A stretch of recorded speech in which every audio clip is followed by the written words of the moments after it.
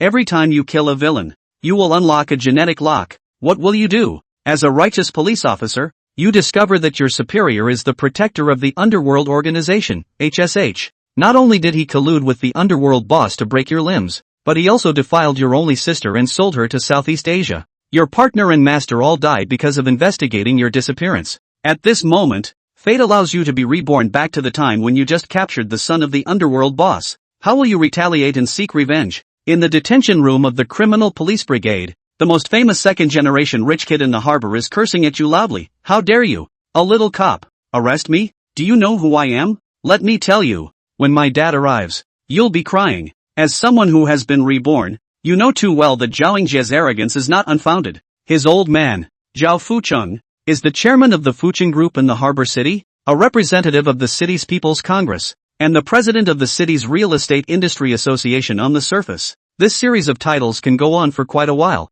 His Fucheng Group dominates half of the real estate market in the harbor city, with immeasurable assets. Behind the scenes, Zhao Fucheng is the underground emperor of the harbor, controlling a vast network of criminal forces, operating with impunity, and having eyes and ears everywhere. Under Zhao Fucheng's protection, Zhao Yingjie has committed almost every crime punishable by law, yet he has always evaded legal consequences. Anyone who has tried to investigate and bring Zhao Yingjie to justice has suffered brutal retaliation without exception, ranging from dismissal to total ruin. A few hours ago, on your way to celebrate your sister Huamiao's birthday, you saw Zhao Yingjie forcibly hugging a stunning girl who seemed to be drugged and entering the Fucheng Hotel, so you quietly followed him and caught him red-handed while he was conducting business. You thought that by following the clues and digging deeper into other criminal facts, you could bring Zhao Yingjie to justice. Unexpectedly, the Deputy Secretary of the Political and Legal Affairs Committee, Hao Tianshi, personally accompanied Zhao's family and ordered you to immediately release Zhao Yingjie. The victim, a girl named Lu Xin, changed her statement, saying that she was just friends with Zhao Yingjie and that she willingly drank the water to liven up the atmosphere. Hao Tianshi accused you of violating law enforcement procedures, suspected of using excessive force, and ordered you to be suspended for review. Next, you were attacked and had your limbs broken by Zhao Fucheng's men, and then locked in a dog cage. Zhao Yingjie didn't rush to kill you, but instead told you every day what he had done that day. Today, I violated your sister Huamiao, and she will soon be sold to a country in Southeast Asia. Your police partner tried to investigate your whereabouts, but why did he commit suicide today? His wife, also loyal, jumped off a building while pregnant. One body and two lives. Today, your master tried to find evidence, but unfortunately got into a car accident on the way and died on the spot. The long and cruel torture lasted for a full 5 years, until finally Zhao Yingjie lost interest and sealed you in a barrel with cement, sinking your body into the sea. Perhaps it was the full of resentment and anger in your heart that made you reborn, but God did not give you the choice to catch or not catch Zhao Yingjie, but directly let you be reborn in the detention room at this moment. Zhao Yingjie does not know that you, standing before him, are a reborn person full of revenge. Seeing you silent, he thought you were scared and hesitated, and he laughed triumphantly. If you release me now, kneel down and beg me nicely, maybe I will let you off lightly. You just smiled in response, closed the door of the detention room behind you, pulled a chair, leaned against the door handle, and then walked towards Zhao Yingjie. Zhao Yingjie sneered. What do you want to do? Do you dare to hit me? With a slap. Before Zhao Yingjie could finish speaking, a heavy slap landed on his face. You said coldly, not only do I dare to hit you, I also dare to kill you. Zhao Yingjie was dumbfounded. He had already mentioned his father's name, yet you still dared to hit him. The intense humiliation left Zhao Yingjie at a loss for words. As he was about to curse at you again, you slapped him once more. There was no idle talk throughout the whole process, just one slap after another,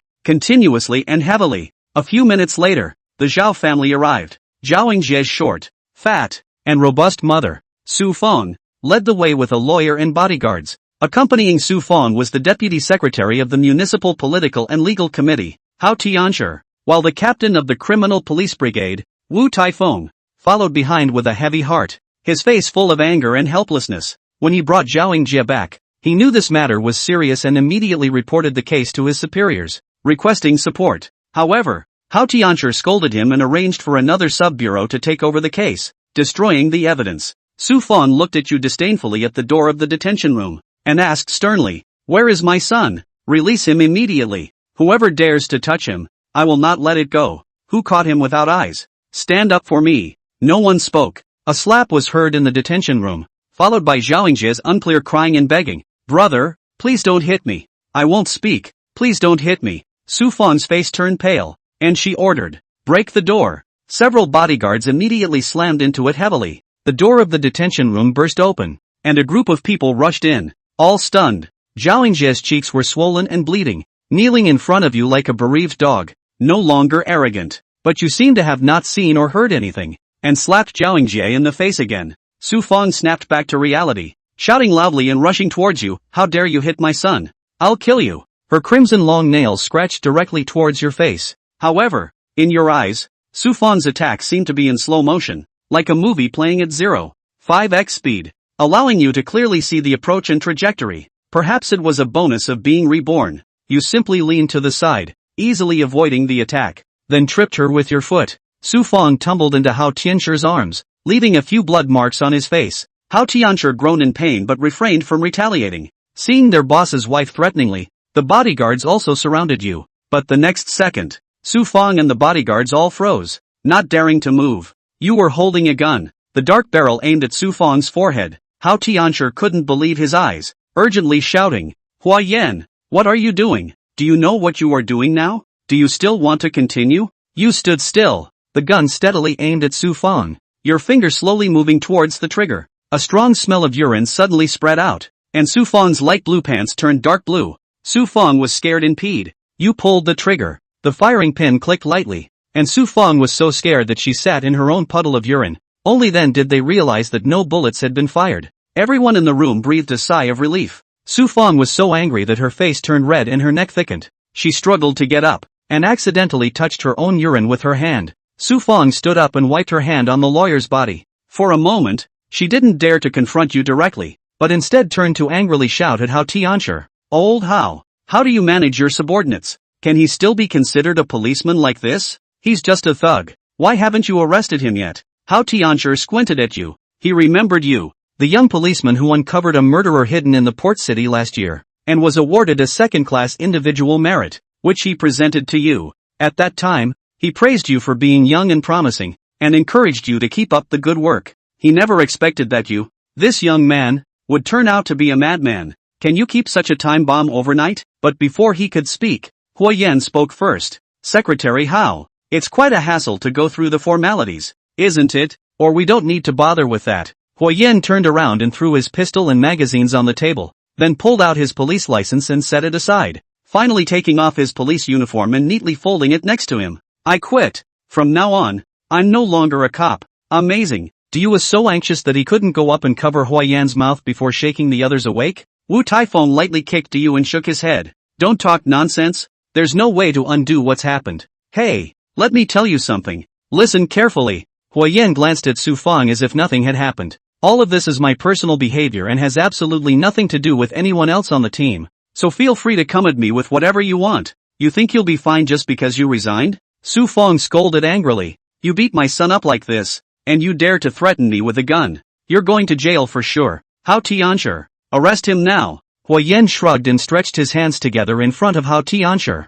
Secretary Hao, please. Hao Tianxi, however, didn't bother to move Hua Yan either, but instead turned his head to persuade Su Fang. Ms. Su, I suggest you take Mr. Zhao home first and discuss with Mr. Zhao how to handle this. If you insist on pursuing the criminal liability of Hua Yan, our public security authorities will of course follow the rules, but also maybe Mr. Zhao would prefer to mediate privately? Although Su Fang is arrogant and bullying, but her brain is not stupid, and she immediately understood Hao Tianxi's meaning. If this matter is handled in accordance with the normal process, it is inevitable to make a statement, investigate the relevant facts, report upward, transfer to the prosecutor's office. The trial, although he could definitely send Hua Yan to jail, things would definitely have to get heated as well. Looking at Hua Yan's attitude of being a jerk and determined to make things worse, there's no telling how it'll end up later, whether for the Zhao family, or for the management responsibility of Hao Tianxi. This is not something honorable, so damn shameful, but if they were to settle the matter privately, then the Zhao family would have a lot of ways and means to do so. Packing up his little cop. No, he's not even a cop now. Isn't that as simple as crushing an ant? Su Fang didn't say any more, glaring fiercely at Hua Yan and turning to greet the bodyguards to help Zhao Ying up. Go! Hua Yan looks on coldly, seeing Hao Tianxi's and Su Fang's little thoughts clearly. So far, everything was going as he expected. Zhao Ying, who was dizzily pumped, can be considered to have recovered this time, passing in front of Hui Yen. His heart has been topped with evil gas to his chest, violently spitting a mouthful of bloody phlegm at Hui Yen. Unfortunately, as soon as the corner of his mouth moved, Hui Yen knew what he wanted to do, and not only did he lightly avoid it, but he also bumped into him to help him adjust his trajectory a bit. Then, this mouthful of bloody phlegm hit Hao Tianshi right in the face. Nima! Hao Tianshi cursed in his heart. What the hell is wrong with you today? What the hell is wrong with you? Why are you so unlucky? Zhao Jie stared at Hui Yen and gritted his teeth.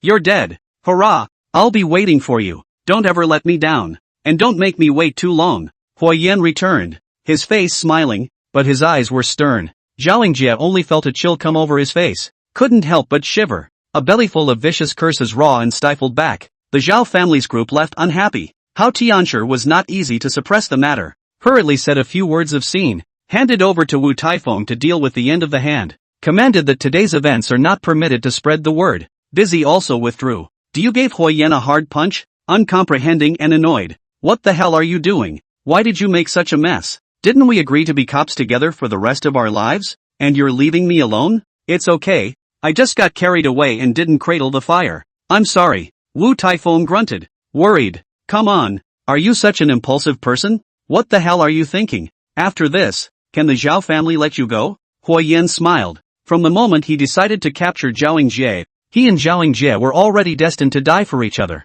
It's him or me. Hui Yen avoided answering and bowed deeply at Wu Taifeng. Master, take care. By the way, our grandmother may have some cerebrovascular problems, so remember to take her old man for a checkup as soon as possible. Doer, in the future, without my protection, pay more attention to yourself. You're going to be a father soon, so don't focus on the case all the time and spend more time with Xiaoshi. Wu Taifeng and Du were both frozen. Wu Tiefeng's elderly mother some time ago motionless dizziness. Just found out the cerebrovascular stenosis. Du Yu's daughter-in-law, Chen Xiaoshi, also tested pregnant only 2 days ago. They hadn't even bothered to tell Hui Yen about these things. How did Hui Yen know all about them?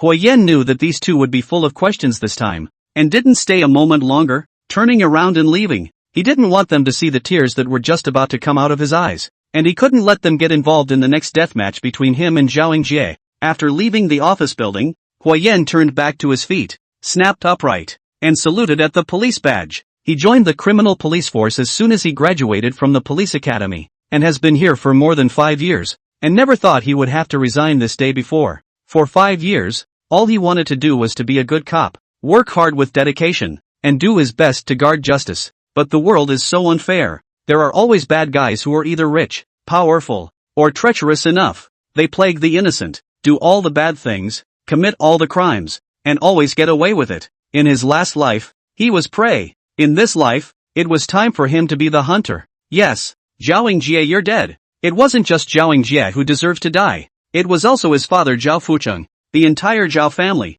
and all those bad guys in Harbor City who were getting away with it. Taking off the police uniform and removing the restraints, Hui Yen can let go of his hands. Bad guys must die. Chapter 4, Vengeance Must Be Avenged. Yuchuan Mountain in the northwest suburb of Harbor City. Since ancient times is the upper wind and water. Beautiful scenery, quiet and elegant. Not far from the city, can be described as a quiet place in the middle of the bustle, halfway up the mountain with the water. Between the forest and the trees, there are several large detached luxury villas. Despite the government's repeated orders to explicitly prohibit the construction of oversized private residences in the mountains, these large villas still remain intact, because the people who live here are the rich and powerful big shots of the harbor. What a ban! What rules? It's just a way to control the little people. Zhao Fucheng is naturally qualified to live here. The Zhao family villa is called Shangshanju, located in the last building after entering the mountain. A shiny black limousine pulled up in front of the upper good house, and the driver, Arian, got out sharply and pulled open the backseat door.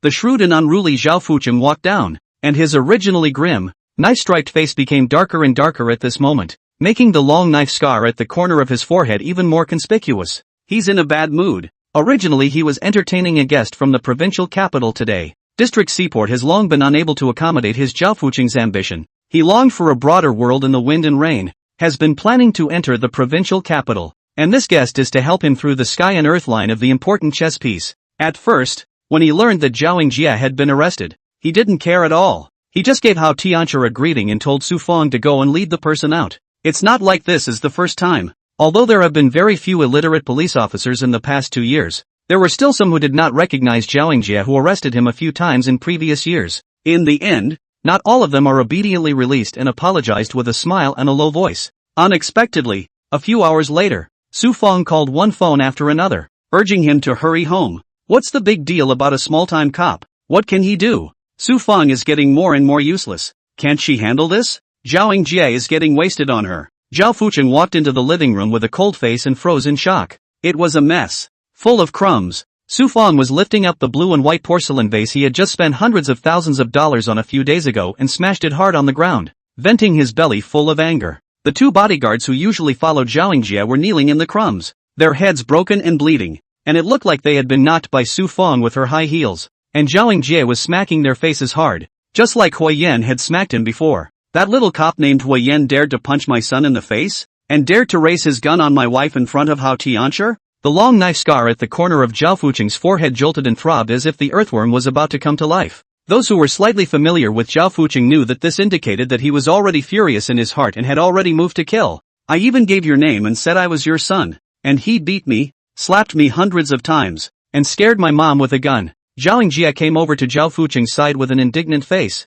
fanning the flames. Isn't him hitting me in the face the same as hitting you in the face? Isn't him pointing a gun at my mom the same as pointing it at you? Zhao Fucheng violently raised his hand to whip it over, and Zhao Jie shivered in fear. Then what are you waiting here for? Hit it back. What did I teach you? Whoever hits you, hit me back. Whoever hits you in the face, you want his life. Zhao Fucheng turned around and questioned Su Feng again. And you, Su Feng, have you been a futai for so long that you can't hold a sword anymore? You've made people piss themselves, and you still only dare to lose your temper in your own house? Zhao Jie and Su Feng looked at each other, ashamed and indignant, but with a little bit of fear. That little cop, he's not quite right. He's just crazy. Don't want to die. Zhao Jie softly mumbled. The look in his eyes when he held the gun at me was just like you did back then. He really dared to kill. Su Feng followed suit. Zhao Fucheng sneered, the scar on his forehead throbbing even more violently, and raised his hand to beckon. In the corner, Yoshi dodged out silently. Get some good men for engine. Yoshi quietly disappeared again. Zhao Fucheng grabbed Zhao Jie's collar and pulled him in front of him, forcing him to look at him. People, I can set you up. Things, you'll have to do yourself. Your own enemies. Go and finish it yourself. If you can't do that, don't say you're my Zhao Fucheng's son outside in the future. Zhao Jie nodded vigorously. I'll do a great job. Zhao Fucheng let go of Zhao Jie's collar and turned around. I don't just want him dead. I want him to live a life worse than death. And I want him to watch with his own eyes as everything he cares about will be destroyed by me. Zhao Jie hissed fiercely, his eyes glowing with ferocity. Just returned to his home, Hui Yan sneezed loudly. Compared to Zhao Fucheng's mansion, Hui Yan's home is an old humble abode, and it was only after his parents spent all their savings that they bought it. Hui Yan lit 3 sticks of incense and made a deep bow to the statue of his parents in the closet of the first door. His father's name is Hussein. He was also a detective when he was alive. Wu Tiafeng's partner. 12 years ago, Hossein was ordered to capture a fugitive. The tip was wrong, fell into a trap, was surrounded by many people. His heart was stabbed with a sharp knife, died in the line of duty. Before he died, he fought for his last breath, firmly grasping the main criminal ankle, never let go until death, so that the subsequent arrival of Wu Taifeng was able to arrest him. Hui Yan, who was only 14 years old at the time, secretly vowed at his father's funeral that he would grow up to apply for the police academy and join the criminal police force. He did. Only the results weren't fantastic. 4 years later, his mother died of an illness, leaving Hui Yan and his young sister, Hua Miao, to fend for themselves. Hui Yan is a father and a mother, taking care of his sister while studying. Hua Miao did not let his brother down. High scores into the Harbor University. Is now in his senior year, usually live in the school dormitory. Right now, the first thing that Hui Yan has to do is to settle his sister Hua Miao before Zhao Jie gets his hands on him. In her last life, Hua Miao blamed herself for her brother's suspension because it was on her way to celebrate her birthday that Hui Yan discovered Zhao Jie's evil deeds and arrested him, which caused all those things that followed. And Zhao Jie doesn't let her go, and while sending his men to attack Hui Yan, he captures Hua Miao along with her. In the end, Hua Miao was brutalized and had a miserable ending. In this life, Hui Yan would never allow such a thing to happen again. At the end of class, Hua Miao walks out of the school building with the flow of people, and at a glance, she sees that Hui Yan is waving at her and runs over cheerfully. Brother, what brings you here? River, yesterday is not for you did not become a birthday well. The gift did not have time to send you it. Here, A 5-day trip to Sanya. Air tickets and hotels have been booked for you, and you've been given a vacation. Huo Yan was direct and to the point. Ha! Huo Miao was surprised. This is too sudden. There are more sudden ones yet. We need to leave now. Hurry up and pack your bags. I'll take you to the airport. Huo Yan is in a hurry to take Huo Miao away. Huo Miao, however, pulled on Huo Yan. Brother, what happened? Dad and brother are both criminal police officers, and Huo Miao has been extremely vigilant since she was a child. Huo Yan snorted. It's fine. Just a friend sent me some travel coupons before, and if I don't use them again, they'll expire. So it's not just right. Huo Miao was adamant. I'm not going until you make it clear. Huo Yan held his sister's hand and looked straight into her eyes. Do you trust brother? Chapter 5. If you believe brother, follow me now. Huo Yan said in a serious and earnest manner. Huo Miao stared into Huo Yan's eyes for several seconds. You promise to tell me honestly all about it when I get back. Huo Yan nodded somberly. Huo Miao didn't say another word and immediately left. She'd seen that look before, when she must have been 6 years old, when her dad, Horsham, came home in a hurry one day and told her and her brother to pack up their homework right away and go to her sister-in-law's house for a few days. At the time, that was the look in Housen's eyes. She later learns that a violent offender Horsham used to arrest has been released from prison after serving his sentence and is threatening to prey on Horsham's children. Watching Huo Miao walk into the airport security checkpoint, it was already dusk. Huo Yan immediately called Xia Xiaomei and asked her to come out to meet him. Nominally, Xia Xiaomei is in a relationship with him. They met on a blind date a year ago, and the introducer was Huo Yan's sister-in-law. After his parents died one after the other, his sister-in-law took much care of him and his sister. Huo Yan is not good to refute the face of the sister-in-law. Holding the mentality of coping with the errand to meet the sea, did not expect Xia Xiaomei is quite satisfied with him, took the initiative to ask about the next time, and soon to Huo Yan's girlfriend to call herself. Huo Yan didn't want to hurt the girl's face, plus he had a busy schedule at the CID, and he only saw her on the occasional weekend anyway, so he let her go.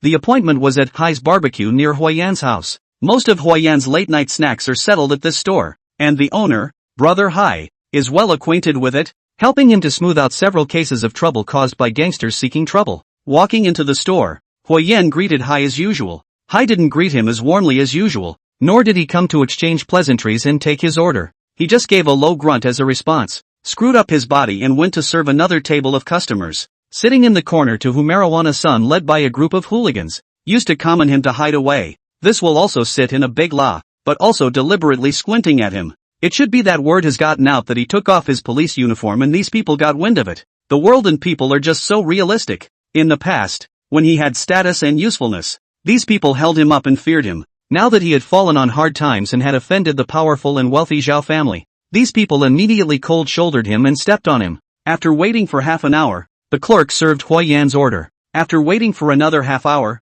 Xia Xiaomei came. Without sitting down, without politeness or any explanation, Xia Xiaomei coldly said, "Break it up." It seems she also knows that Huo Yan is no longer a cop. Huo Yan didn't ask, nor did he even think to ask. In his last life, within a few days of him being put in a dog cage with his arms and legs broken, Zhao Yingjie showed him a video. In the video, Xia Xiaomei was pleasuring herself under Zhao Yingjie, screaming loudly and enjoying herself. "I didn't push her. I didn't drug her. I just drove around in front of her in my sports car and she posted herself." Zhao Yingjie proudly showed off. "I even talked to her about you a few times. She said, just playing with you. When you wronged you. Ha ha ha ha." Zhao Yingjie's sneering laugh seemed to be echoing in his ears. Huo Yan's face didn't move. He just nodded faintly at Xia Xiaomei. Yeah. Xia Xiaomei was a bit lost instead. She thought that Huo Yan would definitely beg to stay for a while, and then she would coldly reject it and watch Huo Yan be sad and miserable, and then finally she would have a haughty look on her face and leave. I didn't expect Huo Yan to actually agree so dryly, without the slightest regret, as if he was casually throwing away a pile of trash. Forget it. He's not much use anyway. Bye. Xia Xiaomei turned around and was about to leave. Huo Yan called out to her. Wait a minute. Xia Xiaomei immediately turned around. It's useless for you to beg me. The two of us are destined to be together already. Please give me back my money. Huo Yan interrupted Xia Xiaomei. Xia Xiaomei froze and looked embarrassed. What do you mean? You want to settle old scores? You want to split it with me? That's all the money you voluntarily spent for me during our relationship. Besides, I've invited you to dinner too. Should I count that too? Just once. And I treated you to a movie. Your unit gives out complimentary tickets. Xia Xiaomei couldn't hang on to her face. Huo Yan, you're sick. Sorry, I'm not as calculating as you are. Huo Yan said in a cold voice. What I want you to pay back isn't the daily expenses you mentioned either, but the money you cheated me out of. What are you babbling about? Xia Xiaomei was anxious.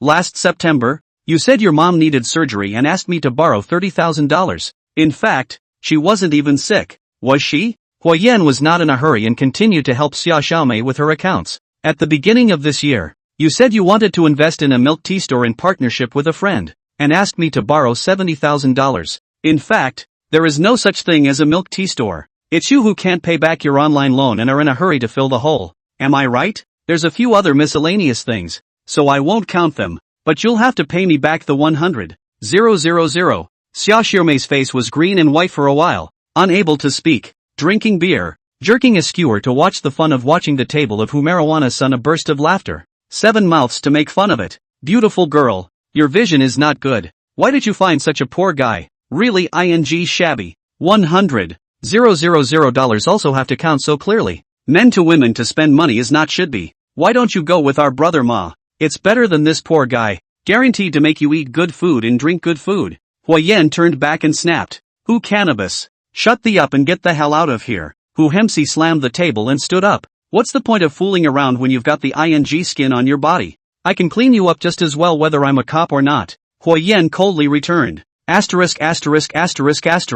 You still clean me up? I've been wanting to clean you up for a long time. Cannabis who cursed. Get him. Asterisk. Yeah. The minions were up in arms. Cannabis who was drunk and rushed over to Huayan. The minions followed suit with a vengeance. Xia Xiaomei cowered to the side in fear. Huayan laughed, and as if nothing had happened, he picked up the big green stick of beer in his hand and tilted his head back. The bearded marijuana man is getting closer and closer. Huayan continued to drink. Xia Xiaomei was nervous and expectant. Hai and the other customers in the store were wide-eyed. This kid Hua is trying to get himself killed. Almost 7 paces away, Huayan finally finished drying his beer. He bent down and rolled the beer bottle against the ground like a bowling ball. The beer bottle rolled towards Mr. Hu, and by coincidence, it rolled right under Mr. Hu's raised foot. Goo, said Huffy, stomping on a beer bottle and stumbling. His whole face rushed forward and he fell heavily. Chapter 6, I am anger. Huey fell straight down. A series of noises rang out from the Hai's grill. Bam! The bearded marijuana man cracked his head on the edge of the wooden table in front of him. Ah! Xia Xiaomei! Hi! And the other guests exclaimed. The bearded marijuana man proceeded to hit the trash can on the floor. Put! An upright skewer iron stick that happened to be in the bucket pierced straight through Cannabis Who's neck, and the blood flowed like a stream. Asterisk. The boys all froze in their tracks. Didn't he say he was going to Huayan? But why is Ma laying down before he gets to anyone? Huayan slightly closed his eyes, seemingly enjoying this wonderful symphony. When everything was quiet, Huayan clapped his hands, stood up, and shrugged. It's none of my business. He fell like this on his own. Huayan points to the store's security cameras. There's surveillance to prove it. The minions rolled Hu Jiezi over with 7 hands, and the bright iron sign on his neck was shocking to the eye. Pocky, how can you be so careless? You need to watch the road when you walk in the future. Huayan taunts with a light laugh. You, Cannabis Who covered his neck and pointed at Huayan. Unable to speak, Huayan squatted down and looked at Cannabis Who's injuries. Count yourself lucky. You didn't stab the carotid artery. The bleeding isn't too big. You won't die for a while. Huayan paused. But well, if it's delayed further, it's hard to say. Go! The marijuana man grunted grudgingly. The minions panicked and carried Hu Cannabis and fled, rushing out of the store.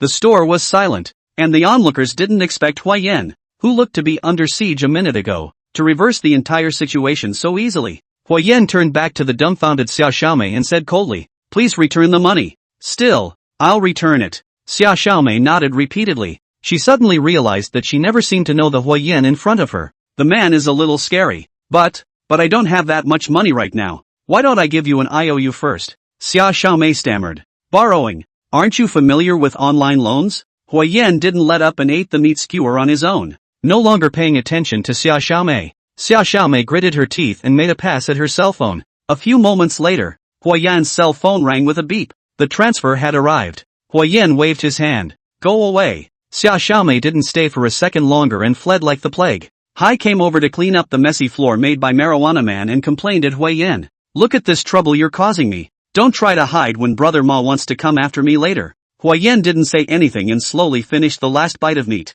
And in the future you'd better not come to my place. Can't afford to serve. Hai continued to nag. Don't worry. I'm sure I won't be coming back. Huayan wiped his mouth, took out $100 and put it on the table, and smiled at Hai. Because you're closing this store soon. What do you mean? Scaring me? Who do you think you are? Hai was on fire. Believe it or not. I'll call the police now. 2 years ago, you offended the shrewish Chen heir, who came to smash your store and forced you to kneel and apologize. Huayan said quietly. I was the one who personally arrested him, and later sentenced him to 2 years. Do you still remember that? At that time you were a police officer, protecting traitors and fighting criminals. Isn't that what you should do? Hai is not ashamed of color, said righteously. Rightfully so. Yes, that's really what I should have done, and I've done more than that. Hai looked at Huayan in disbelief. Chen heir was out last month and was going to come after you, but I warned him to stop screwing you. Hai froze. But I changed my mind now, since I'm not a cop anymore.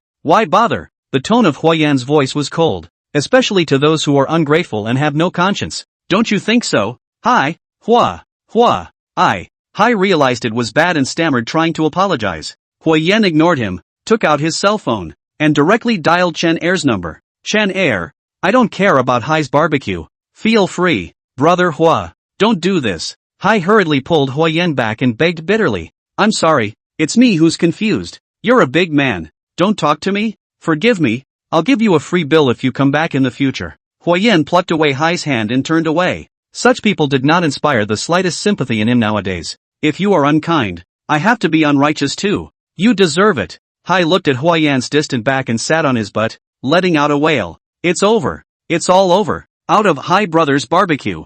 Huayan immediately spotted the gloomy man with a hat, stifling his head and smoking, quietly glancing at him on the street. Then turn around. Not far from the roadside, parked a 7-seat Gold Cup car labeled Cargo Lala logo. The driver's side of a pair of sturdy twin brothers are also peeping at him. It's coming. The Chos are coming. In his last life, these 3 people sneaked into Huayan's house in the middle of the night, and while he was sleeping, they covered his mouth and nose with a towel dipped in a strong anesthetic, dazed him, and stuffed him into a Gold Cup car to take him away. Along with her sister, Hua Miao was also taken. It seems that Huayan's previous actions of violently beating Zhao Yingjie in the police station and raising his gun to scare the piss out of Su Feng had indeed completely enraged the Zhao family. And of course it changes the previous timeline. They can't wait to get their hands on it. Good. Then let's go to war. Without moving, Huayan walked into a supermarket down the street and bought a yellow raincoat, a large bundle of tarps, a pack of rags, 2 large rolls of duct tape, and a few pieces of girls' clothes. When he came out,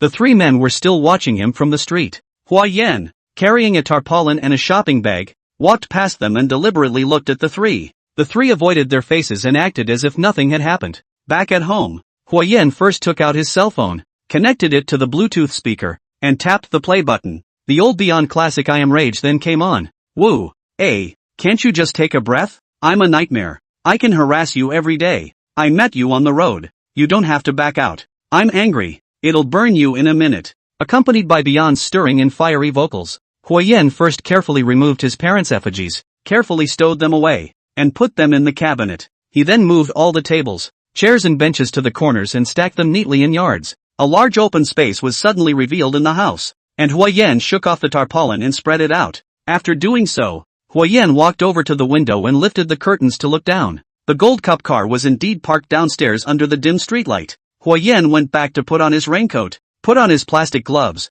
turned off the lights, sat down on the sofa, and waited quietly. The hunting grounds are set up and just waiting for the prey to come to the door. Beyond's song still floats and echoes through the house. I just want to swallow 1,000 tons of anger. I don't want to lose my voice. I'll never die. I'll never cry. You'll see. Woo. Hey, can't you just take a breath? Chapter 7, Welcome to Death. As soon as the lights in Huayan's house went out, the twin brothers in the Gold Cup car couldn't sit still. Brother Bing, let's do it. Boss Cheng Demang couldn't wait. The second Cheng Erbio also followed. Getting a small police officer still requires the 3 of us to come out together. Mr.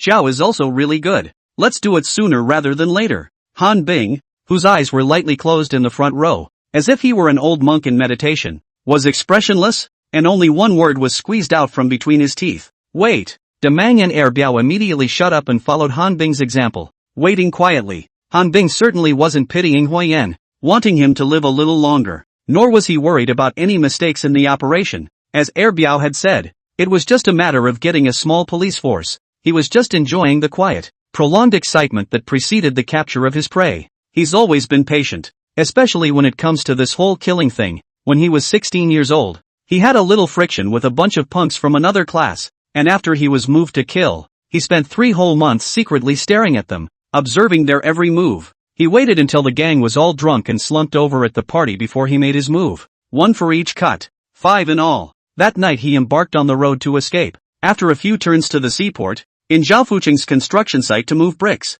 the foreman bullied him for being young and deducted his wages. Instead of complaining or resisting, he greeted them with a smile and flattered them. 6 months later, the foreman was completely unsuspecting and asked him to come to the house for dinner. He struck, killing the foreman's family of 3, stabbing the foreman 30 times and robbing the house of all its money. Only this time he wasn't so lucky, and a detective named Horsham actually found out the end of the story, found the evidence, and set his sights on him. He is forced to flee again, only to crash into Zhao Fuqing's car. Zhao Fuqing asked nothing and hid him in the trunk, hiding him from the police who then came after him. When the wind passed, he bought him a full set of documents and gave him a new identity. From then on he was called Han Bing, the most loyal and chilling assassin under Zhao Fuqing. But whenever someone threatens Zhao Fuqing's interests, but whenever someone refuses to cooperate with Fuqing Group's project demolition, but whenever someone tries to investigate Zhao Fuqing, it was time for him, Han Bing, to make his move. After each kill, he felt a strong sense of emptiness, like the decadence of a man after an orgasm. For him, the real treat was foreplay and gestation. As Zhao Fuqing's business grew bigger and bigger and his status became higher and higher, the number of people who dared to go against the Zhao family had become fewer and fewer, and there were fewer and fewer chances to need to use Han Bing. He hadn't moved in months, and the bloodthirsty beast in his heart had long been stirring. An hour later, the clock had just crossed into the wee hours of the morning. Han Bing suddenly opened his dead fish-like grim and lifeless eyes and sat up straight. Go! Demang and Erbiao had long been impatient and excited to get out of the car, following Han Bing toward the building. Nearing the door of the building, Han Bing pressed the signal jammer imported from abroad. Although it was doubtful that the cameras in this old neighborhood were still working, although he himself didn't feel the need, but Arian had explained that this time it had to be done cleanly, without leaving any traces. Huayan's house was on the 4th floor, and the 3 of them picked up the stairs. This old Thai building doesn't even have an elevator. Demang spat in a low voice. Erbio also whispered, how much money can a small police officer earn? It's good enough to have land to live on. Then you carry people down later. Last time it was me who carried them. Han Bing glared at the 2 of them and gave a silent gesture, then pressed his ear against the door of Huayan's room and listened for a moment. The house was silent. Han Bing skillfully screwed down the cat's eye on the door, felt out a section of thin wire wrapped into a circle, reached in through the hollow, and after a few slight movements, hooked the doorknob and lifted it upward. There was a soft click and the lock opened.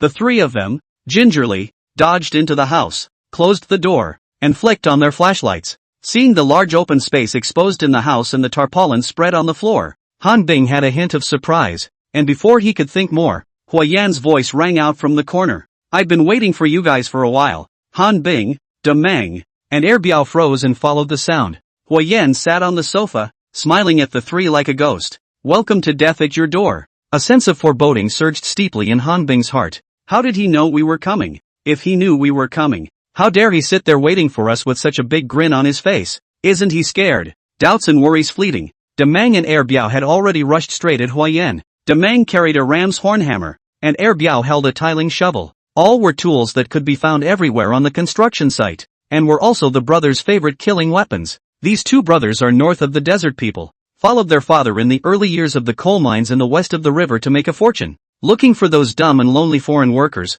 some fooled, recognized as a relative, brought to the mine to work together. Then they look for opportunities to create mining accidents and, after hammering people to death, extort exorbitant compensation from the mine owners. The brothers specialize in hammering people. Once a mistake was recognized, the owner of the mine is also a ruthless character, called a dozen men over to fight. Their own father was killed on the spot. The 2 brothers are, as their name suggests, both reckless and pugilistic, hard to kill out of the siege. The 2 then fled all the way to the seaport, picking up the long-lost criminal craft of street headbanging and robbery. For a time, the harbor was in an uproar. One of those knocked was the financial manager of Zhao Fuqing's company, who was directly knocked into a vegetable. Zhou Boksung is furious and orders Han Bing to do something. The police haven't solved the case yet, but Han Bing has already found the brothers first and blocked them in their shabby rented house in the middle of a city village. A vicious battle ensued, and 3 of the men Han Bing brought with him lay down before they finally subdued the brothers. The Han soldiers tortured them for hours,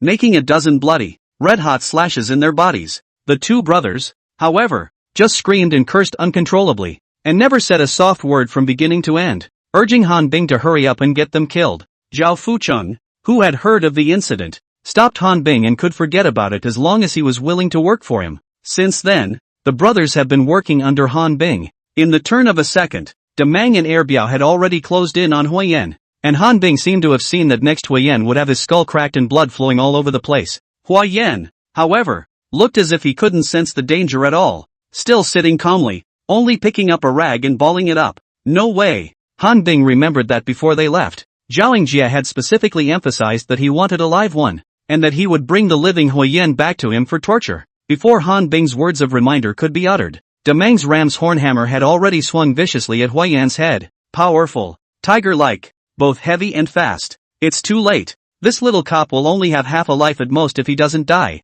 However, the next second, Han Bing froze. Chapter 8, Your Turn. Demang swung his ram's horn hammer and smashed it down hard, imperatively. Huiyan, however, only slightly sidestepped his body, and in a flash of lightning, the ram's horn hammer smashed air against Huiyan, bringing Demang's body forward. Without waiting for Demang to launch a second attack, Huiyan flew up and kicked Demang in the crotch. Demang immediately bent over in pain, unable to restrain himself from letting out a scream. Huiyan was prepared for this, and with a lift of his hand, he directly shoved the mass of rags into Demang's mouth, and the screams were instantly blocked alive and turned into muffled grunts. At the same time, Huiyan flexed his knees upward and slammed them into Demang's face. Demang's nose was shattered, his lips were turned out, his teeth were broken, and his face was already a bloody mess. These swift and powerful consecutive attacks beat Damang back and forth, but Huiyan didn't intend to stop there. Then he held Damang's head with both hands and twisted it with force. With a soft crunch,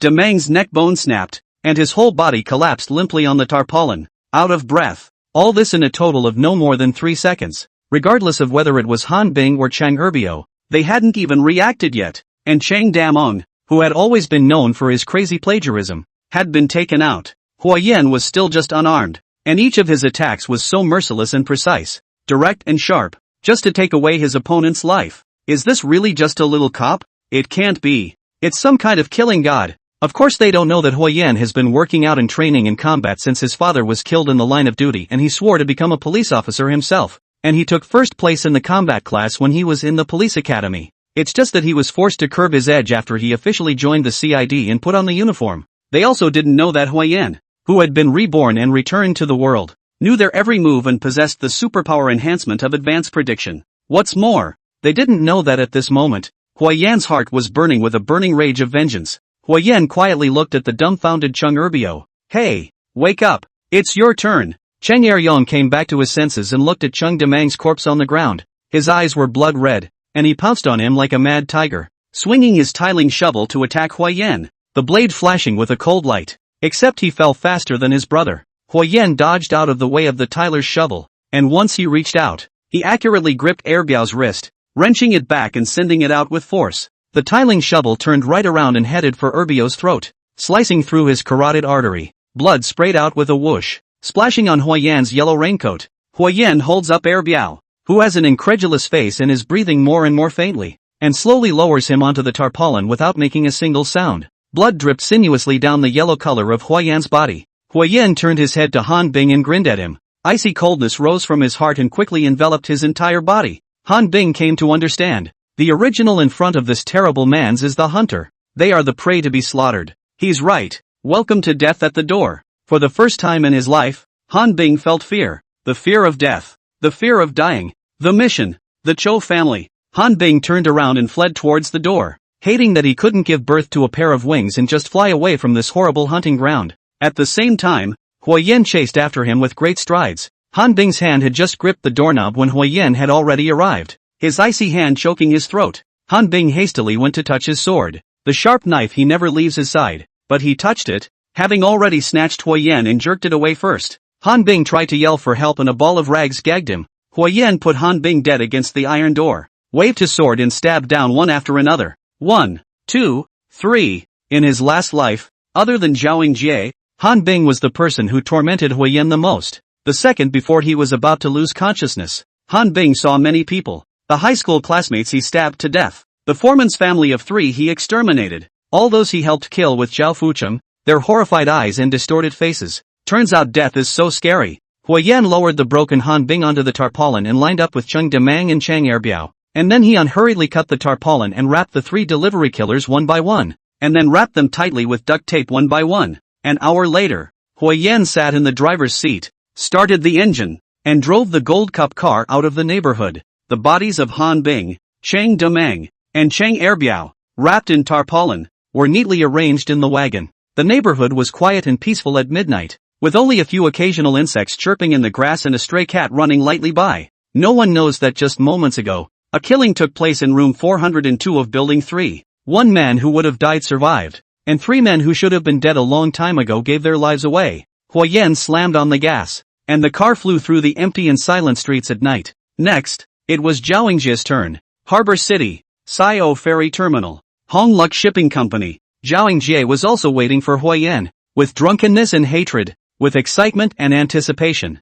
This is one of Zhao Fucheng's lesser-known properties, which is managed by Zhao Yingjie on weekdays and is called the shipping company, but does not operate outside. Under the guise of parking and maintaining several of the Zhao family's luxury yachts, they are actually used to carry out secret activities such as torture and imprisonment, killing and hiding corpses, and other unseen activities, accompanied by the manic, insane music of Eminem's hit song Kill You. Zhou swallowed another large gulp of piping hot whiskey and wriggled effortlessly through the empty hall. The moment Liang brought Han Bing and Chang Demang and Chang Erbiao to him, he was 100% sure that Huayan was finished. These 3 men were the most capable and ruthless men under Zhao Fucheng, and would surely capture Huayan and send him to him without any effort. The only thing he had to think about was how to properly torture Huayan later. Sewing needles, scalpels, whips, drills, hacksaws, stun bars, machetes, and other tools of all sizes were laid out in order on the side table. He was going to use them all on Huayan. Slightly unfortunately, the people along the way who went to arrest Huayan's sister,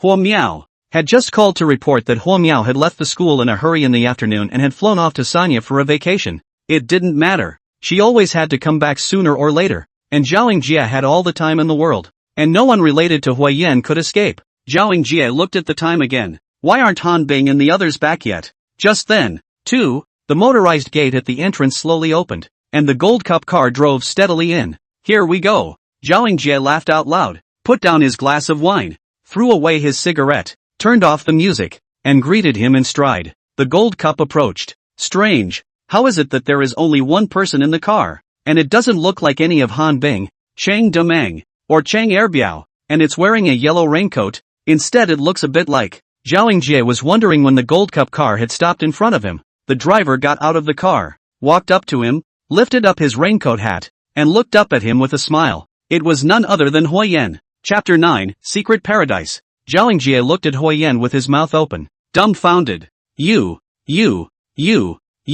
He was too shocked to even ask a complete question. Why wasn't I mesmerized? Why am I not tied up? Why am I still standing properly before you? Huayan asked for Zhao Yingjie helpfully, and answered to him himself. Simply because the 3 men you sent here were useless. They're all dead. So I had to come to you myself. No way. Zhao Yingjie blurted out, subconsciously resisting shaking his head. Huayan directly pulled open the door of the Gold Cup, dragged the 3 bodies down, and threw them in front of Zhao Yingjie as if they were dead pigs. Through the transparent tarpaulin, it was still possible to clearly see that Han Bing, Chang Demang, and Chang Erbiao were all dead through and through. Zhao Yingjie shuddered coldly and stepped backward in terror. How? They're obviously all loud and tough under my old man's hand. Handled as many tough opponents, as many disobedient guys, as many decent cops, and never missed a beat. How could they all die like that? And Huayan actually looks like he's still unharmed. What the hell is this guy? Huayan's face was expressionless as he leisurely approached. Bam! Zhao Yingjie's back hit the table,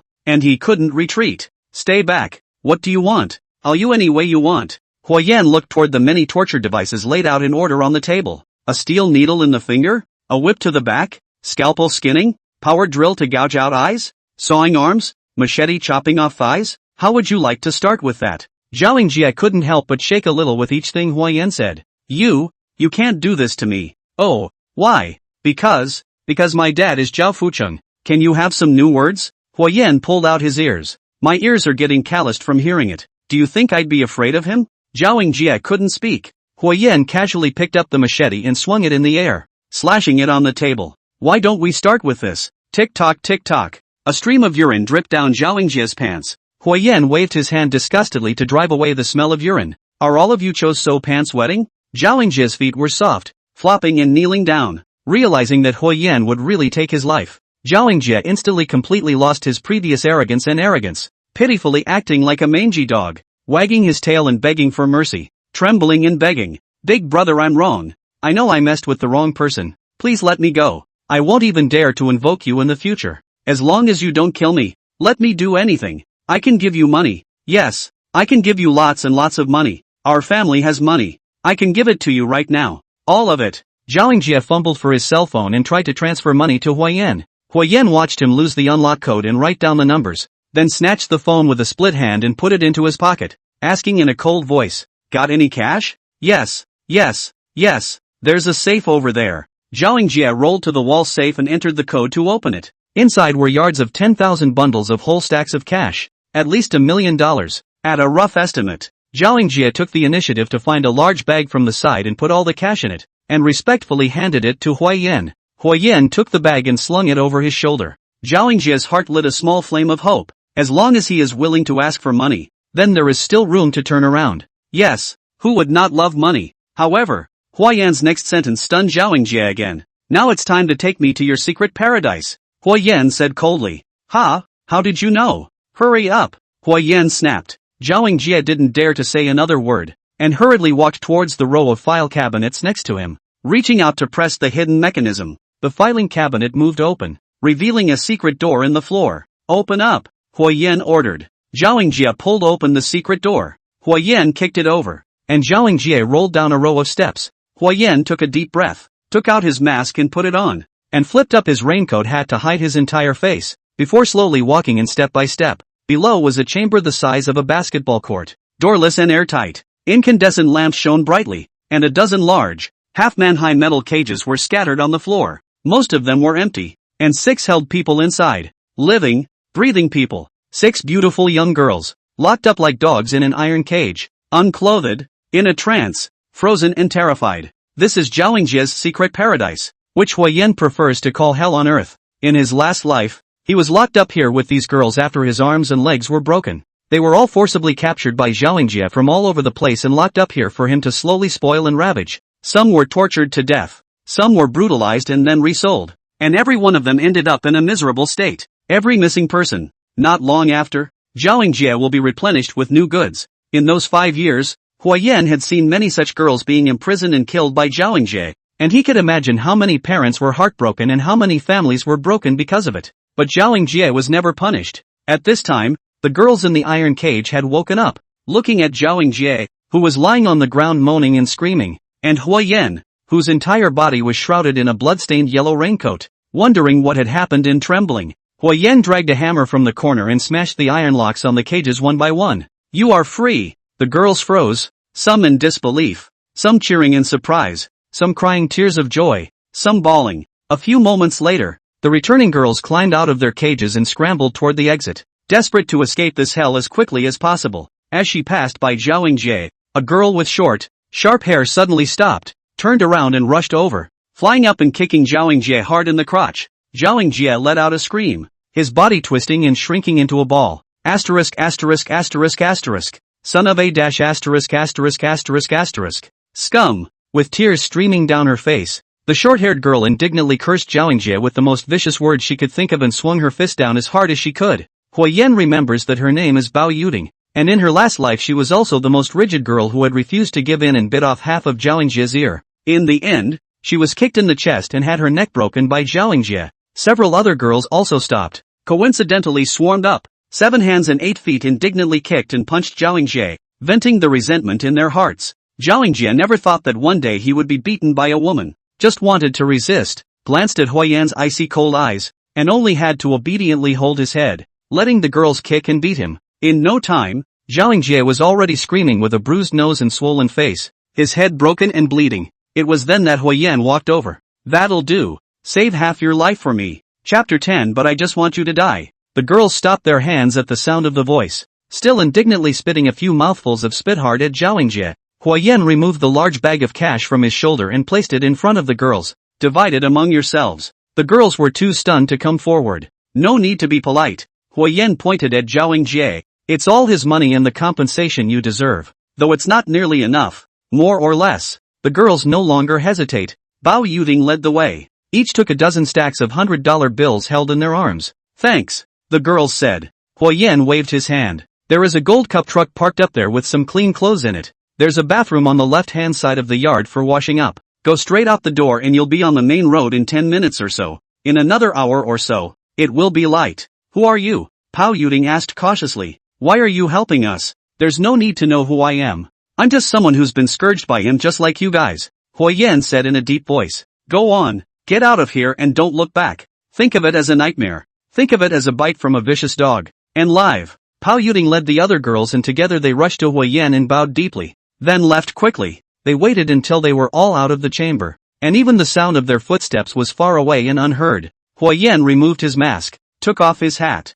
pulled out the sharp knife he had taken from Han Bing, and walked towards Zhao Yingjie, realizing that Huyen doesn't intend to let him go. Zhao Yingjie reluctantly climbs to his feet and kowtows for mercy. Don't kill me. If you think it's too little, I can give more. I can ask my father for as much as he'll give, but I just want you to die. Huyen approached expressionlessly. It's not allowed. You're a police officer. You can't kill anyone. Zhao Yingjie was incoherent. I'm sorry. I'm not anymore. Thanks to you too. Have you forgotten? But you're a good guy. Yes. You let those chicks go and paid them. You're a good guy. Zhao Yingjie hissed. Snot and tears. Good people don't kill people. You can't kill me. Who says good people can't kill? Who says good people can only be bullied by villains like you? Who says that good people can only endure? Huyen stomped on Zhao Yingjie with one foot, grabbed his hair with one hand, and swung his sharp knife. Asterisk asterisk asterisk asterisk. Zhao Yingjie knew that he was already dead in the water and let loose a curse. The blade had fallen and slashed his throat. Blood hissed out. Huyen remembered a movie he had once watched, East is East, West is West, in which a blind swordsman had once said, if the knife is fast enough, the blood spurts out of the wound like the sound of the wind. It's nice. A few seconds later, Zhao Yingjie lost his breath, ending his short but vicious life. He can never be evil again. Never bully and humiliate a girl. Never wreak havoc on innocence. Huyen quietly looked at his hands. At one time, these hands had caught many criminals, handcuffed them and sent them to prison. Now, these hands are bloodied and have taken the lives of 4 men mercilessly on this night of life and death. But those hands also saved 6 poor innocent young girls, and many, many more possible potential victims. Huyen didn't feel the slightest bit of guilt in his heart. He only felt pleasure and relief. Yes, these hands will continue to kill and take the lives of many more bad guys who are either on the loose or above the law. Never forgive, never pardon, never let go. Huyen threw down the knife, took off his gloves, took out Zhao Yingjie's cell phone, entered the password to unlock it, entered WeChat, tapped into the wallet, and ooh, there was more than $3 million in pocket money alone. Without the slightest hesitation, Huyen transferred it all into his account. Then, Huyen lifted Zhao Yingjie's cell phone and took a picture of Zhao Yingjie's death. Zhao family mansion. As the sky was about to lighten, Zhao Fuqing was already sitting at the dining table, enjoying his breakfast. He had always risen early. No matter how late he had socialized on the first day, he would get up at the crack of dawn on time, have breakfast and then start to deal with things big and small, a habit he had maintained for 20 years or so. The food is simple but expensive. French bread sandwich between air-freighted English cheese and Spanish ham, accompanied by Australian milk and Japanese eggs, probably worth a month's worth of meals for the average working-class person. Zhao Fuqing ate slowly. He didn't really love these, but he felt he deserved to enjoy the finest ingredients. A man who has built a vast empire on his own, single-handedly, deserves to enjoy the world. Rarely today. Su Fang actually got up early as well, and there was an excitement in her expression that she couldn't hide. Zhao Fuqing looked over inquiringly. Yingjie brought someone to deal with that little cop last night. Su Fang explained. Tell him to come see me when he's done. Zhao Fuqing didn't care and wiped his mouth, getting up and about to leave the restaurant. Ding dong. Su Fang's cell phone rang and she picked it up to check. Ingenious has sent a message. It should be all ready. The words came to an abrupt end. Su Fang looked like she had seen a ghost. Her face turned pale. She let out a piercing scream, dropped her cell phone, and her whole body bounced backward, knocking over the chair as well. Zhao Fuqing glared at Su Fang without a good mood, picked up the cell phone, and then froze in shock, the scar at the corner of his forehead throbbing frantically. On the screen was a picture of Cho Youngjie's death. Half an hour later, Zhao Fuqing rushed to the Hongyun Shipping Company and saw Zhao Yingjie's body with his own eyes, lying in a pool of blood in a gruesome and horrible body. Son, Ingjie. Su Fong did not dare to come close, paralyzed on the ground crying and howling.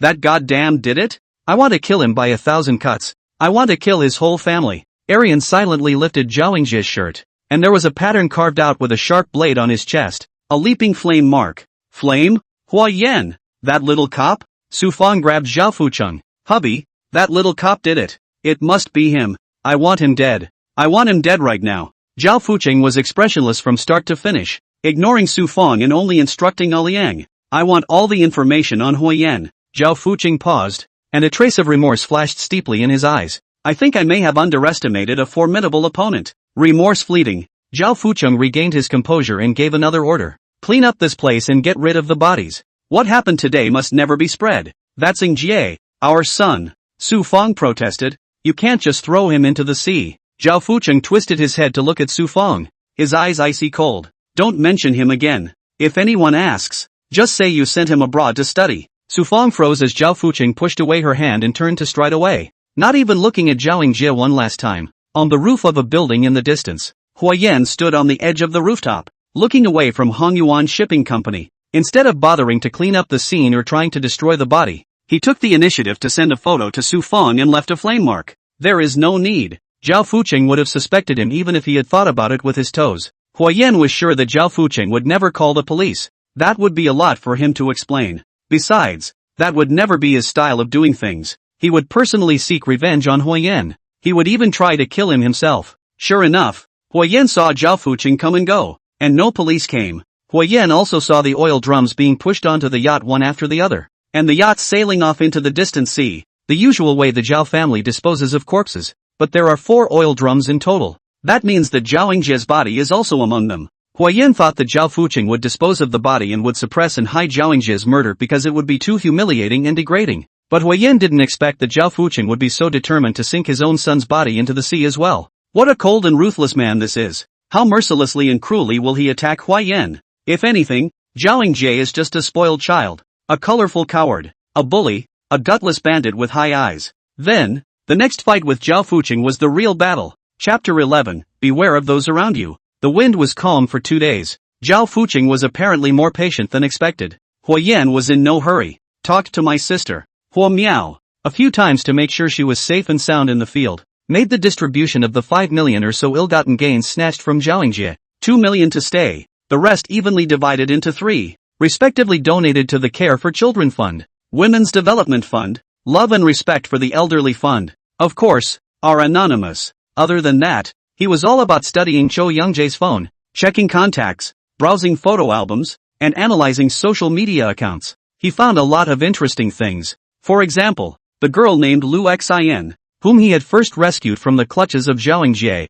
was still a student at the Harbor Normal University, and it was no coincidence that she was targeted by Zhao Yingjie. In the evening, the entrance of Harbor Normal University was crowded with vibrant students coming in and out, overflowing with youthful joy. Lu Xian, wearing a white dress, stood outside the school door waiting for someone, with a beautiful appearance and a curvaceous figure, attracting the attention of many boys. But there was a vague uneasiness in her demeanor, as if she were a frightened deer, terrified and worried. Lu Xian felt as if someone was staring at her and quickly turned her head to look. A few steps away, Hua Yan was walking towards her. Liu Xin froze. She was drugged by Zhao Yingjie that day. Her whole body was soft and numb, but her mind was not yet completely confused. She remembers being dragged into the hotel by Zhao Yingjie, pressed down on the bed, and handed up and down. At the helpless and humiliating moment of calling out to the heavens and the earth, it was Hua Yan who broke into the house, carried off Zhao Yingjie, and took off his jacket to cover her body. However, she later flipped her confession and claimed that she was not bullied by Zhao Yingjie,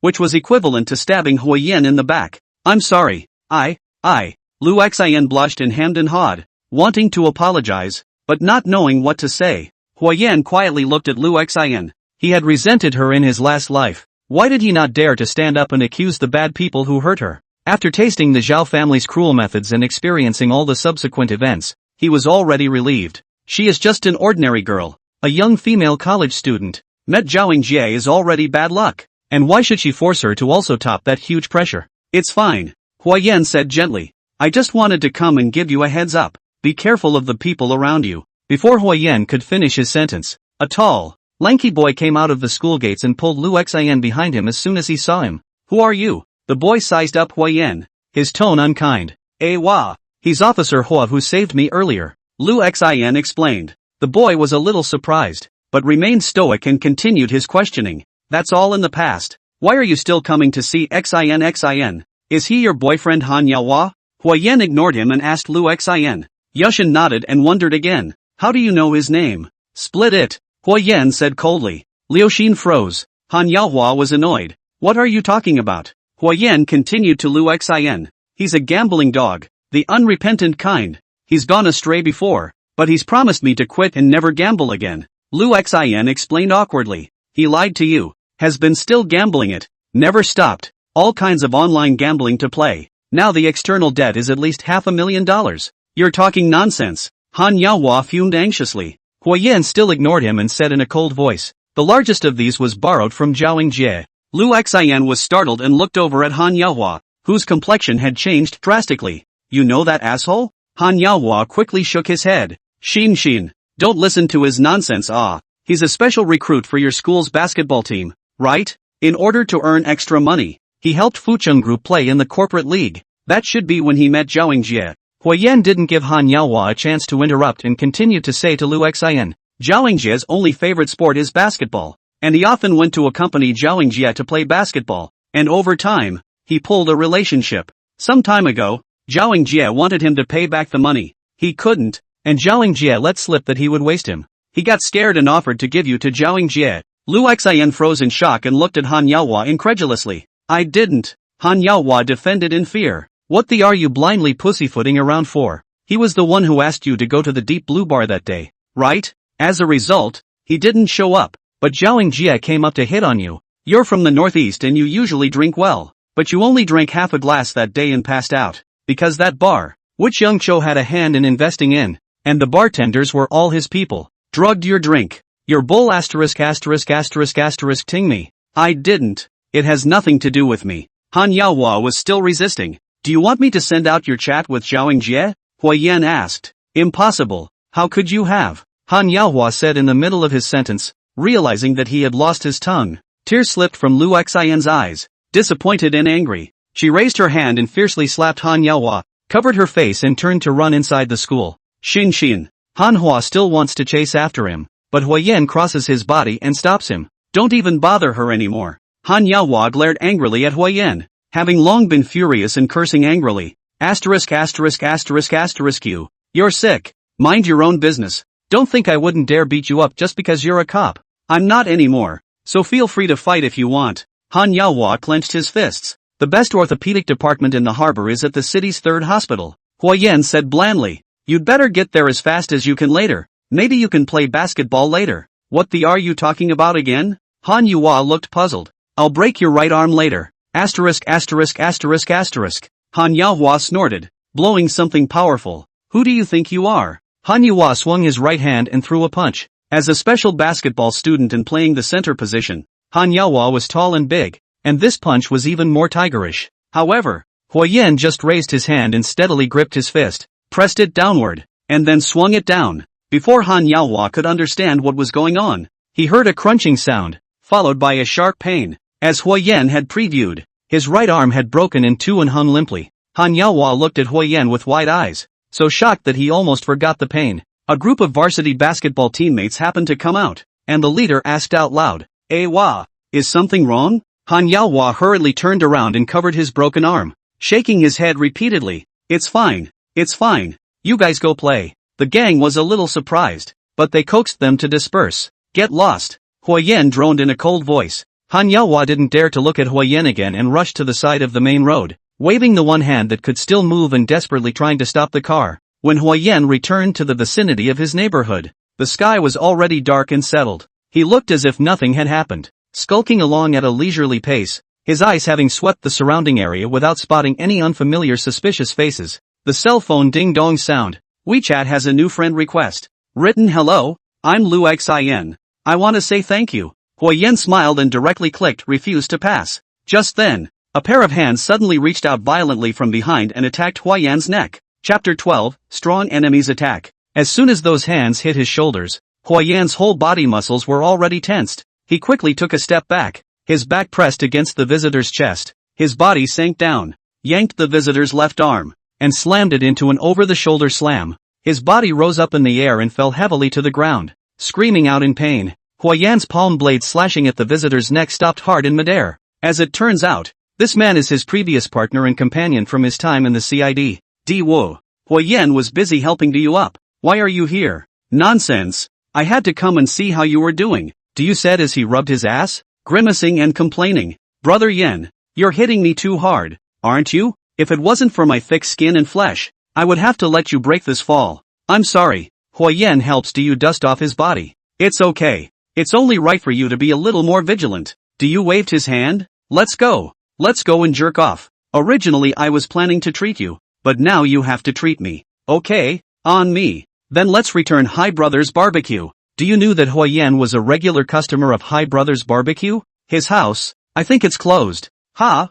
No way. A few moments later, you stood in front of the door of the Hi Brother Barbecue, looking at the closed store door and the store transfer notice. Shocked and strange. He's been doing good business. Why did he just close? The boss isn't a thing. Hua Yan said faintly. The two then casually found another barbecue restaurant in the neighborhood and sat down in an open space on the street. The night breeze is gentle and provocative. You couldn't wait to take a big gulp of the ice-cold beer and looked at Hua Yan with an apologetic face. I should have come to see you a long time ago, but when you suddenly left, the team was in a mess, and I was so busy that I couldn't keep my feet on the ground. I'm sorry that I couldn't find the time to come today. It's quite nice of you to come. Hua Yan raised his wine glass and clinked it with you. How have you been these past few days? It's okay. You looked around? Approached Hua Yan and asked in a low voice. The Zhao family didn't come after you? Not yet. Hua Yan continued to play dumb. You tilted his head and frowned? Feeling a bit strange. Hua Yan teased. What's the matter? Still expecting something to happen to me? How could it be? I'm just worried about you. The Zhao family is notorious for being vindictive. How could they just let it go? Hua Yan smiled and didn't say anything. I heard that Zhao Jie that suddenly went abroad to study. Oh, Hua Yan stammered, handing over a handful of meat skewers. Don't just talk. Eat. You took it and put it down again? Continuing. Don't you think it's strange? Just like him. What kind of reading is that? And he left so suddenly? You was worried. I suspect that he's a false alarm. He didn't leave at all, and he's secretly trying to get at you. You don't need to worry about it. If he comes for me, I can't run away, can I? Just watch and see. Hua Yan's demeanor is relaxed. Come on, drink. You surveyed Hua Yan suspiciously, not quite satisfied with his reaction, and squared his shoulders. Amazing brother, can you be honest with me now? Why exactly did you have such a big grudge against Zhao Jie? Why did you suddenly quit your job? Why on earth?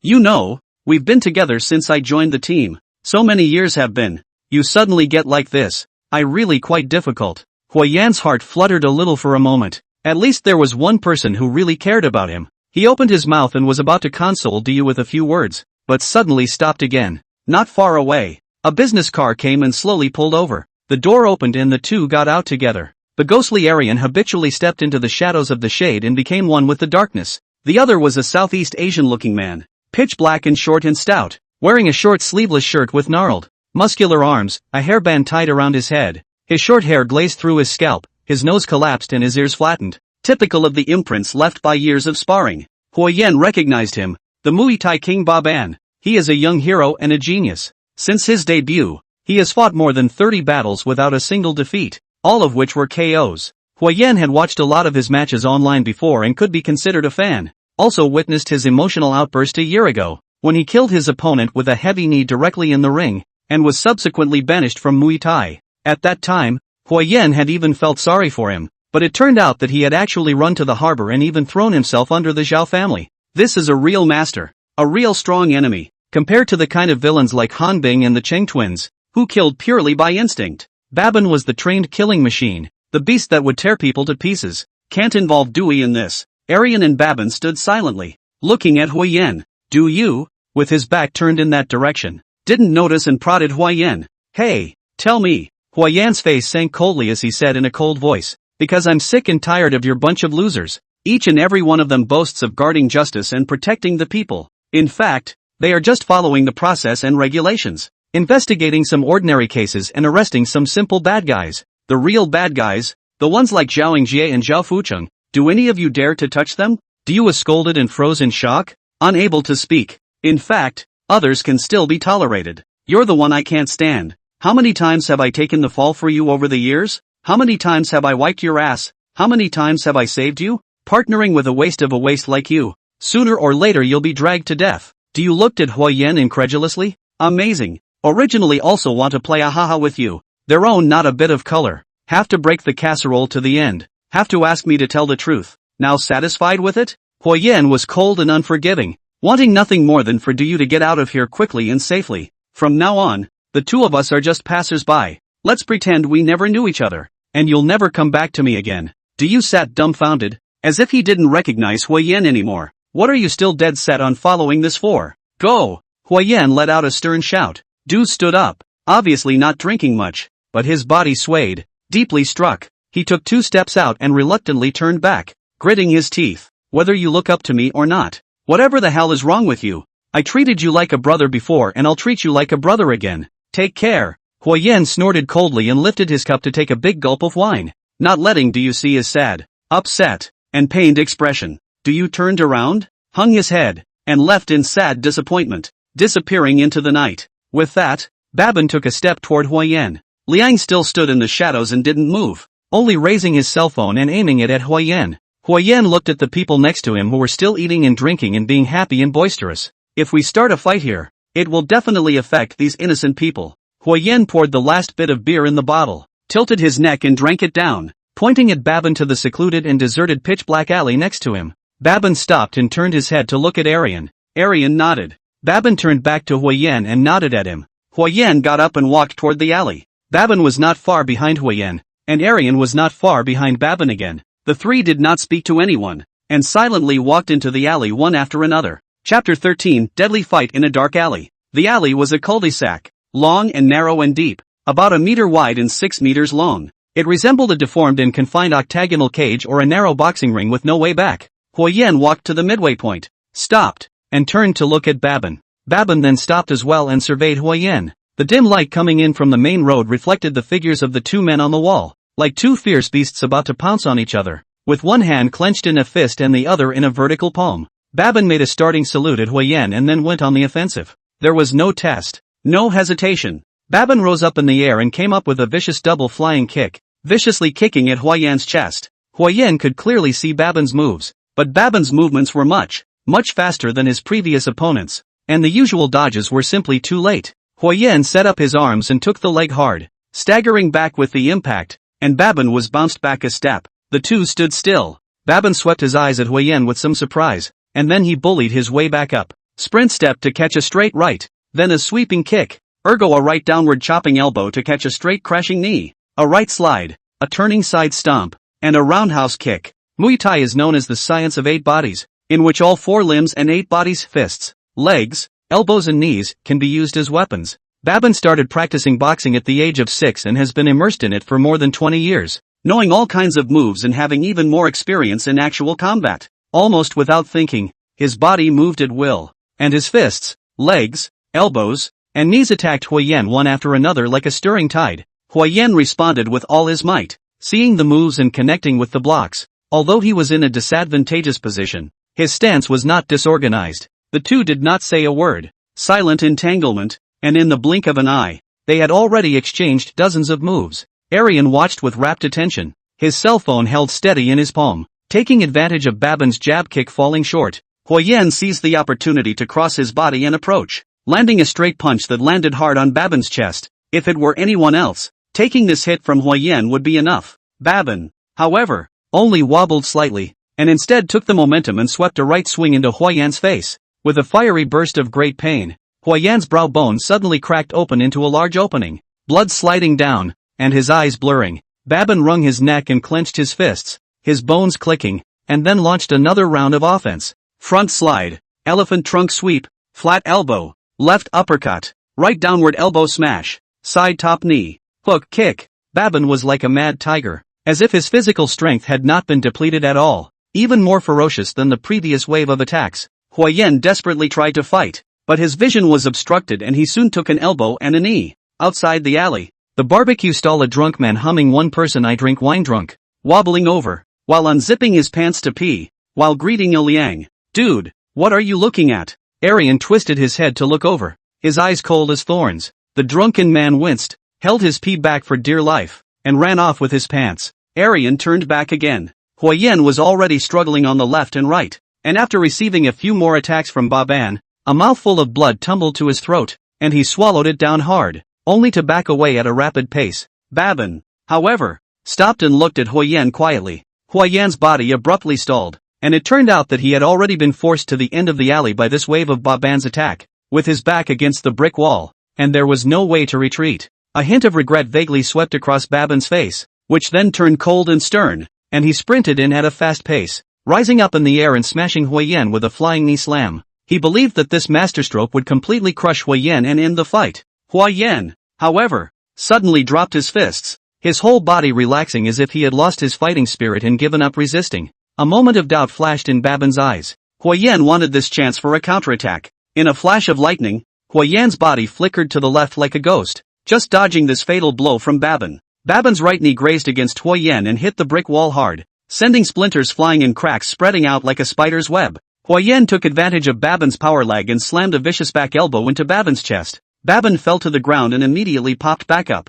Huayan, however, has long been closing in on the situation. A neck wrap, grabbing Baban, pressing down on his neck and neck, using the force to rise up in the air. His left knee slammed into Baban's face. Baban tried his best and leaned back hard, breaking free of Huayan's hooked neck and avoiding the knee bar. However, he immediately changed his face. It turned out that Huayan's left knee was just a false move, and his right knee had already taken advantage of the opportunity to rise up, solidly on top of Baban's chest. The violent impact directly knocked Baban off his feet, and his entire body slammed heavily on the ground. At the same time, the brick wall at the end of the alley came crashing down. Blood gushed out of Baban's chest, his ribs broken, the white bone ballast piercing his skin and puncturing his shirt, exposing the cavity. Huayan's continued strikes aimed at Baban's chest finally saw results. When masters fight with each other, victory or defeat is often just a matter of thought. Baban struggles to his feet, wobbly, but still manages to set up his arms in an offensive stance. You'll die if you fight again,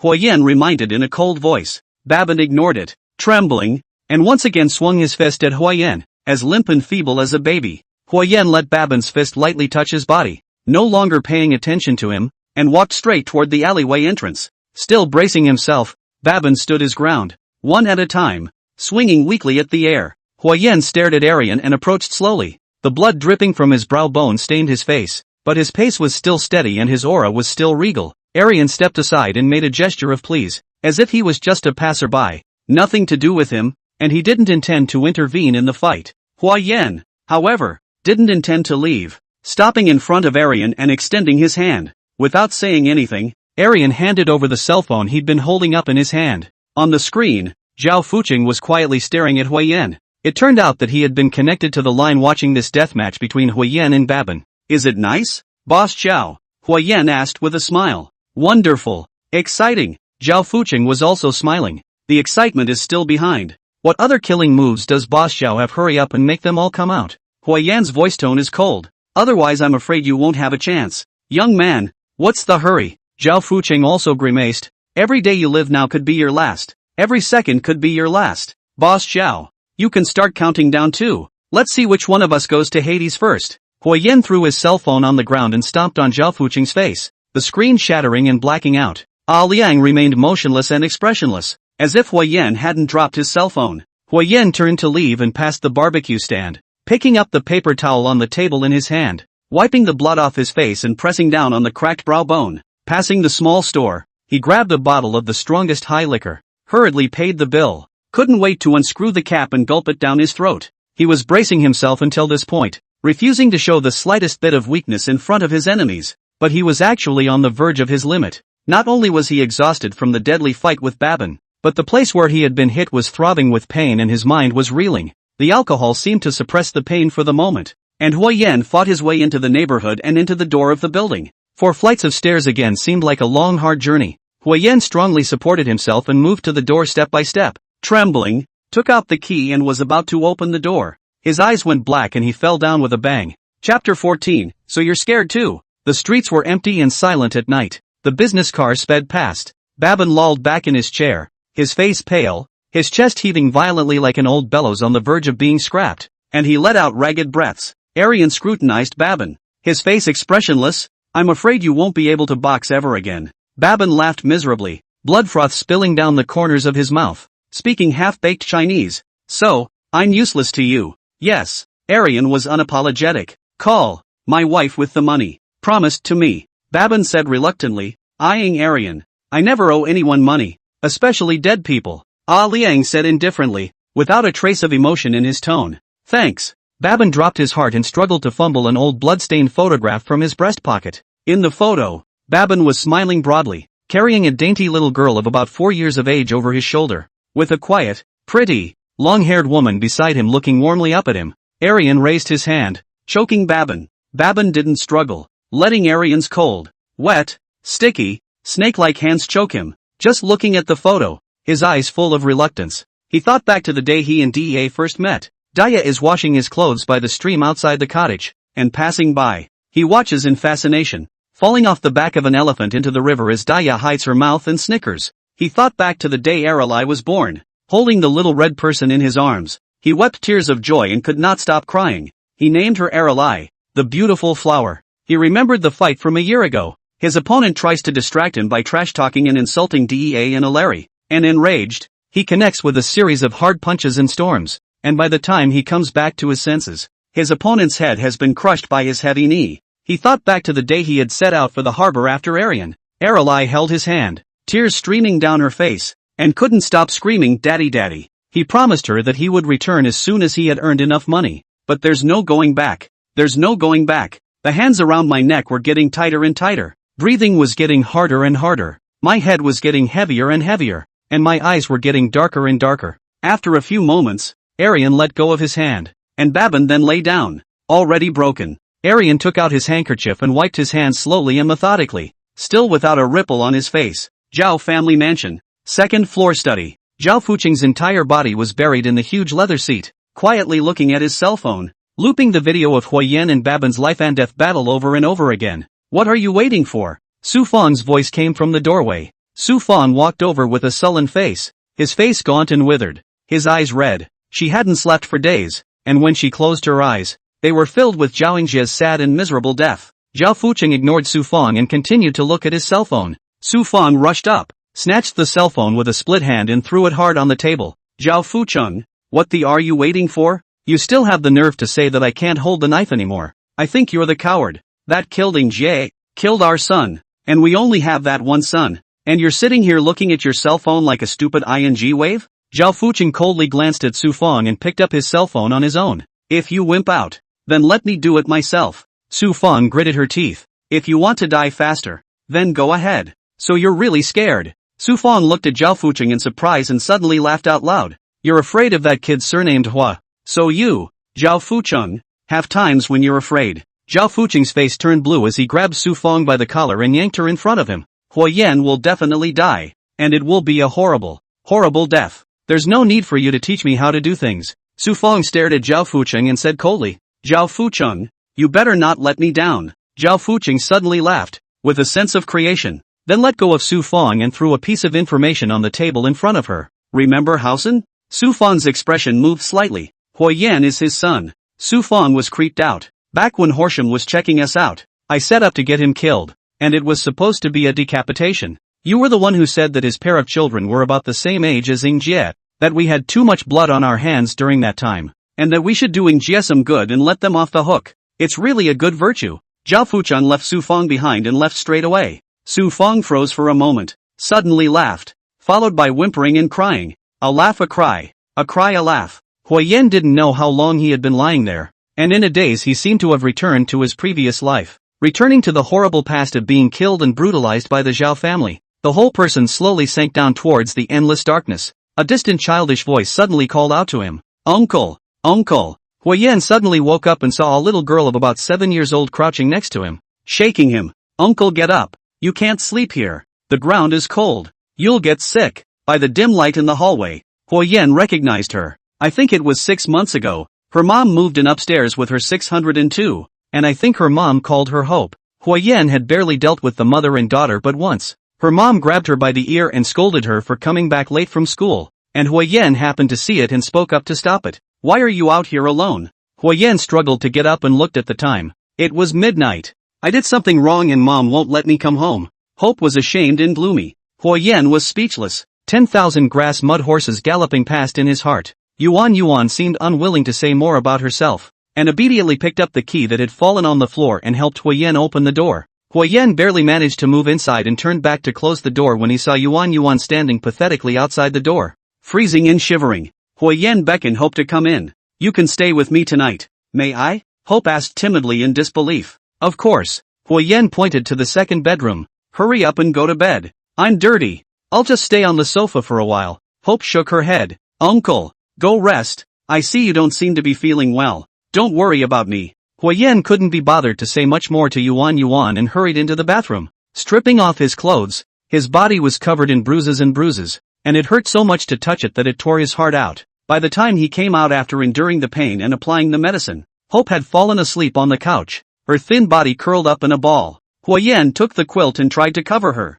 and she winced just as his hand touched it. "Mom, don't hit me. I'll cook well and wash my clothes. Please don't hit me." A sleeping Hope cried and begged. Huyen's throat steepens and he squats down, gently patting Yuan. After a few moments Hope calmed down and fell asleep again. Huyen sat down silently by the sofa, a wave of bad gas topping his chest as he looked hatefully out the window into the night sky. The dark night was starless and black. Zhao family mansion shrouded in pitch black. Only the light of cigar butts in the garden gazebo flickered, vaguely visible Zhao Fuqing's grim face. Arian walked silently outside the gazebo and stood silently with his hands down, respectfully waiting for orders. "Did you find out?" Zhao Fuqing asked. "Huo Miao returns to the harbor the day after tomorrow on flight NU 9527, landing at 1540. Huyen should be there to pick her up in person. Give them a final send-off." Zhao Fuqing ordered in a cold voice. Chapter 15, Stop Beating Your Daughter. Liang nodded, then asked, "Diao Chang's side has been making small moves recently. Should we deal with it? Let it go for a while. Diao Chong can't make any trouble, so it's good to clean it up. Huyen is the real big trouble. It must be prioritized." Zhao Fuqing's tone was filled with a sense of anxiety. The tip of the cigar lit up and a cloud of smoke billowed out, obscuring his face. Without saying anything else, Arian bowed and silently retreated. He had followed Zhao Fuqing for more than 10 years, and had never seen him as troubled as he was today. The sun is most fair and merciless. No matter what happens in the night or whether people are happy or sad, it will always rise as usual, leading you to face another day. Hope woke up as the morning sunlight poured into the house. She didn't know where she was for a moment, only that the sleep was sweet and she hadn't been so relieved in a long time. There was a soft thud from the restaurant side, swirling with the scent of food wafting into his nostrils. Yuan twisted her head to see Huyen coming out of the kitchen and hurriedly climbed up in a flash, folding the quilt and straightening the sofa with her hands and feet. "Hello, uncle. I'm sorry. I was only going to rest for a short while, but I didn't expect to sleep for so long at once, so I've disturbed you. I'll leave now." Hope, apologetic and nervous, hurriedly had to open the door and leave. "Come over for breakfast," Huyen called out to Yuan. Hope froze, not quite daring to believe her ears. Huyen pulled out his chair. "Sit." Hope then came over and sat down, looking at the omelette, slices of toast, and milk on the table with a lump in her throat. She carefully picked up the slice of bread and slowly stuffed it into her mouth, chewing slowly as tears slowly slid down her cheeks. Huyen quietly looks at her without persuasion and takes a tissue and hands it over. Hope reaches for it, and Huyen grabs her hand and rolls up his sleeve, a shocking bruise on his slender arm. Pulling up her pants leg again, there were more bruises and freshly scabbed bloody scars. "Your mom?" Huyen asked in a deep voice. Hope scowled. "Does she beat you a lot?" "Not all the time. It's rare." Hope rushed to her defense. "It's all because I did something wrong and made her angry." "How old are you to do anything wrong?" "A lot. I'm clumsy. Sometimes I forget to sweep the floor. Sometimes I cook the rice. Sometimes I don't wash the clothes. Last night Uncle Chang came over and I forgot to help him with his slippers. That's why Mom punished me." Yuan was still explaining seriously. "What kind of asshole mom is this?" Huyen suppressed his anger and tried to be as gentle as possible with Hope. "Just remember, none of this is your fault, and you shouldn't have done it in the first place, and no one has the right to hit you, even if she's your mom." Hope looked confused. Used to being abused and beaten, she was a little confused for a moment. Huyen got up and pushed his share of breakfast in front of Hope. "You've eaten this one too. Take your time. Uncle is going out for a while. He'll be back soon." After leaving the door, Huyen went straight up to the 6th floor and knocked heavily on the door of room 602. It took a while before a lazy female voice came from the house. with a full wake-up call. Who is it? What are you knocking for in the morning? Huyen raised his leg and kicked the door heavily. The door finally opens a crack and Hope's mom, Wu Xin, peeks in. She was actually only 30 years old, and quite good-looking, but her face was puffy, her skin rough, and she was quite dusty, smelling of cigarettes mixed with hangover booze. What are you doing? Wu Xin was furious. Huyen's cold face and shoulders sank as he slammed the door open and walked straight into the house. Wu Xin was anxious. What are you doing? Who let you in? Huyen looked around the room. It was quite clean. The small study table in the corner was especially neat. It should be cleaned by Yuan. Empty beer cans, leftover takeout scraps scattered on the coffee table, ashtrays full of cigarette butts, used condoms hang from the edge of the trash can. So Wu Xin is kicking her own daughter out of the house just to make it easier to hang out with that man named Chang? You're not worried at all when you kick a little girl who's only 7 years old out for the night? Wu Xin then remembered Yuan, and there was a hint of guilt hidden in her eyes, but it flashed past and she immediately snorted coldly. That damned girl is complaining to you? It's none of your business if my own daughter does whatever she wants. Don't hit your daughter again in the future, Huyen said in a cold voice. What's wrong with you? Get out. Wu Xin snickers, coming up to tug on Huyen. Huyen looked at her coldly, chilling her to the bone. Wu Xin couldn't help but retract her hand and twisted her head to call out loudly at the bedroom. Ah pang, ah pang. The bedroom door opens and a lean young man in his mid-20s comes out sleepily, wearing only a pair of underpants, a hideous indigo wolf's head tattooed on his arm, cursing. What's all the noise about? Wu Xin pointed at Huyen. This man is sick. Hurry up and blow him out. Huyen glanced at Chang Pang and casually picked up a pencil on the study table. Chang Pang strides up. Who the hell are you? Are you tired of living? Get out. Huyen greeted Chang Pang, and without waiting for him to strike, grabbed him by the hair and dragged him all the way to the coffee table. Agu, pain, pain. Chang Pang screamed miserably all the way. Huyen directly pressed Chang Pang's head onto the coffee table, waved the pencil in his hand, and thrust it into his eyes. Wu Xin let out a scream of fright. The thin, sharp tip of the pencil stopped about a centimeter in front of Chang Pang's eyes. Big brother, don't ever. It's none of my business. I just came to sleep. Chang Pang didn't dare to struggle and begged in a trembling voice. Huyen ignored him and just looked at Wu Xin. Don't ever hit your daughter again. Wu Xian's mouth was open and speechless. The tip of the pencil moved slowly forward and looked to be about to plunge into the eye of the process rook. Don't ever hit your daughter again. Fine.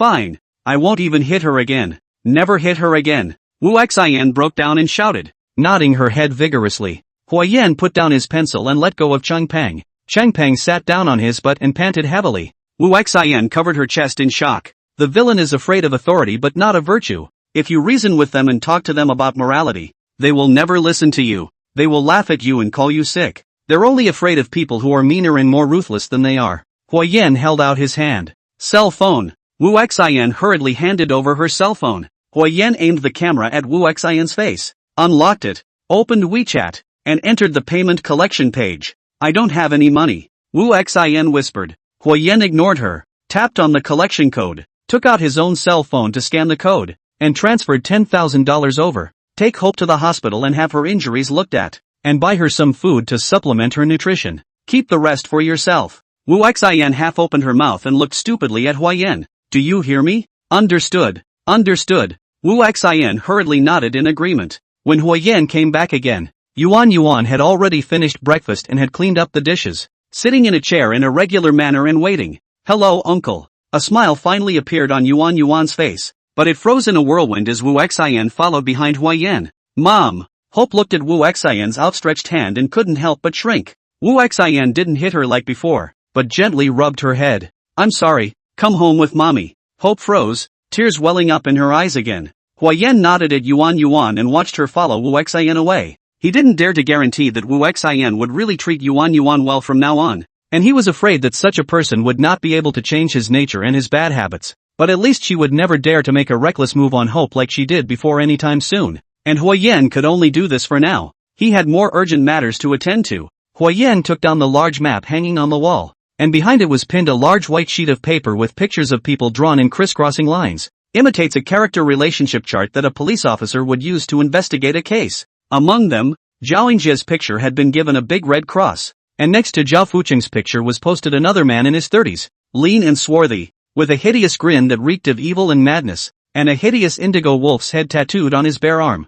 His name, Diao Chon, was written underneath the photo. Chapter 16, Night Market Brawl. The city of Harbor is located on the coast, with a pleasant climate and beautiful scenery. In addition, the economy has always been developed. Trade and commerce flourished, densely populated, mixed fish and dragons. Tourists are also numerous. The area around Danyingmen in the south of the city is especially busy, and it gets more and more lively as the night goes on. On this night, that road next to the night market was jammed, but not because of the bustle of people. Instead, there was a multi-seat commercial vehicle parked grumpily diagonally on the side of the road, blocking most of the way. Long lines of cars passed by, passing carefully and slowly, with no driver uttering a complaint, not even a single honk. Because the business car next to the open-air barbecue stalls, a group of 7 or 8 strong men is indulging in alcohol drinking, loud and noisy. Most of them were bare-chested and had hideous indigo wolf heads tattooed on their arms. Those who know a little bit about it know that they are members of a vicious gang that has sprung up in the past 2 years.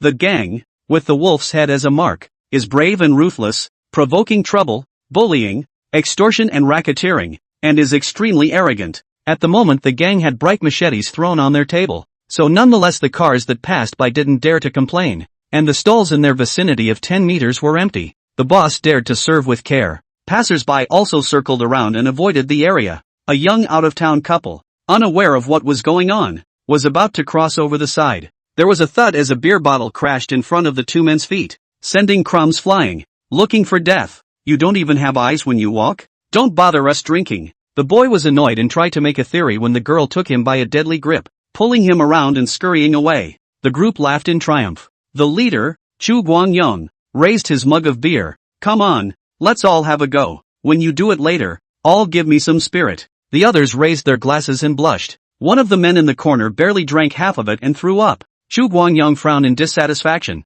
Pang, why are you so disheveled today? What's the situation? That person looked up. It was precisely that Wu Xian's good-looking Cheng Ping who was in a state of commiseration before. The sidekick also chortled and teased. That's it. Not a word. Was it sucked dry by that sister of yours, Constance Wu? Ugh. When are you going to bring her out so our buddies can have some fun too? Stop it. Cheng Ping hung his head in shame. I encountered a tough opponent this day, and I was warned not to go back to Wu Xian. Chu Guangyong and the others froze and became curious. Hardcore? How many? Just one. Asterisk asterisk asterisk asterisk. You can't even handle one. Don't you usually move around screaming that you want to fight 10? Cheng Ping looked ashamed. What's coming? You didn't tell him that you were hanging out with me? Chu Guangyong asked in annoyance. That person is not from the road. His surname is Hua, and his hands are really quite black. Cheng Ping had palpitations. Chu Guangyong snorted coldly, unimpressed. It's your kid who's too wimpy, isn't it? After sweeping Zhao Fuqing's field later, take us to him. I'd like to see what kind of tough guy it is that still dares to bully my people. Don't bother. I'm right here. A voice came from the side. Chu Guangyong and the others twisted their heads to look as Huiyan was slowly walking over. Just him? Chu Guangyong inquired about Cheng Ping who couldn't help but shrink back. Cheng Ping nodded. Get him. Chu Guangyong gave an order, and the minions rose at the sound. 6 stout men aggressively surrounded Huiyan. The crowd of onlookers from afar sweated for Huiyan. Is this guy crazy? How dare he mess with such a group of hooligans? This is not looking for death. Chu Guangyong leaned back in his chair and pulled out a cigarette into his mouth, intending to leisurely watch the battle. The next second, however, his hand, which was about to press the lighter, froze, as if he could know it in advance. Huiyan lightly dodged the first man's swinging fist and went straight in through the middle, smashing his fist on his nose. With his nose broken and blood spurting wildly, he let out a long scream and was the first to crouch. Huiyan twisted his body and flew up with a heavy kick to the chest of the second man. The second man was kicked and slammed into the curved car. The door dented and the man slid limply down. The third man froze in shock at the sight before him, and before he could strike, he was swept down by Huiyan's foot. With that, Huiyan grabbed the fourth man's arm and swung him up and down, directly onto the third man who was about to get up, and the two fainted together. The fifth was punched in the stomach by Huiyan and fell to the ground, vomiting furiously. The sixth one was kicked in the crotch by Huiyan and wailed and screamed. In less than a minute, all 6 were down. Huiyan was fast and furious, using just one move on each of them. Chu Guangyong's mouth opened wide in shock, and the cigarette he hadn't had time to light between his lips slipped and crashed to the ground. Cheng Ping wisely ducked aside, holding his head with both hands and crouching honestly. The crowd of onlookers was silent for a few seconds. The boy who had just been bullied took the lead and applauded at Huiyan, and the girls next to him followed suit, applauding at the side of an old man. There was a round of applause, Huyen walked in with a flourish and sat down across from Chu Guanyang. Take me to Diao Chong. Asterisk asterisk asterisk asterisk. You're the one who called Punchy's name. Chu Guanyang was quite brave and reached out to grab the knife. But then there was a muffled grunt. A skewer iron stick pierced right through his palm.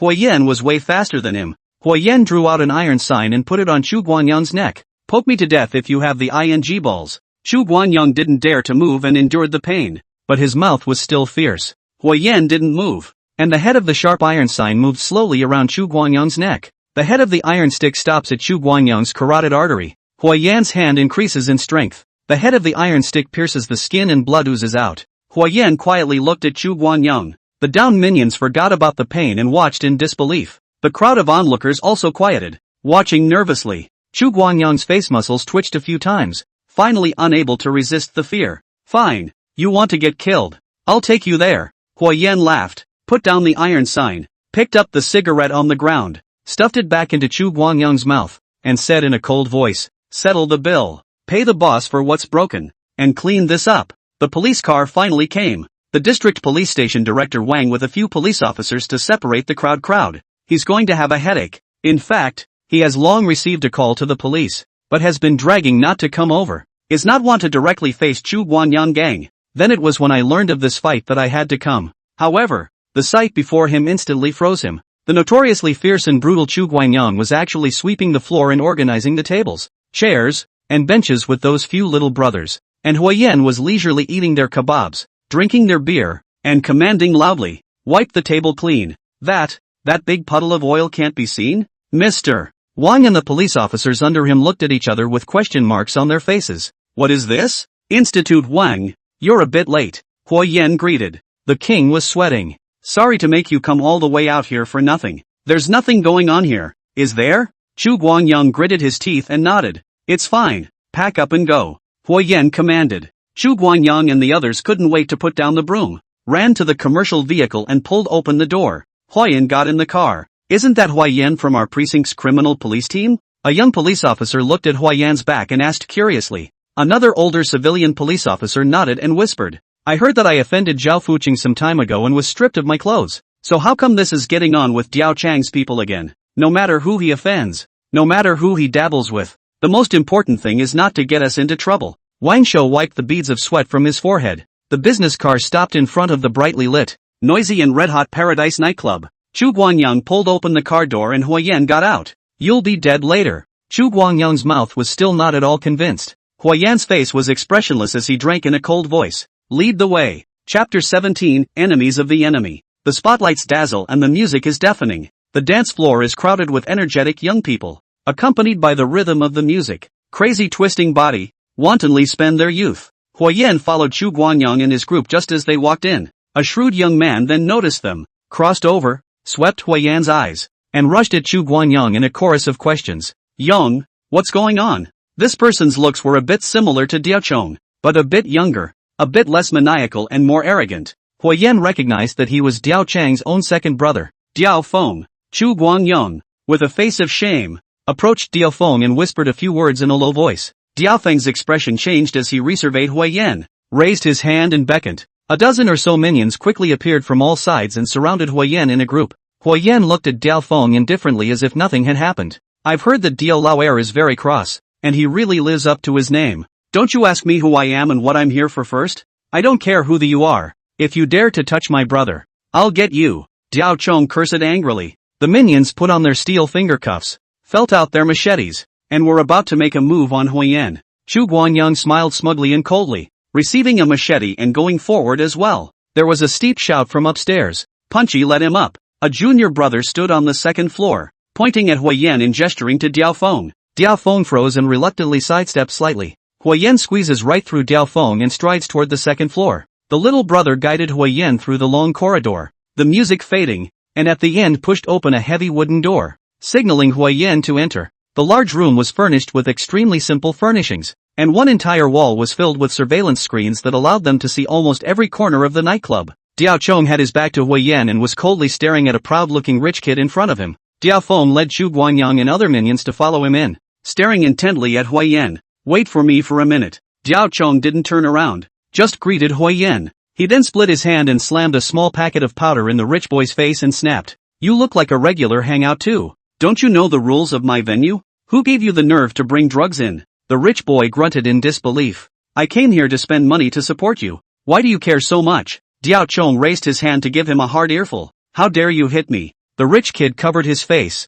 irritated. Do you know that my dad is from the fire department? Tomorrow I'll have him come to check your place and seal your store. I'm so scared. Oh. Diao Chong laughed fiercely, then whirled around and slammed his fist into the rich boy's face. There was a crisp sound of bones breaking, and the rich boy's still handsome face caved in. His whole being is broken. For the rest of his life. Still not relieved, Diao Chong grabbed his neck and slammed it into the table a few more times. The rich boy fainted before he could even utter a word. What a pitiful bastard. Diao Chong let go of the rich boy, drag him out, throw him at the gate, and have his father come with $100,000 to carry him away. The boys came up and dragged the rich boy away with 7 hands. Diao Chong turned back over and grabbed the bottle on the table, pouring wine to wash the blood off his hands. These youngsters nowadays. They're really getting more and more unruly. They can't even fight without it. Huoyen was silent and watched quietly. Diao Chong finally looked up at Huoyen with a sharp gaze. I recognize you. I used to be Officer Huoyen Hua of the Hongwan District CID. Several of my brothers were arrested by you. You're a good cop. Thanks. Huoyen said faintly. Diao Chong looked at Chu Guanyang's group. You beat up Yong and 8 of them by yourself? 7 to be exact. And 1 didn't dare move. Chang Peng shivered at the sound. Diao Chong looked at him and waved at him. I'm sorry, Brother Chong. Chang Peng stood out trembling. I was wrong. Next time I will fight hard. Sensei nonsense. Diao Chong waved his hand to interrupt. Old rules, 10 minutes. If you can make it through, you'll live. If not, you'll die. As soon as Diao Chang's words fell, 2 juniors came over and held down Chang Peng. Diao Feng took a thick transparent plastic bag to cover Chang Peng's head and tied the mouth of the bag firmly. Chang Peng breathed in sharply, and the plastic bag swelled and shrunk with his breath.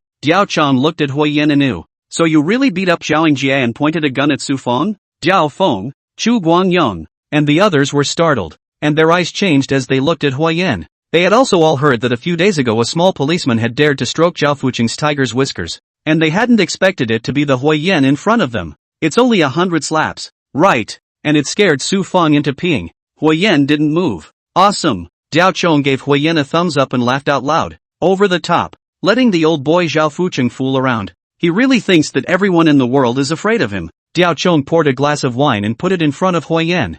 Huoyen wasn't polite and picked it up and drank it. Zhao Fuqing just let it go? Didn't come after you? Diao Chong questioned. Of course he won't let me go. He's already sent 2 groups of people. Huoyen raised 2 fingers. One of them is a Muay Thai king named Babin. I guess. Zhao Fuqing found him originally to deal with you. But you can still sit here and drink with me properly? Diao Chang's eyes changed. Huoyen shrugged. Kind of interesting. Diao Chong leaned back in his chair and looked Huoyen up and down. Next to him, Chang Peng's face was completely swollen and purple. His breathing was getting more and more rapid, and the plastic bag was close to his face. He struggled desperately, but was held firmly down and could not move. Blood spurted from his mouth, staining the plastic bag. Huoyen got up and walked towards Chang Peng. Don't move. Diao Feng crossed his body to stop Huoyen. He was just scared out of his wits by me. The crime is not to death. Huoyen twisted his head to look at Diao Chong and said. Chu Guanyan looked at Huoyen and Diao Chong, expecting the two to clash. Diao Chong was silent for a moment, but waved his hand.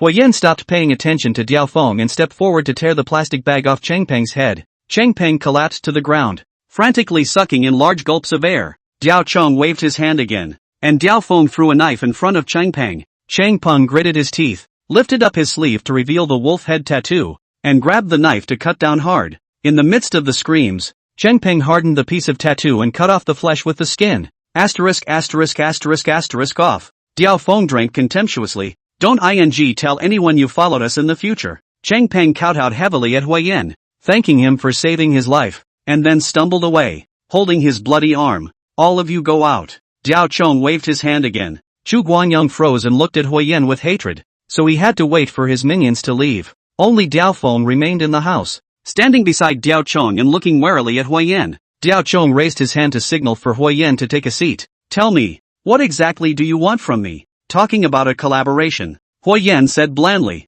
Cooperate? You and me? Huoyen looked straight at Diao Chong. We have a common enemy. Zhao Fucheng. Chapter 18, Bloody Meet and Greet. Diao Chong laughed out loud. I'm just trying to steal Zhao Fucheng's business, so I can be considered a rival. I'm certainly happy to see him get defeated, but I'm afraid it's not quite an enemy. Really? Huayan laughed as well. Could it be that your family's oldest, Diao Gang, wasn't killed by Zhao Fucheng? Diao Chang's expression was stagnant. How do you? Diao Feng pressed the urgent question. Diao Chong raised his hand to stop Diao Feng and waited quietly for Huayan to continue. Your brothers used to develop in Shiping County all the time, never setting foot in the harbor, and Zhao Fucheng's wells don't interfere with each other. 2 years ago, your family's oldest, Diao Gang, came to the harbor to have fun and fell off a cliff on the way back, destroying his car. You don't believe it was an accident, and investigated personally, finding that Diao Gang had once clashed with Zhao Fucheng in a clubhouse, and threw a glass of wine in Zhao Fucheng's face.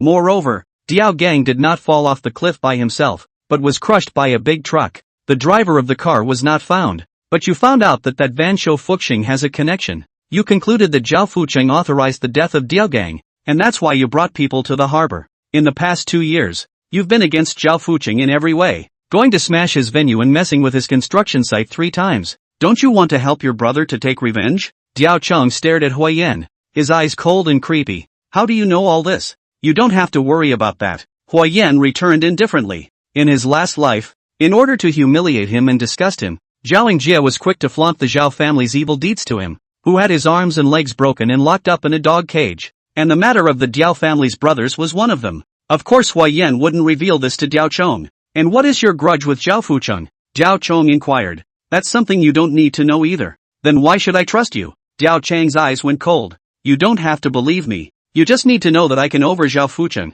Not only will I take his life, I will destroy his empire and make him watch himself lose everything. Huayan paused. And, only I can do it. Blowing off some ing greatness. Diao Feng sneered. Huayan ignored Diao Feng and continued to address Diao Chong.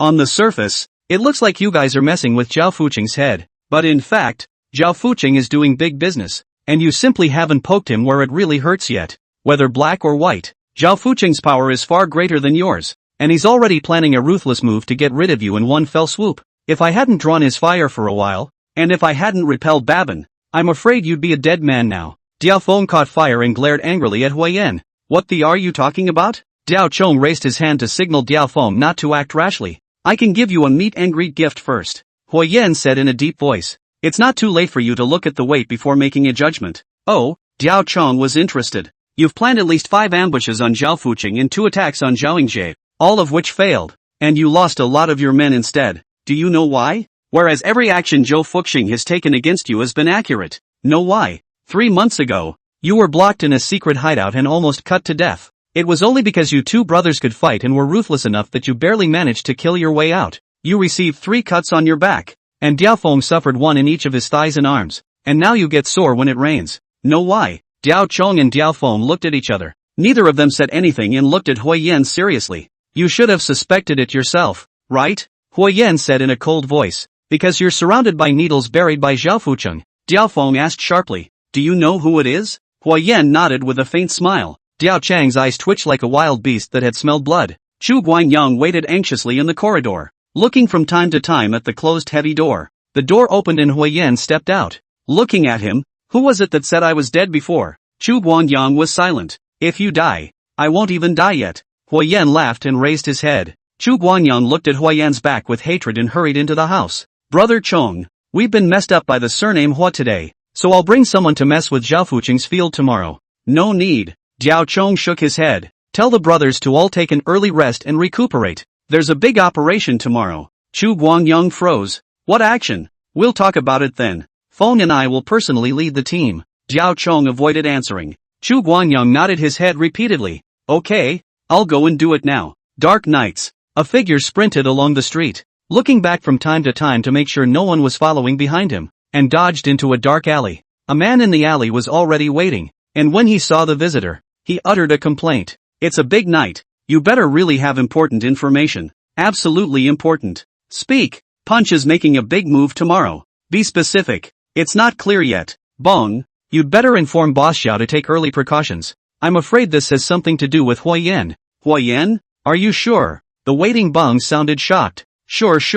The visitor had not finished speaking when suddenly a bright light from a torch shone through, illuminating his face. It was none other than Chu Guangyang. Chu Guanyang was startled and hastily reached out to block his face. Who? Bong snapped. Asterisk asterisk asterisk asterisk, so it's really you. Curses came from the mouth of the alley. Chu Guanyang was startled. Wasn't this Diao Feng's voice? He was busy covering his eyes and looking away in panic. Diao Feng stood at the mouth of the alley, holding up a flashlight. Next to him stood Diao Chong, carrying a long sword in his hand. Chu Guanyang violently pushed Ah Bang towards the Diao brothers, turned around himself and ran towards the other end of the alley. Seeing that he was about to rush out of the alley, Chu Guanyang but then violently braked sharply and stopped in his tracks. A black pressurized group of Diao Chang's henchmen, blocking the alleyway entrance tightly, looked at him coldly, like looking at a dead man. Behind him, Ah Pang had been knocked to the ground by Diao Feng's chopping several punches. Diao Chong grabbed Ah Bang's hair and ruthlessly chopped down, directly cutting his neck. The bloody head dripped blood spots along the way,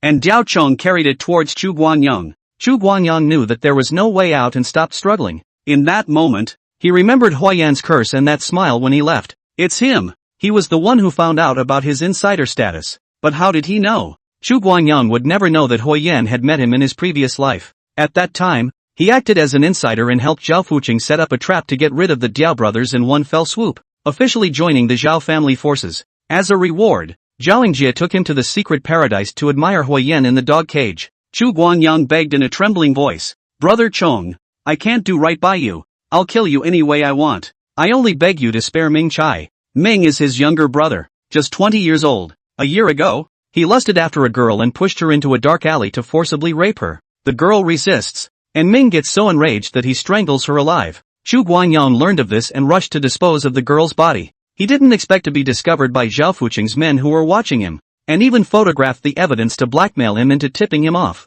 "What oath did you take when you were with me?" Diao Chong laughed coldly. "If you dare to betray me, your whole family will die. Can an oath not count?" Chu Guanyang laughed miserably to the sky. Diao Chong raised his sword and rushed at the group of minions. Everyone who betrays his brother will be punished. The minions scrambled, swarmed, and slashed indiscriminately at Chu Guanyang. Chapter 19, Rampage. Early morning, Zhao Fuqing ate breakfast, as usual, with his half-a-man-tall Akita Wang Kai, walking in the large garden of his house. Only, the usually obedient Wang Kai was perversely restless today, and kept trying to head for the bushes along the yard wall. Zhao Fuqing stopped it a few times, but he didn't expect Wang Kai to power up and break free, running wildly away. "Wang Kai," Zhao Fuqing sternly reprimanded. Wang Kai, however, ignored it and plunged headlong into the bushes. Then a shower of flies scattered in all directions with a boom. Zhao Fuqing's face was suspicious and he quickly walked over to check. Wang Kai came out of the bushes with a black plastic bag in his mouth and tore at it whimpering.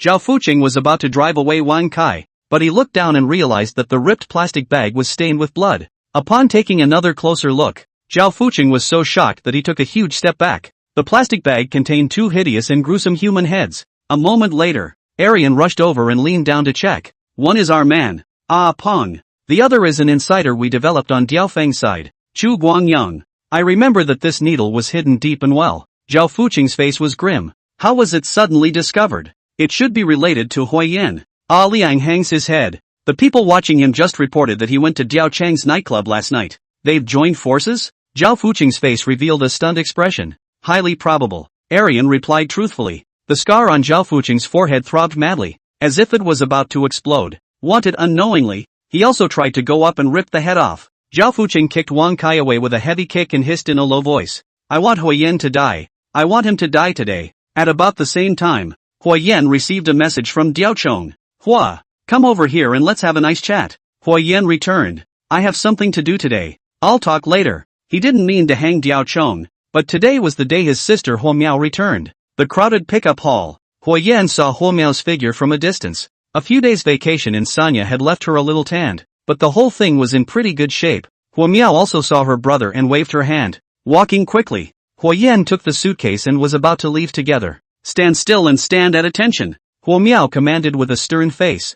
Huayan stood honestly, and Huo Miao took out an amulet and put it around his neck. "The South Sea goddess of mercy that for you to beg. Open the light it. You can take good with ah. Thanks Miao Miao. Promise not to pick." Huayan smiles and raises his hand in assurance. Huayan drove and Huo Miao sat in the passenger seat. The two chatted about their travels along the way, like the usual close brother and sister with nothing going on. Soon, the car got off the airport highway and onto the path they had to take to get home. It's a one-lane road in both directions, and at first it was pretty smooth. but not much longer before it suddenly became congested. A message popped up on a cell phone map app alerting to a crash ahead. Vehicles lined up in long, slow creeping lines. Huoyan and Huomiao are caught in the middle of it and can only grind forward a little. Huoyan alertly observed the situation around him. Brother, you're quite capable. Huoyan finally couldn't help himself. Uncle Wu and Du both called me, saying that you assaulted a suspect, raised a gun to intimidate him, and even voluntarily resigned from your job.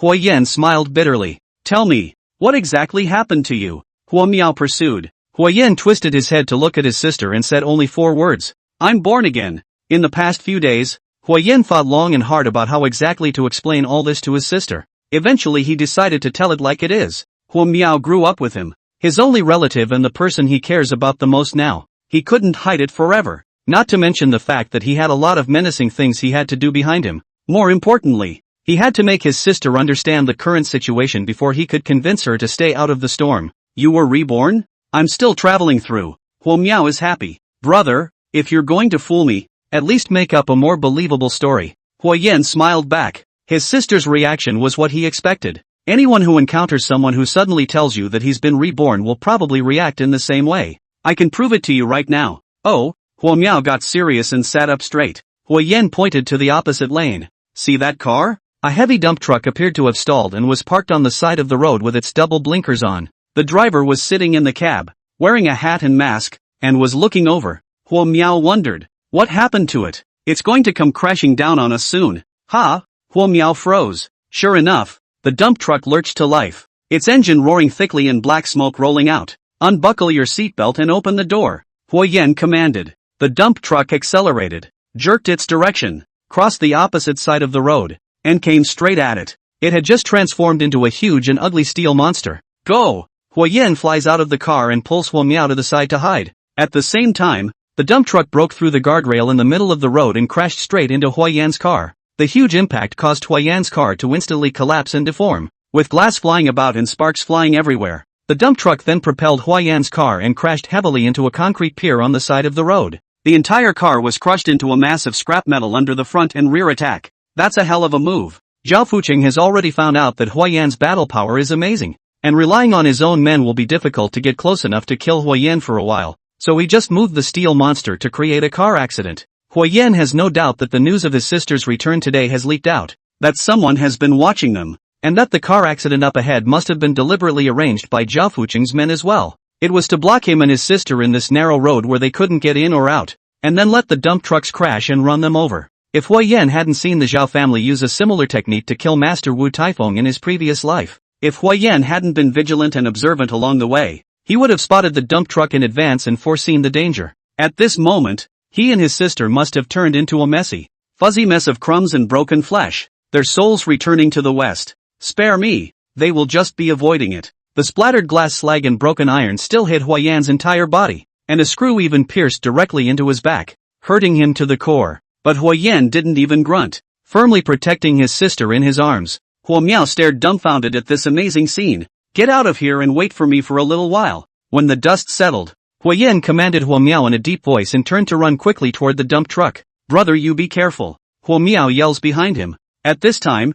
the driver of the dump truck has also realized that he just hit an empty car, put on the reverse gear, pressed the gas pedal hard, and tried to hit Huoyan again. Drivers around them were alarmed, but the cars were crushed into each other and couldn't move, so they had to abandon their cars and run away. The engine of the dump truck was roaring madly, and it looked like it was about to pour out, bound to wreck innocent people and cause more casualties. Huoyan ran to the side of the car, climbed on the outside handle of the door, leapt up, swung his elbow to shatter the window glass, grabbed the driver by the neck, and yanked him out hard. The two fell heavily to the ground together. The wound on Huoyan's back was hit hard again and blood gushed out. The dump truck finally stopped moving. Huoyan yanked off the driver's mask as soon as he. Chapter 20 Revenge is my mission. Huoyan ripped off the mask of the dump truck driver, revealing the face of a numb and indifferent middle-aged man. The driver reacted quickly and whirled around, fished out a short knife from his arms and ruthlessly stabbed it into Huoyan's chest. Huoyan dodged backward. The driver's knife stabbed empty and did not engage in a fight, throwing his knife violently at Huoyan and turning to run. Huoyan reaches out and steadily catches the short knife, and the driver has already rolled over the roadside guardrail, pulling his feet up and running wildly away. Huoyan didn't chase after him anymore. coldly watching the driver drill into the woods and disappear. Half an hour later, the traffic police finally cleared the blockage and rushed over, led by one of Huayan's classmates from the police academy. Seeing the tragic scene, the traffic police drew a breath of cold air, sighed at the good luck of Huayan's siblings, and cursed the driver of the accident as a pure madman. Huayan cooperated and answered about the situation, and said nothing else. Shortly after, Wu Taifeng and Diu also arrived, and this was clearly a criminal offense, and photos and videos of the scene have been all over the internet, making a big deal out of it. The two men looked grave, and after extracting the physical evidence from the scene, they took Huayan's siblings back to the team to make statements. Although he had only been away for a week, Huayan felt like he was a world away. Under Wu Tiefeng's supervision, there were soon preliminary findings. The dump truck belongs to a project under construction under the Fucheng Group, but the manager insisted that the vehicle was stolen from the site last night, but just haven't bothered to report it. The driver's profile was also compared in the database based on photos taken by onlookers at the scene and fingerprints lifted from the shuriken. Vu Bo, 42 years old, a native of the harbor. In his early years as a race car driver, he lost control of his car during a race and ran off the track, killing a number of spectators. He then retired from the military and bounced around a number of transit groups and freight companies, driving for a living. He briefly worked as a chauffeur for Zhao Fucheng, and was quickly fired and left again. But after that, he had a number of vicious traffic accidents in a row, and those who died under his wheels included police officers, disciplinary officials, and rich businessmen and predators. There have been rumors that he is Zhou Fucheng's secret assassin, who uses cars as weapons and specializes in helping Zhou Fucheng eliminate opponents who pose a significant threat. However, because of the lack of evidence, he was only sentenced to 5 years imprisonment for traffic accidents at the most, and his sentence was repeatedly reduced while in prison. A year ago, Wobo suddenly disappeared without a trace until he reappeared today. Looking at this information, Wu Taifeng became more and more worried, and Du Yu was even more furious. This is clearly Zhao Fucheng's dark hand. Not only does he want Huayan to die, he even wants to assassinate the innocent Hua Miao as well. Huayan was calm as usual, as if he had nothing to do with himself, letting Wu Taifeng and Diu be anxious, just stating the case, not even mentioning a word about Zhao Fucheng. In the end, it was Hua Miao who helped her brother out. Uncle Wu, brother Du, I was there just now. It just happened so suddenly. Why don't we get my brother to the doctor first, and I'll be sure to pull him over again when you guys have something to ask. Wu Taifeng and Diu had no choice but to call it quits, urging the two of them to be careful and contact them as soon as they found anything out of the ordinary. Afterwards, Hua Miao forced Huayan to go to the hospital to have his wounds treated. It was after 9 o'clock at night when the two got home. Hua Miao closed the door and looked at Huayan emotionally. What exactly happened to you in your last life? Her voice trembled, already sensing that something very terrible must have happened to her brother. Huayan opens the cupboard and takes out a bottle of wine, pours a glass and places it in front of Hua Miao. Only after watching Hua Miao swallow his first sip of wine did Huayan begin to slowly narrate. Starting from the beginning, from when he was on his way to celebrate Hua Miao's birthday and found out that Zhao Yingjie was going to do something to Lu Xin. He broke into the house and caught Zhao Yingjie in the CID. When Huayan spoke about how he was sneakily captured by Zhao Yingjie, his arms and legs were broken. He was locked in a dog cage, humiliated and tortured for 5 long years, and finally his body sank into the sea. Hua Miao had already downed most of the bottle of wine, sobbing uncontrollably, her whole body trembling. She had tried to be as firm-minded as possible, ready for the challenge, but the blow was so decisive, so shocking. Without persuasion or stopping, Huayan continued. By the time he got to the point where he said that the Zhao family had sent 2 sets of people to kill him, they were all repelled by him, and he had killed Zhao Yingjie and rescued the imprisoned girls. Hua Miao finished off the last bit of wine in the bottle in one gulp and hugged his brother, hating his voice. Brother, I'm going to do it with you. I'm going to over those bad guys with you. No. Huayan pushed Hua Miao away and firmly shook his head. You should never get involved and get out as soon as possible. I know you've been thinking about studying abroad, and you've applied to schools, but I'm afraid I can't afford it, so I've given up. It's different now. I've got enough money from Zhou Yingjie to send you out. I figured out that it's ill-gotten gains anyway, so why shouldn't we use them? No way. Hua Miao shook her head vigorously as well. I can't let you face this alone. Huayan gently rubbed his sister's head and softly said, River, I'm already someone who died once. Death is not scary to me, and revenge is my mission. But you're different. You've got a whole life ahead of you to go through, to experience, to get through. Hua Miao wanted to say something else, but Huayan firmly stopped her. You're doing me the biggest favor by living well and taking care of yourself. Only then will I be able to let go of my hands and do my job. Hua Miao crouched on her brother's shoulder and whimpered. Don't worry, Your brother isn't that easy to deal with right now. Hui Yan smiled and comforted his sister. In the study of the Zhao family's mansion, the smoke was pungent and choking. The cigar on Zhao Fucheng's mouth has not been extinguished all night. Repeatedly watching the live video of Hui Yan dodging the impact of the dump truck, fighting with Wu Bo, and Wu Bo escaping. Compared to his previous manic rage, Zhao Fucheng's entire person suddenly sank. After realizing that Hui Yan was an extremely difficult opponent to deal with, he seemed to have regained the calmness and composure he had when he was fighting the world. Wu Bo can't stay any longer, Zhao Fucheng said coldly. Arian stood silently with his hands hanging down and was stunned at his words. How do you think Wu Bo's skill is better than Babin's? Zhao Fucheng asked. It's not comparable at all. Then what about Han Bing and the Chang brothers? Not as well. Ba Ban, Han Bing, and the Chang brothers all died at the hands of Hui Yan. So what makes Wu Bo able to escape? Liang pondered for a moment and replied cautiously. Perhaps Hui Yan was still in shock at that time? Maybe there were too many people present for him to make a move? Or maybe he was worried about his sister's safety and didn't dare to go after her? Zhao Fucheng snorted coldly and shook his head. Definitely can't underestimate Hui Yan anymore. If he wants to leave Wu Bo behind, then Wu Bo will definitely not be able to escape. Unless he's trying to escape and wants to use Wu Bo to do something else. Liang listened silently. Knowing that Zhao Fucheng wasn't really asking him, Zhao Fucheng seemed to have made up his mind. Stood up, pressed out his cigar, and waved his hand to disperse the smoke in front of him. Ask Mei to step in. Chapter 21, The Fierce God of Murder. As Zhao Fucheng contemplated his next move, Hua Miao finally falls into a deep sleep, her face still bearing the traces of undried tears. Hui Yan was sitting alone in the living room. The Bluetooth stereo softly played a version of Ask Me sung by James Wong himself. Ask me how many cheers. Ask me how many cries of sorrow. How can I count them all? Ask me if I'm happy. What exactly is the point of solving the problem? I laughed and replied. Say I'm me.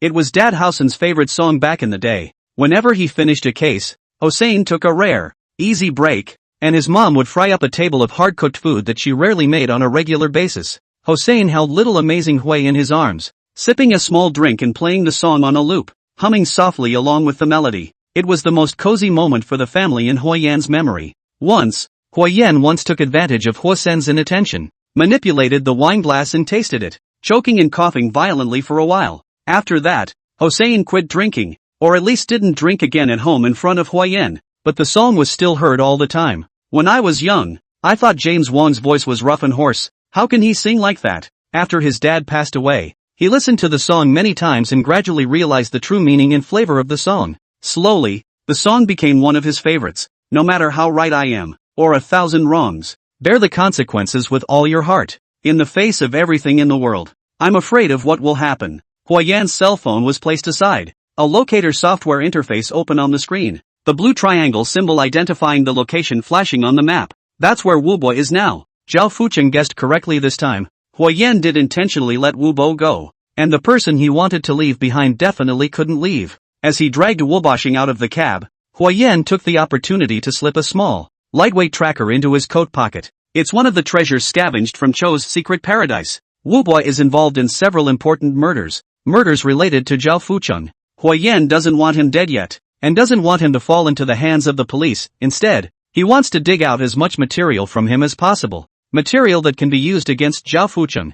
Hui Yan picked up his cell phone and forwarded Wu Bo's location to Diao Chong, telling him to meet him there right away, and then gingerly left the door. It's late at night. Older neighborhoods have limited public space and narrow, congested roads. After nightfall, the cars were even more parked and disorganized. Around the corner, an unassuming, ordinary minivan hid in the shadow of a street tree. In the driver's seat sat a young lad, staring intently at the entrance of Hui Yan's building. His name is Jane Xiaoliang, medium stature, lean and sturdy, sharp, young face is still vaguely through some juvenile childishness. He was a foreigner who couldn't get into school when he was a child, and school was like a caged prison for him, obsessed with swinging fists and kicking legs and beating up his muscles. 5th grade, encountered a group of junior high school students robbing the road for money. He did not say a word, swung his fists and fought. One man singled out 5. The other side of the boss whacked his head bloody. From then on he became famous, became a local famous brave and ruthless master. Hi him several years old gangsters are avoiding him.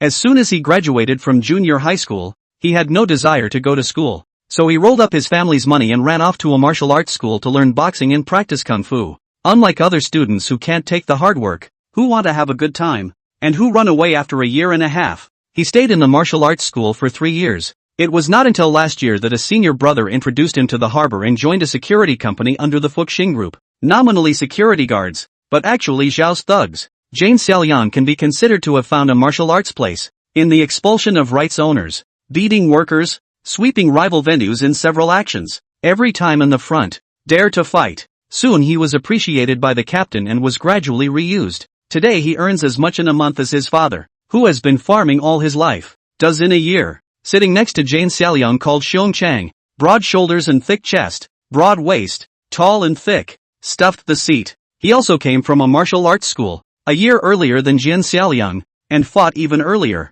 known for his brutality and ruthlessness, but whenever he strikes, the opponent more or less has to break his arms and legs. Only last month, he beat a civilian worker into a vegetable. Jian Xiaoliang and Xiong Chang had been ordered to come and take shifts to monitor Hua Yan's whereabouts in the past few days. Xiong Chang sat in the cardboard for a long time, looking impatient, took out a cigarette and lit up. Don't smoke. Be careful of being discovered, Jane Xiaoliang cautiously reminded. Xiong Chang snorted coldly. Is it that coincidental? Besides, what can you do if you find out? Kung, let's be careful. Haven't you heard? The disappearance of brother Han Bing, as well as the Cheng family's brother Da Biao and brother Ermang are all related to this Hua. It seems like that Muay Thai king, Ba Ban, was defeated by him. Listening to them blabber. Is it really that great? Why haven't I heard about it before? Humph. If it collides with me, I'll just dislike him. Xiong Chang did not think. Simply opened the door and get off. Lit a cigarette and took a deep breath, and then slipped along the roadside to move the sore hands and feet. It was at this moment that Hui Yan walked out from the door of the building. Xiong Chang froze. It's really such a coincidence. Jian Xiaoliang immediately shrunk his head and shortened his body. Cat in the car nervously looking out. Hua Yan took big steps directly toward Xiong Chang. Xiong Chang threw the cigarette away. His eyes showed fierce light, reached out and held the short knife on his waist, ready to fire. The two didn't say a word or make any extra moves. Xiong Chang swung his sword directly at him, sharp and fierce. But Hua Yan was far faster than Xiong Chang, kicking him directly in the knee. The thick heel wrapped in a huge impact, kicking the kneecap all the way into the joint. Bones are shattered. Ligaments are torn. Tendons are torn. Joints are misaligned and valgus, becoming bent forward and twisted into angles that a normal knee would never be. Xiong Chang's huge body fell straight down like a collapsed hill, but before a scream burst from his throat, Hua Yan shoved a ball of rag directly into his mouth. Bear Strong fell to the ground and rolled around, a million times more shocked. The shock didn't come primarily from the pain, which had only just begun to intensify, but from the horrific realization. He was finished. His familiar life of strength and dominance had come to an end at this moment. And all that awaited him in the future were crutches, braces, lameness, and pain. Hua Yan stood beside the road, looking at the painfully rolling, whimpering and convulsing Xiong Chang, silently counting. After about 10 seconds, Xiong Chang rolled his eyes and fainted from the pain. Hua Yan grabbed Xiong Chang's collar and threw him directly next to the trash can. In the car, Jane Xiaoliang had shrunk to the bottom of the dashboard, not daring to breathe out, unable to move a muscle. It is said that when a person is in a dangerous situation and suffers great fear, he or she will enter a temporary state of paralysis, with the body stiffening and the brain shutting down, as if frozen, known as tonic stasis. Many women who have been raped have experienced this state of being at the time of the attack. Jane Xiaoliang is in the same state now. He thought to himself that apart from not being ferocious enough, he was not inferior to Xiong Chang in terms of punching and kicking, but he had never thought that someone could waste Xiong Chang with a single lift of his foot, so sharply and crisply. Thinking back, he had also wondered if Hua Yan was really that powerful before, and had fantasized about having the chance to take a lesson. It's simply ridiculous. This Hua Yan wasn't even human. He was a god of killing. I don't know how long it took, but it was silent outside. Jian Xiaoliang finally regained his mobility and slowly propped himself up and looked out. His body froze once more, and the chill rose up as if he had fallen into an ice cellar. Hua Yan stood outside the car window, quietly looking at him. Chapter 22, Deadly Seduction. Hua Yan waved and signaled for Jian Xiaoliang to get out of the car. Jane Xiaoliang moved her stiff body, trembling, opened the car door and came down. When her feet stepped on the ground, she fluttered and softened, almost fell, barely managed to stand still. Hua Yan coldly surveyed Jian Xiaoliang. Jane Xiaoliang didn't dare to move a muscle, as if waiting for the final judgment of death. He wondered what Hua Yan would do to him next. Maybe he'd kick his legs off. Maybe he'd break his hands. Maybe he'd whack his head off. Either way, his little life was clutched in Hua Yan's hands. He suddenly felt regret. Regret not studying hard. Regret going to martial arts school to learn kung fu. regret coming to the harbor, regret going to Zhao Fucheng's company, regret coming to spy on Huiyan. The silence was broken by a meow, which made Jian Xiaoliang shiver. The three-flower stray cat that frequented the neighborhood ran over upside down, rubbed against Jian Xiaoliang's leg, and meowed at him expectantly. A hint of surprise flashed in Huiyan's eyes. You fed it? Jian Xiaoliang nods and points to her coat pocket. Seeing Huiyan's look of permission before reaching in and pulling out a ham sausage, peeling it open and tossing it to the kitten. When he was a child, his parents worked outside all the time, and his grandfather had to work in the fields, so a kitten kept by the family was the companion that accompanied him the most. In the past few days, he had been harboring in this neighborhood to spy on Huiyan, and inadvertently saw this three-flower stray cat, and happened to have leftover ham sausage on hand. So on a whim, he fed it a few times. How old are you? Huiyan asked suddenly. 10, 19. How long have you been a dog for Zhao Fucheng? 1 year. Ever killed anyone? No. Jian Xiaoliang hurriedly explained. I learned kung fu at a martial arts school, and I know that I need to know the lightness and weight of my strikes, and have a sense of proportion. Huiyan looked at the stray cat that was nibbling on a ham sausage. If you still want to see the sun in the morning, hurry up. You let me go? Jian Xiaoliang couldn't believe his ears. Don't go back to Zhao Fucheng's side. Don't take any luggage with you, don't contact anyone, and get out of the harbor right now. Jian Xiaoliang was sure she hadn't heard correctly, and as if she had been pardoned, she ran away. He hadn't run out more than a few steps, but he stopped again and pointed at the kitten. Can I take it with me? Huiyan sidestepped to the side. This humane ham hock can be fed occasionally, not for long periods of time. It contains too much salt and too much starch, which will increase your cat's gastrointestinal burden. I suggest you still go to the pet store and buy some cat food. Canned cat food, or leftovers, boiled chicken breasts would work. Jian Xiaoliang nodded vigorously in agreement, picked up the kitten, bowed deeply at Huiyan, and didn't dare to stay a second longer as he flew away. Huiyan got back into that car, turned the car key Jian Xiaoliang had left behind, started it, and drove away. There is an old industrial area in the west of Harbor City, which was once the city's most prosperous and thriving area in the last century. With the city's overall economic transformation and industrial upgrading, the old industrial areas are gradually withering and declining. Chemical factories, electromechanical factories, garment factories, one after another or closed or relocated. The flow of people also went, leaving only some crisscrossing, starry old family buildings. Most of the people living here today are elderly people who can't leave, or migrants of all stripes who see the rent as cheap. In one of the small, plain, 5-story buildings, in a plain room, Wubo is packing up his things, stuffing some change of clothes into his satchel haphazardly, and underneath is a layer of whole stacks of red tickets. His face was sullen and full of regret. I really shouldn't have taken the job of killing Huiyan. More than a year ago, he followed Zhao Fucheng's orders and drove a large truck, squeezing a young boy with a car off a cliff. He realized afterwards that the man was from the notorious Diao family in Xiping County, and his 2 older brothers, Diao Chong and Diao Feng, vowed to avenge their brother's death by frantically searching for the perpetrator. Although Zhao Fucheng promised to protect him, he went to the provinces to take refuge for a while just in case. When he got a call from Liang the other day, he hadn't wanted to take the job, though Zhao Fucheng had offered a high price, higher than every person he had run over before, but he wasn't short of money, and the money he'd earned from all the dirty work he'd done before was enough to last him a few more lifetimes. But he finally said yes, lust stirring, and he missed the feeling of maneuvering a steel monster, crushing small cars and running people into the ground. I didn't expect that I would miss this time. That Huiyan seemed to be able to anticipate his actions in advance, and his reaction was so swift. It was his first miss, and it would be his last. He had already informed Liang to arrange a boat for him right away, and he was going to make a run for Southeast Asia. Yes, he's scared. Never been so scared. Liang promised. For sure. Just based on the dirty work he had done for Zhao Fucheng before. Liang had to say yes as well. Wobo ended up putting a worn trophy in his bag. The heaviest weighted trophy he had ever held as a racer. How many years ago was that? Wubo couldn't remember anymore. How did he himself become like this step by step?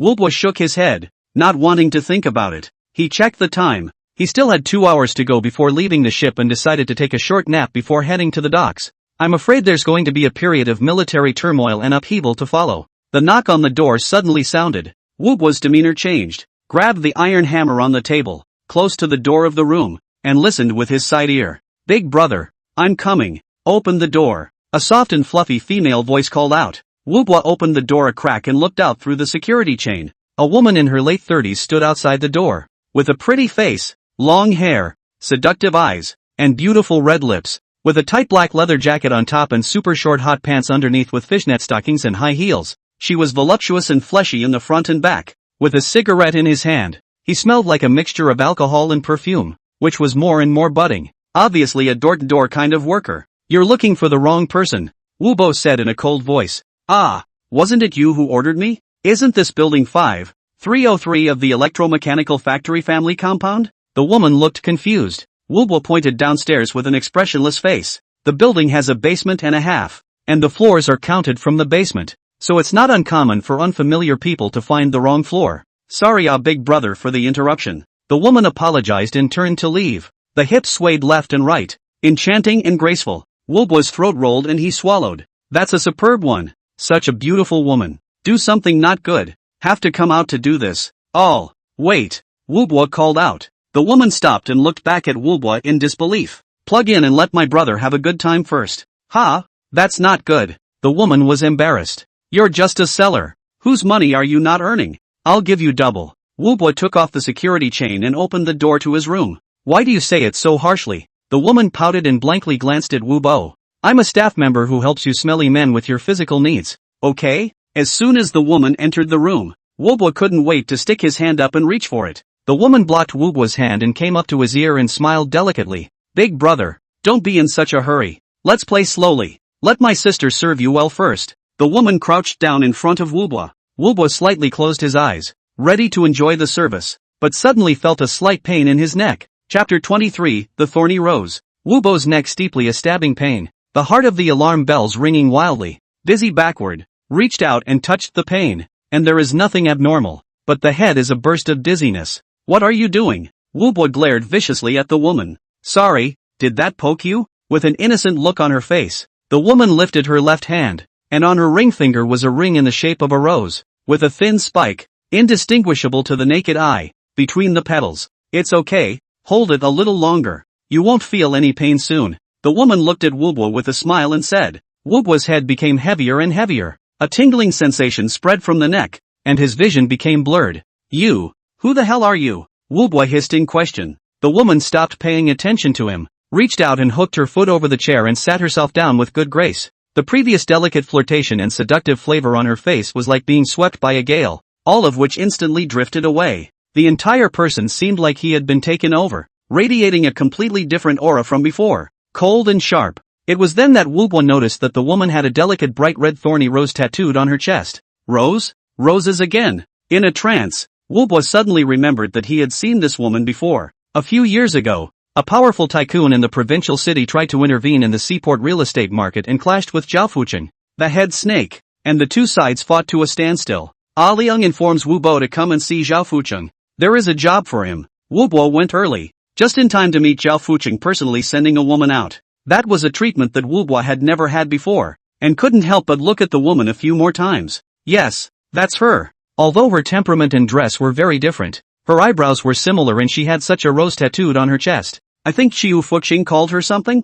That's right, May. Wu Bo originally thought that Zhao Fucheng would let him get rid of that provincial tycoon, and also calculated to make a big profit, but did not expect to send him just a small job. And that provincial tycoon suddenly died of a heart attack a few days later. Rumor has it that a mysterious woman came into his room before she died. Wu Bo's heart skipped a beat and his breathing became labored. This woman in front of me isn't a prostitute at all. She's May. Zhao Fucheng sent her to kill me to silence me. After all the dirty work I did for him and getting rid of so many people, he did this to me. Wu Bo shook his head vigorously, fought to grab the heavy racing trophy in his duffel bag, and staggered toward May. May crossed her legs, leaned back in her chair, lit a thin cigarette, leisurely exhaled a smoke ring, quietly watched the smoke ring slowly drift away. When Huiyan drove to the location where the tracker was located, Diao Chong and Diao Feng were already waiting there. The way the two looked at Huiyan was clearly different from before. Even Diao Feng, who had always been arrogantly horizontal and rash, with no one else in sight,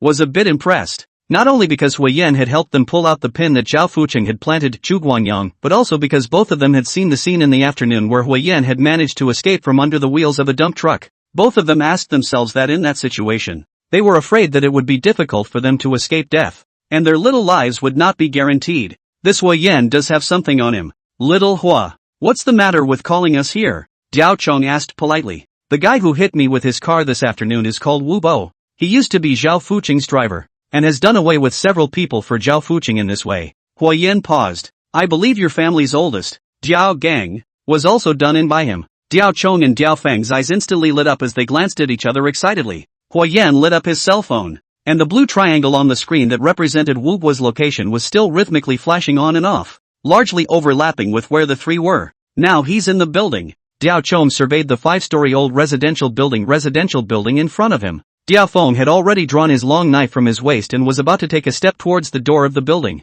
Diao Chong reached out to stop his brother. 10 households per floor. 50 households on 5 floors. How are you going to find them? The tracker that Huayan had gotten from the dead Zhao Yingjie was already considered very powerful, but it could only roughly locate the building and could not determine the specific room. Diao Feng said in a hateful voice. I'll go door to door and break down the doors. I don't believe I can't find them. Do you really think the police don't exist? Or do you think everyone else is a little cutie? Diao Chong glared at Diao Feng without any good humor and turned his head to look at Huayan. Xiao Hua. What's your move? This should just be a temporary hiding spot that Wu Bo prepared in advance. He won't live here often. Just take a look at the electricity usage data of each household in the building, and you'll basically be able to pinpoint which house he's in. Diao Chong gave Huayan a thumbs up. Hi, actually you don't need to test me anymore. You've already thought of it yourself, right? Huayan faintly said. There's a deputy director of the Power Supply Bureau who isn't your iron porcelain. Call him. Diao Chong looks embarrassed, not expecting that Huayan not only guessed his small mind,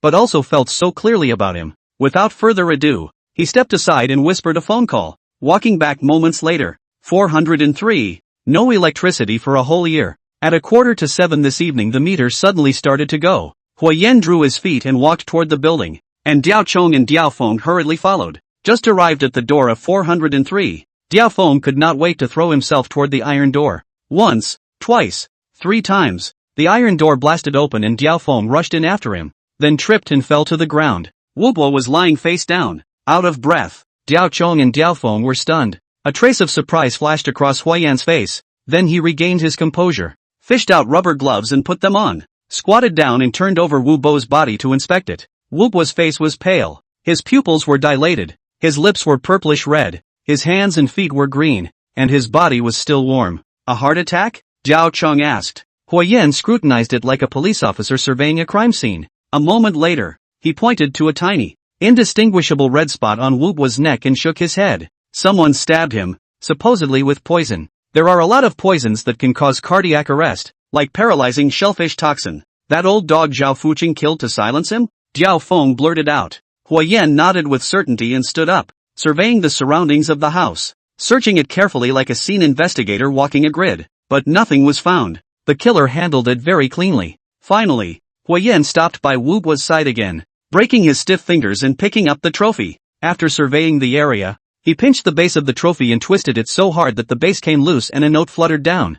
Huayan picked it up and scanned it, then handed it to the Diao brothers. The note was handwritten with several lines of information, each with a time, place, and person's name, and Diao Gang was among them. They should all be cases that Wu Bo had committed before, and he deliberately wrote them down as a record in case Zhao Fuqing flipped out on him. It was held in his hand before he died, presumably in the hope that it would be discovered. This is it. Diao Feng viciously kicked Wu Bo's corpse. Damn. It's cheap. Call a few brothers to pull him away. Diao Chong commanded in a cold voice. I'm going to bone him and sacrifice him to little Kong. Pay attention to the noise. There are a lot of old people living in this building. Don't disturb their rest. Huayan admonished in a deep voice. Brother Hua. Diao Chong changed his address and looked solemn. Thank you so much. I'll give you a day to deal with it. Huayan's expression is clear and cold. We should talk business tomorrow night. Huayan put away the note, no longer paying attention to the Diao brothers, and left straight away. Once outside, he turned on his cell phone flashlight and walked slowly along the hallway and stairs,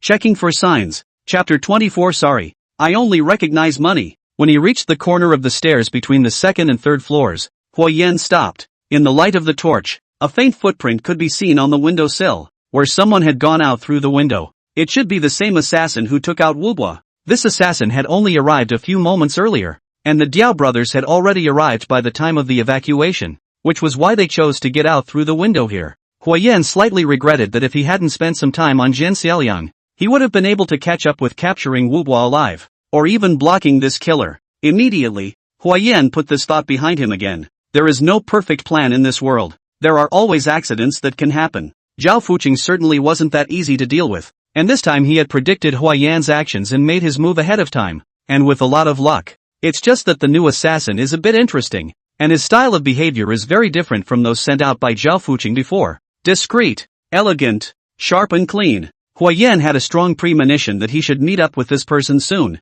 In the doorway of the residential building across the street, Mei hides in the shadows, her gaze bright and sharp as she surveys Hua Yan in the distance with interest. When Hua Yan returned to his neighborhood, it was already late at night and exceptionally quiet. There was no trace of the unconscious Xiong Chang by the trash can, and all the blood on the floor had been cleaned up. Zhao Fuqing's men are really efficient when they do these things. Hua Yan quickly walked back to the door and checked the markings on the door made with hair. No one had moved. He then opened the door gently and walked to the door of the second bedroom, listening with his ear to the side. The sound of Hua Miao's slight, calm and even breathing came from the room.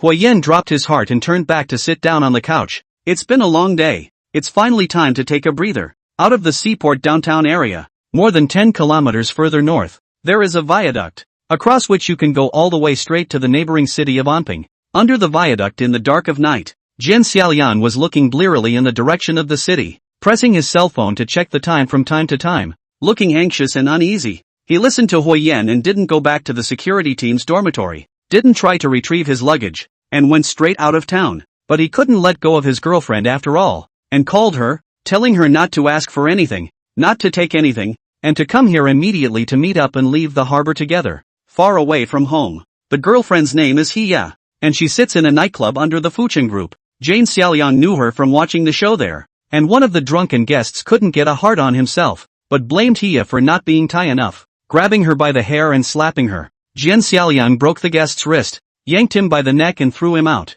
Afterwards, he was severely reprimanded by the captain and fined half a month's salary. The next day, Hoa pulled him into a spare private room while it was still open. She pressed him against the wall, stuck her tongue in his mouth, unbuckled his belt, and used all her skill to make him horny. When she learned that it was his first time, Hiya ate and laughed, and slipped him a red packet. Jane Xiaoliang's face rolled and reddened for the whole night. Hoa smoked, drank, got tattoos, and continued to sit at the table, accompanying a different client every night to turn the wind up. Jane Xiaoliang didn't matter and didn't care. It's just a job. It's not easy for people to live, and he's not clean himself. Hoa was his first woman, and he believed she loved him, and that was enough. In his arms, there was a soft meow, and Jian Xiaoliang probed in and jerked the stray kitten hidden in his clothes. Although Hiya had said she didn't like cats, he would find a way to convince her. As long as she knew that this kitten had saved his life, she would definitely agree. He had already thought of a name for the kitten. Lucky. In the distance, a headlight cut through the night, coming in this direction. Jane Xiaoliang cautiously shrank and hid in the grass, crouching low, watching a black sedan approach from afar and stop outside the bushes. The windows were covered with a deep film, so you couldn't see inside. Moments later, Hoya got out of the passenger seat. A burly man who came down from the driver's side was Gao Hu, the senior brother who introduced Jian Xiaoliang to the seaport and entered the Fuqing group in the first place. Jian Xiaoliang muttered in his heart. He knew that the two of them knew each other, but how did they come together? Did Hiya tell Gao Hu everything? Gao Hu and Hiya looked around and whispered something. Jian Xiaoliang could not hear clearly, only to see Gao Hu violently shoved Hiya, raised his hand in a gesture to hit. Hiya's face was horrified. Jane got up in a huff and walked out of the bushes. I'm here. Come at me if you need anything. Don't move Hiya. Jian Xiaoliang reached for Hiya, trying to shield her behind him. Hiya, however, shook off Jane Xiaoliang's hand and twisted her body to hide behind Gao Hu, smiling sweetly. I told you he'd be easy to fool.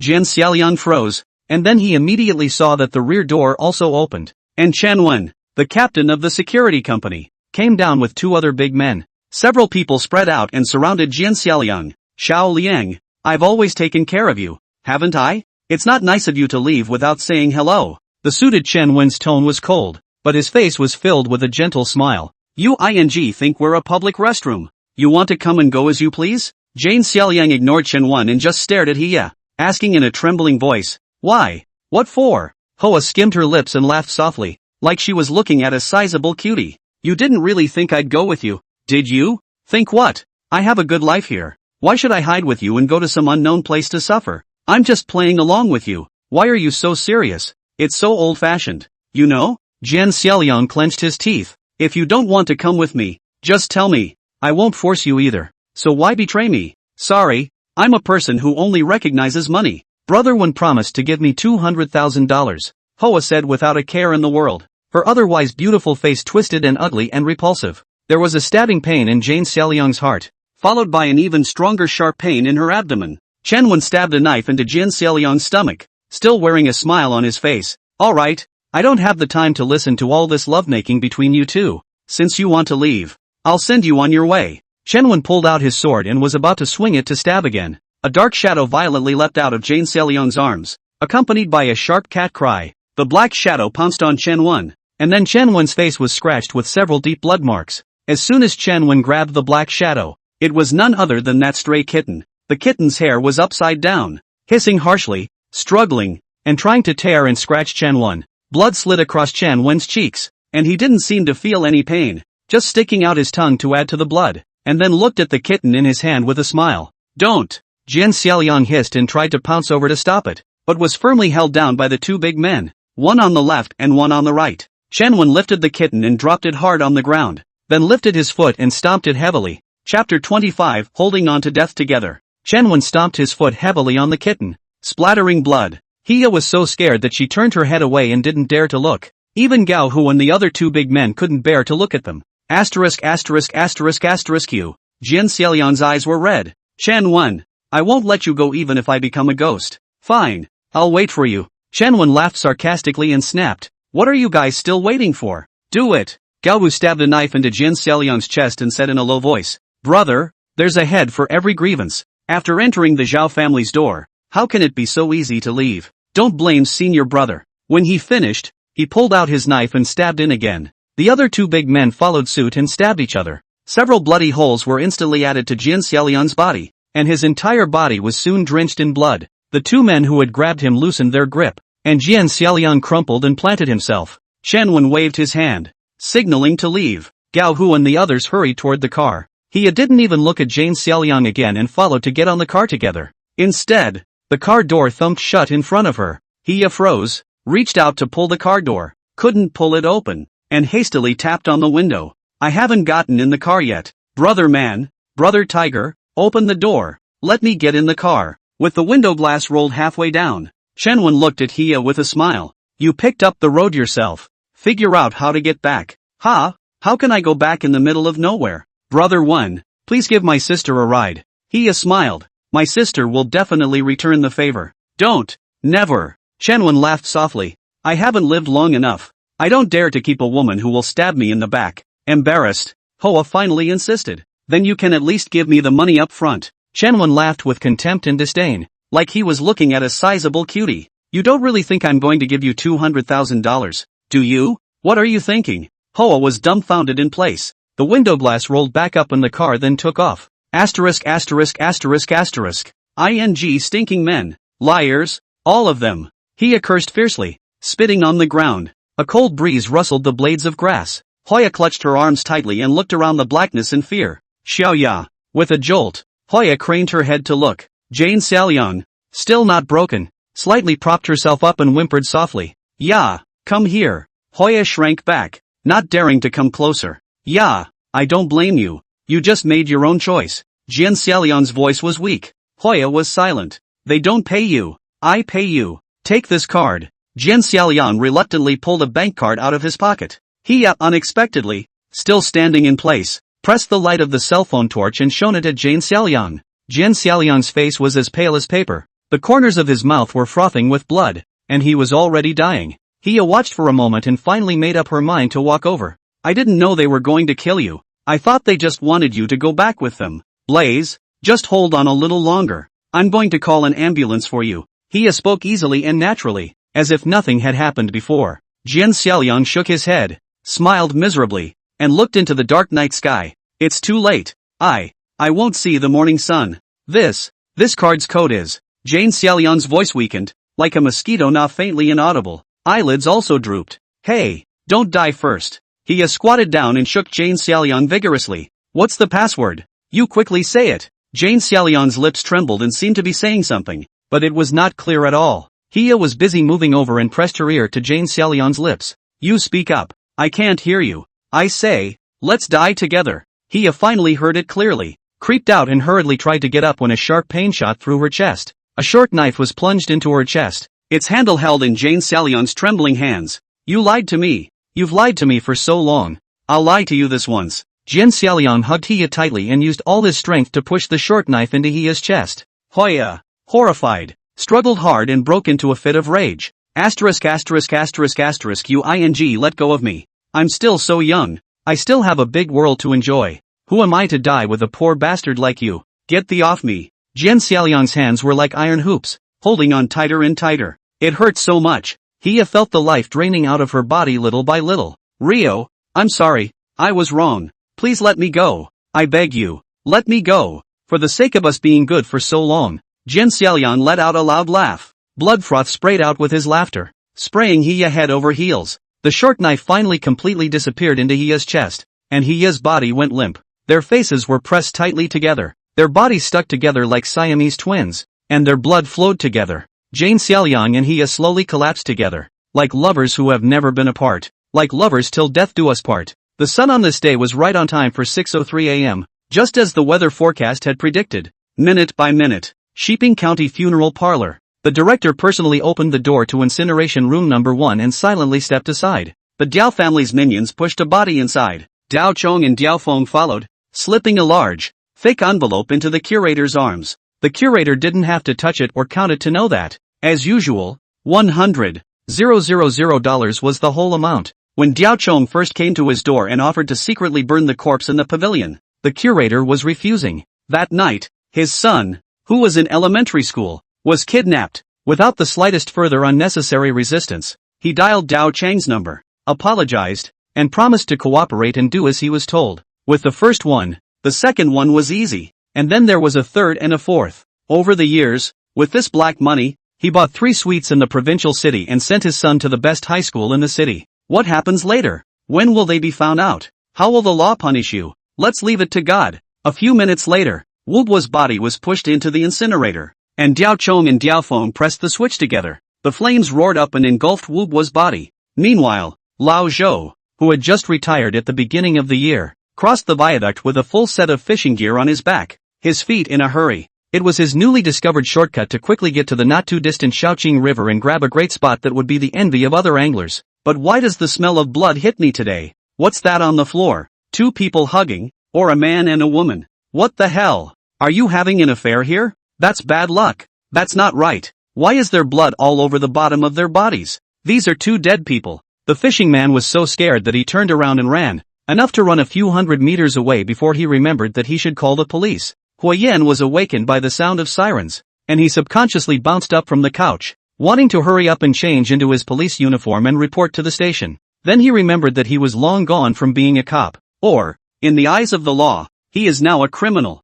Huoyan stood in front of the window, listening to the sound of sirens heading north of the city, getting farther and farther away, and finally becoming inaudible. The sunrise also jumps out of the distant mountains at this time. The long, bloody night was finally over, but a new day will see new killings staged and new blood spilled wildly. Chapter 26, More Than Revenge. Huoyan stood quietly in front of the window, looking at the rising sun in the sky with no sadness or joy in his heart. The bedroom door gently opens and Huo Miao walks out, standing next to Huo Miao with the sleepiness of a hangover. Neither sibling said a word, and together they looked out over the early morning stillness of the city, enjoying a moment of peace and silence. I can go abroad. A moment later, Huo Miao said softly, but I want you to come with me. Huoyan smiled and shook his head. Meow meow. Brother, I know you want revenge and to punish the bad guys. Huo Miao took her brother's hand, her words earnest and emotional. But I can't let you go. Being reborn is God's chance to give you a do-over. You should live well. There's no need to waste your time and life on tangling with those scum.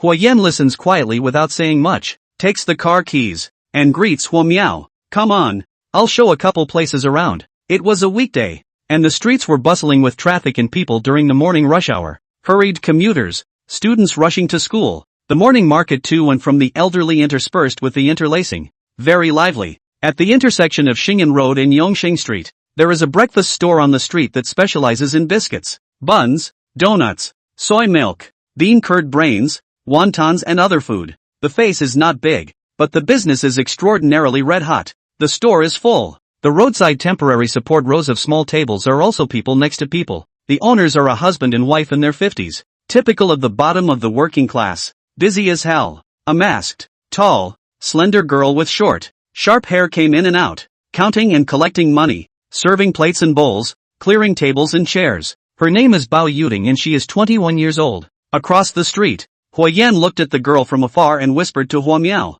A closer look at the eyebrows can recognize that she is one of the girls that Hua Yan rescued from Zhaoyingjia's underground devil's cave. The bravest one. The one who led the violent beating of Zhaoyingjie. Her parents came to work in the harbor more than a decade ago starting with a breakfast cart, and worked hard all the way up to the store. The vast majority of the money they earn is spent on raising their daughters. She is very competitive. Since she was a child she has loved to dance, and practiced very hard.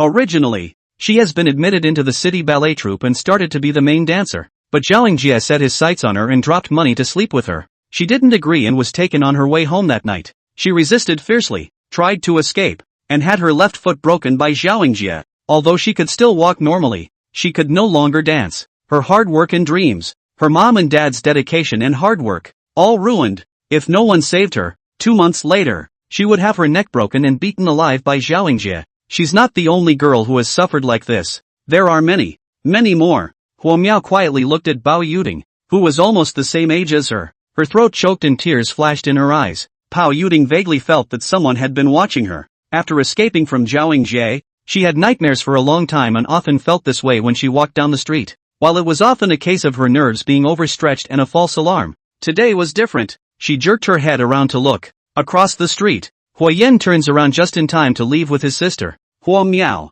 Bao Yuding looked at Hua Yan's back. Her expression shifted, and her heart surged wildly. Is it him?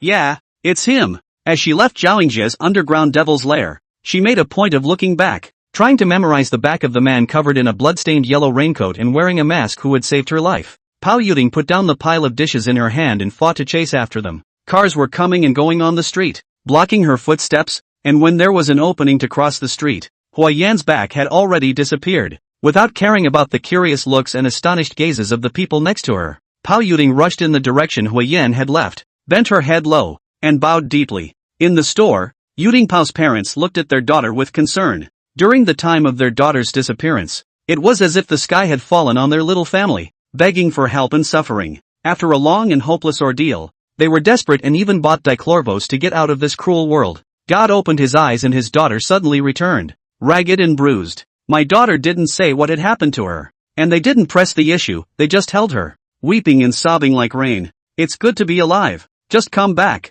In the Binhai New district in the eastern part of the harbor city, a large construction site can't be seen at a glance, and dozens of high-rise buildings are under construction. This is a residential project under Zhao Fuqing's management, named Fucheng Home. A young couple in their 20s stood on a nearby footbridge, looking away from the construction site and the rough buildings that had yet to be topped out. The girl's stomach was slightly bulging and she was expecting. They all look the same. How is this going to find where our house is? That's the building. The boy put his arm around the girl and pointed to a certain building. That one. The 4th building on the left in the 5th row. The room on the 12th floor facing east. Right there. Look. Right there. Wow. You're good. The sandbox is engraved in my head. The boy was happy and pleased. We spent all our money to finally get our own home. I can't help but memorize it. The two embraced and looked at the building being constructed at the construction site with a light in their eyes. They imagined what it would be like when the house was built, when they finally had a home of their own, when their children grew up in it day by day, when they grew old,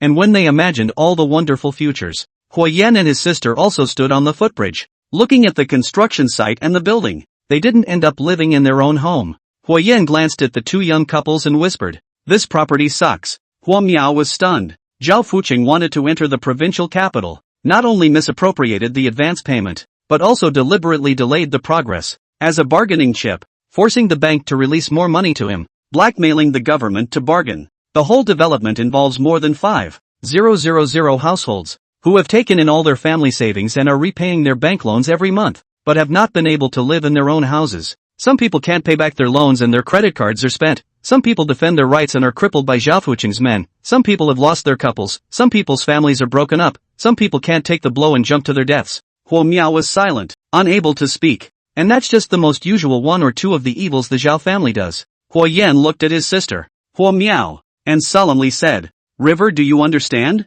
It's not one or two people that the Zhao family has plagued. It's thousands of people. Thousands of families. I'm staying, and not just for revenge. Bad people run wild because good people do nothing. I'm not trying to be a hero, and I'm not that high and mighty. I just feel that since God has reborn me and given me special abilities, I should more or less always do something. Something for those innocent ordinary people. Perhaps it is destined that I am the nemesis of the Zhao family. Huo Miao was silent for a moment and nodded heavily. I'm going back to school to do my study abroad paperwork. I'll get out of here as fast as I can. So just let go and do what you need to do. Huo Yan smiled in relief and gently hugged his sister. At this moment, a message popped up on his cell phone, and Huo Yan only glanced at it, and his face changed. Chapter 27. Thank you, boss. Huo Yan whirled around and put away his cell phone, not moving until he had sent his sister back to school before he picked it up again. It was a local news tweet. Early this morning, a fishing enthusiast passing under the viaduct in the northern part of the city inadvertently bumped into a man and a woman who were both killed. The scene was extremely bloody and highly suspicious of homicide. Police are investigating this and have not yet disclosed any more information about it. Some hotshot-chasing netizens have already rushed to the scene and have taken some photos and videos from afar. Although the image is mosaic, Huo Yan instantly recognizes the male victim as the very same Jane Xiaoliang he let go last night based on his body shape and clothes. It seems that he didn't fully listen to Huo Yan and exposed his whereabouts. The murderer must be Zhao Fuqing's men without a doubt. But what really made Huo Yan turn colorful and angry was the unintentional shooting in of that kitten corpse in the corner of the screen. It was the stray cat that Jane Xiaoliang had taken from his neighborhood, and the one that Huo Yan often fed. As the counting man is at fault, the kitten is not. Huo Yan started the car and didn't go home, heading directly to the Dio Brothers nightclub. The entire top floor of Fuqing Mansion is Zhao Fuqing's private office. Open and spacious, the atmosphere is luxurious, exquisite and high-end, with all kinds of facilities for office, entertainment and rest. The large floor-to-ceiling glass windows on all sides were clean and bright, with an excellent view. It could allow Zhao Fuqing to look down on the entire city from above like an emperor reigning over the world. The vast majority of people enter here, cannot help but become terrified, cautious, hands and feet nowhere to rest. The gas does not dare to casually out. But there is one person who is an absolute exception. At the moment, Gume was sitting cross-legged on a leather sofa that cost several $100,000 with a big grin. It's only been a night and a half, but her image has completely changed. A comfortable casual dress, without powder, pure and lovely, not at all sea charm flavor. If Wubo is still alive, if he meets her again at this time, he will definitely not dare to recognize her. Gume casually stepped on the shag carpet that cost tens of thousands of dollars a square foot, pulled over a decorative vase that was obviously a precious antique, and flicked cigarette ash into it. She seemed to be more relaxed and casual than she was in her own home, and she wasn't afraid of Zhao Fuqing at all. And Zhao Fuqing actually didn't say anything, silently tolerating these behaviors of hers. Liang carried a suitcase and set it in front of Gume. Politely, Wubo's final payment for this order. Please ask Ms. May to count it. The suitcase popped open and inside were 50 stacks of $100 bills neatly arranged. Gume really counted up, skillfully and carefully, counting every pile, and then smiled sweetly at Zhao Fuqing. Thanks boss. You're welcome. Zhao Fuqing returned indifferently. This is what you deserve. Gume closed the suitcase and casually placed it in her hand, with no intention of leaving, and looked at Zhao Fuqing. How about I do you another favor and piggyback on that Huo Yan? A cold light flashed in Zhao Fuqing's eyes. You know him? I saw him twice last night from a distance, and he was quite handsome. Zhao Fuqing pursued. How did you know I wanted to do away with him? I didn't know it, but I knew it when I saw him. That's a tough one. Gume leaned back on the sofa and leisurely exhaled a smoke ring. Boss Zhao, let's not beat around the bush. Zhao Fuqing sized up Gume. If it's just a matter of doing away with Wubo, many of your men can do it. There's no need to pay me to do it, is there? Gume laughed lightly. In fact, your real goal in finding me is Huo Yan. Zhao Fuqing laughed. May you really are still so icy smart. You don't want to hold me up. As icy and snowy as I am, I'm not as savvy as you. Boss Zhao. Oh, Huo Yan wants Wubo, and if you let me kill him, he'll definitely notice me. Although he doesn't know my number yet, but with his ability, sooner or later he will find me. At that time, whether I want to or not, I'll have to fight him. Isn't that how you calculate, Boss Zhao? Zhao Fuqing was expressionless and non-committal. It doesn't matter. It's like this anyway. Gume shrugged. I only like killing others. I don't like being chased. Why don't we just turn passive into active? Just so I can make another fortune with you. Make a price. Zhao Fuqing said sharply. Gume raised her index finger and waved it. $10 million. I won't do it for a dime less. You think Huo Yan can be worth that much? Zhao Fuqing smirked. Of course. I'm still giving you a discount for the sake of my old clients. Someone who can give Boss Zhao a headache like this has to be worth at least that much. Are you a couple % sure? Gu Mei smiled, her expression bland. In our line of work, we never think about it, and we treat every order as if it's the last one. But then again, if even I can't handle it, you really have to fend for yourself. Boss Zhao. A hint of anger flashed in Zhao Fucheng's eyes, and the scar on his forehead jumped with it, passing in an instant. Deal. Gu Mei popped up and sweetly nodded and bowed at Zhao Fucheng. Thanks boss. She whirled around and held out her hand. The usual rules. Cash. Half up front, the other half when it's done. Zhao Fucheng waved his hand at Liang. Arian quickly dragged over a suitcase with money in it, much larger than the suitcase from before, and it looked like they had prepared for it. Gu Mei didn't mind the trouble at all, and once again carefully counted the number, and then smiled at Liang. Brother Liang, please I'll send you home. It's so dangerous for a girl to go out with so much money. Arian's face was expressionless as he looked at Zhao Fucheng. Zhao Fucheng nodded, and Liang then nodded at Gu Mei as well. Thank you, Brother Liang, for your hard work. With a smile on her face, Gu Mei was about to leave with Liang, dragging the money box with her. Zhao Fucheng looked at Gu Mei and suddenly asked, I've always been curious. You've made a lot of money from me already, and you've been out taking other people's jobs, big and small, meat and potatoes. What do you need all this money for when you have no family? Don't plan to get married, and don't want children? I can't help it. I'm just a money junkie. I love money when I see it. Gu Mei looked innocent. In this world, only money is the most honest and obedient, never cheating, always making people happy. Gu Mei smiled and waved goodbye to Zhao Fucheng, leaving lightly. Just after noon. Paradise Mouth nightclub has not yet begun business, but the hall is crowded with people in great numbers. Diao Chong and Diao Feng led their men and welcomed Huiyen together. An open money box was placed in front of Huiyen, with $1 million in cash yards inside. Diao Chong made a gesture of invitation to Huiyen. When Xiaojiang was murdered, I swore that whoever could find the murderer, I would reward him with $1 million.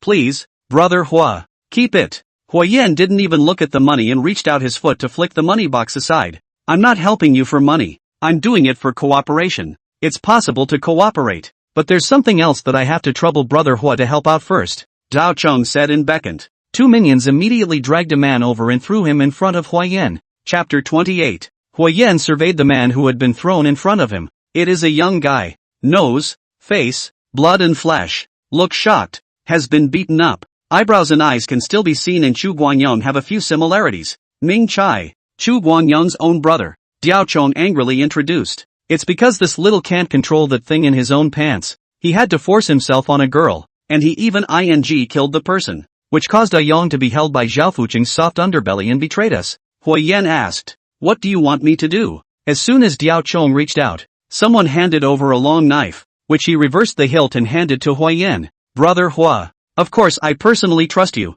but you've been a police officer before after all, and the brothers are still somewhat phobic in their hearts. Huiyen smiled faintly, understanding Diao Chang's mind. This is to get him that na pitch. Their group of people, who have been doing illegal and bloodthirsty business for many years, have a natural resistance and suspicion towards people who come from the police. No matter what Huiyen said, they wouldn't be easily reassured. They had to see blood on Huiyen's hands before they could truly accept him. Diao Chong and the others all looked at Huiyen to see what he would choose next. The atmosphere in the hall was silent and tense. Without the slightest hesitation, Huiyen directly took the knife and approached Ming Zai. That was an accident. I didn't mean it. I just wanted to have some fun. Her mom didn't listen. Had to fight back and bit me. Ming Chai begged in a trembling voice. He dared not deny it, but he still wanted to shirk his responsibility and throw the pot at the victim. Huiyen didn't even bother to listen to his nagging and directly swung his sword. With a flash of cold light, the sharp pointy knife plunged directly into Ming's heart. Accurate and deadly.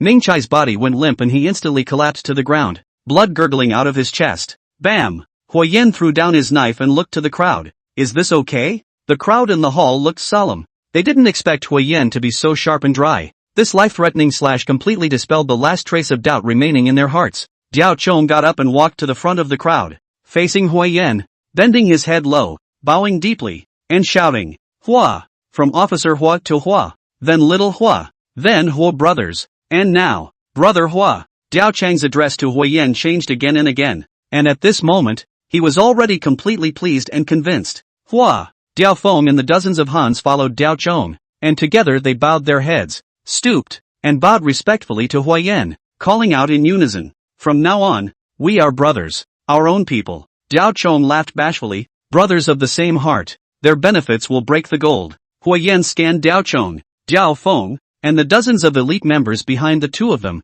but he abruptly shook his head. I am not your brother. Never was and never will be. The crowd was stunned and Diao Chong frowned. But we have a common goal. Huayan said in a cold voice. Finish off Zhao Fucheng. Uproot him. Let him die without a burial place. The hall was silent for a moment. Diao Chong was the first to shake his fist and raise his arm, responding with bravado. Finish off Zhao Fucheng. Finish off Zhao Fucheng. Finish off Zhao Fucheng. Dozens of people shouted in unison, their blood rushing out, their voices hovering and echoing in the hall for a long time. At the entrance of the nightclub, two little brothers held the door to prevent outsiders from entering by mistake. And when they heard the hooting and hollering coming from inside the hall, they were also hot, glanced at each other, and whispered with hatred. Asterisk asterisk asterisk asterisk yeah. Get an old. A small bungalow courtyard in Qingyuan village, a northern suburb of the harbor. The exterior is ordinary and unusual, like most of the houses in the village. Instead, the courtyard was filled with peonies,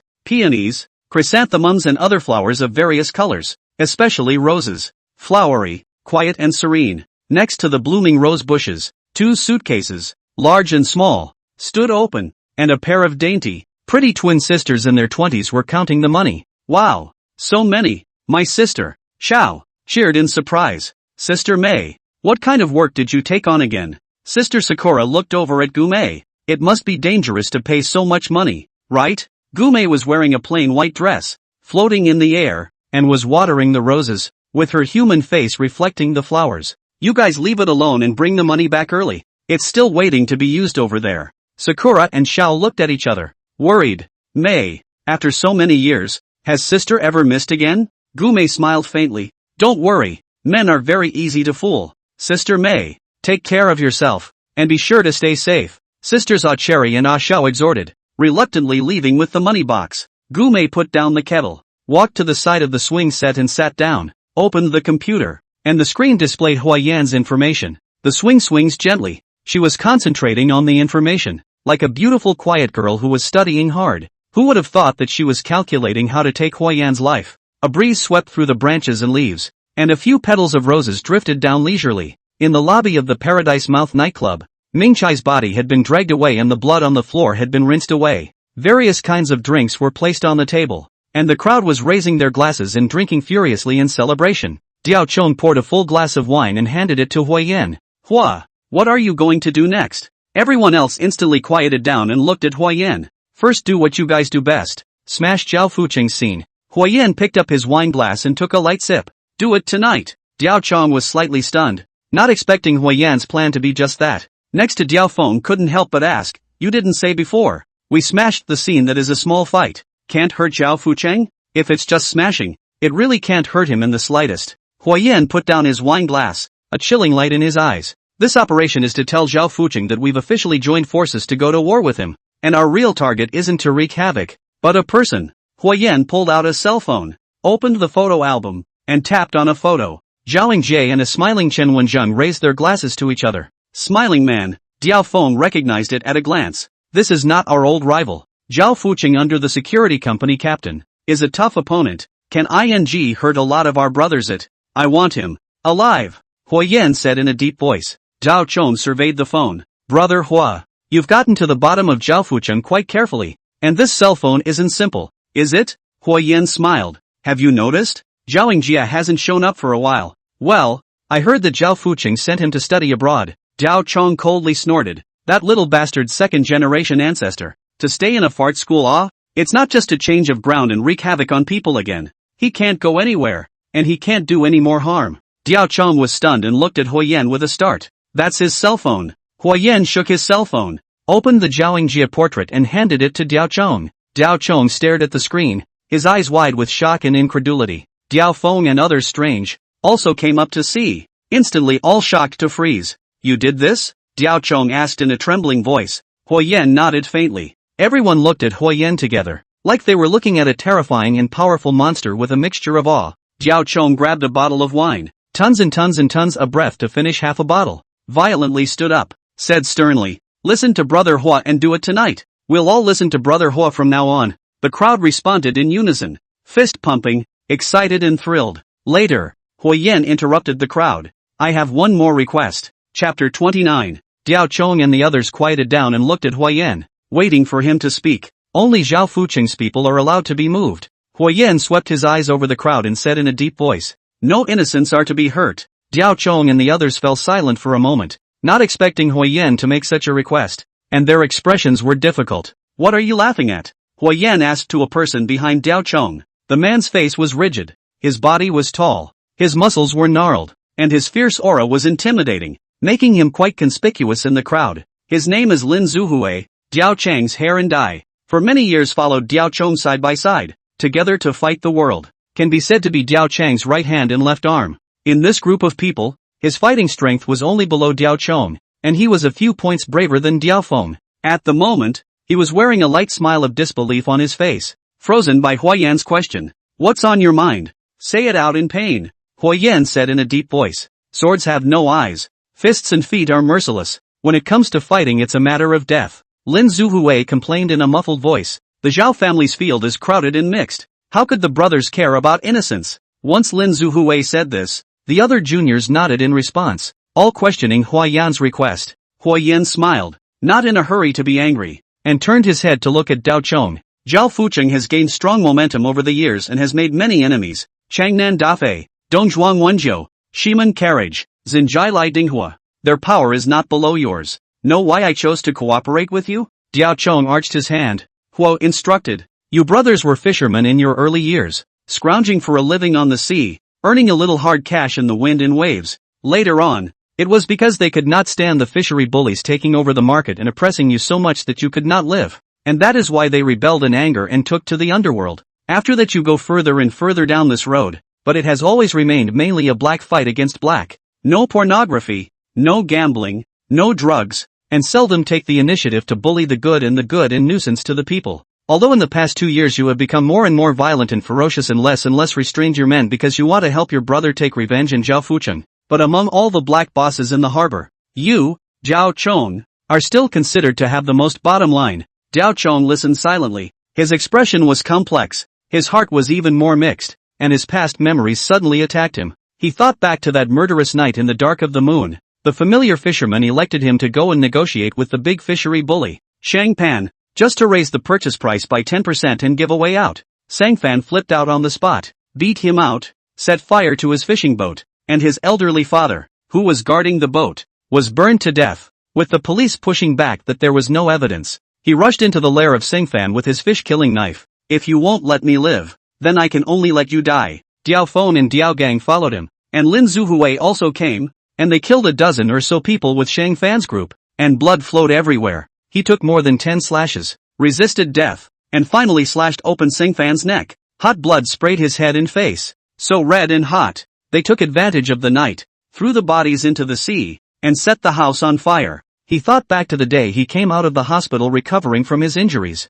All the fishermen in the neighborhood came and respectfully called him Oki. The bosses who used to hang out with Sangfan also came and respectfully called him Oki. Even those who usually never looked him in the eye lowered their heads and respectfully called him Brother Oki. He understood the true law of living in this cruel world of the weak and the strong. People are bullied for being good. People are held up for being mean. And if you're strong, he's weak. He thought back to that gang meeting 3 months ago. Chu Guanyang that a group of young brothers indulge in alcohol, as if no one else. A word on the table. Scolding the boss. Scolding other guests. Arrogant and domineering to the extreme. In the past, he would have gone up to them, given them a couple of big slaps in the face, and immediately told them to get lost. But he didn't say anything that day. He's going to fight Zhao Fucheng. He needs to use people. He needs someone to sell his life. Let's just turn a blind eye to these insignificant little things and let them be. As he turned his head, he saw the eyes of the crowd of onlookers, horrified with disdain and resentment. He suddenly felt ashamed of his face, and he left early that day without a few drinks. While Diao Chang's brain was in a flurry of confusion, Huiyan stood up. No innocence will be harmed is my only request and my only condition. Huiyan's face sank as he scanned Diao Chong and Lin Zuhui and the others. If we can't do that, then our cooperation ends here. Huiyan was about to leave after saying that. Diao Chong stopped him, turning his head and rushing at Lin Zuhui in a deep voice. Ah hui! Lin Zuhui already understood Diao Chang's meaning and walked up silently. He fished out a sharp short knife from his pocket, laid his left hand in front of Huiyan, and swung the knife to chop at his pinky. but the knife didn't fall. Huoyan casually lifted his hand and framed his wrist before twisting it gently. Lin Zuhui only felt a strong force coming from his hands. The short sword fell, and Huoyan caught it steadily and smiled faintly. It's just a little thing. Not so much that you have to cut off your finger to make amends. Huoyan turned the hilt and handed it back to Lin Zuhui. These hands, they should go against Zhao Fuqing instead of practicing on themselves. This blade, it should be used to cut down enemies, not for self-mutilation.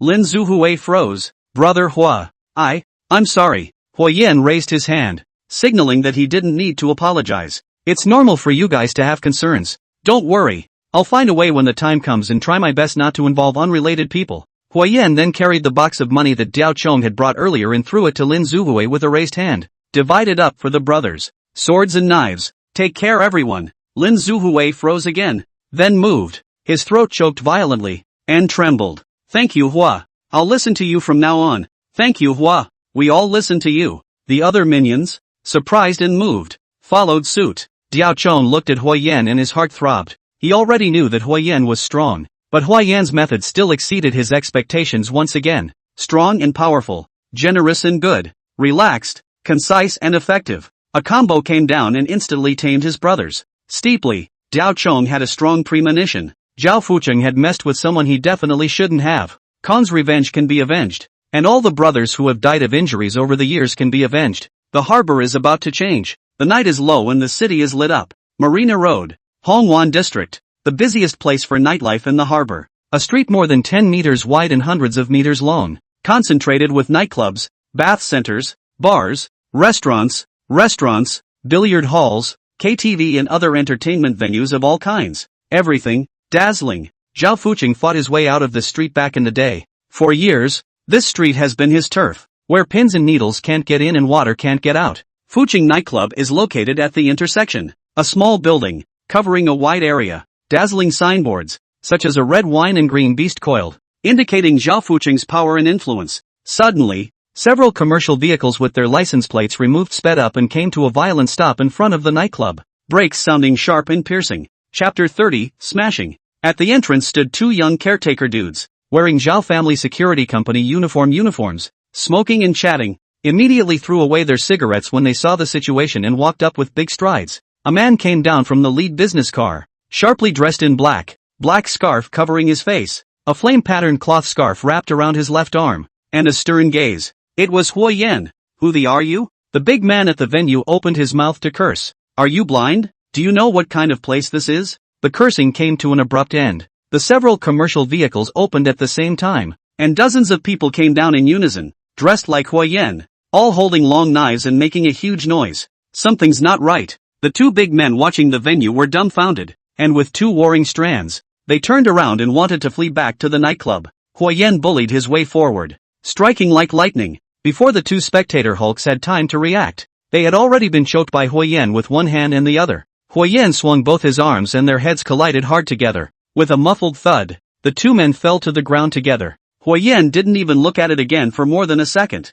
stepping straight across the two men and striding toward the door of the nightclub. Zhao Chong, Diao Feng, Lin Zuhui and the others followed Huoyan and rushed over together. Fuqing nightclub is really Zhao Fuqing's industry. The venue space is much larger than Diao Chang's heavenly mouth, and the decoration is even more luxurious. The first floor lobby is dark and noisy, with spotlights swirling and dazzling. The music was loud and ear-shattering, and a hot DJ in a tight little tank top and hip-hugging hot pants was playing a disc on a high stage and letting loose. Dry up. Little darlings caught in the grip of fate. The well-dressed red men and women were gyrating wildly to the rhythm of the music. The few unsuspecting big men watching the field near the door, with their backs to the gate, also swayed and swayed gently. Huoyan made a gesture. Zhao Chong, Diao Feng, and Lin Zuhui understood, and together the four of them quickly approached their respective targets, and together they struck out viciously, putting down all of these big men in a single move. With that, the four of them tacitly dispersed. Huoyan went straight to the DJ's high platform.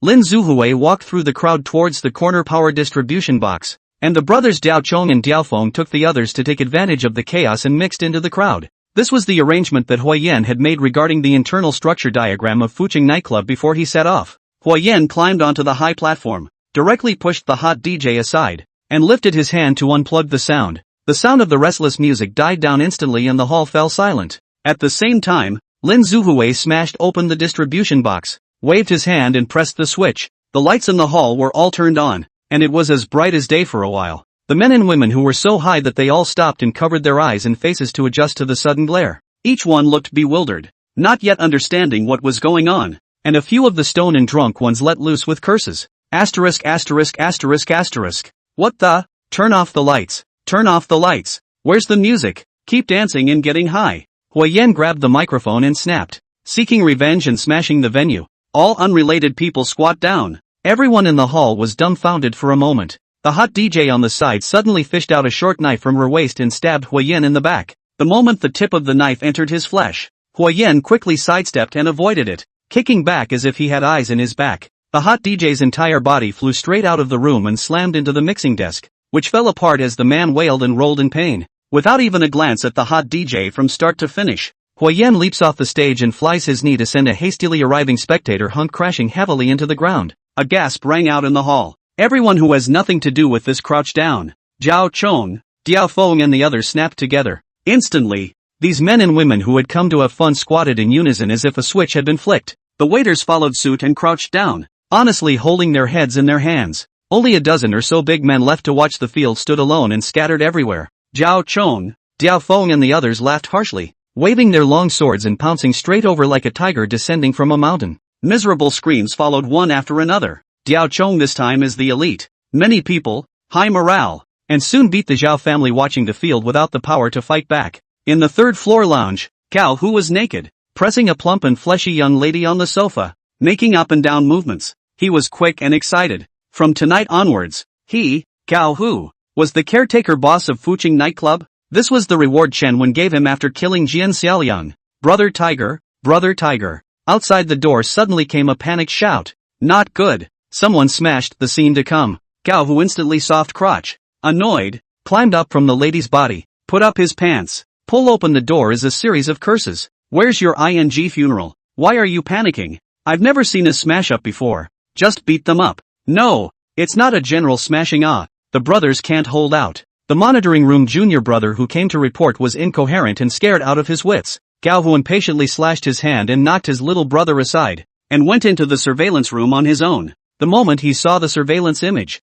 Gao Hu understood why his little brother was scared like that. In the entire first floor hall, there was no longer any Zhao family still standing to watch the scene. A group of men, uniformly dressed in black, masked and with red flame markings around their arms, were in groups of 3 or 5 around his men who had fallen to the ground and were beating them furiously. Gao Hu jolted and broke out in a cold sweat. He had encountered Diao Chang's men coming to smash the venue several times, and had also led a team to smash Diao Chang's venue. Usually it's a flurry of fighting between the two sides, hard to tell the winner from the loser, with casualties on each side, but this was completely different today. The other party was obviously prepared and extremely ruthless. It's unlucky. I've just been promoted and I've met a tough guy. Gao Hu cursed his mother in his heart, spit hard, and hurriedly greeted all the remaining people all copied downstairs to start the fight. Huiyen stood in front of the elevator leading to the second or third floor and quietly watched the elevator go down. Zhao Chong, Diao Feng, and Lin Zuhui had already finished settling all the Zhao family watchers on the first floor and rushed over with their minions.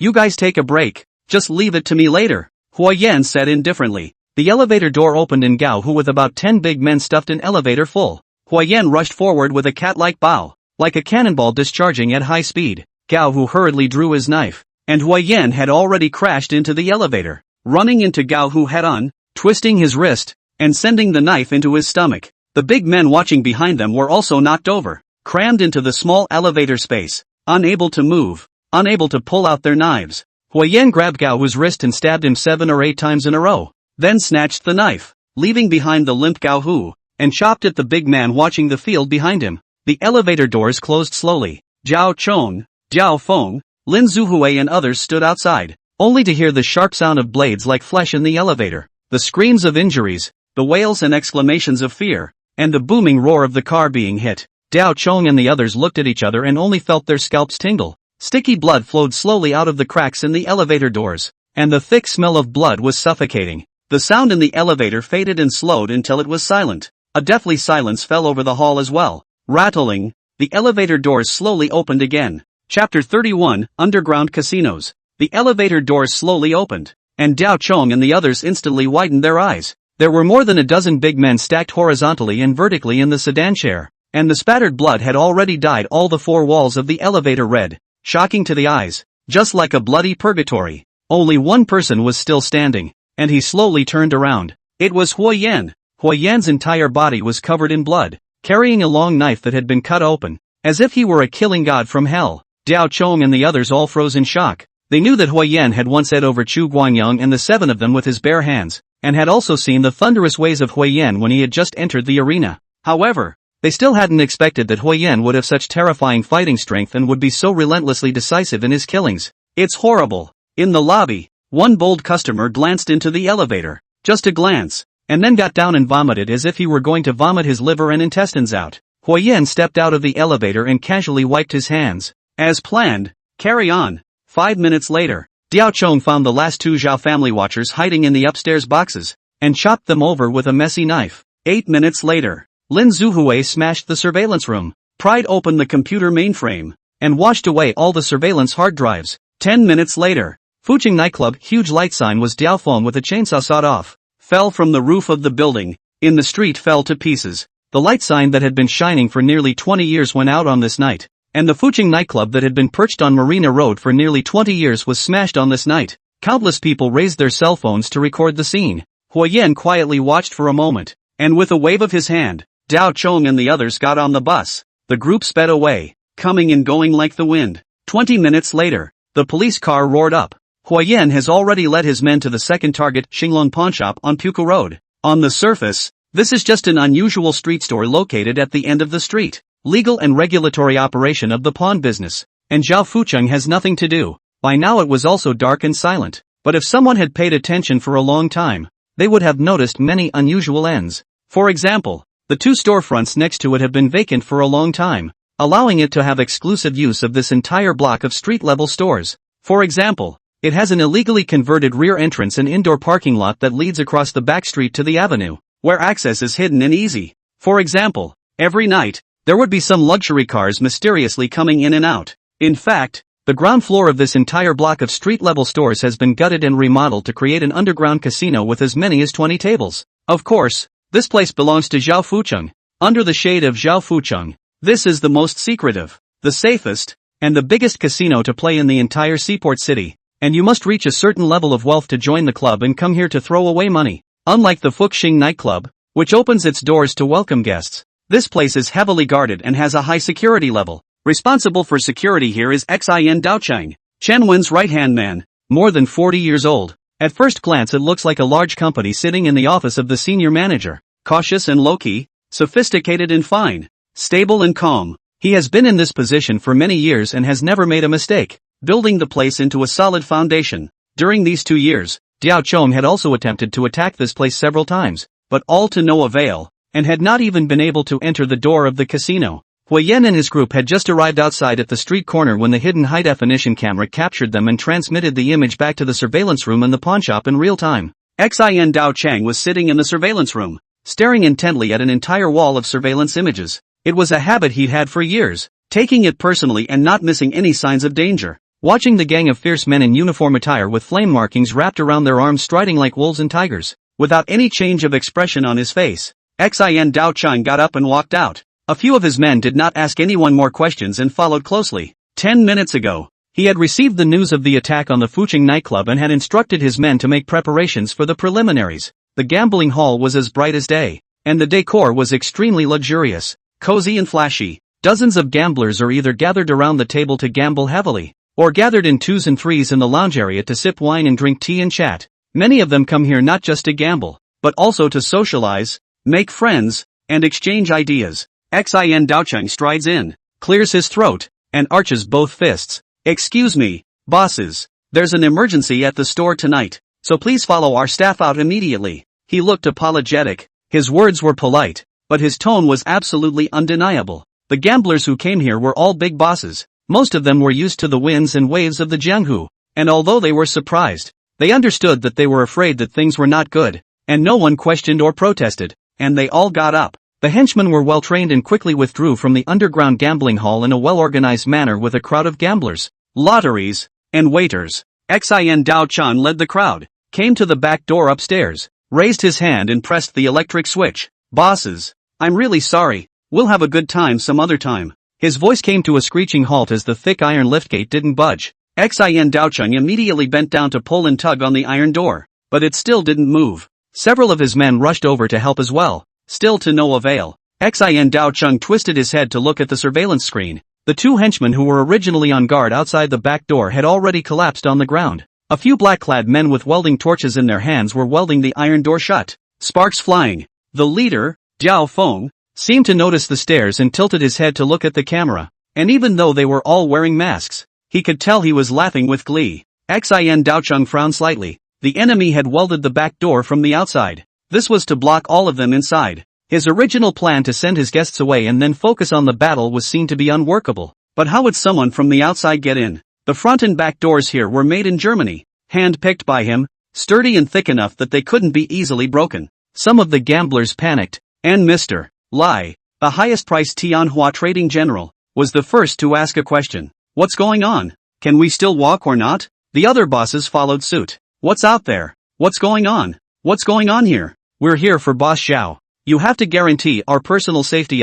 Don't worry. Xin Daocheng's face had returned to normal. Although we can't get out for the time being, they can't get in either. No sooner had his words fallen than there was a sudden, sharp, piercing sound of an electric drill outside the front door, and the iron door shook with it, shaking violently at the lock. This is an industrial-grade, powerful impact drill. These guys were prepared. Xin Daocheng's waves finally faltered, pulling out his cell phone to call Chen Wen and briefly report. Brother man, hit me here. Zip, zip, zip, zip. The sound of the electric drill continues to ring, shaking everyone's eardrums. Chapter 32, Breaking and Entering. When Xin Daocheng called, Chen Wen was standing in the wide playground, in front of 100 or so strong and tough young men. Originally a kindergarten, this place was forcefully acquired by Zhao Fuqing a few years ago and converted into the premises of Fuqing Security Company. The building is used as a dormitory and the playground is used for drills. At this moment, all the off-duty juniors under Chen Wen's hand were standing here.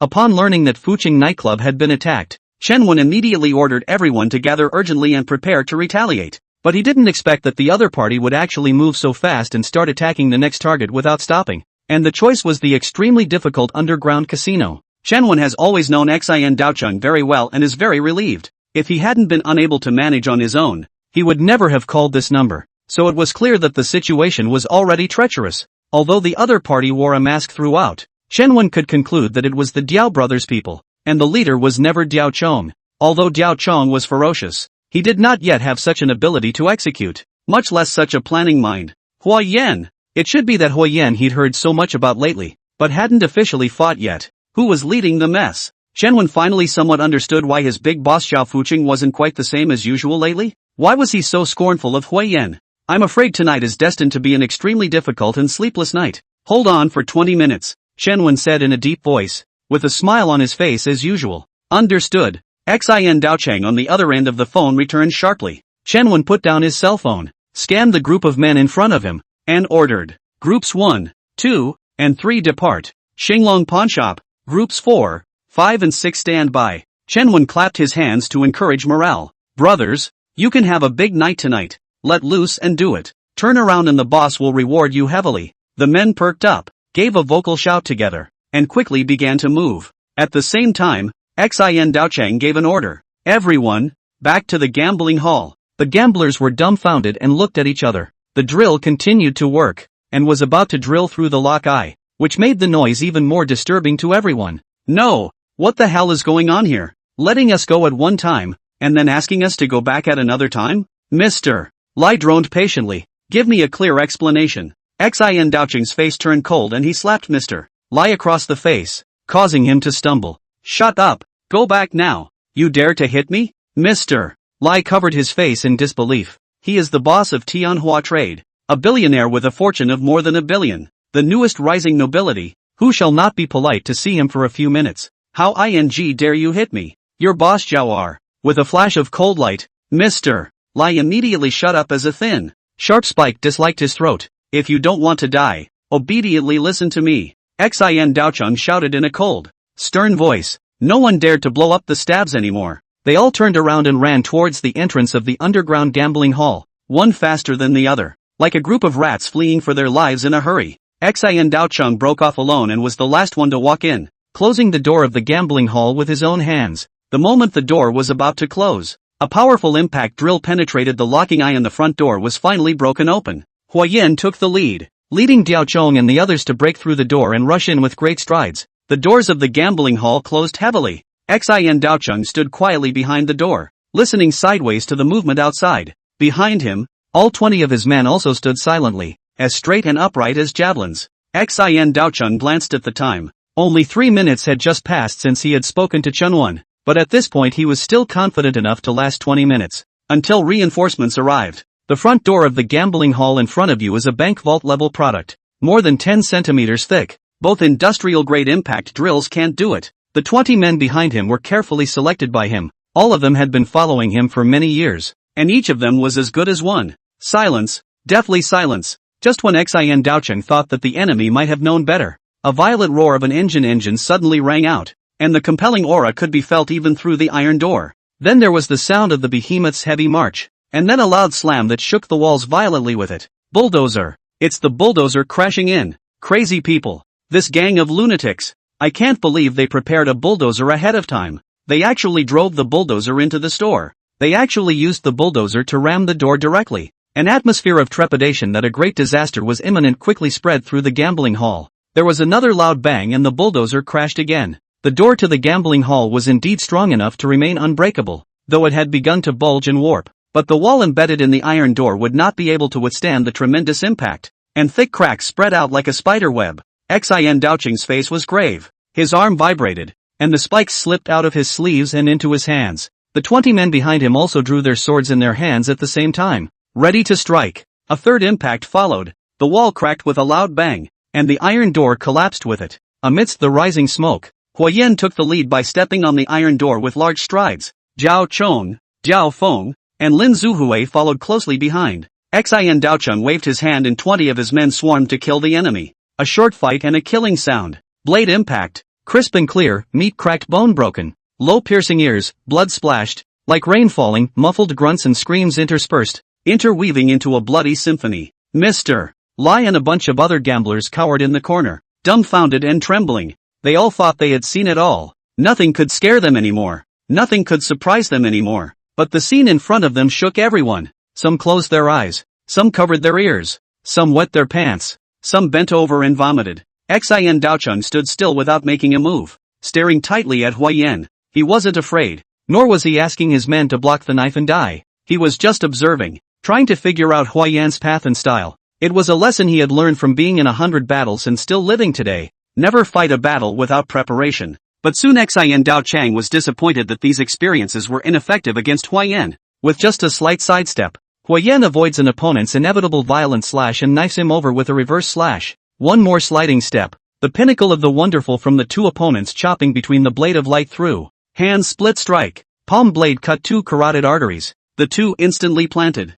Immediately afterward, Huayan turned back and lifted his blade to help Lin Zuhui block the knife that was chopping at his neck. With a twist of the blade, he pulled away the opponent's arm that was holding the knife in the process. Ruthless, swift, powerful, and accurate. Almost all of them were one move, putting down 4 of Xian Daocheng's right-hand men in a few seconds. Just one word. Fast. In the world of martial arts, there is no firmness but speed. Xian Daocheng, who had always been known for his quick sword, steeply got goosebumps, and his great fear also stirred up adrenaline wildly. It's been a long time since I'd met such a strong opponent. Come on, then let's see who's faster than who. Xian Daocheng suddenly stormed up and rubbed his body. The spikes in his hands were like poisonous snakes stabbing at Huayan's chest. Chapter 33. Unfortunately, you're still not fast enough for me. The spikes in Xian Daocheng's hands stabbed at Huayan's chest, coming in swiftly.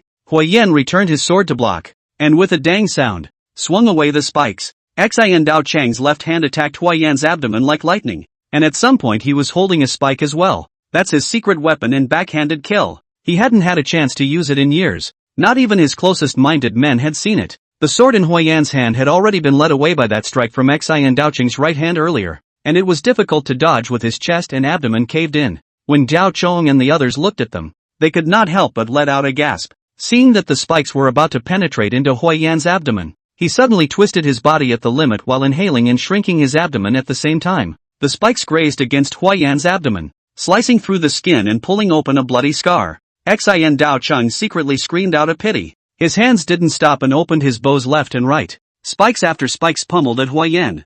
Huayan swung his sword left and right to fend it off. Every time the spikes looked like they were about to hit Huayan, they were always blocked away by him at the last moment. Xian Daocheng used his strength to grow old and his attack slowed down a bit. Huayan let out a bellowing cry. My turn! The sword in Huayan's hand rolled towards Xian Daocheng like a white rainbow. The situation was reversed in an instant, and it was Huayan's turn to attack furiously while Xian Daocheng fought. Faster! Faster! Faster! Huayan swung his sword one after another, chopping at Xian Daocheng like a storm. Faster and faster. Ding! Ding! Ding! Ding! Sparks were flying. Xian Daocheng desperately blocked more than 100 times. His hands were sore and numb, and his movements gradually slowed down. Huayan, however, was getting more and more courageous as he swung his sword and slammed it, swinging away the two spikes in Xian Daocheng's hand, and chopping down with a slash in the middle. The knife slashed straight down Xian Daocheng's left chest to his right waist, splitting open a long gash as blood spurted out.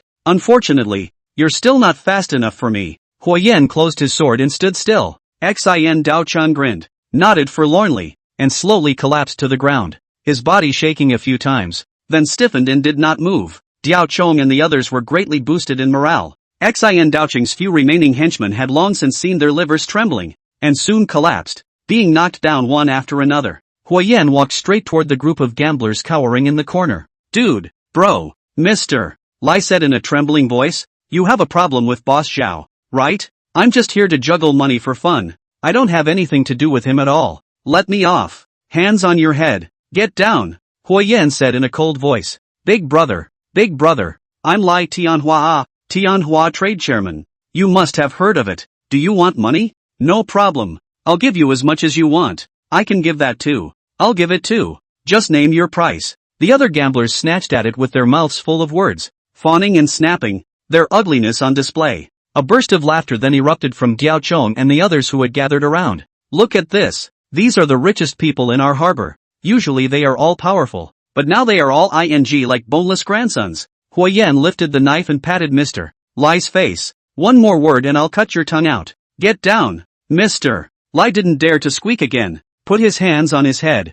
and obediently got down. Other gamblers followed suit and did the same. Jiao Feng, Lin Zuhui and the others swarmed over them, clipped their hands behind their backs, and tied them up one by one with gel restraining straps. Daocheng raised his cell phone and smiled broadly as he took pictures and videos of them in turn as a record. A few moments later, everything was done. Brother Hua, are we still going to continue smashing? Daocheng asked. Are the big guys tired? Not tired. The crowd responded in unison. Then let's get on with it. Smash the old world all to pieces tonight. Huayan waved his hand. Those who have been wounded go to the hospital to get their injuries treated. The rest of you follow me. Fucheng Mansion. Daocheng and the others responded with a chorus of shouts, clustering around Huayan and hurrying away. Huayan and his group had just left when Xian Daocheng violently opened his eyes and let out a long suppressed moan of pain. His chest had been completely drenched in blood, and to be able to endure the severe pain and pretend to be dead without moving until this point was already ruthless and tolerant enough. Xian Daocheng fought to crawl towards the cell phone that fell aside and looked at the time.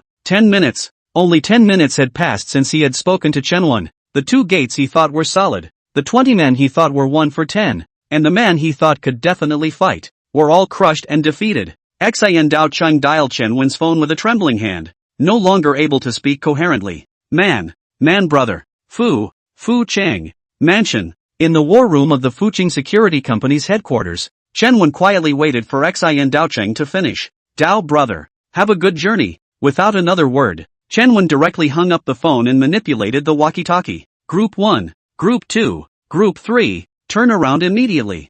Fucheng Mansion, Group 4 and 5, go over there too. Unit 6, stand by. Afterwards, Chenwen picked up his cell phone again and sent a message to Liang to report the current situation and his deployment. Arian quickly replied with just 3 words. Got it. Chenwen got up and walked over to the window and looked down. Several cars pulling groups of 4 and 5 rushed out of the gate and roared away. Chenwen rubbed his temples. His headache, a huge pain. He's already sent out all the elites he has on hand, but looking at Huayan's momentum this time he still won't give up, so he doesn't know how much more blood he'll have to shed tonight. Fucheng Mansion is a landmark building in the harbor. Not only the office of Zhao Fucheng, but also a number of large enterprises at home and abroad. Huo Yan actually dared to attack there. It's gotten so big. How does he want to end it? Or is he really so arrogant that he's lost his mind? Between the ups and downs of his thoughts, Chen suddenly saw two commercial vehicles speeding by, coming to a violent stop at the entrance, and a group of people in uniform attire, wearing masks and arms wrapped in flame markings jumped out of the car.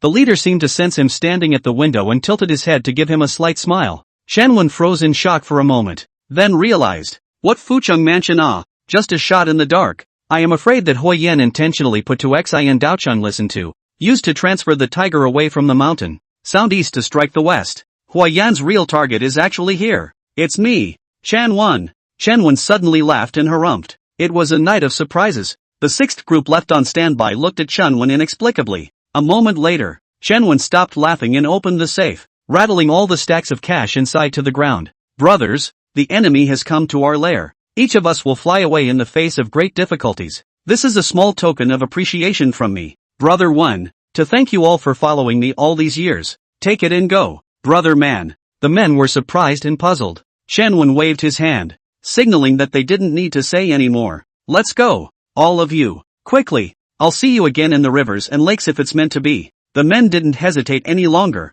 each picking up a few piles of cash and scattering in all directions at a rapid pace. Chen returned to the table, sat down in silence, pulled off his tie, poured himself a glass of wine, smiled again, raised his glass and took a sip. Chapter 34, Private Feuds. Downstairs at the headquarters of Fucheng Security Company, Diao Feng led the men to start breaking down doors and walls, probably because they never thought that someone would be bold enough to dare to attack this place. The security facilities here were simple. Diao Feng didn't even use many tools and broke open the gate in a few moves. The crowd flanked Huo Yan and swarmed in with a murderous rage. At the same time, Chen last group of henchmen ran out of the building, scattering in all directions at the sight. Diao Feng's eyes showed a fierce light, and with his minions, he was about to rush up and intercept them one by one. Huo Yan stopped him. Let them go, Brother Hua. What if Chen is mixed up in there? Huo Yan shook his head. Anyone could run away. Not Chen.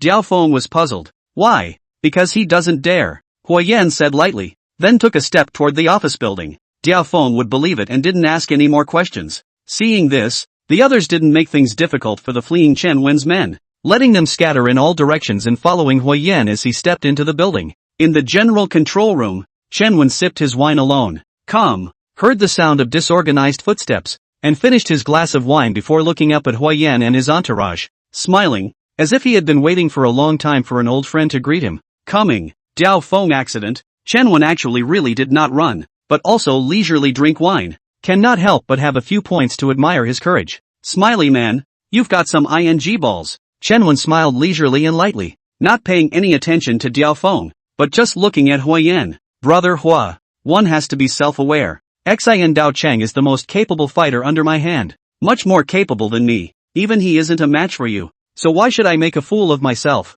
Don't pretend. You're just scared. Huo Yan coldly said. This is the business that Zhao Fucheng handed over to you. If you dare to run away from the battle, Zhao Fucheng will never let you go. Chen was poked and prodded in his heart's calculations, and the smile on his face froze slightly. Asterisk.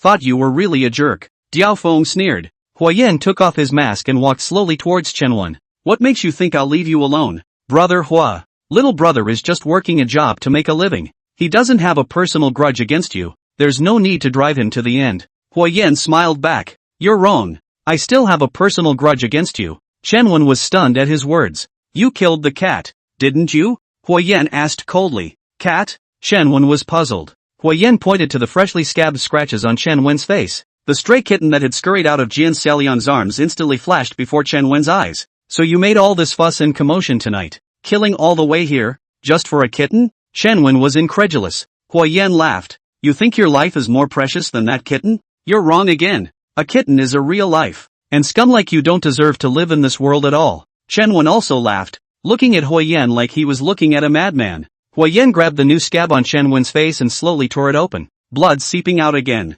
Don't worry, I won't let you die a painful and easy death. Take it away. Diao Feng came up with a heavy kick that knocked Chen down. Chen didn't even grunt, seemingly unable to feel the pain, and still had a smile on his face. Laugh. Catch a good laugh. Let's see how long you bastard can still laugh. Diao Feng yanked Chen by the neck and dragged him away. In the night, More than a dozen commercial vehicles lined up and drove past in a hurry. The two groups of people Chen Wen had successively sent out had already converged and were speeding up to Fuching Mansion. A bunch of the boys in the car were already holding knives in their hands. Some were nervous, more excited than not. As the Zhao family's security guards, this name alone was enough to shock and awe. Few people dared to disobey easily, so much so that most of them hadn't done any big battles for a long time. And tonight was a rare opportunity for bloodlust. I'll see someone later and I'll beat them to death. One more intersection and they would reach what they thought was the killing fields. A huge fully loaded dump truck lurched out and barreled into the lead first commercial vehicle. The car flipped several times in the air and landed heavily with a loud bang and sparks. Behind the second business car, emergency braking. Of course, it is already too late. All the way shrill into the bottom of the dump truck, instantly turned into a pile of twisted scrap metal. Bang bang bang bang bang bang. There was a series of loud bangs as a whole column of a dozen commercial vehicles rear-ended each other and crashed hard into each other. The people in the car were thrown up and down, knocking their heads and their bodies, and the sharp pointy knives they had held in their hands early on had turned into life-threatening weapons for hurting each other, stabbing directly into the bodies of the brothers beside them as they slammed into each other. The worst dude had 7 knives stuck directly into his body, transforming into a human hedgehog. More than a dozen others were thrown off their feet, shattering window panes and landing on the hard concrete pavement with broken feet and hands, unconscious. The screams of pain rang out as the strong odor of blood filled the air. Not waiting for them to recover from this sudden attack, on both sides of the driveway, Diafeng and Lin Zuhui each showed up with a team of henchmen, each holding a homemade Molotov cocktail in their hands, which they ignited and threw together at the already miserable business fleet. The Molotov cocktail exploded and flames rose up as the convoy was surrounded by fire. The screams turned into ghostly cries, and the smell of blood was overpowered by the more pungent smell of roasting meat. Diafeng and Lin Zuhui, who were spectators from afar, looked at this scene that was like an inferno on earth and couldn't help but shiver in unison. They've always thought they've been mean enough, have seen enough bloodshed, have seen enough fights, but compared to Huaiyan's thorough deployment and ruthlessness, he used to be a child playing house, the upper good house, the luxurious study. Zhao Fuching looked at the cell phone. The screen, Fuching nightclub, huge light sign fell down, shattered. The video, captured by a passerby, has exploded all over the internet with a strange heat and pop-ups spreading all over the screen. Asterisk asterisk asterisk asterisk. Who did this? This. There really are those who don't want to die, really calling the shots with the Zhao family. Nonsense. The signboard is smashed. It's not just a naked slap in the face. Well done. Cool. Let y'all Zhao family awesome. Are we really going to have a change of heart in the harbor? Everyone, look more and talk less. Let's just step down and eat melon. Zhao Fuching's face was expressionless, his thoughts drifting. He recalled the day 20 years ago. The day he finally ed over the then underground overlord of the harbor, Master Hong. The day he personally smashed the iconic sign of Master Hong's house to smithereens. History repeats itself, except that the one who was smashed has become him. Zhao Fucheng. Could this be the wheel of wind and water? Is it really the reincarnation of destiny? Is Huaiyan his nemesis? No way. Never. Zhao Fucheng violently turned off the video and threw the phone down. Arian, who had been quietly waiting on the sidelines, spoke up at that moment. Those under Chen Wen's hand were injured, crippled, and fled, and have been massacred. Zhao Fucheng didn't say anything, but just nodded, indicating that he knew. My men are ready to fight back, Liang said as he handed over a piece of paper that listed a dozen or so of the Diao brothers' venues and strongholds. Which one would you like to destroy first? Or all of them? Chapter 35, Covering the Sky with Only One Hand. Liang handed over the list of attack targets, but Zhao Fucheng didn't take it and shook his head instead. Let them disperse. All go back to bed. It's getting late. Arian froze in shock, and for the first time, a rich expression appeared on his ever-so-quaint face. A shiny, bright question mark surfacing. Zhao Fucheng then instructed, you just go and clean up the mess, and make it fresh before dawn. I will greet Secretary Hao. Boss, if we don't do anything and fight back, I'm afraid they'll gain an inch and others will be foolish. For the first time, Liang questioned Zhao Fucheng's instructions. The underground world has a cruel law of survival, and there is never a shortage of ambitious challengers attracted by huge gray benefits. It's not easy to hit the ground, and it's even harder to defend it. Like a herd of the weak and the strong, although the Beast King was high above the others and seemed awe-inspiring and untouchable, once he revealed the slightest crack and weakness, he might be attacked by the rivals who surrounded him in a swarm. Nightclubs, casinos, and even Chen Wen's security company, although not worth mentioning in Zhao Fucheng's huge map today, insignificant, but it has witnessed Zhao Fucheng's rise to power, and it is also the reason why he has been unwilling to completely give up. Now that signs are being smashed, venues are being swept, and people are being maimed and killed. It's a blatant challenge. If they did not immediately counter and strike back, it would be a huge humiliation and stain on the Zhao family's reputation and Jianghu status. There is no telling how many people are silently observing the situation and calculating ideas in the harbor this evening. The already restless forces of Changnan Dafei, Dongzhuang Wenjiu, Shimen Carriage, and Xinjialai Dinghua would never just let go of such an opportunity. Zhao Fuqing's gaze chilled and coldly stabbed at Liang. Do you think I don't understand? Or are you just senile? Need you to teach me how to do things? Creeped out. Arian raised his hand and gave himself a hard slap, instantly spilling blood froth from the corner of his mouth. Remember, force is a necessary deterrent, but it's not the only thing that can make the enemy afraid by fighting and killing. Arian bowed his head and stood with his hands obediently hanging down. Zhao Fuqing's face eased slightly,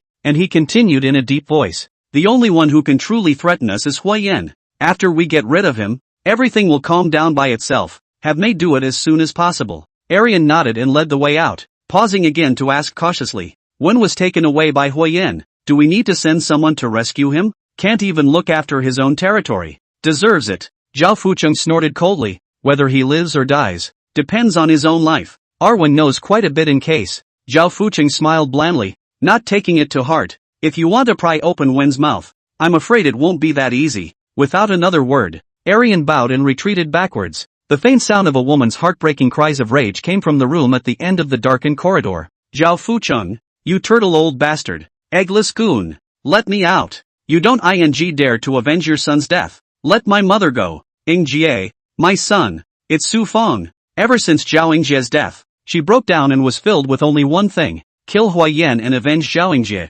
Intense hatred made her sanity more and more confused, and last week she took the old maidservant who had served her for more than a decade as Huayan and hacked her into serious injuries. Zhao Fuqing had to lock her up. Arian turned a deaf ear and walked by silently, gently spitting out a mouthful of bloody phlegm with a grim gaze. It was still light when Liang had finished all the things that needed to be taken care of. Fuqing nightclub door locked. Posted a suspension of business notice. Xinglong pawnbroker outside the blocked a circle of construction fence. Gambling hall was tied up. Li and other gamblers were rescued. Fuqing building near the burned car towed away. The injured were taken to the hospital. The dead disappeared without a trace. The blood was rinsed away. All the videos were unviewable, and all related discussions were banned. Liang originally thought that things have become so big, the police side will certainly not be easy to get rid of the matter, but did not expect to be unexpectedly simple and smooth, because not a single innocent passerby was injured in the whole incident, which, though tragic and bloody, did not affect the lives of ordinary people. Hao Tianxia directly characterized the matter as a pure gang-armed fight and easily suppressed it.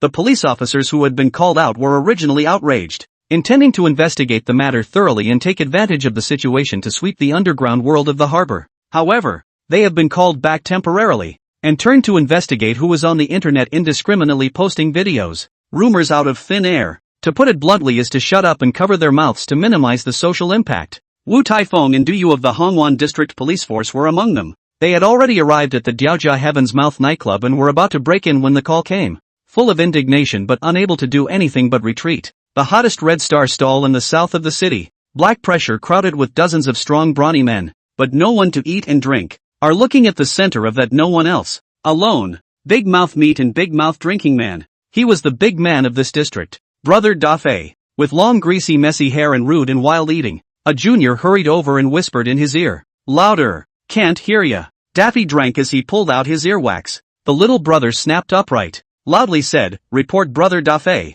Your good brother. The city police officer Lu called, said Zhao Fuqing has taken care of the people above. To suppress the matter, let you do not act rashly for the time being. Daffy let out a big yawn and stretched long and hard, casually flicking his earwax onto his little brother and ruffling his long hair. Damn, the old boy still has a trick up his sleeve. Let's all disperse, each to his own home and his own mother. Dongzhuang Villa, hair white, hale and hearty when Josie lying on the sofa brushing his cell phone, snuggled beside the two young girls with cool clothes and hot body, is pressing the legs and rubbing shoulders to serve him. Hey, you guys help me, this old man look. On that Zhao Fuqing lost big face video, just watched it. Well, why suddenly gone? Master 9. This is not a hint. Violation of community rules? Deleted. It's all deleted. It's all gone. Well, there's no fun to be had. Let's have some fun ourselves. Master when Josie was not interested, threw away the cell phone, ambiguous smile, reached out and rubbed toward the two sisters' plump body. In the Westgate slaughterhouse,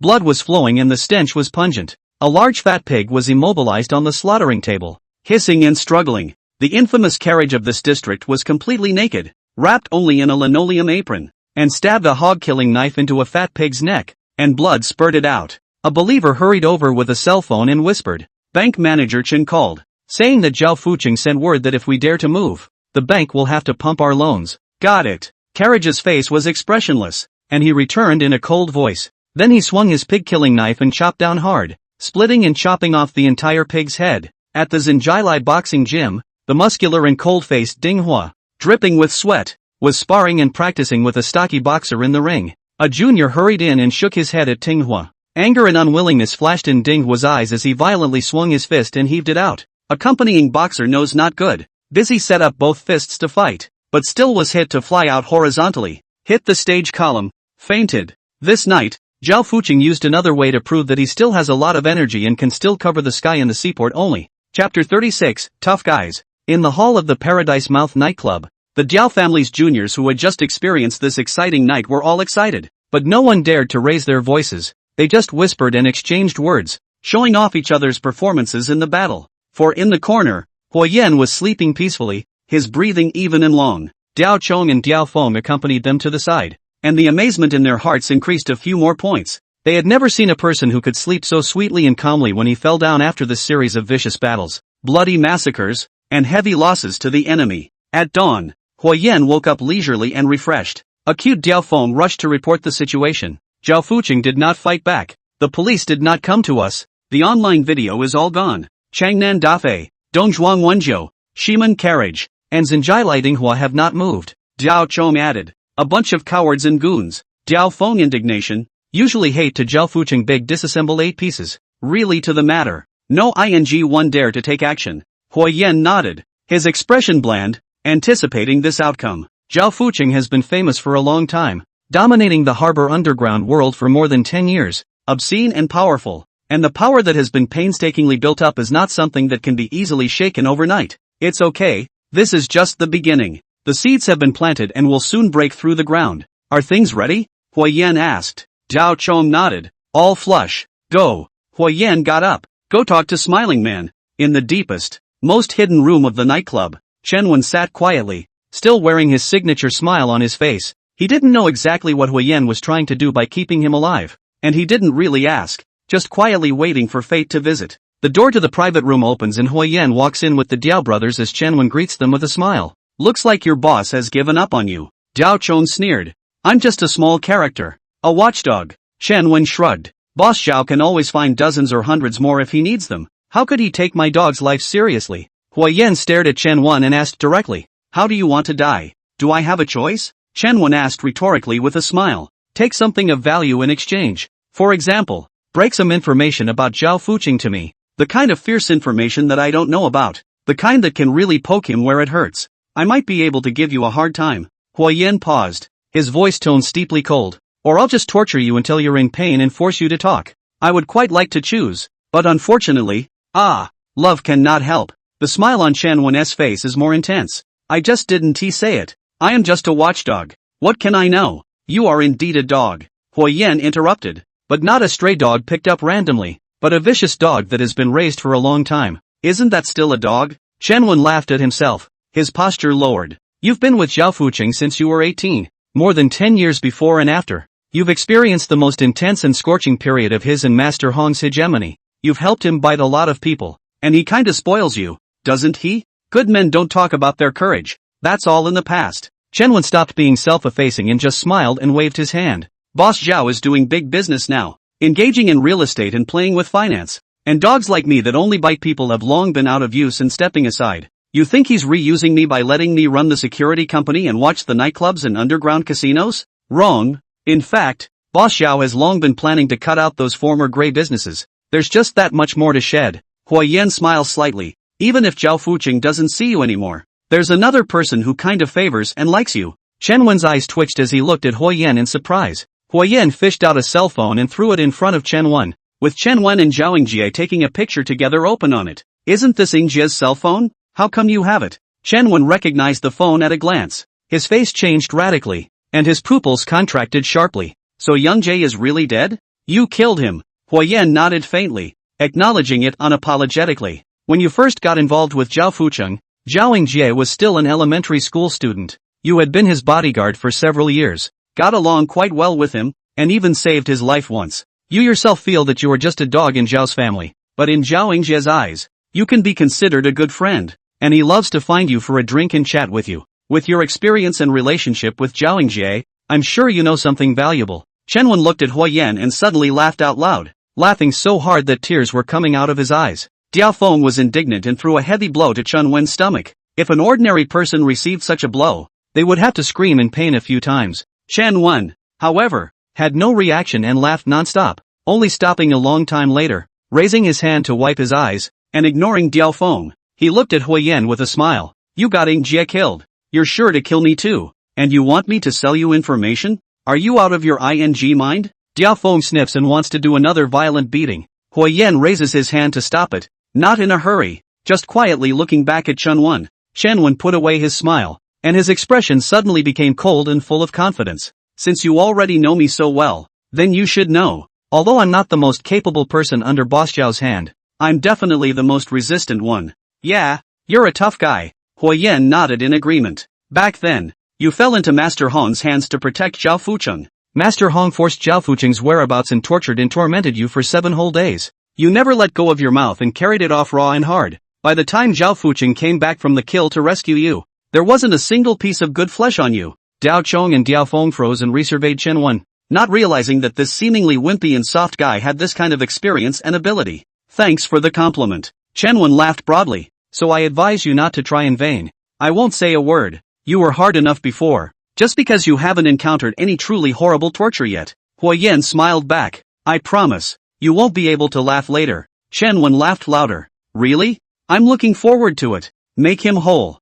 Huoyan commanded blandly. Diao Chong and Diao Feng also laughed at Chen Wen, sorrowful and hair-raising, and then the two of them turned back to pull open the door of the private room. A few juniors waiting outside came in at the sound of the voice, holding a rough sack and carrying several iron cages covered with black cloth. There seems to be something alive in the iron cage, struggling hard, banging the cage bang, accompanied by a sharp and ear-piercing meow sound, making people's scalp numb. Several of the minions lifted the black cloth together, and a fishy odor followed. Each cage held a feral cat, its fur bonded and filthy, its claws sharp and morose, its eyes ghostly green and creepy. Chapter 37, Cat Abuse Perverts. Black cloth uncovered. The cage wild cat saw the light, more and more restless, sharp whistling, jumping and bumping. The most ferocious one directly probed out of the fence and swung his claws to attack, despite the fact that the little brother of the cage was prepared, with thick protective gloves, was still scratched through the claws, blood flowed long. Chen Wen looked at the scene in front of him in shock.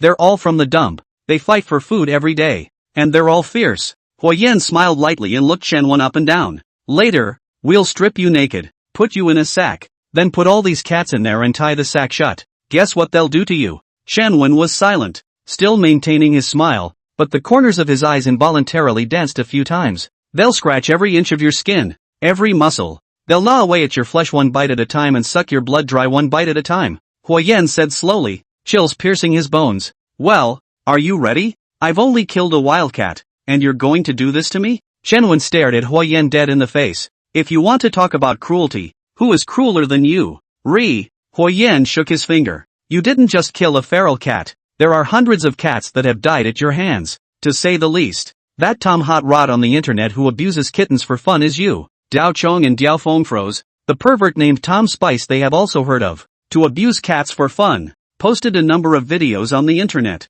Knife cuts, clubs, needles, firecrackers, microwave ovens, amputations, beheadings, are all extreme, heartless and perverted. Countless righteous indignados have tried to open the box to find out who he is, but so far, no one has discovered his true identity. Chen Wen's pupils contracted sharply. How do you? Have you forgotten? I have Zhao Yingjie's cell phone right here. Huoyan shook his phone. You shared quite a few original explicit cat abuse videos with him. Chen Wen bit his lips tightly and remained silent. Diao Chong and Diao Feng rushed up in unison, punching and kicking, cursing in unison. Asterisk asterisk asterisk asterisk ing pervert. Chen Wen quietly next to, humming also do not hum a sound. Wait until the Diao family brothers tired of beating, even reluctantly smiled. I've killed so many stinky and cats. You think I'd be afraid of these little things? Huyen laughed mockingly and moved closer to Chunwon. Most of the cat-abusing assholes are psychopaths who, in reality, have low self-esteem and are weak and only dare to take it out on defenseless,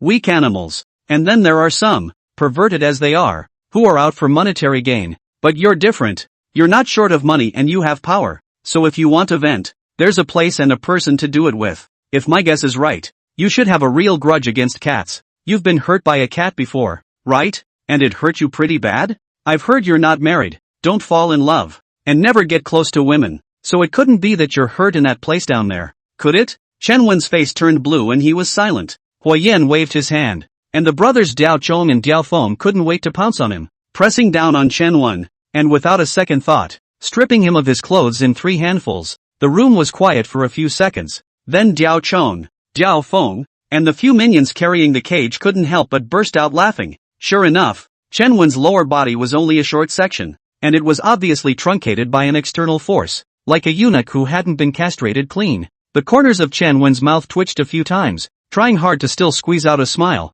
but the muscles on his face were no longer listening to him, and his expression was stiff and twisted in a weird and strange way as he glared angrily at Huyen, itching to eat him. This man has recognized his most unsavory secret, his most obscure past, and revealed it in public. Laugh, keep laughing. Diao Chong cursed in a cold and angry voice. Huyen met Chenwen's hateful gaze and continued. Actually, I heard about you a long time ago. You were once arrested by the police when you were 18, on suspicion of rape and assault, and that's the time you were injured, right? Huyen's words were like a demonic spell, awakening the past that Chenwen least wanted to remember. It was the 10th day after the college entrance examination. Chenwen sat in the shade of the corner of the school entrance, watching Xiaoyao, who had just finished volunteering, walk out of the school gate. As soon as he joined the school, Chenwen took a liking to Xiaoyao. Fair and clear, delicate and beautiful. He once confessed his love to Xiaoyao, who rejected him and quickly forgot about it. But Chenwen never forgot. For 3 whole years, he was like a monster hiding in the shadows, always quietly spying on Xiaoyao. Love and hate. He knew that Xiaoyao was a good student and her ambition was to go to Yinjing to attend a first-class university. And after the summer vacation, he might not see her again. Bitch, since I can't get it, I'll destroy you. Xiaoyao didn't realize that danger was approaching and rode her bike straight home. Chenwen quietly followed, watching Xiaoyao's delicate figure from afar, the broken flower skirt gently swaying in the summer breeze, the natural body odor of a young girl drifting into her nostrils from time to time. The evil desire became more and more uncontrollable. When Xiaoyao took out the key, Chenwen had already put on his mask and was hiding around the corner ready to strike. The moment the key opened the door to the house, Chenwen pounced on her, covered Xiaoyao's mouth, pushed her into the house, and pressed her down on the sofa. With a meow, a black cat pounced. Chenwen knew that this was Xiaoyao's favorite cat, named Sheriff, a little pussycat. And you're stabbing at me too. Chenwen laughed coldly and kicked the sheriff away. Xiaoyao took the opportunity to break free from the control, and while fleeing towards the door, she was about to shout for help. Chenwen strangled Xiaoyao's neck from behind and exerted force to slam her to the ground. Xiaoyao's head knocked heavily on the floor. Blood gushed out and she fainted. Chenwen furiously removed his pants, lifted up Xiaoyao's floral skirt, and was about to press up, when a sudden, excruciating pain came from his lower body. The sheriff didn't know when to pounce up again, and a claw scratched right on Chenwen's 220 meat, breaking it off from the center in a raw manner. Chenwen screamed miserably, bouncing in pain and spilling blood all over the place. Sheriff arched his weak body, his fur standing on end, protecting Xiaoyao's body. Chenwen, ashamed and angry, grabbed the sheriff, swung hard on the ground, picked up the broken section, hurried out the door, downstairs, to the nearest hospital and ran wildly. Just out of the neighborhood, he stepped on a puddle of dog and fell on his ass, and the piece flew out of his hand and landed in the middle of the road. Before he could get up and pick it up again, a big truck drove by and crushed the piece into mush. Chenwen knelt on the ground, wailing and crying, tears streaming down his face. He's only 18. He can't be a man after that. Passing old man concerned up, kindly to help up Chenwen. He then realized that the mask did not know when to drop, busy pushing away from the boss. Hasty fall away. The body hurts and the heart is more panicked. He knew that he had left evidence and had shown his face, and Xiaoyao didn't know whether she was dead or alive, and the police would probably find his head. Chapter 38, Give me a break. That night, Chenwen went to Zhao Fucheng. He had a cousin who used to hang out with Zhao Fucheng and had bragged to him many times about what a resourceful person he was. Zhao Fucheng didn't ask much and casually threw a knife at him. Chenwen directly followed Zhao Fucheng to cut people, rushing ahead like crazy. chopping and chopping. Unstoppable courage. After finishing, he threw down the knife. With a blood plop kneeling in front of Zhao Fucheng, begging Zhao Fucheng to help him. Zhao Fucheng listened to him finish what happened and still didn't say anything more, just nodding his head to show that he knew. The police came sooner than Chen Wen expected and came to his door the next day to arrest him. The lead cop was so enraged that he almost beat the out of him if the others hadn't stopped him. Because of Xiao Yao's severe brain damage, the flower-like young girl was demented. Chen Wen clenched his teeth and resisted death. The lead policeman coldly told him that passers-by had already identified him, and the dripping blood found at the scene had been sent for laboratory tests, so he would definitely be hard to escape the net of justice. A week later, when Chen Wen was about to be unable to hold out and was about to let go, he was suddenly released. He learned afterward that the forensic lab had been burglarized and multiple pieces of evidence had been stolen, including those that testified against him. Zhao Fucheng waited for him at the gate of the detention center and showed him the blood samples and forensic lab reports taken by the police. He reached out to take it, but Zhao Fucheng took it back into his arms. From now on, this life of yours is mine. Zhao Fucheng turned around and walked away without giving him a second glance, like he was commanding a dog. Since then, Chen Wen has been the most loyal dog under Zhao Fucheng's hand while discreetly and painfully covering up the disability and protecting the secret. He didn't dare approach any women, didn't dare change his clothes in front of others, didn't dare go into a bathhouse, and didn't even quite dare go to a public restroom. She lived like this for 18 years until she met Huoyan. The sharp, ear-piercing catcalls woke up Chen Wen, and his floating thoughts were pulled back to reality as he looked at Huoyan in shock and disbelief. Who the hell are you? Why do you know all this? Have you forgotten again? The cop who arrested you back then. His name was Housen. Chen Wen was creeped out. He's your dad? Huoyan nodded. Not being able to bring you to justice was one of his biggest regrets in his police career. Chen Wen looked up at the sky, dumbfounded, his smile bitter to the core. The bullet fired 18 years ago is right in the brow today. The bullet escaped 18 years ago is doubled today. Let's poke you about one more thing. The reason you put up with the torture and keep your mouth shut, it's not because of how tough you really are. It's just that you were hit in the head during an armed fight and it just damaged the pain nerve and you can't feel the pain anymore. So what? I can endure it anyway. Chen Wen Woods pretended to be cross. Huoyan bounced Chen Wen's head. Physical pain, perhaps, you can endure. But spiritual? Huoyan pointed to the feral cats in the cage. On the surface you're a raw, sadistic, psychopathic cat killer. In fact, you don't know how much you fear cats in your heart. They are your nightmare. Chen Wen shivered involuntarily. Huoyan nodded his head in greeting. As soon as Diao Chong lifted Chen Wen up, Diao Feng had already grabbed the sack, and the two brothers teamed up to stuff Chen Wen into the sack, only revealing his head outside. A few of the minions followed suit and lifted the wildcat. Huoyan quietly watched Chen Wen. This is your last chance to say yes or no. Chen Wen's face turned pale and his body shivered more and more. Diao Chong and Diao Feng looked on, knowing that Chen Wen was on the verge of not being able to hold on, and admired Huoyan more and more for dismantling Chen Wen's psychological defenses in the midst of a conversation. Chen Wen finally gave up his resistance and opened his mouth as if he was going to give in, but suddenly made a strong clench of his teeth. His teeth hadn't even clenched, but Huoyan moved first, striking like lightning, directly twisting off the joint of his jaw and gouging out a small capsule from between his teeth. Brothers Diao Chong and Diao Feng looked dumbfounded. What the hell? Some kind of poison, I guess, the kind that can make people go to hell in a handbasket. Huoyan carefully put the capsule away. Diao Feng stunned and surveyed Chen Wen, ********.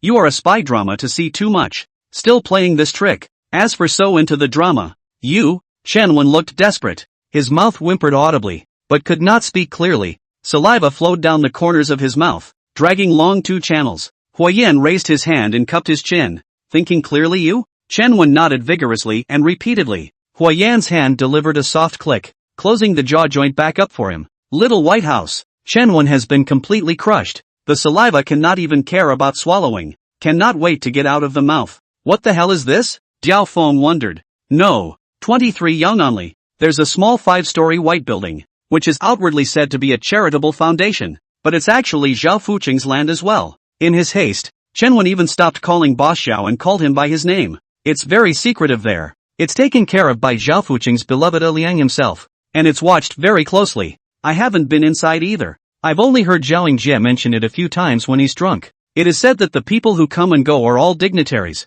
really huge eunuchs and rich people, with high ranks and mysterious identities. Zhao Fucheng's really big business is now negotiated there, and even Zhao Jie is not allowed to participate. By the way, there are a lot of women locked up inside. Zhao Fucheng got them through various channels, specially used to serve those nobles. Do you think Xiaoying Jie is sick enough? In fact, Zhao Fuqing is even scarier. It's rumored that there are a lot of little girls in there. Diao Chong and Diao Feng, the two social mixers, could not stand it anymore when they heard this. Asterisk asterisk asterisk asterisk. Old pervert. Chen Wen finished his sentence in one breath and looked at Hui Yan with bated breath. This material is explosive enough, isn't it? Not bad. Hui Yan nodded. Keep your word and give me a hard time. Chen Wen knew that it was hard to escape death today, glancing at the wild cats, impatiently begging for death, wanting nothing more than a pain in the ass. Sorry, Hui Yan shrugged. I never intended to talk to scum like you. You tricked me? Chen Wen froze dumbfounded, unable to cry.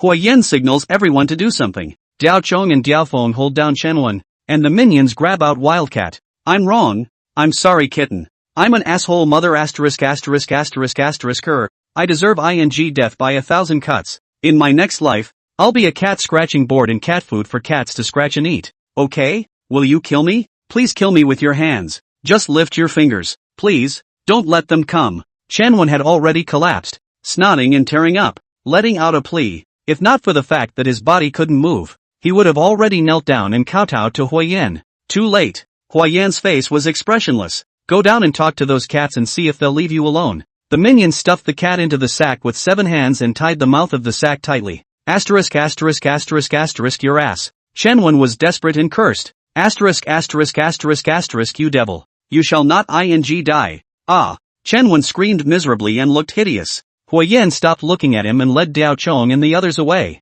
Chapter 39, Late Arrival. The door of that private room was thick, with first-rate soundproofing, but Chen Wen's screams still broke through the door. It was not like an unusual cry of pain, but an extreme fear on the verge of madness. Diao Chong and Diao Feng's faces were grave and their hearts palpitated. They'd never thought a person could scream so loud and so horribly. Sorry for scaring you guys. Hui Yan looks at the Diao brothers. I'm a man who came back from purgatory and only thought about returning blood for blood, so it might indeed be cruel to you guys. No. Diao Chong shook his head. Chen Wen, this scumbag, deserved what he got. Brother Hua, you didn't let us hurt innocent people. You even helped we block the knife. And you took care of your brothers. You weren't cruel at all. I was just thinking. Diao Chong paused, revealing a bitter smile. Anyway, I've done a lot of evil and harmed some people in the past, so I don't know what kind of retribution will fall on my head someday. Evil people don't always get bad karma, and good people don't always get good karma. It's impossible to say such things as retribution, so just be at peace with yourself. Hui Yan blandly comforted Diao Chong. Now that you guys are following me to deal with Zhao Fucheng, you're also doing good deeds. Brother Hua, when are we going to Little White House? I want to save those girls, Diao Chong said in a serious manner with a straight face. Diao Feng also followed. Yeah, Zhao Fucheng this old I thought I was bad enough. Compared to him, it's a ing pure cutie. This can't be rushed. We don't know the specifics yet. Zhao Fucheng must have his defenses up, so if we don't get it right, we'll be spooking the snakes or throwing ourselves into the net. Get a few resourceful brothers to go squat around the neighborhood first, feel out the periphery, and tell them to be sure to stay safe. Diao Chong and Diao Feng nodded in agreement and immediately went down to make arrangements. In the private room, Chen Wen's miserable screams faded, but they were still unceasing. An hour later, a few of the boys opened the door to the box, and then bent over and vomited furiously. Chen Wen was already out of breath. His eyes were wide open and blood was seeping out, so one could imagine how much pain he had experienced before his death. The sack was also scratched through by the frantic wildcats, revealing Chen Wen's torso, a bloody mess, without a single piece of intact skin or a good piece of meat. Not humanoid. Soon after, an article appeared on the internet. Clear, detailed evidence. Open box of the mysterious cat abuse pervert's Tom Chili real identity. Surnamed Chen Wen, 36 years old, general manager of Fucheng Security Company. The article instantly went viral and stormed the internet. Countless righteously indignant netizens have blown up. The police station and the Fucheng Group's complaint phone numbers have been blown up, and wreaths and offerings have been placed outside the door of the Fucheng mansion. After a few more hours, a man's body was found in the landfill at the Scavenger City North Dump. Although the body was bloody, the face was intact and confirmed to be Chen Wen, and the wounds on his body were clearly caused by cat melons. He had been scratched alive by cats. At the time of discovery, several other feral cats were gnawing on his flesh and sucking his blood. As soon as the news broke, it immediately shot back into the hot seat. What goes around, comes around. Retribution. The old gods open their eyes, the cat god punishes. Netizens cheered, and some even shed tears of excitement. Once again believing in karma. retribution, and justice. The other abusive perverts hiding in the crowd were so scared and trembling and terrified that they hurriedly deleted the abusive videos they had on hand and let go of the kittens they were about to kill. Several sites on the dark web that specialized in posting such videos for profit have also shut down. Of course, no one knew that the article was posted by Huayan, and Chen Wen's body was thrown to the landfill by Huayan himself. In the evening, a skinny old woman pushed a wheelchair slowly along the coastal road walkway. In the wheelchair sat a woman in her 30s, clean and tidy, with a pretty face. You could tell she must have been a great beauty in her youth, but with a demented look and dull eyes. People passing by looked on and shook their heads in regret. The wheelchair went up a gentle slope. The old lady didn't have enough strength and saw the wheelchair about to slide down. A pair of hands reached out from behind and supported the wheelchair. It was Huayan. Xiao Hua. It's been a long time since I've seen you. The old lady was surprised and thankful. Huayan smiled, took the wheelchair and pushed it to the beach above, stopping by the railing. Auntie Li, are you still stiff? Huayan asked. Auntie Li smiled. At this age, it's good to still be alive without major problems. Huayan crouched down and looked at the woman in the wheelchair, calling out softly, Yo-yo-san. The woman was unresponsive, seeming to block out the outside world. 18 years and it's still the same. Auntie Li gently stroked the woman's long hair, looking forlorn. Auntie doesn't know how much longer she'll be able to take care of her, and what will happen after that. The woman in the wheelchair is Xiao Yao, who was once hurt by Chen Wen, and the old lady is her mother, Li Guoyun. Back then, Xiao Yao suffered a severe brain injury, which left serious sequelae, not only dementia, but also gradual deterioration of language ability and mobility. The father Xiao Weiguo overwhelmed, left without saying goodbye, and never heard from again, leaving Li Guoyun to take care of her daughter alone. Huasin was heartbroken and deeply regretful, and went over to visit from time to time. Little Huayan also went along to help, and knew both mother and daughter well. Huayan opens his cell phone and flips out a normal photo of Chen Wen before he died, holding it up to Xiao Yao's eyes. Sister Yao Yao, do you still remember him? His name is Chen Wen, your high school classmate. He's the one who put you in this situation back then. Xiao Yao stared at the photo vacantly and lifelessly, still not reacting. Hua, let's not talk about this. It's useless. Li Guoyun waved his hand to stop. When the case, she had insisted on a number of petitions, but all to no avail. Seeing Chen Wen at large, but also mixed with the wind and water, has long been desperate. Huayan gestures for Li Guoyun to take it easy, and then turns over a photo of Chen Wen's horrible death. He's dead. He died today. A horrible death. Scratched alive by a cat. Li Guoyun was stunned, and Xiao Yao's eyes steeply flashed a light. Although the law didn't punish him, someone helped you take revenge. Huayan continued. Xiao Yao suddenly moved, grabbing Huayan's cell phone and getting close to the photo, seemingly wanting to see it for real, and then laughed out loud, laughing in a mournful and joyful way, tears rolling down her face as she laughed and laughed. Yao Yao, Yao Yao. Li Guoyun called out her daughter's name in surprise. Mom! Xiao Yao made a slurred sound in her throat. What? Xiao, did you hear that? Did Yao Yao just call me? Li Guoyun couldn't believe her ears. Mom, you've worked hard. Xiao Yao looked at Li Guoyun and called out again, her voice much clearer. Li Guoyun froze for several seconds, and as she wrapped her arms around Xiao Yao, tears came to her eyes. Yao Yao, you're awake. You're finally awake. Mom finally waited for this day. Huayan stands up and retreats to the side, watching Li Guoyun and Xiao Yao, mother and daughter, hug and cry. The sea breeze blew gently, and at this moment, Huayan's heart was incredibly peaceful. What his father regretted, what he had a heart for when he was in uniform before, he did today. It was long overdue, but it came.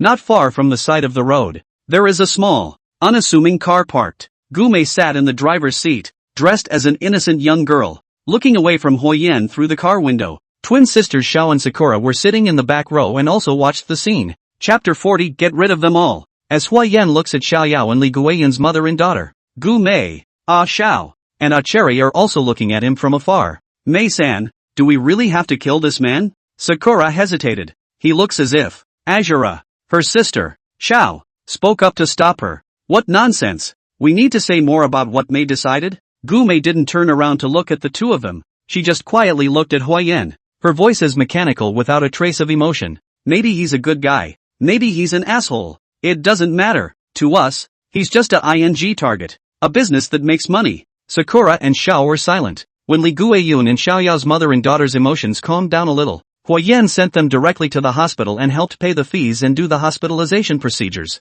The doctor examined Xiao Yao's condition and exclaimed that it was a miracle. As she said goodbye, Xia Yao looked at Huoyan and gently nodded. She doesn't actually remember the old Huoyan, but she knows that Huoyan is her recreated benefactor, and it's too late to say anything about it. It's all in the air. When Huoyan returns home, it's already dark outside, but his sister Huomiao hasn't returned yet. Huoyan wasn't too worried, and as soon as that night's field sweeping operation had subsided, he had arranged for Lin Zuhue to go ahead and secretly watch over Huomiao with a few of his powerful juniors, just in case Zhao Fuqing made a crazy comeback. Rather, Huomiao was afraid that her brother would be uneasy and took the initiative to call. The background sound was noisy, like in a lively and red-hot restaurant. Huomiao has used the fastest speed to apply for a good study abroad procedures. Will soon be leaving. The heart is inevitably many reluctance and attachment. About a few of the best friends to meet for dinner. Huoyan instructed his sister to let go and eat and drink well. And the moment he hung up the phone, he heard the door to the private room over there being pushed open heavily,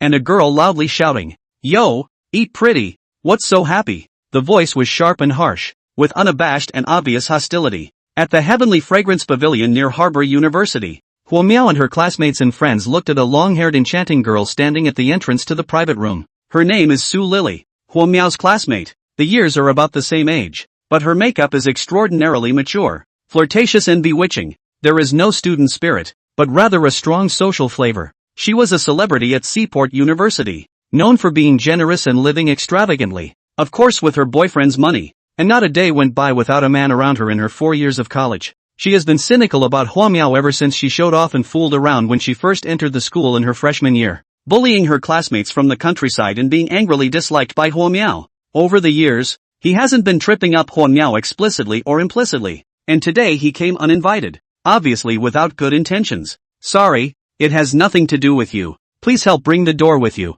Huomiao blandly replies back, not wanting to bother with her at all. "We're all classmates at least. Why are you being so polite?" Instead of leaving, Su Lily walked over, squeezed out a classmate, and sat herself down next to Huomiao. "River, you're so inadequate. Studying abroad is such a big deal. Why didn't you tell me about it? What's the point of talking to you?" Huomiao asked back in a cold voice. "Of course I can say that. I have to congratulate you on that." Su Lily couldn't help but pick up a glass of red wine on the table and was about to toast with Huomiao. "Now that it's so chaotic outside, River, you have to protect yourself. Don't let those foreign devils spoil you, in case you catch any more diseases. How scary it would be." Huomiao pushes back, and Su Lily purposely tilts her glass, splashing red wine all over Huomiao. "Egu, if you don't want to drink it, then don't drink it. Why are you splashing yourself? What a waste. Come on, I'll help you wipe it off." With an innocent look on her face, Su Lily grabs a napkin and pretends to help Huomiao wipe. Huomiao raised her hand to block it away. "Su Lily, you're sincerely looking for a fight, aren't you?" Su Lily throws her napkin at Huomiao and looks at her with a smile. "Right, I've come here on purpose to amuse you today." "Lily, don't be like this," the next student tried to discourage. Su Lily didn't listen at all, her face twisted and spitting. "Huomiao, don't think it's a big deal for you to go out and study abroad. I just don't care. If I wanted to, I wouldn't be able to go anywhere or study anything. By the way, I'm curious, where do you get the money to go out in your situation? You didn't earn it by doing something you're not proud of, did you? Don't you know? Now the returnees are not popular. You come back to be a wage earner. A month's salary is not enough to buy a bottle of perfume." Huomiao got up violently, pointed at the door, and snapped, "Please leave immediately. Excuse me, I happen to be hungry. I happen to want to eat here. I happen to have my eye on this private room. Please make way." Suri Lily stood firm and clasped her hands, looking like a scoundrel. Huomiao was furious. "You still have some face not to. First come first served, do not know?" Su Lily laughed. "That's where you poor people set the rules. Auntie, I want to eat wherever and whenever I want. Believe it or not, I can let you get out now." Huomiao snorted disdainfully. Su Lily rushed toward the door and called out daintily, "Brother Ming." A luxuriously dressed, tacky, swollen-faced, overly drunk and frivolous young man walked in and said sweetly, "What's wrong, Lily?" "Brother Ming, these people are not leaving. You say it's annoying." Su Lily pouted. "Who's so ungrateful? Dare to give my Lily baby a hard time? Hurry up and vacate." The male youth drank. "On what grounds?" Huoyan said angrily. "Just because my name is Lai Xiaoming." The male youth emphasized with a single word. Su Lily had a smug look on her face, and the few students next to her were all shocked. They knew that Su Lily had long been set to go to work in the seaport's famous big company Tianhua Trade, and did not expect that she turned out to be actually hitched to the young master of Tianhua Trade, Lai Xiaoming. This is the harbor's famous broad second generation. No wonder he's so arrogant. A classmate gently pulled on Hua Miao. Meow meow. Why don't we just change the ground? Hua Miao shook his head and looked at Lai Xiaoming, disliking him in a cold voice. Oh, I thought your name was Toad. What a mouthful. Give face or not? Right. You wait. Lai Xiaoming was on fire, turning his head and rushing outside in a stern voice. Xie. Coming. The restaurant owner, Richard Xie, answered while running his ass over. What are your orders, Lai Xiao? Blow them away right now and clean up this booth. Oh, yeah. Xie wiped the beads of sweat on his forehead. Lai Xiaoming is the gold master behind the heavenly fragrance pavilion. He can never be offended. And rushed to welcome Hua Miao and the others. Several people. Sorry, today cannot entertain you. Please make way. Before Xie could finish his sentence, Lai Xiaoming rushed him and wrapped his arms around the back of his head. Are you deaf? Didn't you hear I told you to blow them away? Woon boom. Blow them all away. Got it. Xie nodded his head and waved his hand. And several young and strong male waiters immediately came up, pulling Hua Miao several people, to blow them out. Chapter 41, Who the hell are you? Several male waiters came straight to pull Hua Miao and her classmates and friends. Su Lily's sleeve smiled triumphantly and watched, her heart about to burst with joy. She hated Hua Miao a lot. It was just an ordinary girl with no father, no mother, and mediocre posture, who actually dared not give her face, and actually dared to poke at her and dislike her head on right after the start of her freshman year. What makes her a better student than me? What makes her a better person than me? What makes everyone like her better? What makes her impossible to clean up after these 4 years? Su Lili is not convinced. Once I think about it, I am so angry that I cannot sleep. For this reason, I do not know how much more money to spend on maintenance and skincare. As soon as she heard that Hua Miao was actually going to go out to study abroad, she immediately dragged Lai Xiaoming to pick a fight, and made sure to seize the last opportunity to properly humiliate Hua Miao, or that would be the biggest regret of her life. Don't touch us, Hua Miao warned, holding up her cell phone. I'll call the police now. Hua Yan's voice was so stern that several waiters were momentarily shaken. Oh yo, so scary. Su Lily covered her chest and continued to fan the flames. Brother Ming, they don't seem to be afraid of you. Asterisk. Lai couldn't hang on to his face in front of his girl and took a big step forward. Asterisk. Who are you scaring? If you don't kneel down and kowtow a few times to Little Master this day, no one can leave. Lai raised his hand and hit Hua Miao directly. Su Lili smiled happily, but the next second the smile froze. A hand snapped out and grabbed Lai's hand as firmly as an iron vice. Lin Zuhui looked at Lai Xiaoming with a smile. Dude, the fire is pretty big. Women want to fight. Shame on you. Who the hell are you? Lai was puzzled and tried to wiggle his hands free. Let go. You let go of me. What the hell do you care who I am? I just don't see eye to eye with you little scum. Lin Zuhui grunted coldly, and instead of letting go, his hand exerted more force. The bones creaked and Lai grimaced in pain, shouting at Richard Xie in irritation. Richard Xie, are you dead? Richard Xie came back to his senses and rushed up with his waiters. Brother, let go of Lai Xiao. Lin Zuhui's 2 juniors crossed forward, blocking Xie, and said in a cold voice,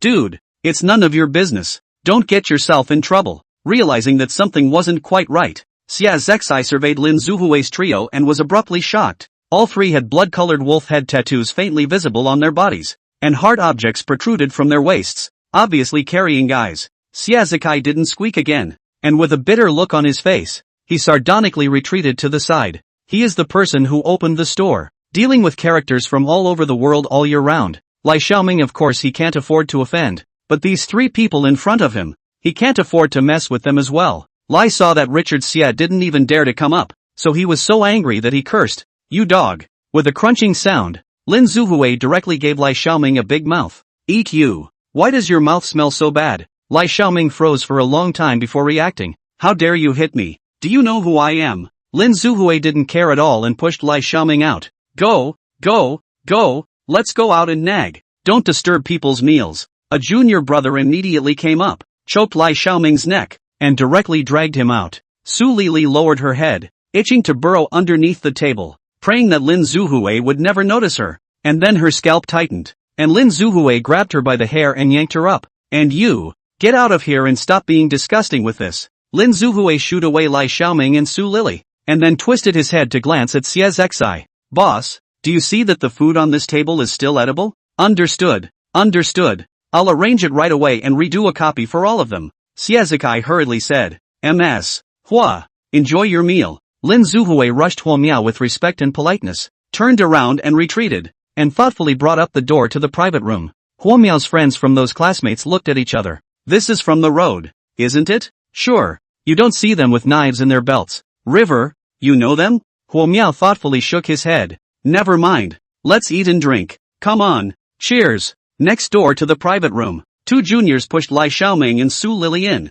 and one of them kicked the two of them to the ground. I'm Lai Xiaoming. Lai Xiaoming. Lai Xiaoming was so angry that his voice trembled and stuttered. Oh, are you famous? Lin Zuhui asked with a smile, pouring himself a full beer and drinking it leisurely with his two little brothers. Even if you guys don't know me, you have to know my dad. My dad is Lai Tianhua, chairman of Tianhua Group. Lai Xiaoming was anxious. One phone call from me and you guys are dead. Lin Zuhui and the two juniors looked at each other, scared. Why don't you hurry up and apologize and make amends to little master? Seeing that the three didn't squeak, Lai instantly shook again. Su Lily also sparked hope. Ha ha ha ha ha ha ha. Lin Zuhui and his two little brothers laughed together, laughing so hard that the beer spewed out wildly from their mouths, spraying Lai Xiaoming and Su Lily head over heels. Lai Xiaoming was dumbfounded, and Su Lily secretly screamed. Lin Zuhui took the cell phone and threw it to Lai Xiaoming, teasingly. Fight. Hurry up. I'm so excited to see how you're going to get me killed.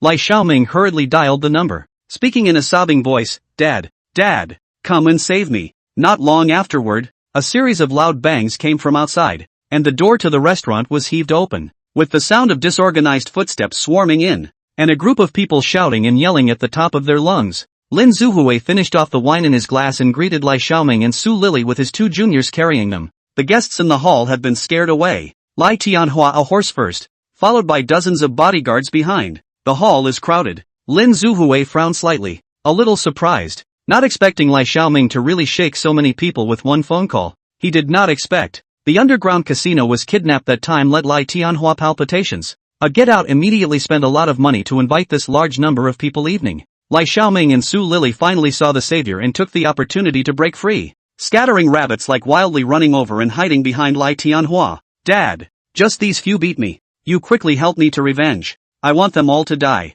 Lai Xiaoming's face was blue. A belly full of fire was going nowhere. I'd like to see who dares to trouble my Lai family. Do you really think I'm a vegetarian? Give me a beating. Beat it to death. The dozens of fighters forced their way up in response. Aggressive. Lin Zuhui winked at his two junior brothers and commanded in a low voice. Guard the door. No matter what. No one can hurt Miss Hua. The two junior brothers responded by stepping back and guarding the entrance to the private room where Huo Miao was. Lin Zuhui shook his hand and drew out his sword, ripped off a sleeve and tied the sword tightly to his hand. Without any fear, but rather excitement, he single-handedly rushed to meet the dozens of fighters. Hello Mr. Lai. As the great battle was on the verge of breaking out, a bashful greeting suddenly came from the doorway. Lai Tianhua sniffed and his body shook steeply. Chapter 42, Seeing the Devil. Lai Tianhua's face changed drastically, and he shouted sternly, Wait, all stop, wait. The fighters stopped with a start. Lai Tianhua slowly twisted his head to look at it, as if he had exerted his entire body to dare to look at this glance. Huo Yan stood quietly in the doorway, looking at him bashfully. Lai Tianhua, however, shivered violently as if he had seen a demon, and his expression was horrified. Lai was puzzled, sizing up Huo Yan and opening his mouth to curse. Who the are you again? Shut up! Lai Tianhua returned with a big mouth and smacked Lai Xiaoming hard in the face. Lai stumbled and covered his face, completely confused. Dad, why are you hitting me? Little, why don't you hurry up and kneel down? Lai Tianhua's face was terrified, bean-sized cold sweat sliding down his forehead as he grabbed Lai Xiaoming and tried to make him kneel down for Huo Yan. He heard Huo Yan's voice from that greeting, and even more so, he confirmed from Huo Yan's eyes that the calm and quiet man in front of him was the ferocious god of murder who had quickly cut down Xie and Dao Cheng in the underground casino. Su Lily and the group of bodyguards all looked dumbfounded. Lin Zuhui laughed and put away his knife. It seems that there is no need to start the movie tonight. This Lai Tianhua has already been scared out of his wits by Huo Yan. Lai became more and more confused, and of course refused to kneel down. Dad, you're crazy you. Why are you making me kneel down for him? Who the hell is he? Lai Tianhua was so angry that he viciously kicked Lai Xiaoming a few times, jumped up and wrapped his arms around his neck, pressed his whole body on top of him, and pressed him hard to the ground. No, there are dozens of us here. Dad, what are you afraid of? Who the hell is he? Lai Xiaoming struggled hard, The scene was hilarious as father and son rolled on the floor in a heap. The door to the private room opened, and Hua Yan and her classmates and friends were also attracted by the commotion outside and poked their heads out to check. Very surprised. Brother, what are you doing here? What's going on here?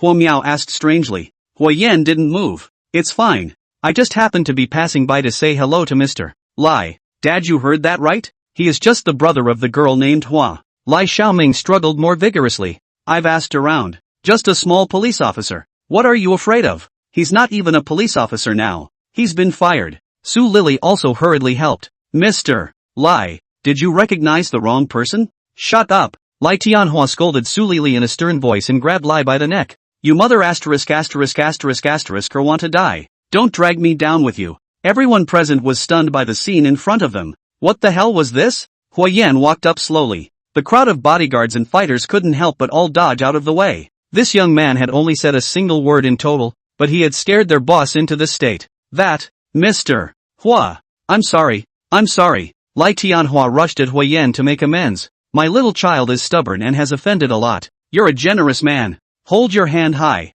Hold your hand high. Hua Yan said. If you don't raise your hand, he'll die in your hands. Lai Tianhua came back to his senses, only to realize that Lai Xiaoming had already been pinched by him and hurriedly raised his hand. Lai gasped for air, not daring to lash out at Lai Tianhua, and glared fiercely at Hua Yan.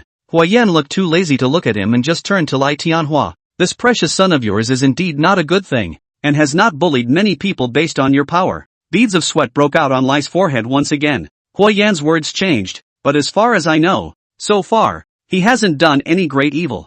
Yes. Lai Tianhua was unexpectedly surprised. This brat is just silly, loves to play and fool around, but his nature is actually still not bad. If he's allowed to go on like this, it's not going to be easy to say. Hua Yan coldly said. It could be the second Zhaoingjie. No. Lai Tianhua waved his hands repeatedly. I will definitely discipline him properly. If he dares to mess around again, I will break his dog's legs. I suggest you get him a change of scenery as soon as possible. It might be better for him to get out of the harbor and away from you, and save him the trouble of being here. Understood. I'll send him away tomorrow and let him scourge people elsewhere. Lai Tianhua answered without hesitation. Hua Yan's voice sank. No one can't be a scourge. Lai Tianhua smiled sarcastically. We have to be good and give back to society. Lai's head was like a rattle, looking at Lai Tianhua and Hua Yan. He's completely confused. What the hell is going on here? Why do they have to kick me out of the harbor and decide my future at the drop of a hat? In the crowd, Su Lili had shrunk to the very back and silently tried to slip away. Although she didn't understand what the hell was going on, she knew she was messing with the wrong person. Don't notice me. Don't ever notice me. You're Su Lili? Hua Yan's voice came. Su Lili stiffened as if she was struck by lightning, and awkwardly looked back with a warm winking smile. Hello big brother Hua. I'm Miao Miao's classmate and I said the wrong thing just now. I'm sorry.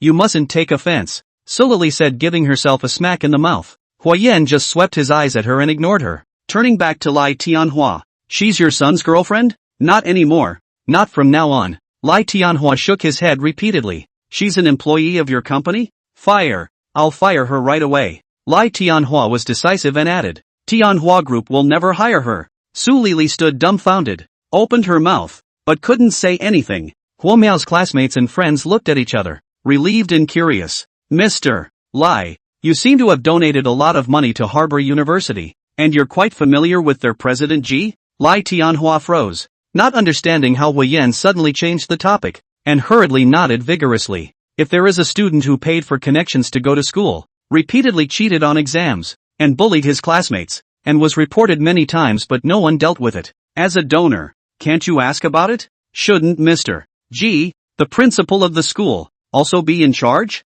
Lai Tianhua glanced at the pale-faced Su Lili. Understood. I'll call old G later. This kind of student is too bad. He must be severely punished. Su Lili legs soft, flopping fell to the ground. Brother Hua, don't do this. Don't do this. This will ruin my. Hua Yan doesn't even look at her, and Su Lili rolls and crawls to pounce in front of Hua Miao, hugging her feet. River, I'm sorry. It's all my fault. I shouldn't be jealous of you. I shouldn't keep getting on your nerves. Have mercy on me and let me go. Okay. Hua Miao looks at the snotty Su Lili and lifts her foot to gently kick her away. I pity you? Then who's going to pity the students you squeezed out of enrollment? Who will pity the students who were bullied by you to the point of dropping out of school with depression? Su Lili sat down on the floor in despair and bawled. Shut up, drag it out. Lai Tianhua signaled the bodyguard to pull Su Lili away. Lai, who hadn't squeaked for a long time, suddenly leaped up, drew a knife from the waist of one of his fighters, and violently stabbed at Huayan, whose back was turned to him. Chapter 43, Lives on the Line. Lai swung his knife at Huayan while gritting his teeth and cursing bitterly. Asterisk asterisk asterisk asterisk. I don't care who you really are. What the hell are you dragging? Old man afraid of you. I'm not afraid of you. Brother, Huo Miao exclaimed. Lin Zuhui shook his head. This kid was asking for death himself. Su Lili was so excited that her entire body tensed up, expecting Huayan's blood to gush out. Lai Tianhua's face was ashen and he was about to faint. Huayan looked like he had eyes in his back, and the moment the blade was about to enter his flesh, he lightly twisted his body and dodged away, turning back to give Lai Xiaoming a cold look. Lai Xiaoming was actually stabbed by this glance of the whole body cold. Shivered. The hand of the knife clank fell to the ground. The legs cannot help but soften kneeling. Just the arrogance of the flames of the hole without. Severance. I'm going to break off the father-son relationship with this little. Lai Tianhua rushed up and kicked Lai Xiaoming down, shouting at the top of his lungs, fearing that Huayan would relent on him. He's him and I'm me. It doesn't matter from now on.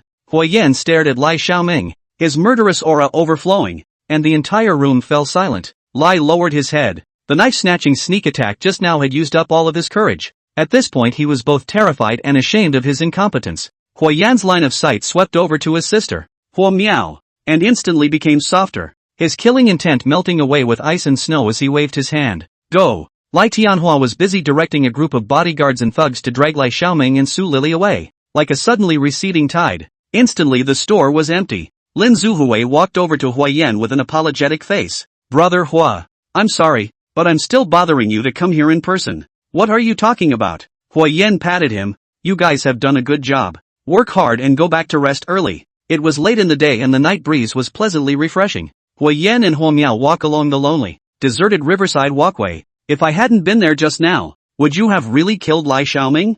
Huo Miao asked quietly. Huayan laughed. It's not so bad to kill him, but it's possible to send him to the hospital. Who let him bully my sister? What on earth have you done? That Mr. Lai sees you like a demon? Huayan was silent. You're the one who smashed those venues in Zhaofucheng, right? I saw the video online. Meow meow. Huayan interrupts softly. Fine, fine. I won't ask. Huo Miao obediently stops talking. Huayan apologized. Sorry, didn't want you to see this. It's okay, it was really scary, but it was also really cool. Let's talk about Su Lili. The she did. How many times have our class reflected to the school, but no one has ever taken care of it, and it's always been suppressed. The more you complain, the more arrogant she gets. Turns out you just packed her in with a few words and broke her down. Huo Miao looked into the dark night sky and sighed with faintly inaudible emotion. Some people, some things, probably do have to go to extraordinary lengths to get a result. Huayan was silent. The formal way, the normal way, but cannot get fairness, cannot seek justice, can only go to violence to fight violence, to use force to pressure people, to deter people. How is this not sad? Seeing Huayan's expression, Huo Miao had guessed what he was thinking and poked him with a smile. Seeing you being so awesome, I can go without worrying. It's a good thing I'm leaving soon, or else I'd be annoyed to death. You don't know. My classmates were asking me about you just now. Huayan learned to speak in the tone of different people. River, what's your brother's deal anyway? Meow meow. How come your brother is so powerful? River, your brother is also too handsome. Right. Introduce to me to get to know it. I tell them that my brother has always been just this awesome, just this handsome, and has always been the best brother in my heart. Huayan looked over at Huo Miao, and the two siblings smiled at each other. In the shadows of the trees beside the road, a pair of bright and cold eyes stared at Huayan. When she was almost near the neighborhood, she passed a 24-hour convenience store and Huo Miao stopped in her tracks. I'm going to do some shopping. Huayan nods, naturally about to accompany him inside, and Huo Miao reaches out to stop him. Come on, girly stuff, you don't have to protect me 24/7. Huo Miao enters the convenience store, and Huayan stands in the doorway, lighting a cigarette and smoking it silently. There was a faint, soft singing coming from the end of the street. Is that you? The one with the flowers in your hand. You and I had a secret meeting in a dream this summer. Promise to stand in the sunset after the slanting sun, don't you fade away. A white-skirted girl pedaled leisurely on a shared bicycle. In the breeze of this summer night, she was beautifully dressed and elegant, accompanied by Dawn's old classic song, Summer Pouring. Even Huayan couldn't help but look twice more. The moment the girl was about to brush past Huayan, A stray kitten suddenly scurried out from the curb and ran across the side street. The girl shrieked and ducked, avoiding the kitten,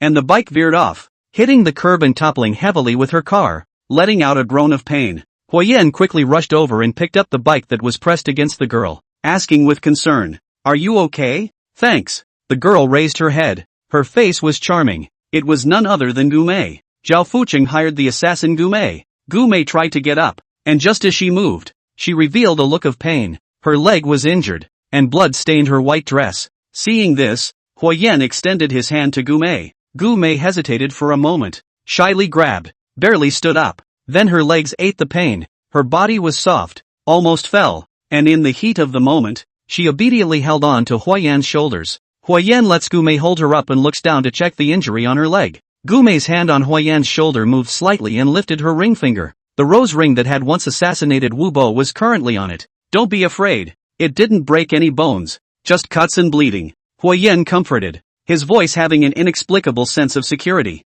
"There's a hospital just up ahead. I'll just take you there later to take care of it." "Thanks." Gumei thanked again, her expression divided. However, her ring finger slowly moved, and the slender poisonous thorn in the rose ring stamen then slowly probed into Huyen's neck, noiselessly, about to stab Huyen's aorta. "Uncle Hua," an aggrieved and pitiful, tender child's voice with a sobbing tone sounded steeply at this moment. Huyen craned his head to look. A little girl stumbled over, dressed in her pajamas and barefoot, her hair disheveled, her face tear-stained, her exposed arms and calves bearing shocking bruises. "It's Yuan, the one who lives on the top floor above Huyen's house." On that day, Huyen fought the Muay Thai King Baban and was seriously injured and fainted in front of his house. It was Yuan who kindly woke him up.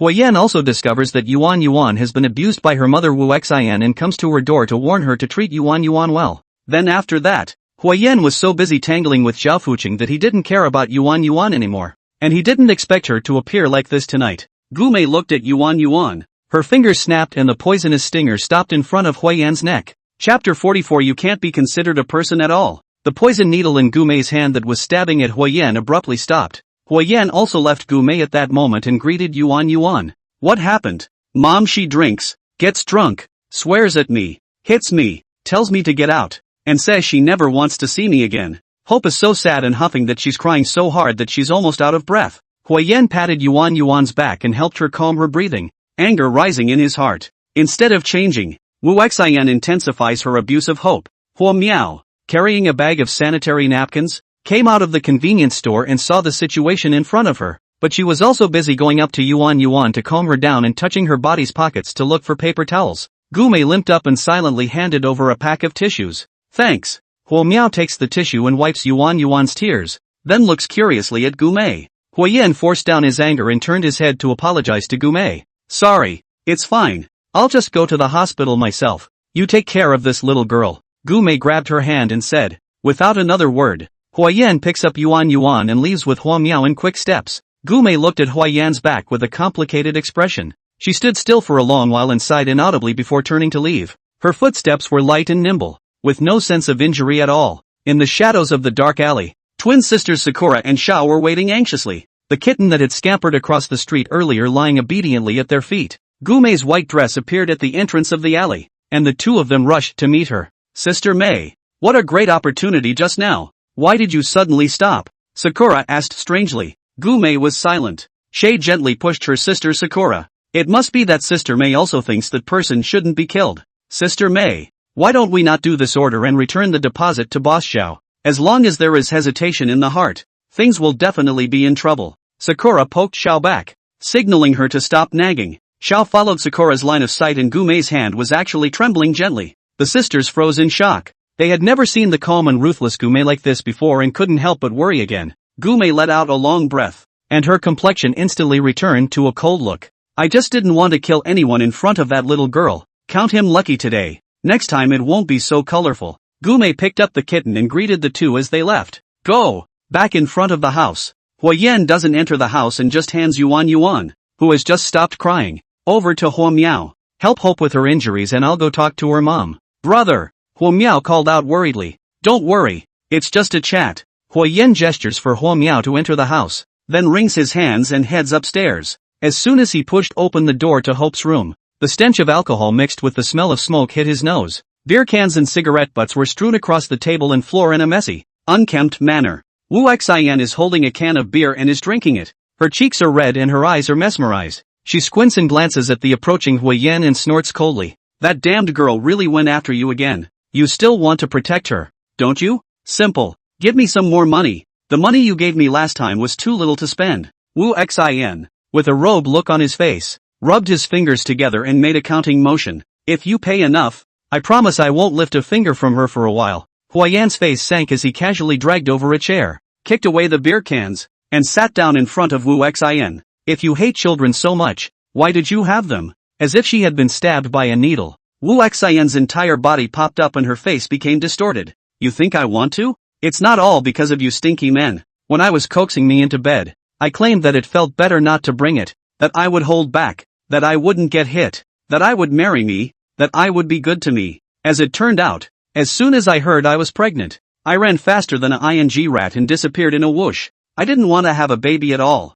I didn't want a baby. I went to get an abortion, and the doctor said I had a special constitution, a disease, and that the abortion might kill me. What the hell can I do? I didn't even look at it when it was born. I just threw it in the toilet. In hell, they found me, brought me back, and said they'd take me to jail if I threw it away again. What the could I do? I was only 20 at the time. Ugh. I hadn't even grown up myself yet, and I had to be a mom to raise a child. How the would I know how to do that? Wu Xian borrowed the strength of alcohol to anger scolding, said the score of aggrieved. There are hidden tears in the eyes flashing. Huiyan was speechless for a moment. It's a total human tragedy. Youthful and ignorant girl was tricked into bed, accidentally pregnant. Irresponsible man turned around and ran away, leaving behind a mother full of grievances and a tender and pitiful child to suffer. You have a grudge in your heart. I can understand that, Huiyan said as calmly as he could. But you shouldn't do that to Hope. She's innocent and always your daughter. Even if you send her to an orphanage, even if you find her a better home.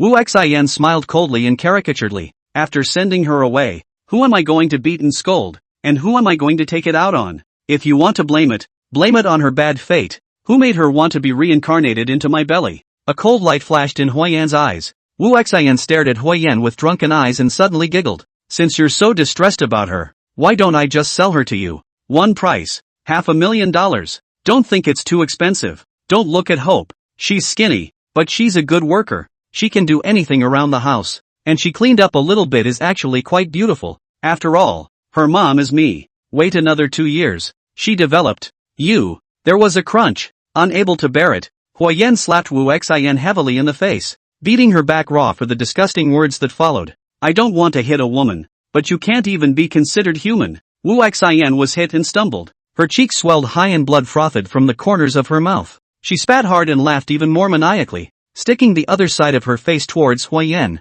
You better beat me to death. As long as you can't beat me to death, I'll pay Hope back later. Huiyan quietly looked at Wu Xian like he was looking at an ugly and disgusting maggot. Wu Xian thought that Huiyan's silence was taking nothing away from her, and the alcohol got the better of her and she screamed even more. I just suck at life, and I've had enough of this for a long time, but don't forget, no matter what I do to Hope, she came out from under my pants and she's my daughter. I'll always be her mom. Huiyan laughed and violently grabbed Wu Xian's hair and dragged her in the direction of the bathroom. Help! Kill ah! Kill ah! Wu Xian let out a loud scream. Huiyan crushed and flattened a beer can with his other hand and shoved it directly into Wu Xian's mouth. Wu Xian's mouth was propped open, slurring and whimpering, unable to make a sound, and was dragged away by Huiyan stiffly. Passing the refrigerator in the corner of the living room, Huiyan paused, opened the door and yanked out a large bag of ice. Chapter 45, Life is Worse Than Death. Ice cubes were poured into the sink, the faucet was unscrewed, and a large pool of cold water was soon caught. Huiyan pulled out the beer can stuffed in Wu Xian's mouth and pressed her entire head into the water. The cold stimulation caused the capillaries to contract sharply, and Wu Xian then woke up a few points from the wine and struggled desperately. Splash! Under the control of Huiyan's iron palm, Wu Xian was not able to break free in the slightest, but instead gulped several mouthfuls of water, as if his lungs were about to explode. The fear of death instantly spread throughout his body. It was only when Wu Xian's eyes were already turning white and her hands were hanging limply that Huiyan dragged her out of the icy water. Wu Xian was as limp as a dead fish, gasping for air for a while. Huiyan approached Wu Xian. You think you're really not afraid of death? You just don't know what it's like to be on the verge of death. Wu Xian trembles and backs away in fear, not daring to look directly at Huiyan. You know it's scary, don't you? Still want to die? Huoyan asked coldly. Wu Xian's head shook like a rattle. Huoyan squatted down and ruffled the wet messy hair on Wu Xian's face. He gently patted her.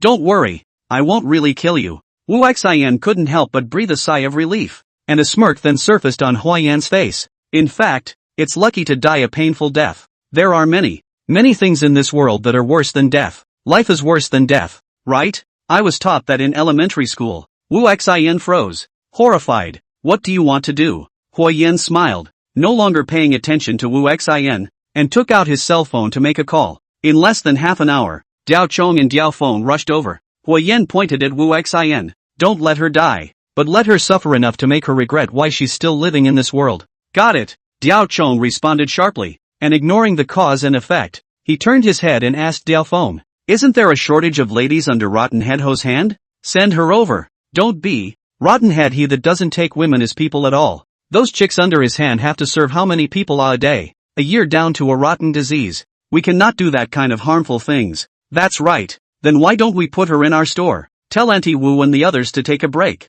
Let her do all the toilets. And if she doesn't get them clean, she won't eat or drink. Oh, no. It's not good to see such a person hanging around in front of the end of the eye every day. Isn't it disgusting? And doesn't it add to the congestion? It's neither here nor there. What do you say? Let her go out to sea with He Lao Lu and the others. Cooking, washing clothes, netting, collecting fish. Let her do it all. With the waves, the wind, and the sun, she'll lose her skin if she doesn't die. These two brothers sang together and arranged for Wu Xian to go to the place in front of their faces, deliberately scaring. Wu Xian's face was like ashes, hissed and wailed. No, it can't be. I'm seasick. That's not exactly right. Diao Chong heatedly laughed. Diao Feng snapped his fingers. That's it. Wu Xian kneeled down with a thud and tried to hug Huoyan's leg, but Diao Feng kicked him away. Big brother, I'm wrong. I know I'm wrong. I'm not a thing. I'm a piece of trash. I'm scum. Wu Xian raised her hand and slapped herself hard, rushing at Huoyan in tears. I'll change. I'll change. I'll change properly. I'll treat Hope well. I'll never hit her again. I'll never scold her again. I'll love her like my life. Too late. Huoyan was unmoved. I gave you a chance. You're the one who didn't want it. You can't do that. No. Wu Xian waved her hands repeatedly, incoherent and on the verge of losing her mind. I'm Hope's mom. If you do this, she'll be motherless. A motherless child is like grass. How pitiful. Huoyan sneered. With a mom like you, Yuan is the one who is truly miserable. Without you, she would definitely be a lot happier than she is now. Wu Xian still wanted to play the trick again and throw the ball. Diao Feng swung his fist, glaring and snapping. Did I have to knock you out and carry you away? Wu Xian disheveled and sat down, tears falling like rain, sobbing and playing pitiful again. Diao Chong and Diao Feng did not have the slightest bit of sympathy.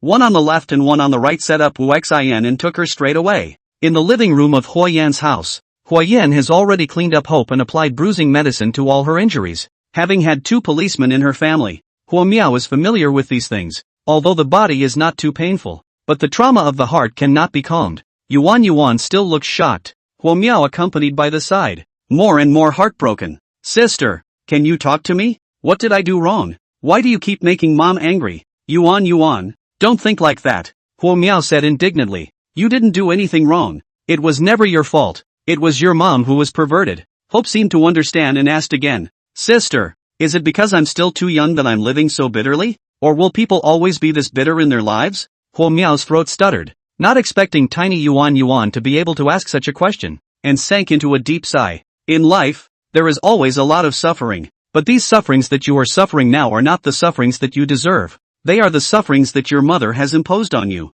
The door to the room rattles and Huoyan returns, checking on Hope and rubbing her little head. Yuan, your mom had an emergency and has just left the harbor, so you can stay here with uncle for a while. Huo Miao rejoices. Great. No one will ever hit you or scold you again. Hope froze, concerned, and asked, is she okay? Why do you care about her when she's abusing you like this? Huo Miao asked. Hope had tears in her eyes. But isn't she my mom? Huoyan squatted down beside Yuan and looked her in the eyes, saying seriously and earnestly, Hope, maybe you don't understand right now, but uncle has to tell you. Parents, just people who happen to bring you into this world, just have a special blood relationship with you. You don't owe them anything. Rather, they should take the responsibility of raising you when they gave birth to you. Not everyone in this world is qualified to be a parent. Some people only have the status of a parent, but they simply do not have the responsibility of a parent. Instead, they vent all their grievances and unhappiness on their defenseless children. Unfortunately, your mom is one of those people. Remember, you are an individual. You have your own life and future, and from now on, you will live it on your own. Yuan was silent for a long time and looked at Huoyan, nodding in seeming understanding. Huoyan and Hua Miao looked at each other, slightly relieved. It was late at night when Hope fell asleep at ease. Huoyan sits alone on the couch as Hua Miao walks over and tosses him a can of beer, and the two gently clink glasses. How are you going to settle Hope down? Hua Miao asked. I don't know. Huoyan scratched his head and smiled bitterly. Haven't really dealt with this kind of thing. Then you're still taking it upon yourself. Hua Miao smiles angrily and pats her brother. It's fine. No matter how you settle down. It's definitely better than following that woman. I believe in you. Neither of them spoke again, raising their glasses and sipping lightly, quietly staring at the dark, but still starry, night sky. Chapter 46 Spoiled. Huoyan honestly stayed home with Yuan for 3 days. The injuries on the little girl's body gradually healed, her brow stretched, no longer frequently mentioned Wu Xin, and her face finally had a smile. Do you want to go out with uncle for a while? Huoyan asked as he helped Yuan braid her hair. Hope nodded happily, and the corner of Huoyan's mouth curled up into a bad smile. On the second floor of the Paradise Mouth nightclub, a few drunken minions giggled and frolicked through the corridor. The door to the room at the far end opened, and Lin Zuhui poked his head out with a stern face. What's all this noise? All be quiet. Hope is doing her homework. The minions were startled and hurriedly shut up and closed their mouths. Lin Zuhui retreated back into the house, closing the door behind him, and whirled around to reveal a smiling face. Hope was sprawled out on the coffee table doing her homework, with Diao Chong and Diao Feng coming up next to her head to head. Oh, Hope, you're really good. I can't even understand this question, but you can actually do it. Diao Chong exaggerates his admiration and Hope is shy, pursing her lips and laughing lightly. Thank you, uncle. Come on, then let's reward Hope with another candy. Diao Feng peeled a candy and handed it over, but Lin Zuhui snatched it up and slapped his hand away. Hey, you've already fed Hope 2 pieces of candy this morning. Do you know that children's teeth will break if they eat too much candy? Will? Just one more. It's fine. Lin Zuhui blocked Diao Feng and took a plate of cut fruits from behind him. Not even one. Yuan, come eat some of the fruits Uncle Lin prepared for you. Isn't this sweet for you too? Diao Feng blocked the fruit. That's a little healthier than that candy of yours. Lin Zuhui and Diao Feng pushed and blocked. Diao Chong looked at the two with a smile. Yuan, don't pay any attention to them. Uncle continue to accompany you to do the questions. 3 big, burly, rugged, tattooed, menacing men stayed with Hope like little children and competed for favor. Huoyan watched from the sidelines, crying and laughing. Hey, can you guys just let Hope do her homework in peace? Only then did Diao Chong, Diao Feng, and Lin Zuhui make a break for it, reluctantly placing the candies and fruits in front of Yuan before coming to Huoyan's side. Brother Hua, that woman has already been sent to the ship. It should all be out to sea by now. Diao Feng whispered. Huoyan nodded. Diao Chong then reported, looking ashamed. There's not much movement on the little White House side yet. Everything's normal. Nothing out of the ordinary has been found. Have the brothers retreat back first. Don't scare the snakes. Huoyan decisively decided. Lin Zuhui frowned anxiously. Then what should we do? Can't we move while we watch? Huoyan pondered slightly. There's one person who might know something about the situation. I'll go talk to him first. Downtown Seaport has a neighborhood called Tangqingipin, which is a top luxury residential area in Seaport with an excellent location. A quiet place in the middle of the downtown area, and an inch of land. Lai Tianhua's villa was among them, and it was the largest and most lavishly decorated one in the entire neighborhood. Only at this time, Lai Tianhua's mood was not beautiful at all. It could simply be said to be terrible. Little Lousy has already given you a few days of grace. You dog days don't drag Lousy down again. Today you have to go even if you leave. You have to go even if you don't. In a room on the 3rd floor, Lai Tianhua was cursing while pulling hard on Lai Xiaoming. Lai, on the other hand, clung to the bed rail without letting go and shouted at the door. Grandma! The graceful, wealthy-looking Mrs. Lai tremblingly rushed over and waved her cane to head Lai Tianhua. You are the little one, and you really want to oust my big grandson. Do you want to be angry with old mom you? What the hell do you know? Lai Tianhua did not dare to fight back, so angry that he blurted out, and then received a cane, and then hastily changed his words to apologize. No, Mom. Your old man doesn't understand the situation. Yes, I'm old and useless and no, Mrs. Lai is guarding Lai. But I'm not senile yet. I still only know that Xiaoming is my grandson. Whoever wants to drive him away, kill my old lady first. Lai Tianhua had a bitter look on his face. Mrs. Lai crossed her eyes. Lai Tianhua. Mr. Lai, aren't you a big family? Aren't you a rich man? You can't even protect your own son. What kind of man are you? I don't have a son as useless as you. Mom, will you stop messing with this? Lai Tianhua pleaded with his hands together. That Hua is no ordinary man. He kills without blinking an eye. And that knife is fast. I saw it with my own eyes. Even Zhao Fucheng dared to move. It wouldn't take him a minute to get me. Mrs. Lai bristled in disbelief. Is he really that capable? Lai Tianhua sighed helplessly and turned his head to inquire about Lai Xiaoming. How long has it been since you've seen Chou Youngjie? Lai Xiaoming was puzzled. Zhaoingjie? Ha, it seems like it's been a while since I've seen it. Not just me. None of us who play together have seen it. Don't you think it's strange? Strange what? Lai Tianhua hated the iron. Zhaoingjie, hey, Zhao Fucheng's son. Harbor little bully. How come he didn't suddenly disappear? Lai froze and scratched his head as if he had never thought about it. Zhao Fucheng said to the public that Zhaoingjie went abroad to study. Do you believe him? Lai Xiaoming snorted with joy. Just him? Still studying abroad? Are you kidding me? Lai Tianhua looked around and nervously lowered his voice. There are rumors in the circle that Zhaoingjie actually had an accident. As I see it, I'm afraid that it was that Hua who did it. Maybe Zhaoingjie has already let him die. Mrs. Lai was creeped out. Lai's eyes widened. No way. Now you know what you're messing with. Don't you? Know why you were let go, right? If you don't want to end up like Zhaoingjie, hurry up and get out of the wind for me. Lai Xiaoming hurriedly hugged Mrs. Lai. Grandma, I don't want to go. I can't leave you. I just want to stay with you. Lai Tianhua was so angry that he wanted to go up and punch Lai Xiaoming again. But Mrs. Lai stopped him. It's all about avoiding the wind anyway. So let's secretly hide Xiaoming at home. If Hua is so powerful, can he really kill us at home? Lai Tianhua looked at his old mom and son, speechless, and looked up to the sky and sighed. Hurried footsteps came from the stairway, accompanied by terrified shouts. Boss, boss, boss Lai.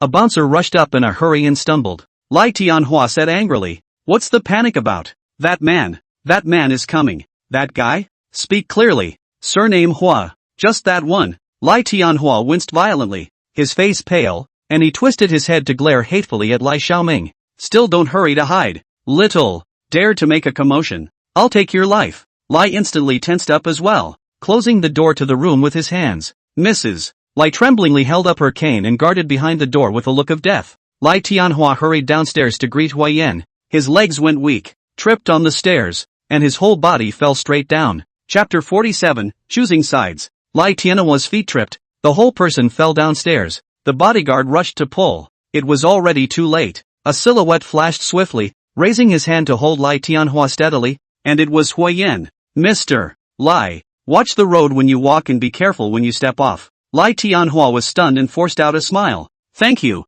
Mr. Hua. In the study, Huayan sat on Lai Tianhua's expensive leather sofa in a large horse, while Lai Tianhua stood respectfully next to him. Mr. Hua, you're here in all your glory. Lai Tianhua shivers and compliments. Huayan said lightly, don't be afraid. I'm just here to ask you something. Please speak. Mr. Hua. Mr. Lai will surely know everything and say everything. You used the tea first. Lai Tianhua compensated with a smile and poured tea and water for Huayan.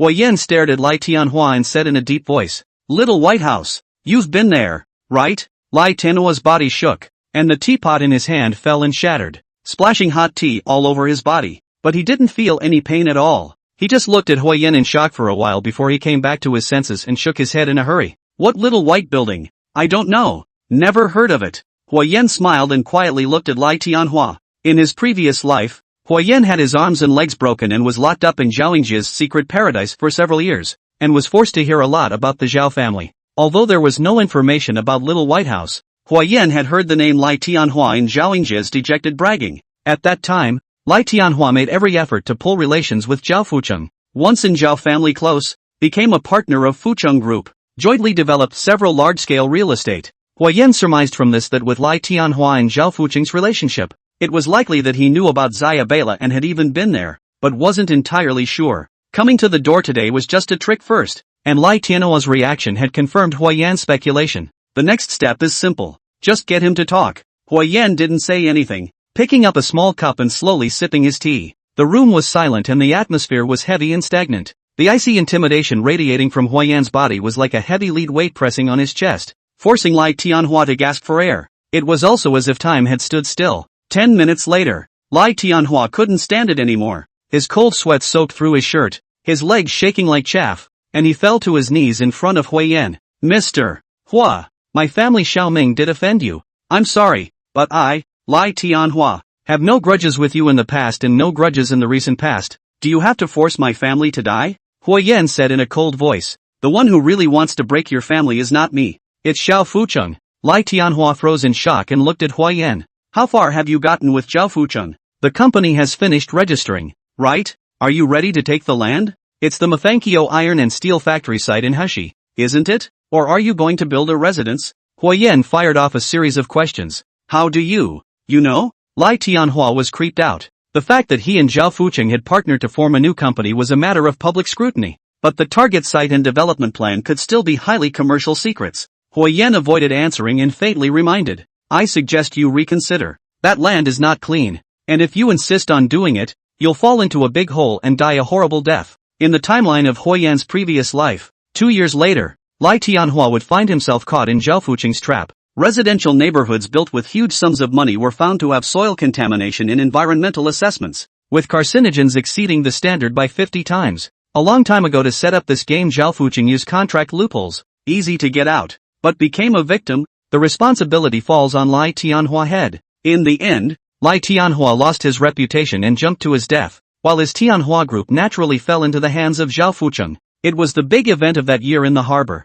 and one of the things that Zhao Yingjie was most pleased and proud of, bragging about it several times to those huntsmen of Huayan that he had imprisoned, though really it was all his old man's doing and had nothing to do with him. Lai Tianhua's face was cloudy. Although he didn't want to believe it, he had an intuition that Huayan was telling the truth. There was no need for him to lie. It turned out that the man in front of him not only fought hard and killed hard, but also knew a lot. Thanks to. Before Lai Tianhua could finish the word thank you, Huayan directly interrupted. You don't have to be grateful. I'm not helping you. It's only because this is a war between me and Zhao Fucheng, and you're a useful pawn. So Mr. Hua is asking me to pick a side today? Lai Tianhua asked. Huayan smiled and shook his head gently. You're overthinking it. It's not necessary. It doesn't matter who you're standing for. I just want information on the little white building. Mr. Hua, you think too highly of me. Lai Tianhua smiles bitterly. Yes, compared to the vast majority of people, I, Lai Tianhua, am indeed considered a rich man.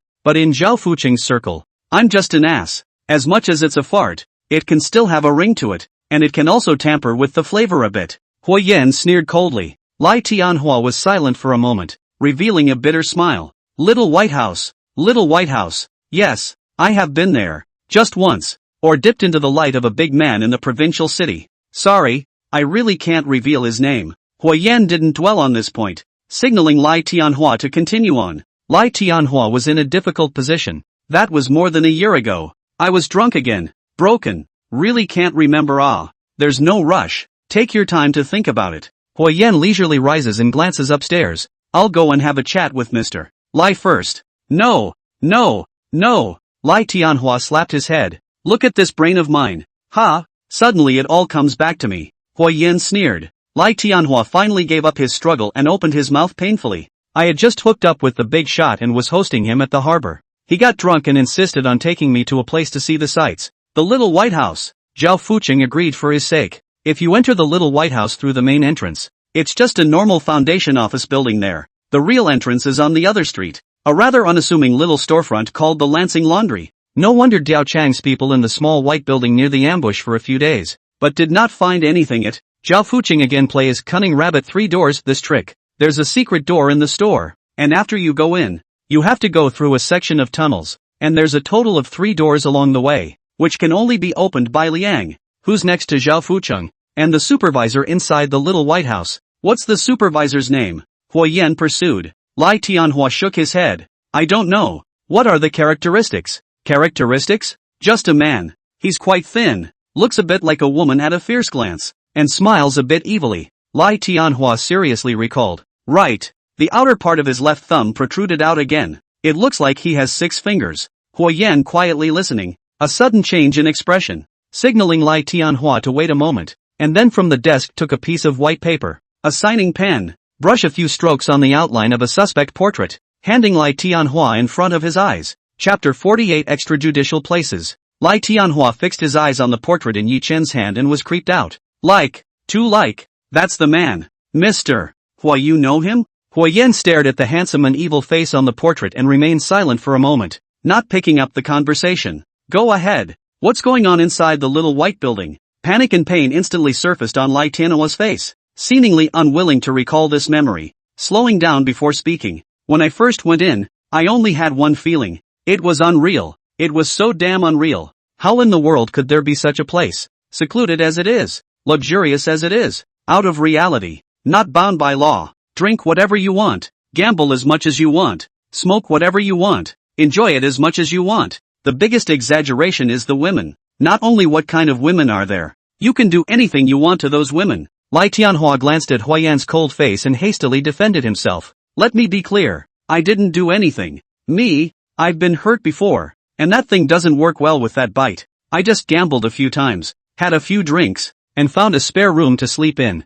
Hua Yan pressed. Then how do you know what they did to those women? I fell asleep in the middle of the night and let my pee wake me up, went out to use the restroom, and happened to see. Lai Tianhua stammered and covered his face, unable to bear the thought of recalling it. Saw them carry off a woman. A little girl actually, just in her early teens I think. That's the one the big guy picked earlier. It was already dead and covered in wounds. I was peeing my pants and quietly slipped back to go back to sleep. With a crunch, Hua Yan couldn't help but crush the gold-plated signing pen in his hand, and the murderous intent in his eyes made Lai Tianhua involuntarily shrink back. Hua Yan threw the quill and the piece of paper to Lai Tianhua. Draw the layout of the inside. Lai Tianhua hurriedly picked up the paper and pen, writing and drawing as seriously as a schoolboy. In the small farmhouse in the suburbs, Gume was cutting roses, and in a trance. She was a little distracted, and her fingers were pierced by the thorns, and blood oozed out. Gume brought her finger to her mouth and gently sucked on it, steeply seeming to feel something. She jerked her head back.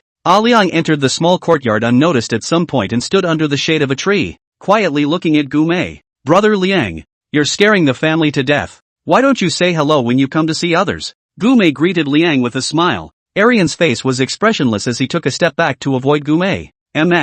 May, there's no need for that with me. Gume ate and laughed, stopping but still looking dainty. So what are Brother Arian's instructions? Boss Zhao asked me to tell you that he has given you enough time and freedom, but there is a limit to his patience. Come on, Hua Yan is a big fish. Gume pouted. When dealing with such a heavyweight target, of course we have to carefully lay out and plan carefully. Unmoved, Arian icily continued to convey instructions. If you can't complete the mission, Boss Zhao will be very angry, and I'm sure you know the results of Boss Zhao's anger. Gume's face instantly turned cold. Then please also tell Boss Zhao that I never do things in my own way or at my own pace. If Boss Zhao doesn't accept it, then it's a clean slate and let him find someone else. A sneering sneer appeared on Arian's tattooed face.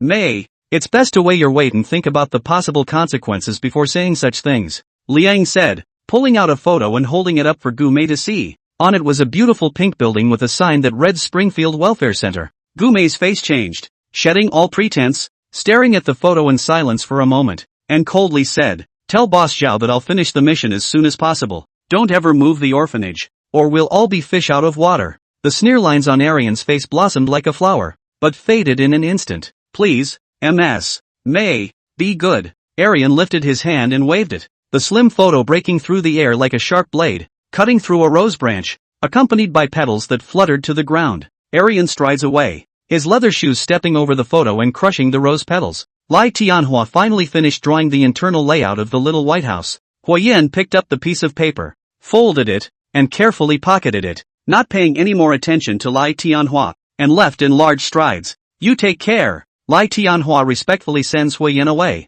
takes a long sigh of relief, slumps his butt to the ground, then bounces back up, picks up his cell phone, and calls his secretary. Find a reliable EIA company and give me a detailed soil test report for the steel mill site. Secretary puzzled, Mr. Zhao's side has not already found someone out of the report. There is no problem. If you're told to look for it, you look for it. Lai Tianhua droned in annoyance. Don't let Zhao Fucheng know. Lai Tianhua turned around and went upstairs, pushing open the door of the room where Lai Xiaoming was hiding. The cane came down in a splintered mess. Whoever dares to touch my grandson, I'll beat him to death. Old Mrs. Lai waved her cane with her eyes closed. Mom, it's me. Stop fighting. It's me. Lai Tianhua even dodged and shouted. Mrs. Lai stopped her hand and opened her eyes. Surname Hua is gone? Go away. Lai, who was hiding under the bed, jumped up. Is everything okay? Nothing? Lai Tianhua looked up to the sky and laughed bitterly. It's a big deal. Old Mrs. Lai and Lai Xiaoming looked at Lai Tianhua in confusion.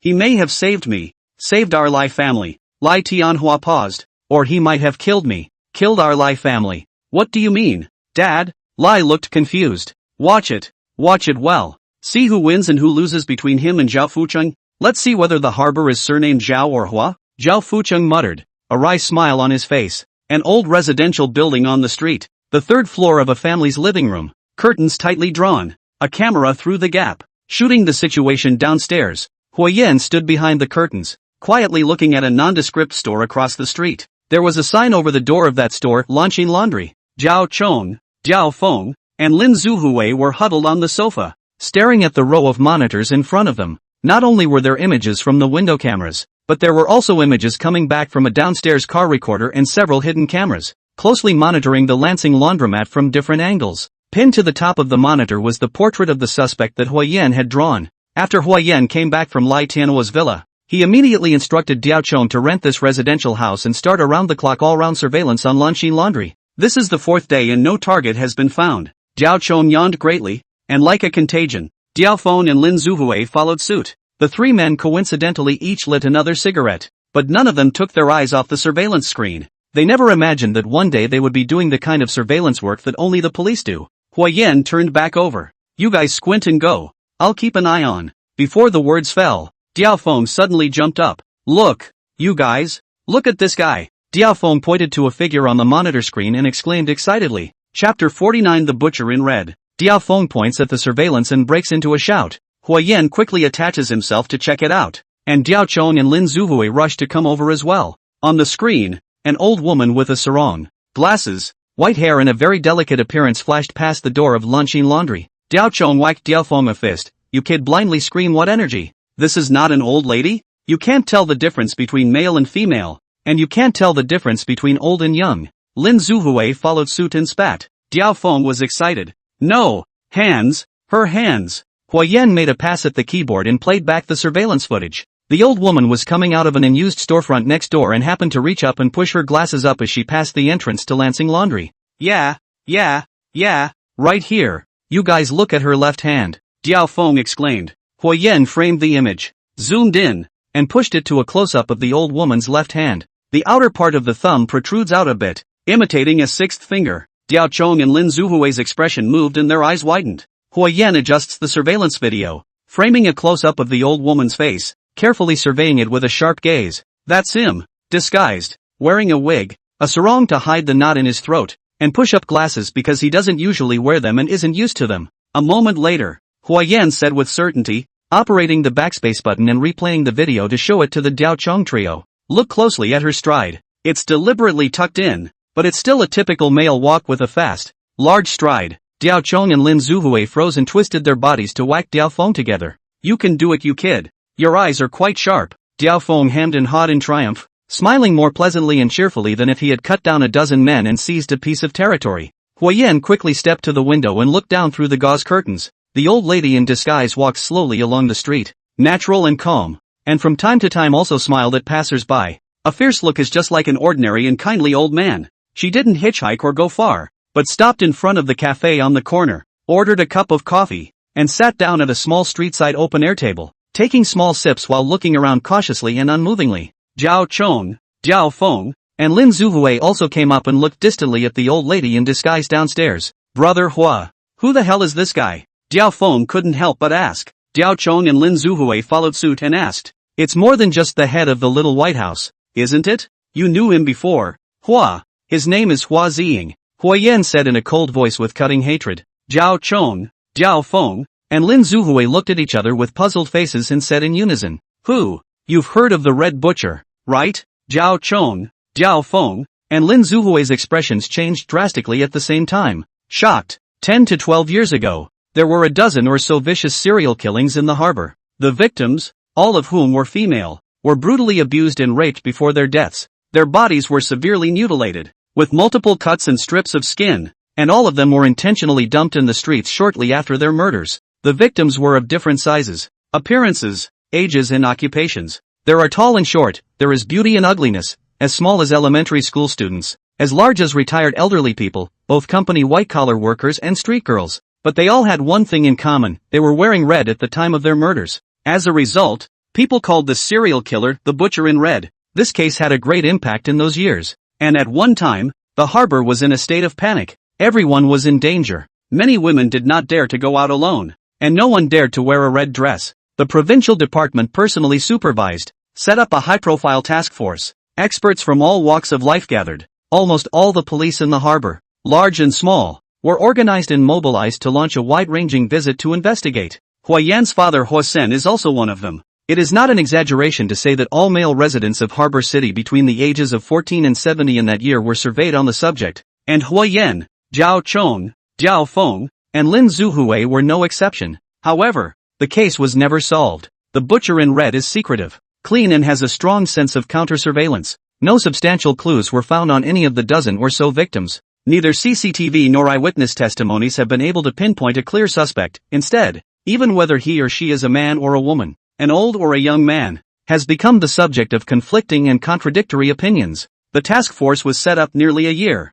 spent enormous energy and effort, but failed to solve the case, but added a few more lives. Not only is this a serious provocation to the police, but it also adds to the mystery and even legend of the Butcher in Red. People are beginning to wonder if he is one person or many, or maybe not a person at all. Some parents even start to take the red-clothed butcher to scare the naughty little children. If you don't listen, or sleep well, the red-clothed butcher is coming to get you. In the end, it was Wu Wenhai, a retired criminal investigation expert specially invited back by the Ministry of Public Security, who unraveled the fog. This old man with Horsham and other task force members spent more than 2 months, countless times repeatedly picking up hundreds of pieces of related evidence. Finally, a piece of dander was found between the folds of a red dress worn by the victim, and DNA information was successfully extracted, thus locking in the suspect, Hua Ziying. The man was nearly 40 years old, single and unemployed, with both parents dead, and living alone in a suburban compound. He studied at the Harbor Drama Academy in his early years,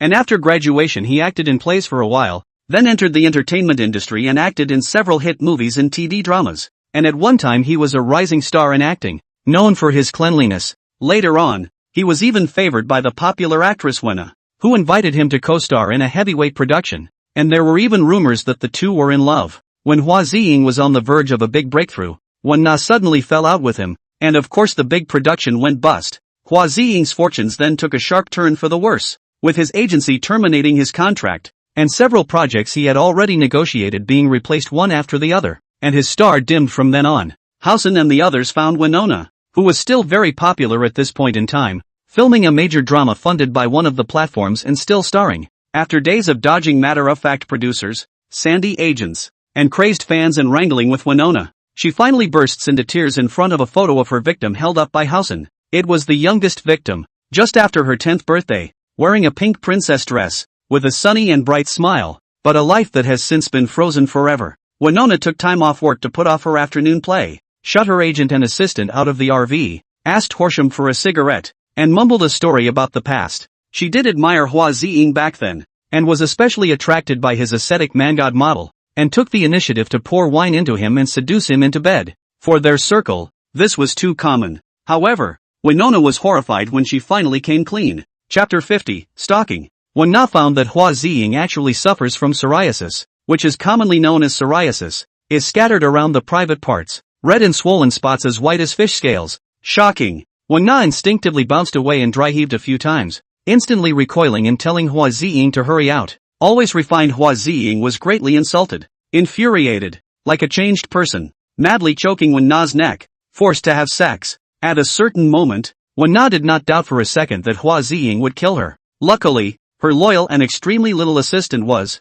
as usual, lying on the doorstep listening to the wall, sensing something was wrong, knocking hard on the door, and calling security. Wenna didn't dare to make it known to the public for fear of her reputation, but immediately drew a line in the sand with Hua Ziying and used her influence to block him industry-wide. And that character Winona played in her popular hit was styled in a fire-like red dress. The police deduced that the reason why Hua Ziying specialized in picking targets wearing red clothes and stripping the skin of the victim after the murder should all be stimulated by this time. The piece of dander that Wu Wenhai found. Also because of the psoriasis Hua Ziying suffered from itching. Only negligence and carelessness, not small scratch down, fell in the victim's skirt. After being blocked by Wen Na, Hua Ziying struggled in the show business for several more years, but never got anywhere, and finally realized that this road was not going to work. Retired from the industry and changed careers to become a freelance makeup artist. According to the person who once asked Hua Ziying for a makeup appointment, his technique is superb and subtle, and after being made up by his hands, he is simply like a different person.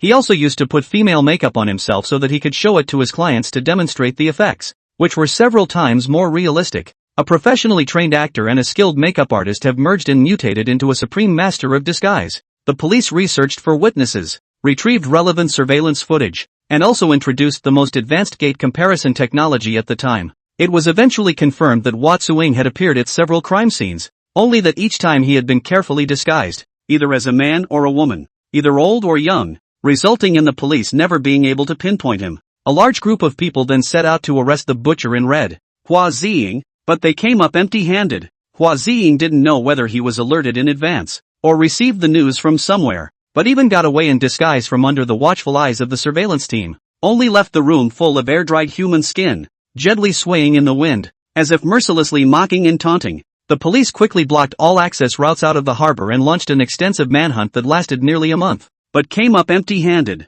Hua Ziying just disappeared into thin air, never appearing again, never showing any trace, as if this person never existed in the world at all. As a result, the Butcher in Red case became the most famous unsolved case in the harbor, which was deeply burned in the memory of a generation, and also became the shame and heart disease of the harbor police. Hua Yan had seen with his own eyes how Hua Sen, Wu Taifeng, and a host of other criminal police officers were deeply devastated and depressed because of this case. After becoming a police officer himself, Hua Yan had accessed the case file and studied it carefully, engraving Hua Ziying's looks and features firmly in his mind. Therefore, when Lai Tianhua talked about that little white building supervisor, Hua Yan steeply associated him with Hua Ziying. It was an echo received by accident and a karmic connection. Now it seems that Hua Ziying should have gotten away with Zhao Fuqing's help back then, and has been under Zhao Fuqing's shelter for all these years. By this inference, I'm afraid the existence of the small white building is far from a year and a half. With Hua Ziying, this pervert from the management, do not know how much dirt hidden, how many terrible things have happened, how many innocent people have been scourged. Diao Feng forced himself to hear this, has been suffocated to the face, red, blue veins, drew out his waist-short knife, about to go out the door to go downstairs. I'm going to kill this right now. Diao Chong and Lin Zuhui stopped Diao Feng, who was furious with rage, left and right. What's gotten into you again? Penis. Let's hear what Hua has to say first. Hua Yan patted Diao Feng and said in a deep voice, Hua Ziying must die, but not today. He has to take us into Little White House before he can die. Diao Feng's teeth gnashed and rattled as he nodded with difficulty. His dog's life is mine. None of you are allowed to snatch it from me. Downstairs, Hua Ziying finished his coffee and got up with a flourish, ready to leave. Hua Yan quickly grabbed a jacket and put it on, and snapped on a hat. I'll follow and check it out. We'll go too. Zhao Chong, Diao Feng, and Lin Zuhui said together. Hua Yan shook his head and pointed downstairs. He's not alone. Zhao Chong, Diao Feng,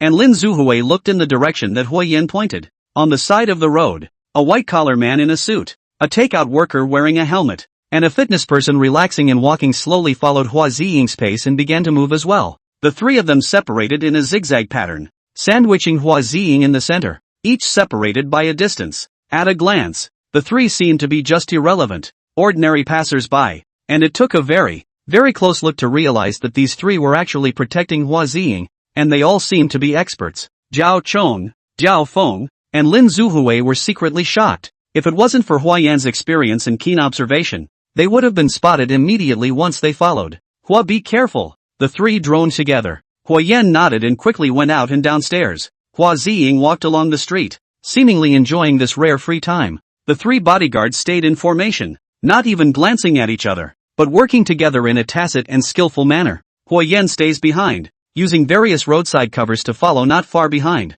The tracking skills he practiced when he was a cop came in handy. Hua Ziying didn't go too far, and after 10 minutes or so, he stopped in front of an unobtrusive residence and cautiously turned back to observe. The neighborhood was empty, with no pedestrians passing by. and only one sanitation worker far away cleaning and sweeping the ground. After Hua Ziying confirmed that there was nothing unusual, he raised his hand and knocked on the door. 3 longs and 2 shorts and another long and a short. The iron door of the residence swung open. A bearded middle-aged man poked his head out and looked around, and Hua Ziying dashed in. Each of the 3 bodyguards spread out, taking control of the different directions leading to the residence, looking not only well-trained, but should have been here more than once. The sanitation worker in the distance looks up quickly and glances here inadvertently, and it's none other than Huayan. The uniform on his body, the mask on his face, and the sweeping tools in his hands were all ones he had just bought from a real sanitation worker for $1,000. A few minutes later, Hua Ziying came out, carrying a black plastic bag in his hand.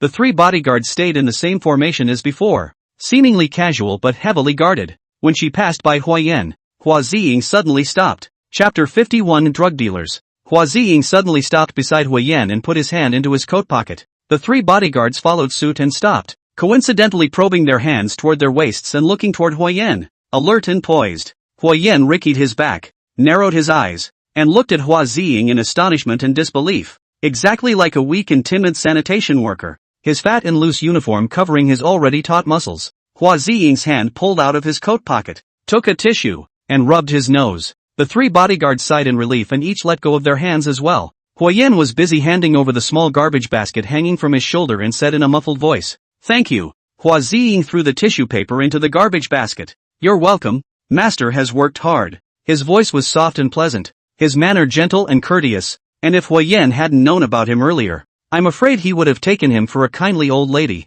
Without making another sound, Huayan nodded silently and crouched down to continue sweeping the floor. Hua Ziying turned away, turned left at the intersection ahead, and went back along the original road in the direction of Lanxin Laundry. Huayan didn't follow again, waited for Hua Ziying to walk away, looked around to see that no one was there, put down his broom and garbage basket, and screwed up his body to walk towards that residential house. Huayan raises his hand and knocks on the door. 3 long, 2 short and 1 long, 1 short, exactly the same way Hua Ziying knocked on the door just now. The door swung open and the bearded man in the house probed out. He had thought it was Hua Ziying who had gone and returned, but when he saw it was a stranger, his face changed. "Who are you?" Huayan was silent, sinking his shoulders to bump off the bearded man, and went straight into the house, closing the iron door behind him. Hey, what are you doing?" The bearded man was puzzled and snapped. Huayan ignored it and looked around. The living room was plain, but the air smelled vaguely of disinfectant and medicine,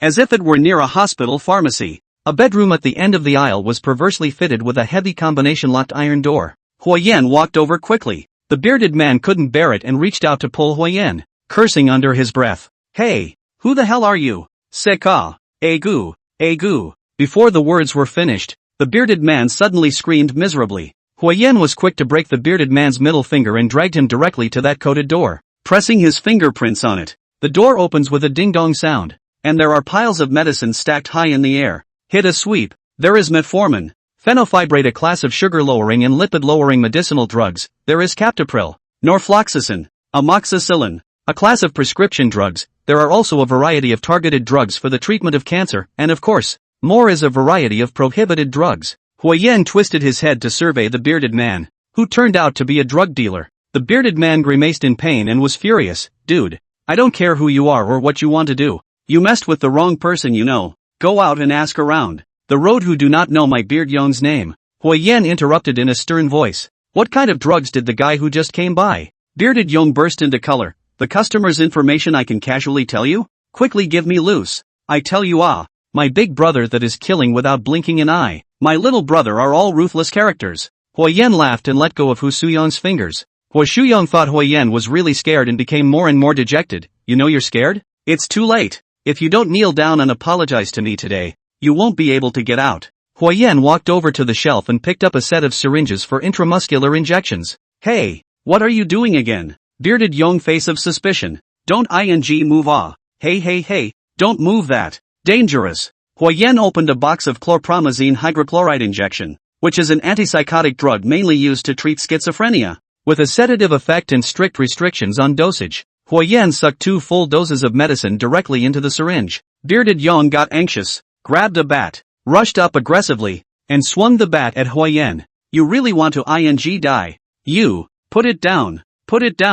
Huayan turned, swung his syringe, and met him. The bat stopped in midair, and Hu Shuyong's entire body froze, not daring to move a muscle. Obviously he made the first move, but somehow, Huayan snatched him up in one step and accurately stuck the syringe into his neck. Huayan pressed his thumb on the end of the syringe, and as long as he gently pressed down, the 2 doses of chlorpromazine hydrochloride medicine inside would all be injected into Hu Shuyong's body. Big brother, never, never, Hu Shuyong begged nervously, shivering while trying to keep his neck still, his face yellow with fear. This dose, it will kill you, Huayan asked again. What kind of medicine did the man who just came by? Calcipotriol, tocalcitol, etanercept, sterculizumab, methylprednisolone, betamethasone. Hu Shuyong dare not be slow again. A breath said several kinds of specialized drug terminology. Business is quite skilled. What's it all for? For psoriasis. Ah, just psoriasis. The first 2 are for regulating cellular keratinization.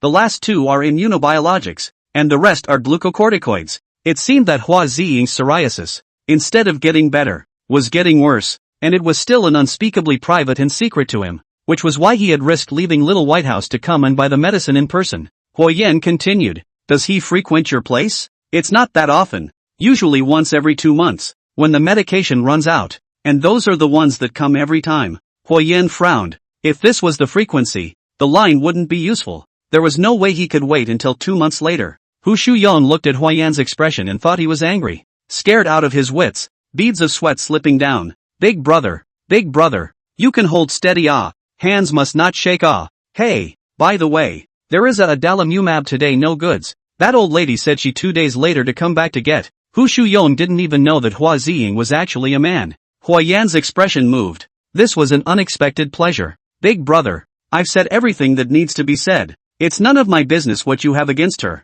so spare me. Hu Shuyong continued to plead. Huayan stared at him and asked in a deep voice, know what to do next? Understand. Hu Shuyong is still smart. Busy saying, I've never seen you before. I've never said anything. Huayan's face was icy cold. Remember your words. If the wind leaks out, I don't dare. I'm the one who plays with drugs. I'm most careful with my life. Besides, I don't have that old lady's contact information. She's quite mysterious. Hu Shuyong hated that he couldn't swear to the heavens. Don't worry big brother. Today's incident never happened at all. Huayan released his grip on the syringe and turned away. Hu Shuyong hands and feet to hold the syringe, carefully pulled out, covering the neck, collapsed on the ground, cold sweat wildly, palpitating. What kind of people come up and bully me? Somehow. Excessively. Hu Shuyong whimpered in aggravation and raised his arm to wipe his tears. As soon as he left the house, Huayan immediately dialed Diao Chang's phone. Chapter 52 Farewell. More than 10 minutes later, Zhao Chong, Diao Feng, and Lin Zuhui hurried over, and brought along 4 witty and lively minions. Huayan arranged for those 4 minions to ambush them in disguise nearby, making sure to keep an eye on Hu Shuyong's every move. Although he judged that Hu Shuyong did not tell lies, but also did not have the courage to do anything wrong, but still have to take precautions. This matter absolutely cannot go wrong. Zhao Chong, Diao Feng, and Lin Zuhui couldn't help but all get excited when they learned that Hua Ziying would still be here 2 days later to get the medicine. It's a coincidence that a thief meets a highway robber. The dog days deserve to fall into our hands, Diao Chong said fiercely. Lin Zuhui squinted at the sky. Thief god, count on you not being completely blind. Hey, his life is mine None of you are allowed to snatch it from me. Diao Feng was so anxious that he hurriedly re-emphasized. Diao Chong and Lin Zuhui laughed out loud. Okay, no robbing, it's yours. Killing Hua Ziying isn't difficult. Huayan's face was grave as he said in a deep voice. What's difficult is how can we control him smoothly without alerting others. Zhao Chong, Diao Feng, and Lin Zuhui calmed down and looked at Huayan in unison. It's only 10 minutes or so from the Lansing laundromat,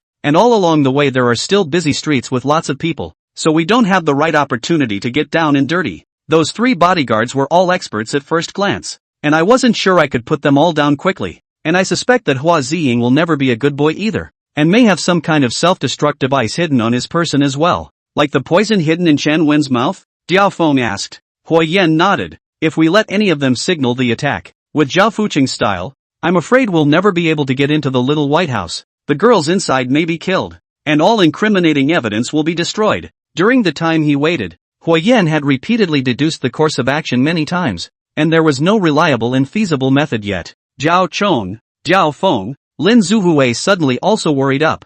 See the target near at hand, but everywhere constraints. Cannot let go to do. Suffocating. Annoying. Don't be in a hurry. Allow me to mull it over. In any case, God has already given us the opportunity already. Hua Yan relieved the three. Let the brothers prepare first. Diao Chong nodded. Got it. Brother Hua. You can rest assured that the brothers are no problem. Brother Hua, you'll definitely have a solution. Lin Zuhui had a look of reverence on his face. Dia Feng muttered in a small voice, if we can't we will do it hard. Kill one is one. Whatever the. Hua Yan, Zhao Chong, and Lin Zuhui simultaneously raised their hands in a gesture to knock Dia Feng on the head. Dia Feng covered his head and playfully dodged. I'll just say it. I'll just say it. The four of them were laughing and joking when Hua Yan's cell phone rang with an alarm clock reminder. Today is the day my sister Hua Miao left. Hua, you go back. We've got us to watch over here. Zhao Chong, Diao Feng, and Lin Zuhui said together. Hua Yan nodded and flew away. At home, Hua Miao has already packed her bags and finally put a family photo into her backpack,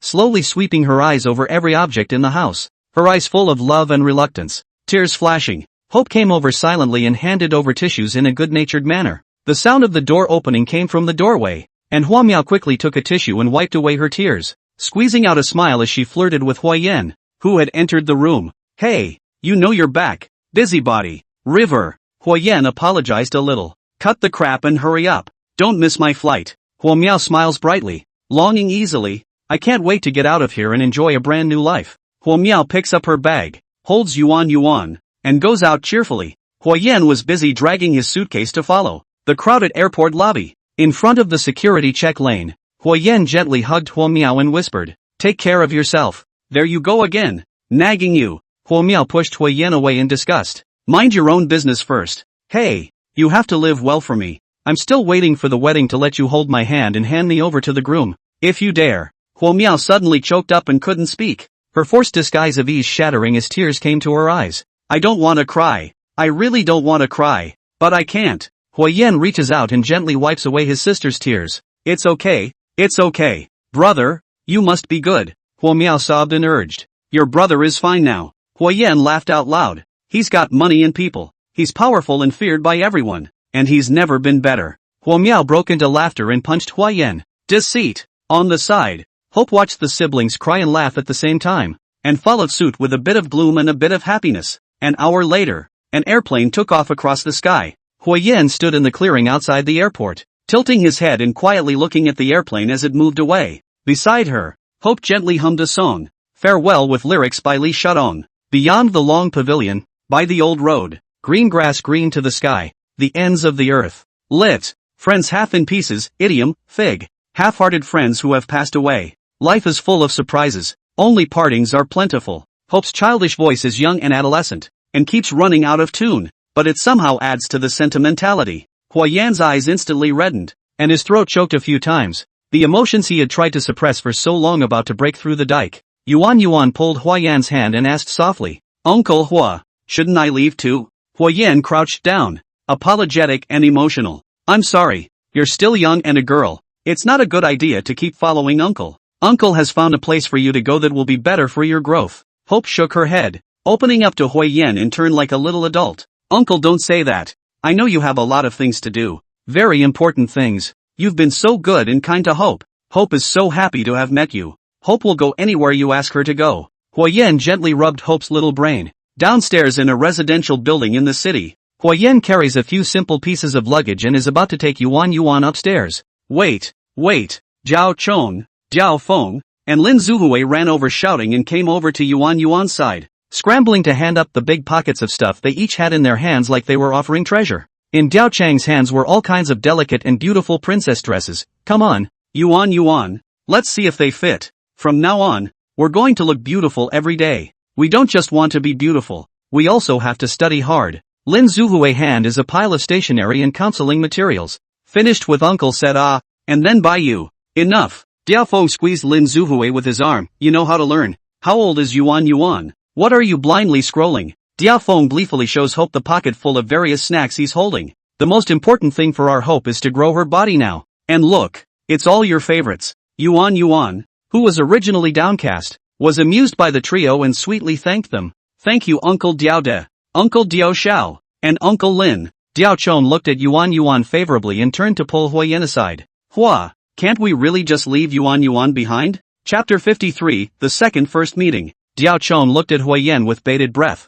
his face full of anticipation. How to stay? Huiyan gives Diao Chong a blank look. Who among us can drive her to and from school every day? Who can help her with her homework? Each and every one of us has been married and knows how to bring up a child? Diao Chong laughed nervously and scratched his head awkwardly. Besides, what can she learn by hanging out with us? How to run a nightclub? How to collect boys? How to drink? Or how to chop people up with a knife? Diao Chong was dumbfounded by Huiyan's question inside, shaking his head. Old Diao, I know you like Yuan Yuan. Huiyan reveals a bitter smile, but we ourselves are people who don't know if we'll have a life tomorrow after today. Don't delay the child. Diao Chong nodded grimly, pulling away Diao Feng and Lin Zuhui, who were still reluctant to leave, and said goodbye to Yuan Yuan with a forced smile. Huiyan led Yuan Yuan up to the third floor and raised his hand to knock on the door of a house around the corner. The door quickly opened and Li Guiyun greeted her with a warm greeting. Hello Hope, come in, welcome. The house was clean and tidy, with some of the child's favorite decorations,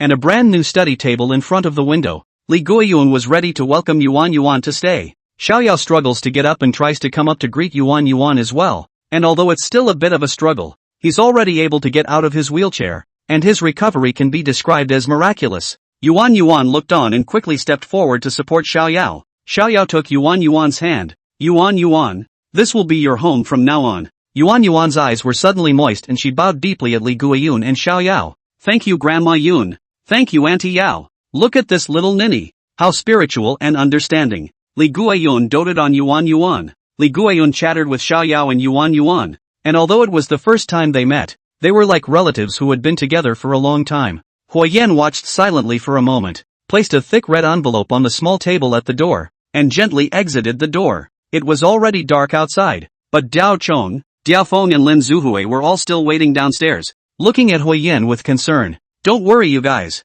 Huiyan relieved. Auntie Li and Xiaoyao are both good people and have suffered. They will never treat Yuan Yuan badly, and the nanny I hired will be in place tomorrow. Who says we're not worried? Can't we just take a break and talk? It's always nice to see the sights, isn't it? These three are obviously concerned, but on the face of it, they are all tough talkers. Huiyan snickered, not bothering to poke at their hearts and mouths, and took a step toward the outside of the neighborhood. Those three followed suit. Anything else? Huiyan asked. Nothing. Then why follow me? We're not worried about you. What have I got to be uneasy about? Diao Chong said seriously. In this day today, you first bid farewell to your sister and then sent Yuan Yuan away. I'm afraid you can't stand it and are lonely and isolated. Why don't we go have dinner together? Have a drink? Lin Zuhui suggested. Diao Feng followed. Yes.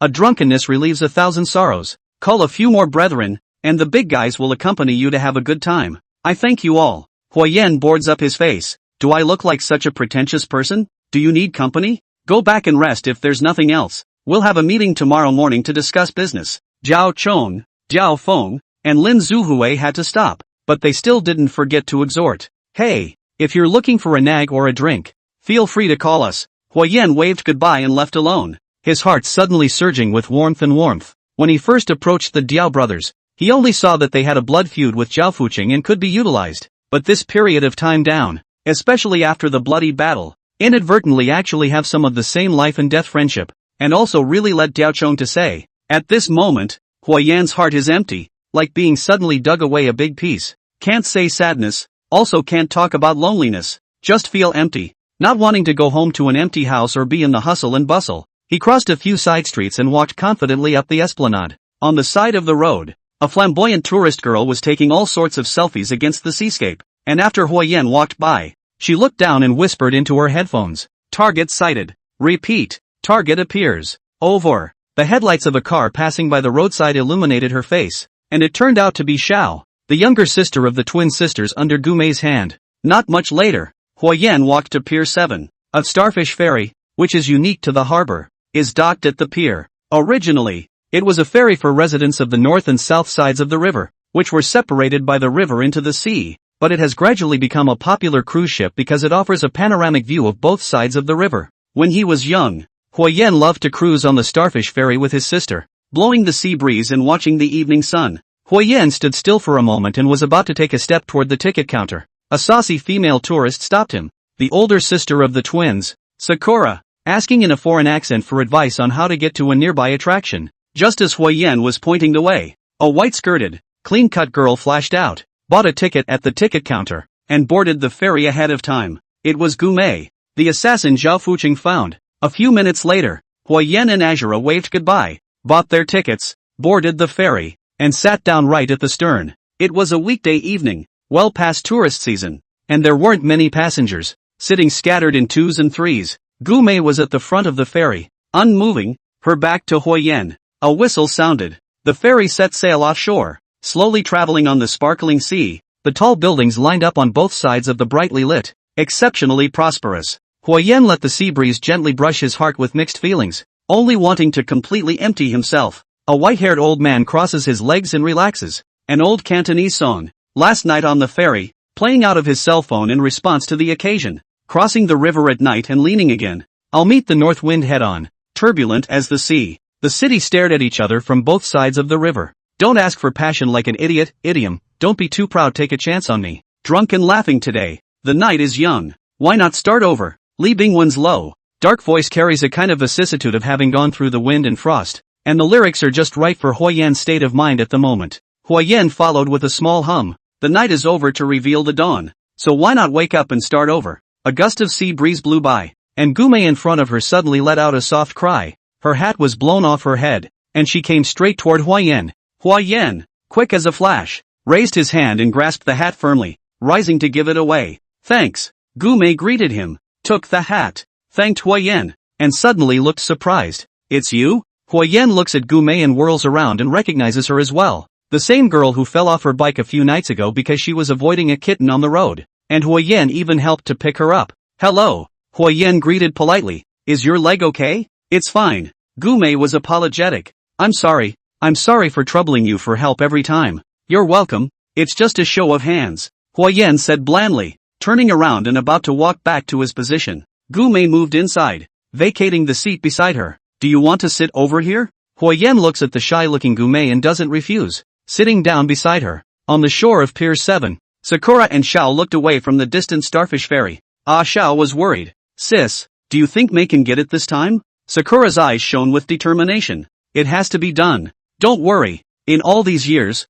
when has Mei ever missed? Chapter 54. The ferry traveled slowly, and Huyen and Gu Mei didn't talk much. One was already bad at talking to girls. One was playing the shy innocent persona. And after roughly introducing themselves to each other, they were all quiet as they each looked out into the thick of the night. Huyen, of course, did not reveal that he used to be a police officer and is now a mob boss, and Gu Mei's claim that her name is Lu Yahui and that she is a kindergarten teacher is naturally false as well. The ferry arrives at the dock across the river, and Huyen is the first to disembark, nodding slightly as he bids farewell to Gu Mei and walks on his way home. Gu Mei wasn't far behind Huyen. You? Huyen stopped, questioning. Gu Mei reached out and pointed ahead, explaining, I'm also heading in this direction. I live in Sun City Phase 3. Oh, then we're just on our way. The two men traveled in pairs, speechless to each other. The night is like water. As she passed through a secluded and deserted side street, Gu Mei finally gathered the courage to speak. Mr. Hua, can I add you on WeChat?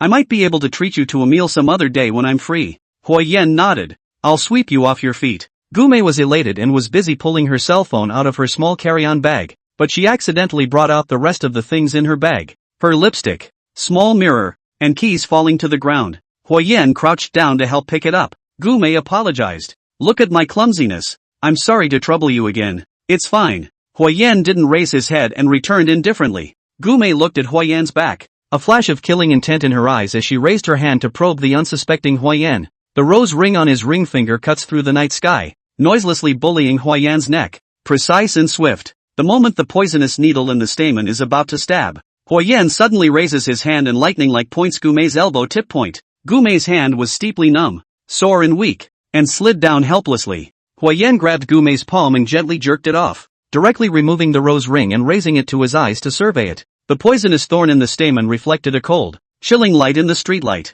It's pretty well made. Wubo was killed by this, wasn't he? Is it coated with cyanide? Or shellfish toxin? Gu Mei looks at Huyen in surprise, not expecting to fail like this, and quickly reaches for her waist. Huyen shook his finger. Don't move. Don't be delusional. You're no match for me. Gu Mei paused and let go of her hand. A compact dagger fell to the ground. The shy innocence she had put on was swept away with it. Her face sank down. So, you've been seeing through me for a long time? Been watching me perform all along? Originally it was just a suspicion. Huyen nodded faintly. Now it's confirmed. So embarrassing. Gume covered her face and asked curiously, how did you find out? I don't seem to have revealed any flaws. Right. Where did it wear off? Huyen smiled. Do you know how many permanent residents there are in the harbor? Gume shook her head. Really haven't studied it. Over 8 million. What do you think the odds could be that in such a huge city, among so many people, two strangers could meet twice in a week, one after the other?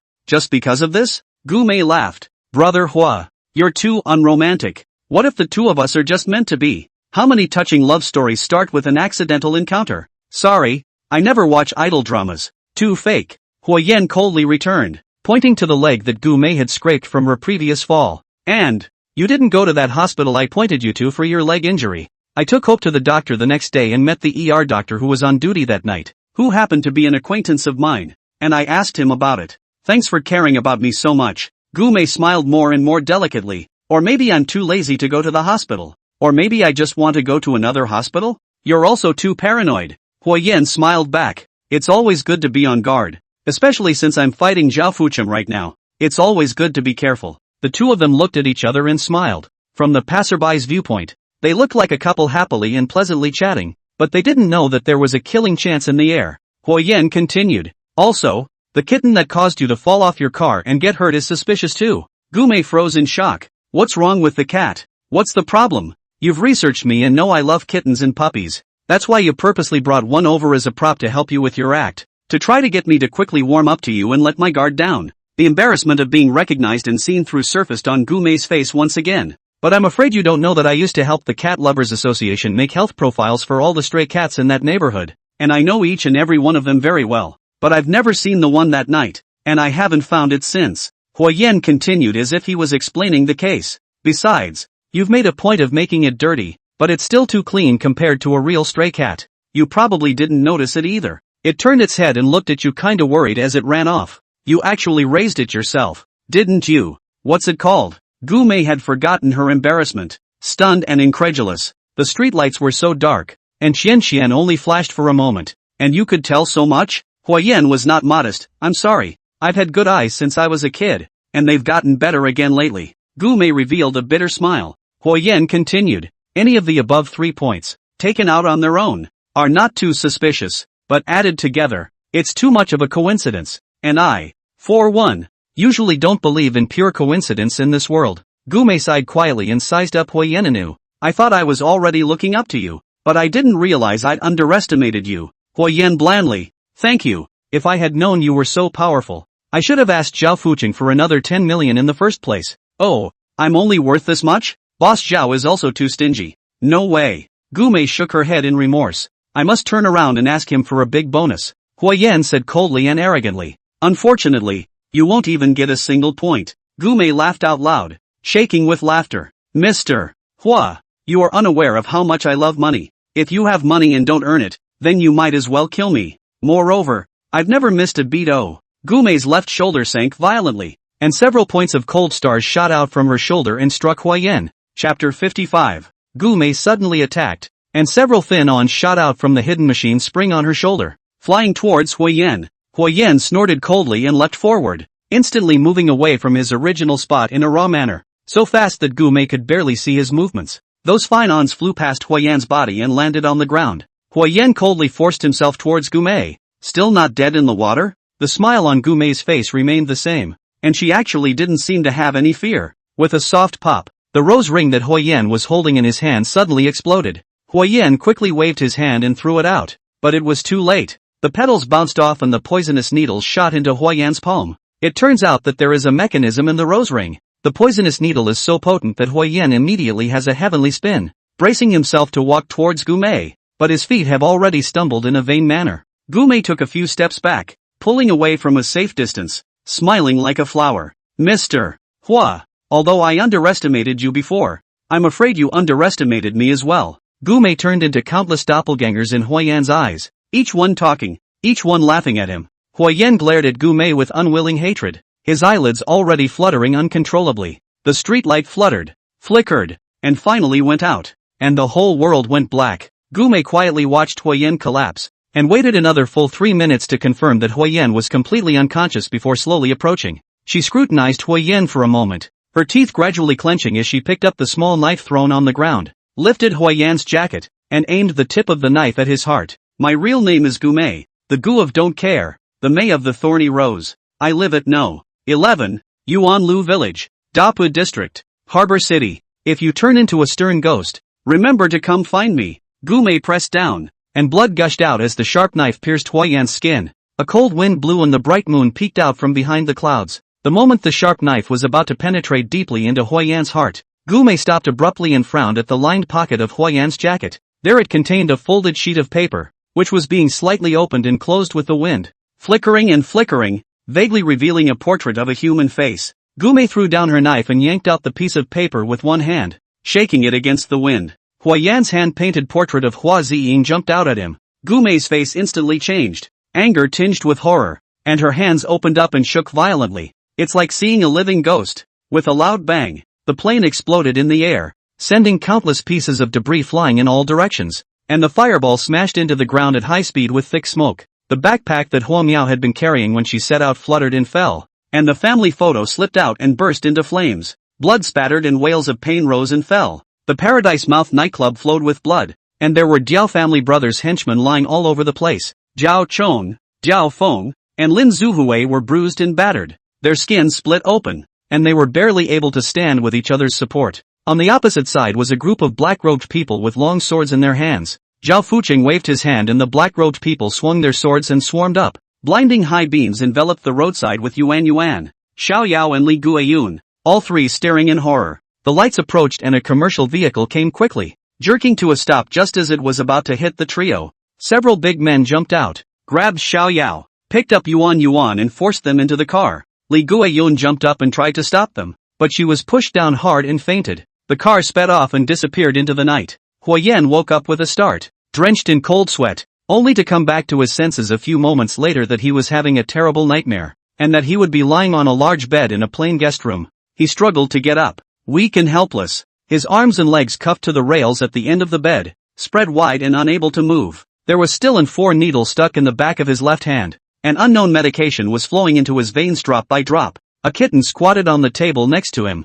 quietly looking at Huyen, curiosity shining in its deep blue eyes. Huyen shook his stuffy, aching, heavy head vigorously, remembering the encounter with Gu Mei before he fainted, and called out softly at the kitten. Money, money? The kitten jumped out of the way and craned its head to meow at the door. A moment later, the door opened and Gu Mei walked in. She was dressed in black leather, with hateful feet, dimpled and valiant, and a leather whip in her hand. Mr. Hua is finally awake. Gu Mei smiles and walks over to Huyen, pouting and complaining. You don't look too fat. Why are you so heavy? Do you know how much effort it took me to drag you to the car, transport you here, and then move you to the bed? Pay me back for my hard work. Gu Mei pointed to the infusion bottle as she spoke. Here, and all this medicine that's saving your life. It all counts. Huyen asked in a deep voice. How long have I been unconscious? It's not too long. 1 night plus 1 day. By the way, you can't forget the chaperone fee, either. Gu Mei laughed, charmingly, as if she was having a hot conversation with a close friend. You don't realize how much people care about you, coming in every hour to see if you're still breathing and not getting any sleep. The setting sun was shining through the cracks in the curtains, casting a blood-red light on the white walls. Huyen was secretly relieved that he hadn't missed the date when Hua Ziying had gone to the drug dealer Hu Shuyang's place to get the medicine again. I don't have time to beat around the bush with you. Huyen stared at Gu Mei. What do you want to know from me? Hurry up and ask. Gu Mei was still laughing softly. What makes you think that if I have a question for you, it can't be simply to get you back for a little tease and fun? You're a killer who kills for money, not a sadist. Huyen smiled lightly, and although he was handcuffed so that he couldn't move a muscle, he instead seemed to be the one in control of the situation. For someone who loves money as much as you do to leave me alive for the time being without even rushing to take the money, it seems like what you want to know is important. Gu Mei's face sank, her smile instantly faded. Shaking her hand and taking out that portrait of Hua Ziying, she slapped it in front of Huyen's eyes and asked in a cold voice, Why do you have a portrait of this man? Where is he now? Huyen was stunned for a moment. He had tried to think of many possibilities, but he hadn't expected that it was actually Hua Ziying's portrait that saved his life. Fate can be so unpredictable. Huyen sized up Gu Mei. Tell me first, What is your relationship with him? Do you think you're in a position to negotiate with me now? Gumei's face like frost, shaking out a whip flower in the air. Snap a crunch. Answer my question, or the next whip will fall on you. Some men might enjoy it, but I don't suppose you will? Huayan seemed to be oblivious and silent, only staring at Gumei's face and scrutinizing it. Annoyed, Gumei swung her whip and viciously lashed at Huayan. In Huayan's eyes, Gumei's face was rapidly changing, getting younger and younger, more and more youthful, as if she was returning to her old age. Finally, the freeze frame turns into the face of a little girl in her late teens. You're Gu Lian's sister? Huayan suddenly said, his voice full of surprise and shock. Gumei's body trembled so violently that the whip fell off the ground. Chapter 56, A Common Enemy.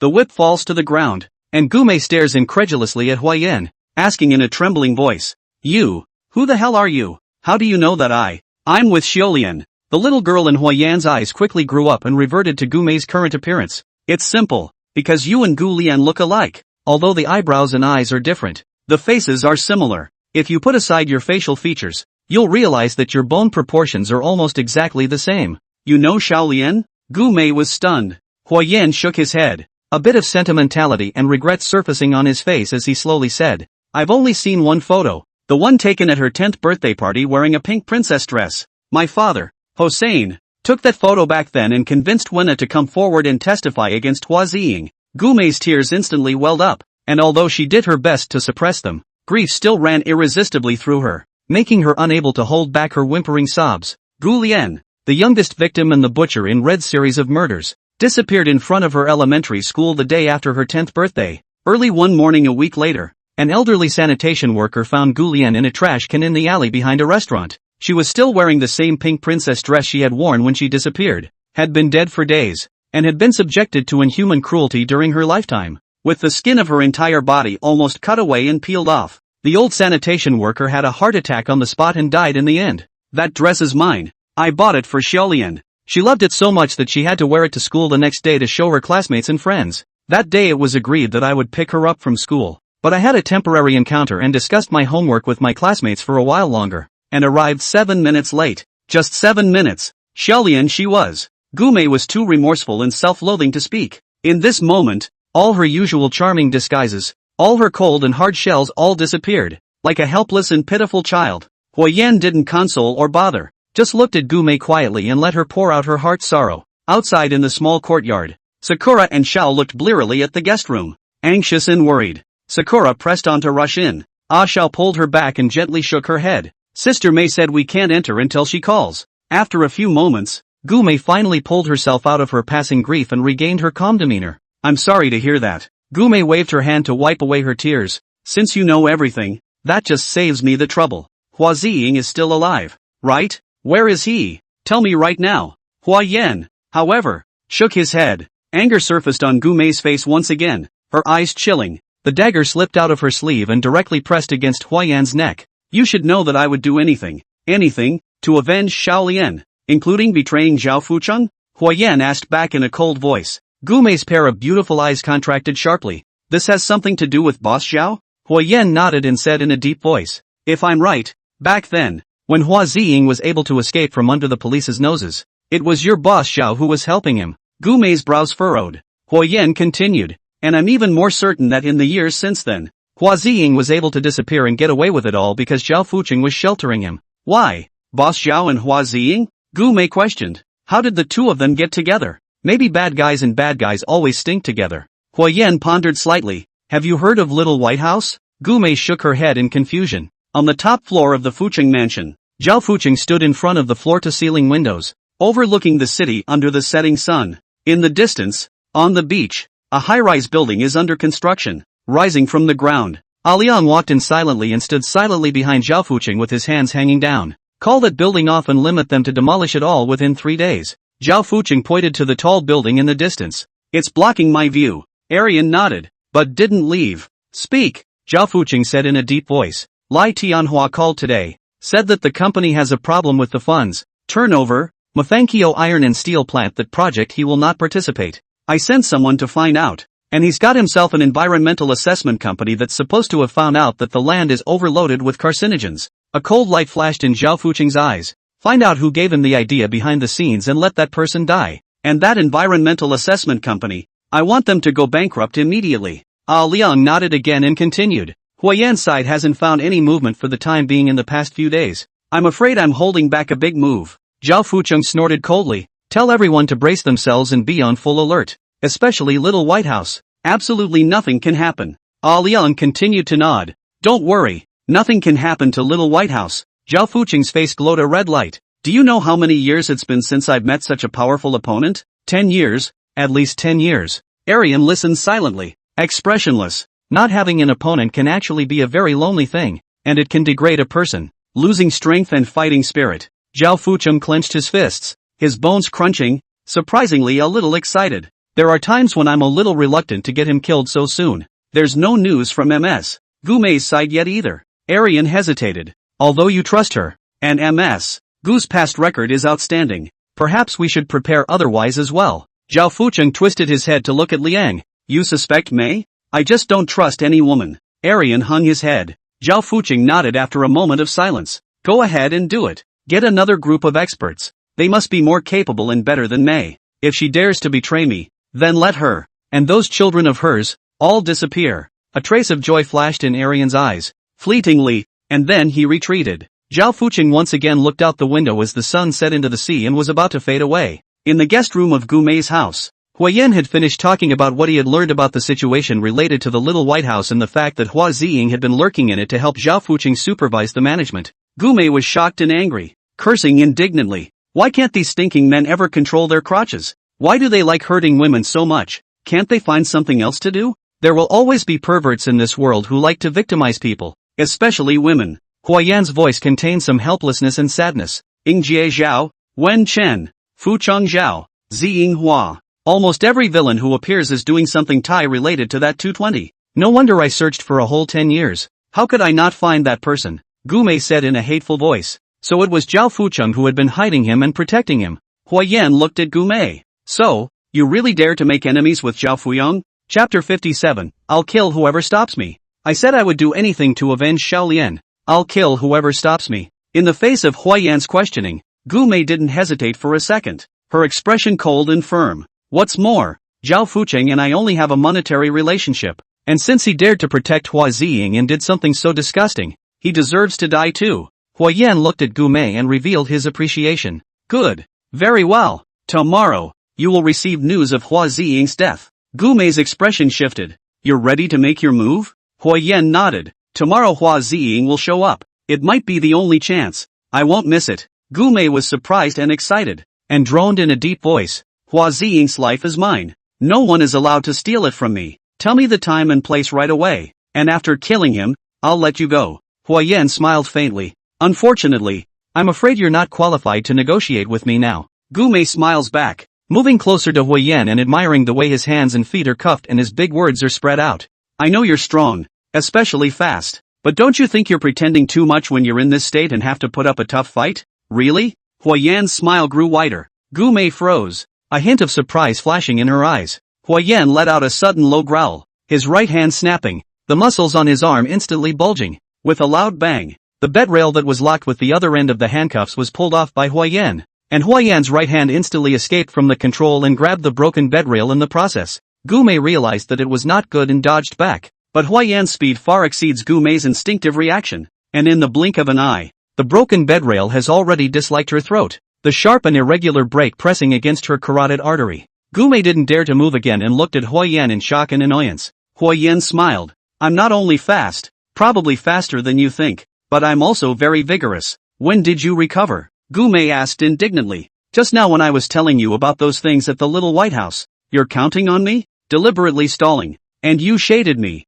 Almost got me killed. And more than once. The two men went toe-to-toe and stalemated. Then let's call it even okay. After a few moments, Gumei finally gave in. Let's each take a step back. I'll open the rest of the handcuffs for you now. And you let me move with you. Huayan quietly looked at Gumei without speaking, seemingly in thought. Huayan! Gumei was anxious. I have to go. I have to go. I swore an oath with Xiaolian. Even if I can't kill Hua Ziying with my own hands, I'll watch him die with my own eyes. You have to promise that you'll do everything under my command and don't play any tricks. Huayan said in a deep voice. Without my permission. Absolutely don't do anything rash. Hua Ziying is still useful to me. Gumei's expression shifted and she blurted out. You wouldn't want to control Hua Ziying first and then kill Little White House through him, would you? Right. Huayan was decisive. If not, he would have been a dead man yesterday. You're a crazy one, and you're playing big. Gumei paused as she looked at Huayan, imagining she was looking at a madman. But I like it. If all goes well, I'll leave Hua Ziying to you. Thanks. Gumei responded sharply, snapping her fingers and tapping the bed rail against her neck. Can you take it away now? It's choking. Huayan, however, didn't withdraw the bed rail and remained against Gumei's neck. What else do you want? Gumei was annoyed. Huayan seemed to smile. Hey, shouldn't the hard work of moving me around, as well as the medical bills for saving my life, be written off as well? Gumei froze slightly, then smiled back, immediately slapping her face again. Hey, you don't get an inch. Ah, one size fits all. Well, at most I'll give you a 99% discount. Deal. Huayan throws down the railing and raises his palm, reaching out to Gumei. Gumei hesitated slightly and reached out her palm to strike with Huayan. The two of them looked at each other and smiled in silent understanding. When Huayan and Gumei walked out together, Ah Cherry and Ah Xiao looked dumbfounded. Huayan was bland and relaxed and in high spirits, as if he hadn't been poisoned or tied up and cuffed. Gumei's face was streaked with tears, yet there was a hidden smile. What the hell? Sakura muttered in a low voice. I thought Mei was going to abuse him, but how come it seems like Mei is being abused? Ah Xiao shook her head. What Can't you see Mei can barely hold in her laughter? Gumei blankly eyed Sakura and Xiao, signaling the two to follow her to the side corner. You guys go back to the Springfield orphanage right away. Gumei lowered her voice. Tell Director Liu and the girls to pack up their things, organize the children, and be ready to move. Shay and Sakura froze, looking at each other in dismay. Why so sudden? Why? We've been settling in for 2 years. Why are we moving again? Gumei looked serious. Because from now on, we and Zhao Fuqing are enemies. I'm afraid he'll go after the orphanage. Shay and Sakura were even more surprised. What's going on here? Gumei tilted her head and looked up to the sky. It was already dark. The night sky was dark. She couldn't tell if her face was happy or sad. The one I'd been looking for a long time has appeared. And avenging Xiao Lian's death is the most important thing right now. Sakura and Xiao looked at each other without saying anything more and nodded vigorously. Don't worry, Mei. Leave it to us. Paradise Mouth nightclub door is closed. Hanging a closed sign. The hall was crowded with Diao family's juniors. Everyone was there, but none of them spoke. The crows were silent. The atmosphere was heavy and depressing. Everyone was looking at Diao Chong, who was frowning and smothering a cigarette. Diao Feng couldn't sit still and couldn't help but say, I couldn't get in touch with him for a whole day. I've searched all the places I should have searched, and I've asked all the people I should have asked. Something must have happened to Amazing Brother. It must be that old bastard Zhao Fuqing who did this. Lin Zuhui was indignant and anxious. Diao Chong silently sipped the last cigarette, extinguished it, and stood up violently, sweeping the crowd. Brothers, what do you think? How does Amazing treat us? Righteousness. Enough, brothers. No. The minions spoke back in a flurry of words. Diao Chang's voice sank. Now that Brother Yan is in trouble, what should we do? Will whoever dares to touch Brother Hua? The minions chanted in unison in a vertical voice. Diao Chong grabbed the machete on the table and pointed it outward. Let's go. Let's go find Zhao Fuqing and ask for him now. If Brother Hua is still alive, we'll snatch him out. If something really happens, we'll fight to the death to avenge Brother Hua. Wanted. Wanted. Wanted. The crowd was so excited that they shouted in unison, and the shouts resounded through the hall. Zhao Chong led the way, with Diao Feng and Lin Zuhui on his left and right, followed by a group of minions, rushing outward in a furious manner. Just as I reached the door, it was pushed open from the outside and a figure crashed in head-on. Chapter 58, Using Your Body as Bait. The person who pushed the door in was none other than Huayan. Diao Chong and the others were first stunned, then pleasantly surprised. Amazing, amazing, amazing. The greetings were loud and it was obvious that everyone was excited. Diao Feng and Lin Zuhui left Diao Chong behind and pulled Huayan left and right, almost as if they were hugging him directly. Amazing. You scared us to death. But no, we're all going to fight Zhao Fuqing for our lives. Diao rushed up, yanking away Diao Feng and Lin Zuhui, looking Huayan up and down, confirming that he was really fine before he let out a long sigh of relief and asked eagerly, what happened? Nothing, Matt A. Huayan paused and said lightly, a friend, came back and forth a few moves, talked about something. Zhao Chong and the others froze, sensing something in Huayan's words. Huayan turned his head and greeted the door. Come in. Gumei flashed in. She changed her styling attire again. Her long hair was simply tied up, a fresh sportswear, no powder, like a neighborhood girl. but still couldn't hide her beauty. Jiao Chong, Jiao Feng, Lin Zuhui, and a group of minions all looked at her curiously. Gu Mei fell in line. Hello everyone. Introducing Huoyen Chongchong said. MS. Gu Mei Gu. Used to be an assassin working for Zhao Fucheng. Diao Chong and the others were shocked. Both surprised that Huoyen actually brought a Zhao Fucheng assassin here. And also surprised that Gu Mei, who looks gentle and lovely, is actually an assassin. A few of the quick ones had been unable to resist reaching for their knives. Huoyen hurriedly explained. Don't be nervous, everyone. She's already fired Boss Zhao. And she and I are considered to have turned enemies into friends for the time being. Everyone is on the same page now. Diao Chong and the others were relieved and became more and more curious about Gu Mei. I'm sorry. Gu Mei arched her hand at the crowd in a very jaded manner. Please take care of all the big brothers. Huoyen rushed at brothers Diao Chong and Diao Feng. She's very powerful. Wu Bo, just the driver killer that killed your third brother was taken out by her. Diao Chong was creeped out, looked Gu Mei up and down, and snapped. Wine. A junior ran up holding a couple bottles of wine. Diao Chong grabbed a bottle and bit off the lid. MS. Gu, although you killed Wu Bo because you helped Zhao Fucheng silence him, but that always died in your hands. Thanks. Diao Chong nodded his thanks at Gu Mei, then raised the bottle of wine, tilted his neck and blew. Big brother Diao is polite. Gu Mei also casually took a bottle of wine. My little sister has also long admired Big brother Diao's great name, and when I see it today, it's really magnificent. Gu Mei also tilted her neck and blew into the bottle, without changing her color, not losing a bit to Diao Chong. The crowd of minions looked dumbfounded. And me. Diao Feng rushed up. I'll accompany one too. Lin Zuhui looked a little up. Also want to join, but that little brother hands have no more wine. Hurriedly ran over to get their own wine. Slow down. Slow down. Wait for me. Huoyen cried and laughed as he watched these people directly sparring. Hey, hey, hey, take it easy. You're not doing your job? Jiao Chong, Gu Mei, and Diao Feng put down their bottles together at the sound. Diao Chong shouted. Alright, listen to Brother Yen. Then let's wait until we finish off Hua Ziying and defeat Little White House. Then the big guys can celebrate together. Finish off Hua Ziying and defeat Little White House. The crowd of minions followed suit and shouted loudly, their blood boiling. Lin Zuhui rushed out holding the wine. What's the situation? It's falling apart. I haven't even started yet. Diao Chong kicked Lin Zuhui. Let's go. Let's go. Meeting. A large private room in the deepest part of the second floor of the Paradise Mouth nightclub. Gu Mei, Jiao Chong, Diao Feng, and Lin Zuhui gathered around Huoyen at the table. Huoyen has a piece of paper in front of him,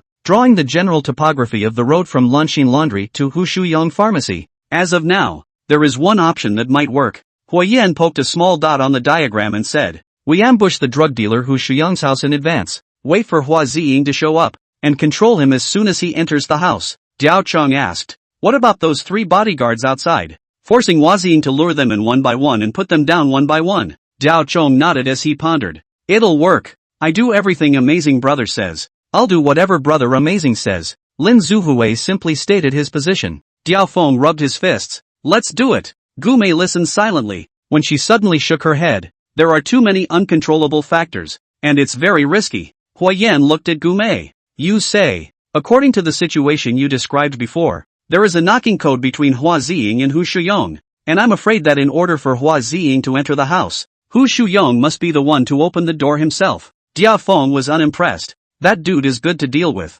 isn't he? I'll clean him up if he dares to disobey. I believe that with your methods, he will be obedient. Gu Mei shook her head again. What I'm worried about is that he'll be afraid. Diao Feng froze. This Hu Shuyong sounds like a colorful guy, very jaded on the surface, but actually very wimpy. This kind of person usually has very little guts, and it's hard for us to guarantee that he won't reveal his cracks in front of Hua Ziying. Jiao Chong, Lin Zuhui, and Diao Feng opened their mouths, and then they all fell silent. Gu Mei did have a point. And those 3 bodyguards, Gu Mei continued, both counted on us successfully controlling Hua Ziying and his willingness to cooperate. I also doubt that we can lure them into the house. They don't always listen to Hua Ziying. Oh, now even Huoyen had questions. The Little White House is in charge of Zhao Fucheng's beloved Liang. This person I've dealt with is strict and serious. Unfathomable. In a way, even more terrifying than Zhao Fucheng himself. Gu Mei seemed a little scared when she thought of Liang. Those 3 bodyguards should all be his people and will only follow his orders. While they are protecting Hua Ziying, I'm afraid they are also controlling him. There was a silence in the room. I've also considered these issues you mentioned. Huoyen nods his head in agreement with Gu Mei. But we don't have time for any more thorough planning and setup, so I'm afraid we can only take a chance. Lin Zuhui followed. Right. There is no such thing as a sure thing in this world. How can we know if we don't fight? Gumei was silent for a moment and slowly said, perhaps there is a way that is more reliable. Huiyan and the others were surprised and looked at Gumei together. Gumei pointed at herself. I'll be the bait. Zhao Chong, Zhao Feng, and Lin Zuhui all froze. Leave Hua Ziying to me. Gumei continued. You guys focus your firepower on those 3 bodyguards. Huiyan immediately refused. No, it's too dangerous for you. And there's more uncertainty. You said that it's not hard to kill Hua Ziying. What's hard is to control him smoothly without alerting others. Gumei interrupts Huiyan with a firm and stubborn look. Believe me, there's no one better to trap Hua Ziying than me. You guys wait for me for a few minutes. After Gumei finished, she picked up the bag she was carrying and went straight into the restroom. Chapter 59, The Mouse Comes Out of the Nest. In the private room, Huiyan, Zhao Chong, Zhao Feng, and Lin Zuhui looked at the restroom door together. A moment later, the door opened and Gumei walked out. She was wearing a red dress, swaying, charming and delicate, and she turned in place, which was even more beautiful. Zhao Chong, Zhao Feng, and Lin Zuhui's eyes all looked straight. It's really nice. Hey, isn't this the same outfit worn by that what's-his-name star in the TV series? Zhao Chong slapped his head. Hey, what's it called? Lin Zuhui reminded. Winona. Yeah, Winona. Zhao Feng skimmed his lips. I think Miss Gu was much prettier than her. Huiyan scrutinized Gumei with a complicated expression. You were ready to use your body as bait? Yes. Ever since the police issued a wanted notice for the butcher in red and I inquired about Hua Ziying who was spurred on by Wen Na to start committing crimes. I made this dress after Wen Na's look in the drama. Gumei's fingers gently stroked over the red dress on her body. It's been 10 years, and every once in a while I put on this dress and go out on the street, hoping that God will have the good sense to maybe get Hua Ziying's attention and be able to get me to catch him. Gumei smiles grimly and bitterly and looks over at Huiyan. I've waited and prepared for 10 whole years. How many decades can a person have? Lin Zuhui was touched and frustrated, shaking his head and sighing. Diao Feng's eyes were directly wet, and he twisted his head to secretly wipe them. Diao Chong couldn't help himself. Brother Yen, why don't we let Miss Gu try? The crowd all looked at Huiyan with bated breath. Huiyan stood up and walked towards Gumei, lifting his hand to gently help her dust off a tiny bit of gray stain on her shoulder and nodded heavily. It's up to you. Gumei's throat caught. Thank you. Huiyan smiled gently. Come over and discuss together exactly how to do it. Dia Feng took the initiative to help Gumei pull out her chair. Originally, I had already reserved Hua Ziying's dog's life. Forget it, I'll let you have it. Don't worry, with me here, no one can steal it from you. Gumei smiled and bowed. Thank you, Brother Feng. Dia Feng waved his hand. What's the point of being polite? It's only true that we should thank you. A few people had just sat down around Huiyan when a knock on the door suddenly sounded and a junior poked his head in. 2 more girls have come, saying they're here to find Miss Gu. Sakura and Xiao poked their heads in to look around and saw Gumei in a red dress. Wow, Mei, this is too beautiful for you. Gumei boarded up her face. What are you guys doing here? Sakura said sharply. The orphanage side is all set. Shay followed. We want to help too. Nonsense. Gumei droned in a deep voice. What can you 2 little girls do to help? This isn't the place for you to be. Hurry back. Sakura shook her head and said seriously. Sister Mei, although we have never met Xiaolian, but she is your sister, which means she is our sister. We also want to do something for her, and those sisters in the little White House. Ah Xiao pleaded with a deflated little mouth. We want to help them too. Gumei obviously very touched, but still sullen face. But before he had time to speak, the side suddenly came a burst of popping applause. Diao Chong applauded as he said, Good girls. All good girls. Lin Zuhui and Diao Feng followed suit and clapped their hands vigorously. Sakura then moved to Gumei's side and took her hand to shake and pout. Sister Mei, just don't kick us out. It's so humiliating. Ah Xiao directly squeezed Diao Feng out of the way and sat down on his butt. Let's listen first. Just listen. You 2 stinky girls. Gumei was helpless. It's not up to me. Ah Cherry and Ah Xiao immediately turned their heads to Huiyan in a well-behaved manner. Come all the way. Huiyan smiles and shrugs. Then let's come together. There's strength in numbers. Ah Cherry and Ah Xiao said sweetly. Thank you, Big Brother Hua. This meeting went on for a long time, and it was late into the night before everyone got the details of the operation mostly right. Huiyan took the trouble to go over his respective task arrangements with each person again, and finally dispersed. All of them didn't go home and rested close to the Paradise Mouth nightclub, catching up on their sleep and refreshing themselves.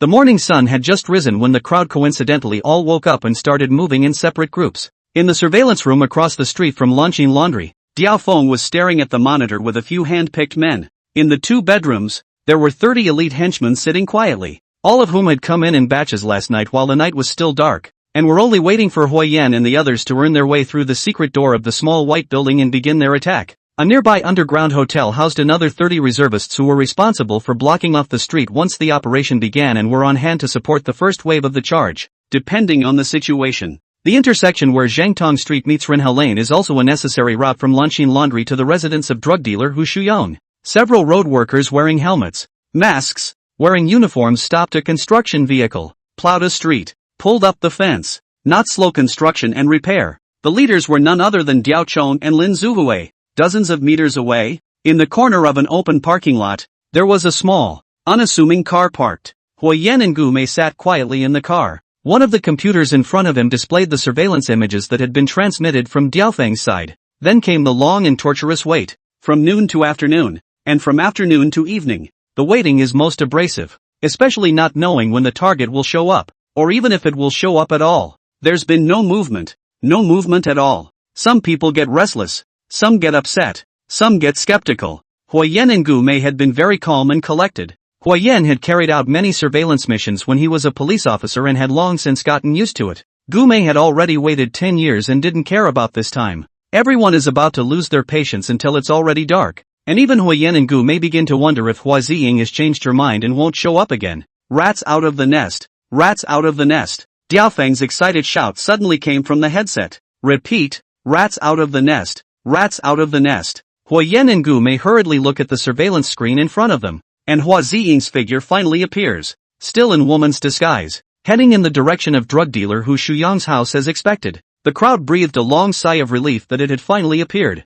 but before he could be happy, Diao Feng suddenly called out again, with surprise and nervousness in his voice. The big mouse brought 5 little mice. Repeat, not 3 little mice. 5. 5. Hui Yan quickly operated the keyboard, replaying the screen and switching angles. Sure enough, on top of the 3 bodyguards from the day before, the white-collar guy, the takeout guy, and the walking guy, there was a seemingly unrelated, but shadowy addition of an agency guy and a courier guy. Diao Feng looked grumpy and impulsive. But he didn't realize that his eyesight was really good and he was very careful. The first accident occurred. Difficulty and danger doubled over the previous plan. Diao Chong at the construction site asked anxiously, Brother Yan, what should we do?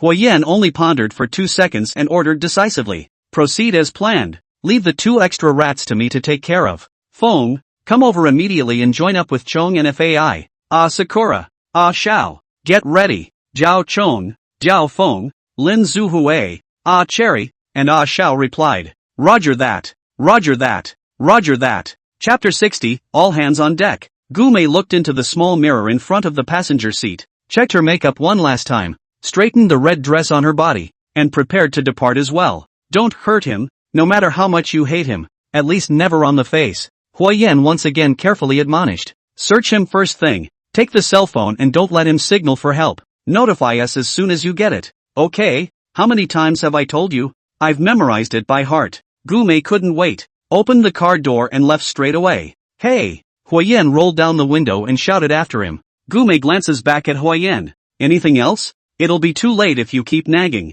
Be safe, Hui Yan softly said. Gu Mei froze and then turned her face, a smile blossoming on her face, but she didn't turn around. She just gently waved her hand at Hui Yan. Other than Sakura and Xiao, it had been a long time since anyone had cared about her this much. The smile quickly faded, and Gu Mei's face sank cold as she felt the dagger strapped to her thigh. Hua Ziying, old lady is here. Your end is near. Hua Ziying was walking slowly, much slower than normal, and he was enjoying the time. In the little White House, though, he lived like an emperor, taking what he wanted and killing what he wanted. However, they are also out of sight and completely unable to have normal contact with the outside world. Originally, he could have sent his men to buy the medicine. Or he could have even asked Liang to arrange for the medicine to be sent over directly. But he didn't, and was quite insistent on doing it himself. He cherished the opportunity to get out once every 2 months, like a prisoner longing for a release. He longed to expose his skin to the sun, to feel the breeze caressing him, to breathe fresh air, and to look at the fresh faces coming and going on the streets.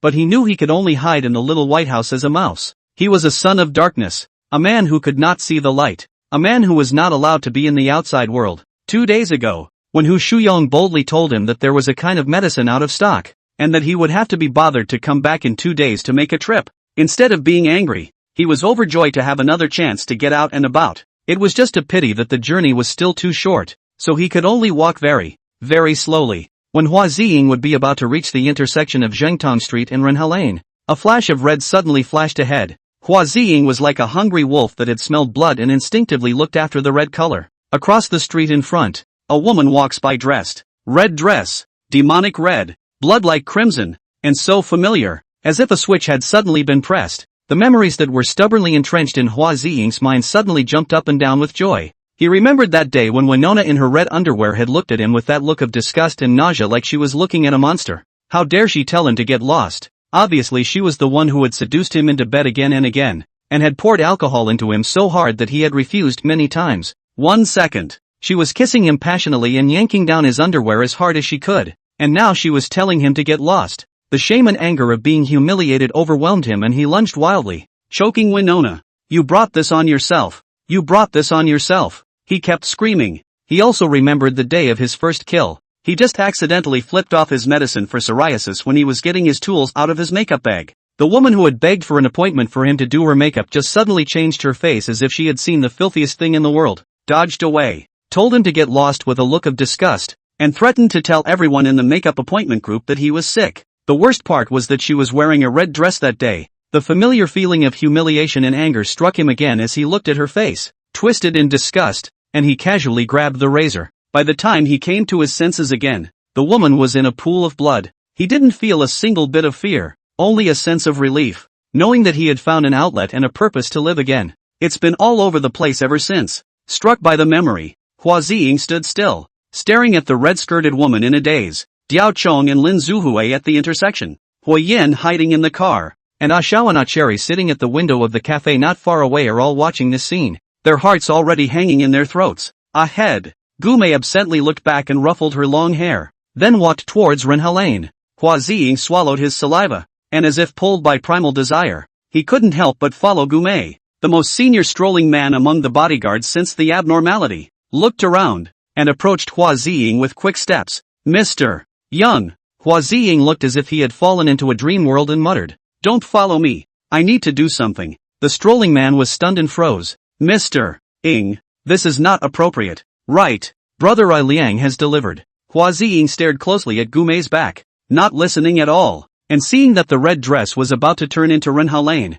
he impatiently interrupted. "Guard the entrance to the alley and don't let anyone in." Hua Ziying left the strolling man behind and staggered quickly to follow Renhe Lane. The strolling man frowned and tried to stop, but finally stopped. He didn't know Hua Ziying's real identity, and everyone in Little White House called him Mr. Ing, but he knew the man was mysterious and evil, and there was something unspeakably strange about him, and every time they came out together, he had a hard time. There's no need to offend this guy over this little thing. The strolling man looked around and didn't find anything out of the ordinary, shrugged helplessly and lightly made a wink, signaling the other four to spread out and guard the entrance to the alley. As soon as he saw Hua Ziying tailing Gume into Renhe Lane, Hui Yen immediately moved, running towards the Zhengtong Street intersection while giving orders into his headset. "Mouse on the hook. Start the operation. Repeat, rats on the hook. Commence operations." Xiao and Sakura looked at each other, picked up their travel bags, got up and walked out of the cafe. Zhao Chong, Lin Zuhui, and a few others beside him put down their tools,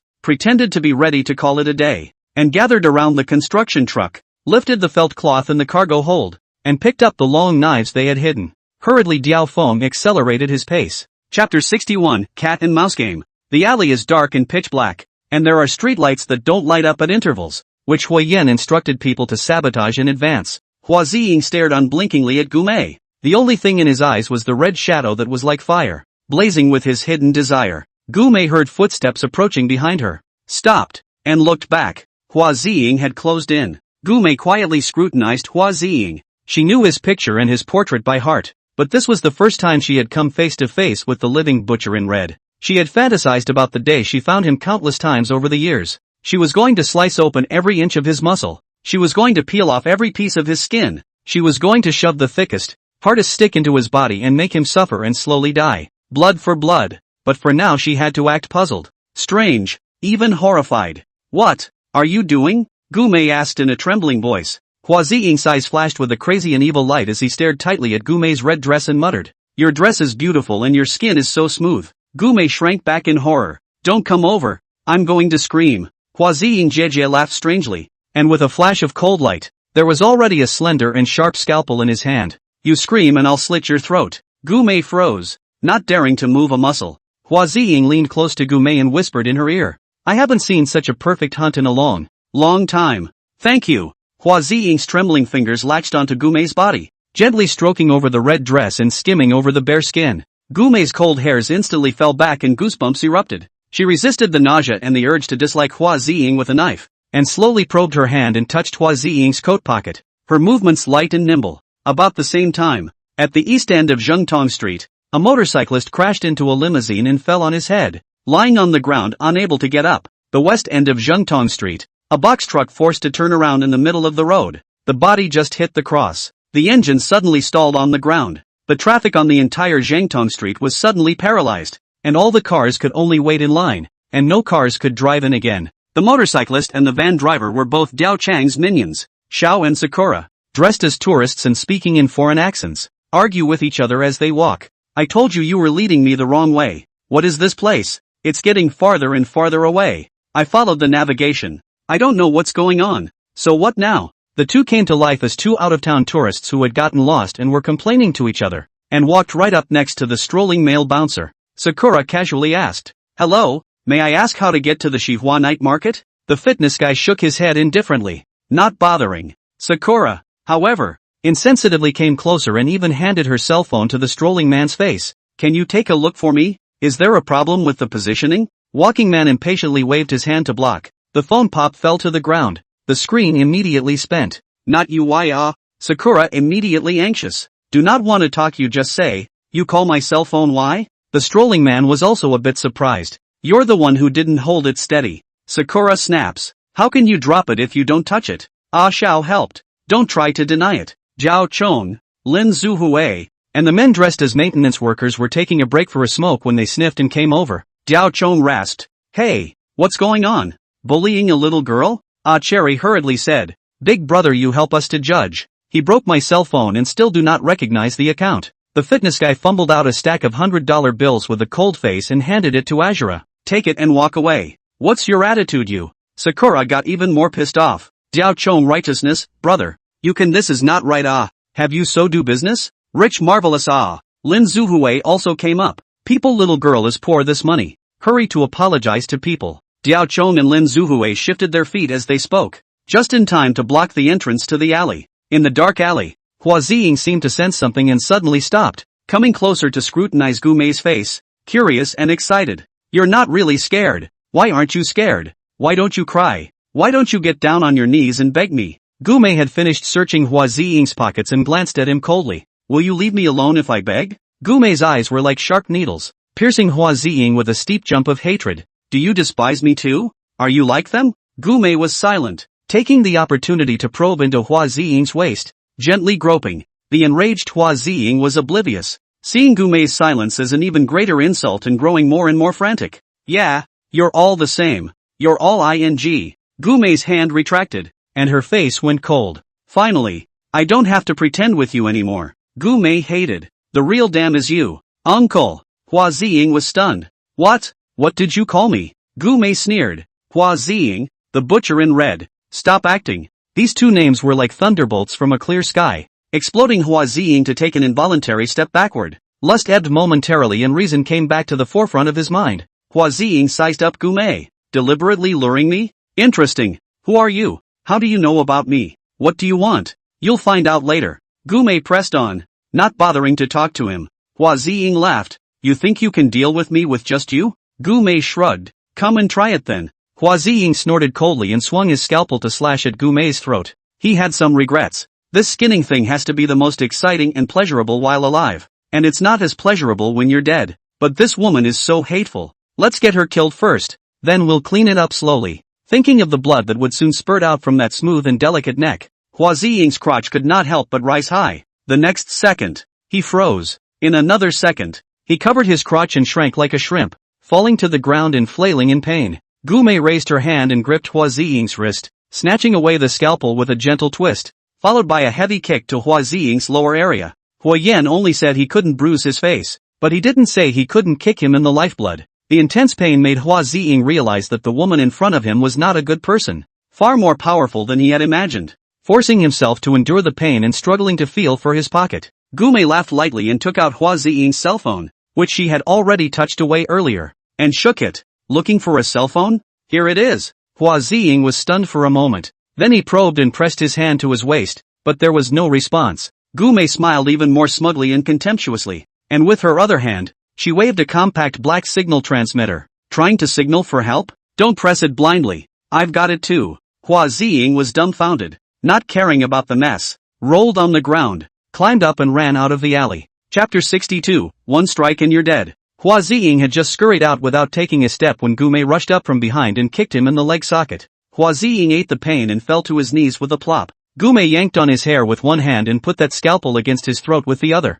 Still want to call someone to save you? Gume laughed softly and shook her head. Don't dream about it. Just enjoy the show. Outside Renha Lane, Ah Cherry and Ah Xiao were still wrestling with the strolling man, with Diao Chong and Lin Zuhue helping out from time to time. The strolling man couldn't bear it anymore and his eyes showed a fierce light. Last time I warn you. Get out of here right now or don't blame me for being impolite. Xiao and Sakura froze. You threatened us? You messed up our cell phones and you dare to threaten us, draped in a quilt to the sky, so wild that you don't even have a collar you. Diao Chong snorted coldly. Don't be afraid girl, there are our buddies around. I'd like to see how nonchalant he can be. Both sides are deadlocked. The white-collar man and the takeout man, sensing that something wasn't quite right, looked at each other and stepped closer to the strolling man's position. The agency man and the courier man remained in their places, but their attention was inevitably drawn to them. Hua Yan along the street, walking in faith, curious to survey. A look of watching the gossip look, casually asked the agent man next to him. Dude, what's all the bickering about them? The agent man shook his head, not wanting to bother with Hua Yan. Hua Yan, however, looked like he knew himself and put his arm around the intermediary man's shoulders. Why? It's silly not to watch the fun. Come on, let's take a look. The intermediary man's face sank, and he was just about to shake off Hua Yan when his eyes suddenly rolled white and his body went limp. The hand that Hua Yan had originally wrapped around his shoulders had already attacked his neck with unparalleled swiftness, his thumb pressing hard against his carotid artery. The agency man swayed and swirled around, passing out. Hua Yan propped him up and dragged him slowly forward, and at a fierce glance the two looked like intimate old buddies hooking up. The courier man's brow furrowed as he noticed the scene, and he greeted his companion as he called out to him. Hey, what are you doing? Hey! Seeing the courier man approaching, Hua Yan violently pushed the intermediary man into his arms, stepped across to follow him, and blasted a fist into his chest. The courier man reacted swiftly, lifting his foot to kick away the intermediary man who smashed over, and swung his hand to hard block Hua Yan's blow. The person was shaken backward several steps, and blood frothed from the corners of his mouth. But surprisingly, he didn't fall down. Hua Yan secretly screamed a pity. The plan to kill the enemy with one blow fell through. The other party was really a practiced fighter. The courier man spat blood foam and glared viciously at Hua Yan as his wrist flicked and a short knife slipped into his palm. Hua Yan had long since bullied his way forward, swinging his fist and attacking again. Both sides fought fiercely, and between the flashes of lightning and fire, they had already passed several moves in a row. Just the moment Hua Yan launched his attack, Zhao Chong bellowed, pulled out the long knife hidden in his waist with his backhand, and chopped at the strolling man. Lin Zuhue simultaneously jumped up and slashed at the takeaway man like a whirlwind with both knives. Sakura and Xiao dodged and staggered away as Diao Chang's men swarmed around the white-collar man. The two sides caught and killed each other. In Renha Alley, Hua Ziying vaguely heard the sounds of killing and clashing of weapons outside, and finally realized completely that the opponent was not a single person, but a well-trained group of people. The target is him, and there will be no one to save him. He didn't struggle anymore, kneeling on the ground and tilting his head to look at Gume. Do you know that it's boss Zhao Fuqing Zhao who is covering me? If you dare to touch me, none of you will survive, and your whole family will be buried with you. Since we dared to come, we didn't bring fear. Gume sneered. Surname Zhao dared to harbor you, letting you live for 10 more years. Sooner or later I'll kill him too. An evil light flashed in Hua Ziying's eyes as he asked curiously. You hate me so much? Why? What people have I killed you? Stay honest. Gume droned. Hua Ziying carefully scrutinized Gume's face. His eyes slowly changed, and suddenly his expression moved. Then he Jie laughed strangely. You're that little girl's sister, aren't you? Yes, you are. Looking closely, you still look a bit like her. Hua Ziying became excited and maniacal. What was her name again? I remember she has a nice name. Little Lotus? Yes. Her name is Gu Lian. Gu Mei glared violently at Hua Ziying.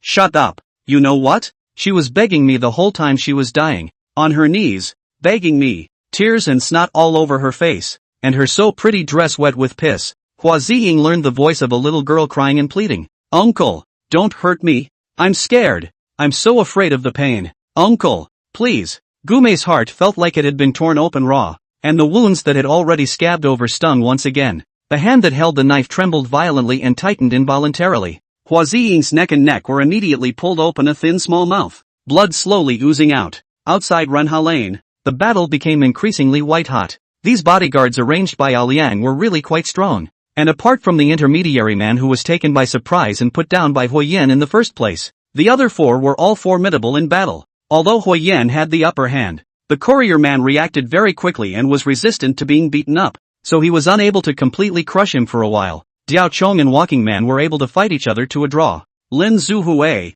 on the other hand, fell behind and was pummeled and pressed by the takeout man, gritting his teeth and holding on for dear life. The most dangerous one was the white-collar man. With his weird and fluctuating knife skills, he had already chopped two of Diao Chang's men, and Xiao and Sakura only had to join the fray as well, but they were still no match. Just then, Diao Feng rushed over with great strides, drawing his long sword as he ran. Huyen droned. Quickly go help Ah Xiao and Ah Cherry. Here comes Diao Crazy. Diao Feng roared furiously, directly crashing into the fray, grasping away the two knives that were stabbing at Ah Xiao and Ah Sakura, and then ravaged his body, slamming into the white-collar man with his knives. The situation was like a mad tiger, a completely life-threatening killing method, instantly reversing the battle. The strolling man, realizing the situation was bad, got impatient and snapped. Hold them off. I'll inform Brother Arian. The takeout man let out a shout and swung a few knives violently, forcing Lin Zuhui back and turning back to help the strolling man frame Diao Chang's knife. The white-collar guy is fighting back and rejoins the takeout guy.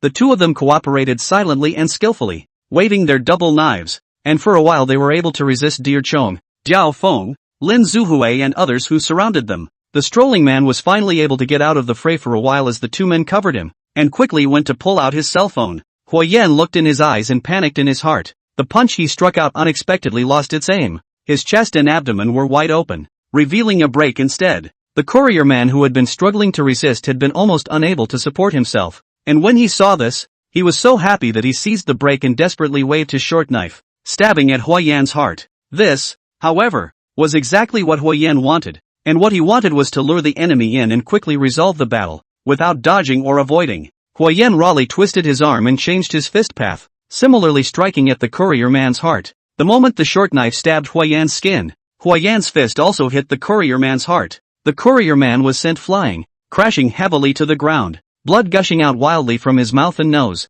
One hit kills. Huyen copied in the air and caught the short knife that the courier man had dropped. Meanwhile, the strolling man had fished out his cell phone and pressed toward the tight call button. Chapter 63, Fear with Death. It looked like the strolling man was about to hit the emergency call button. Huyen waved his hand and threw out the short sword. The short knife spun in the air, drawing an elegant and cold arc, passing through the crowd that was fighting fiercely and heading straight for the strolling man. Just as the strolling man's thumb was about to be pressed, the short knife flew in and cut him squarely in the wrist. The entire palm was chopped off in unison and flew out with the cell phone. The emergency call didn't end up going out. The strolling man froze for a few seconds at first, looking at his bloodied broken arm with disbelief, followed by a miserable wail. At the same time Huyen threw out the short knife. He took a big stride and leaped up. The knife landed on the ground and he had also killed in front of the strolling man. A fist blasted out. With his throat bones shattered and his wailing abruptly ended, the strolling man's head dropped straight down, and then he planted himself heavily on the ground. This thunderous strike shattered the hearts and minds of the remaining white-collar men and takeout men, and greatly invigorated the killing spirit of Diao Chong and the others, and their attacks became more and more rapid. The white-collar man and the takeaway man soon couldn't resist and both had several bloody cuts made on their bodies. Two people are cold, no longer care about what Hua Ziying, a false move, see the gap, split up and run away. The white-collar man met Huyen head-on, barely swinging his sword, but no longer as brave as before. Huyen easily split the blade and swung his fist directly to meet it, whacking the white-collar man squarely on the elbow. There was a crunch as the arm flipped over, joints shattered, and the long blade crashed to the ground. Without pausing, Huyen twisted the white-collar man's other arm back in his hand, and with a violent force, he spun him around twice in a raw manner. The arm suddenly hung limply, with only a thin layer of skin barely still dangling from the shoulder. With that, Huayan wrapped his arms around the white-collar man's neck, used his strength to leap up, and kicked his feet heavily on the knees of his left and right legs. Within a second, the white-collar man's arms and legs were all wasted, and he didn't even have time to grunt as he collapsed to the ground and fainted from the pain. Ah Shao and Asakura looked dumbfounded, their cold hairs standing on end, fearful and thankful. May had actually tried to lay hands on such a fierce and tough man before. Luckily they had turned enemies into friends. The takeaway man, on the other hand, was surrounded by Diao Chong, Diao Feng, and Lin Zuhui, and was chopped down by the chaotic knives like rain, and instantly fell in a pool of blood. This ambush finally ended beautifully. Diao Chong picked up the walkie-talkie and ordered, "Come and wash the floor." A sanitation truck that had been waiting on a nearby side street started up immediately and wobbled over to the song into the new era. Always want to confess to you. I'm in such a magnificent mood. I've always wanted to talk to you. How I love life. A few Diao family boys dressed as sanitation workers jumped out of the car and quickly helped the injured brothers up first. The 5 bodyguards, dead or maimed, were then lifted up and thrown into the trash-filled cargo bin as if they were garbage.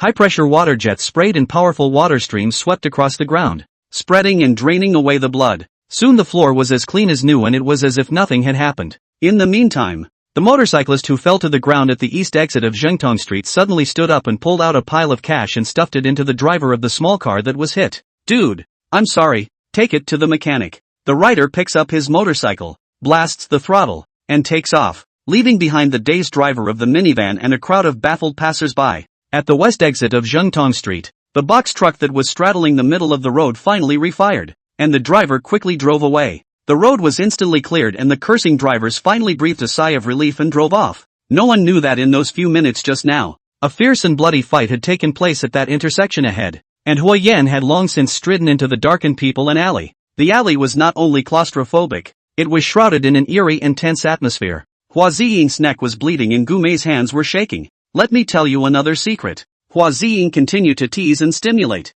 "What you're holding in your hand is the murder weapon I used back then. Oh, yes. I killed your sister with it." Gu Mei's face was horribly pale as she took a deep breath and stared coldly at Hua Ziying. "You want to provoke me to kill you now?" Hua Ziying didn't answer, as if he was immersed in memories, getting more and more energized. What a delicate skin for a little girl of 10, smoother than even the most expensive silk in the world. There was a wickedly eerie magic in his voice. "Do you know what she screamed when I made the first cut? It wasn't mom, oh. It was sister. Sister. Sister. Sister save me." Gu Mei's body trembled, her anger and killing intent about to explode. "Come on, this knife is fast." Hua Ziying continued to compel. "You just need to gently use a little bit of strength. You can avenge your sister, and you don't have to hold it in so hard." The scalpel trembled even more, and Gu Mei's will was on the verge of breaking. A warm hand reached out and gently took the scalpel. "Leave it to me. It's Huayan." Gu Mei's taut nerves finally loosened up. The exertion was so great that her entire body was about to go limp.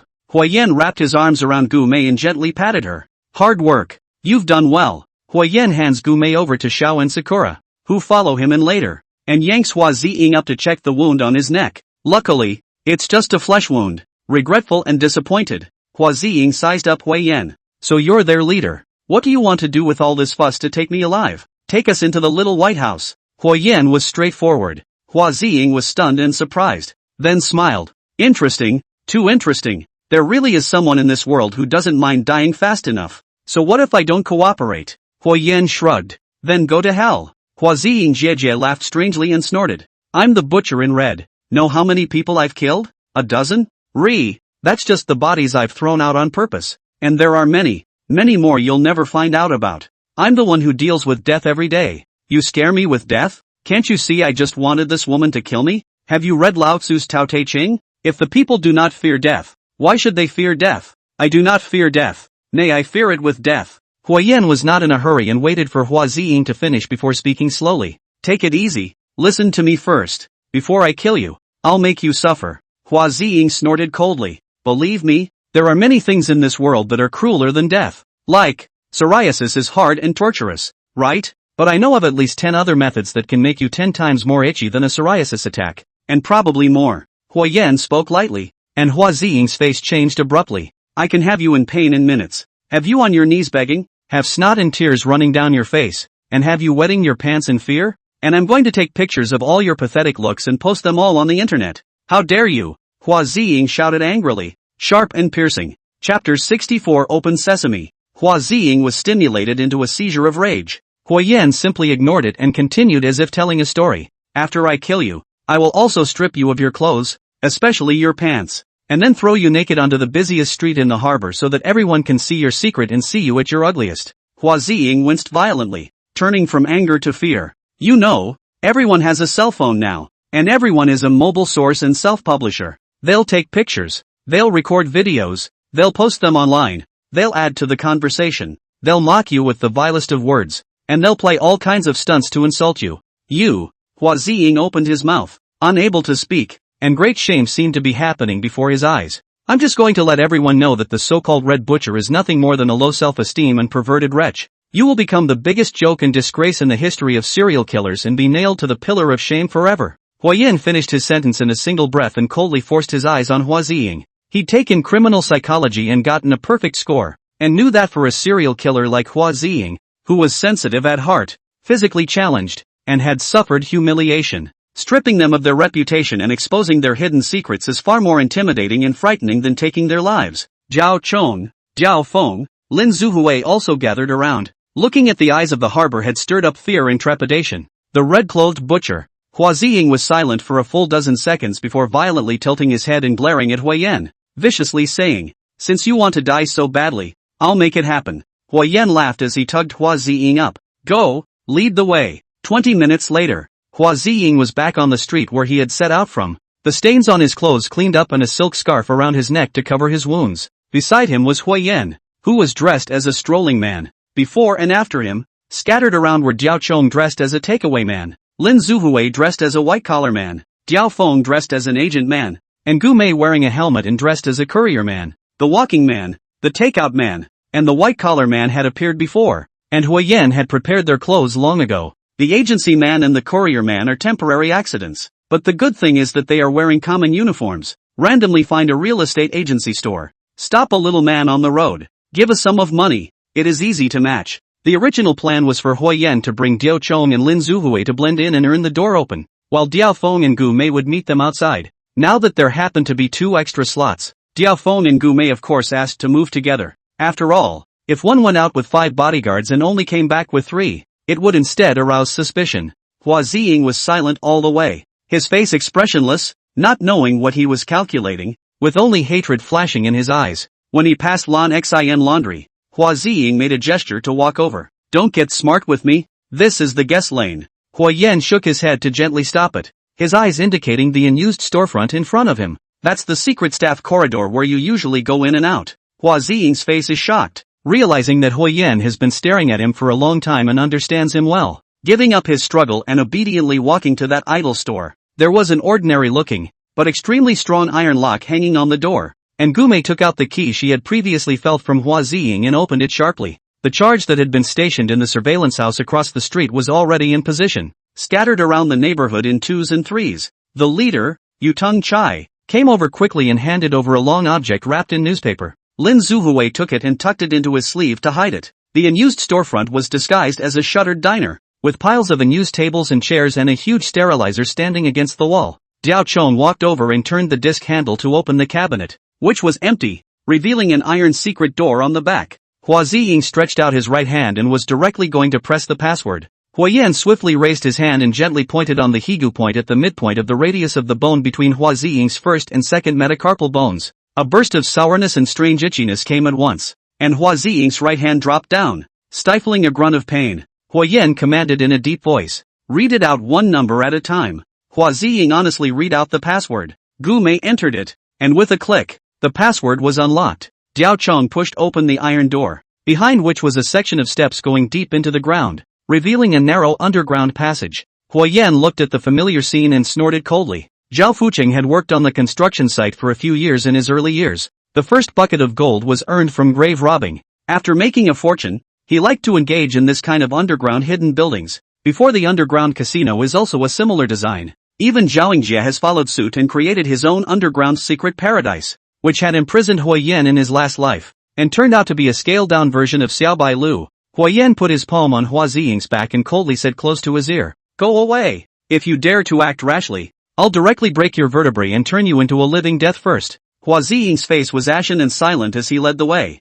Amazing Hua and others follow up. Outside the unused storefront, a bus pulls up, blocking the door to the store. Yu Tung-sai sneaked into the store with the punchers already in position, and silently ambled outside the dark door of the underground passageway, waiting for the signal. The group moved slowly along the underground passageway, and after about tens of meters, a corner was turned and a steel door crossed the line of sight, with a row of 3 types of locks and a gun-shaped high-definition camera planted above it. Hua Yan hangs his head and shrinks behind Hua Ziying, avoiding the camera, his palms still pressed against his back. Against the helmeted deliveryman Diao Chong and courier Gu Mei straddled the front, shielding Diao Feng and Lin Zuhui behind them. Hua Ziying sullenly stretched out his thumb and unlocked the first fingerprint lock, then spread out his palm and unlocked the second palm vein lock, and finally brought his face over and scanned his eyeballs, unlocking the third iris lock. Yet the door remained open, and there was a fourth secret lock, controlled by someone inside, that could only be opened from the inside. The gun-shaped camera slowly advanced and aimed at Hua Ziying's face.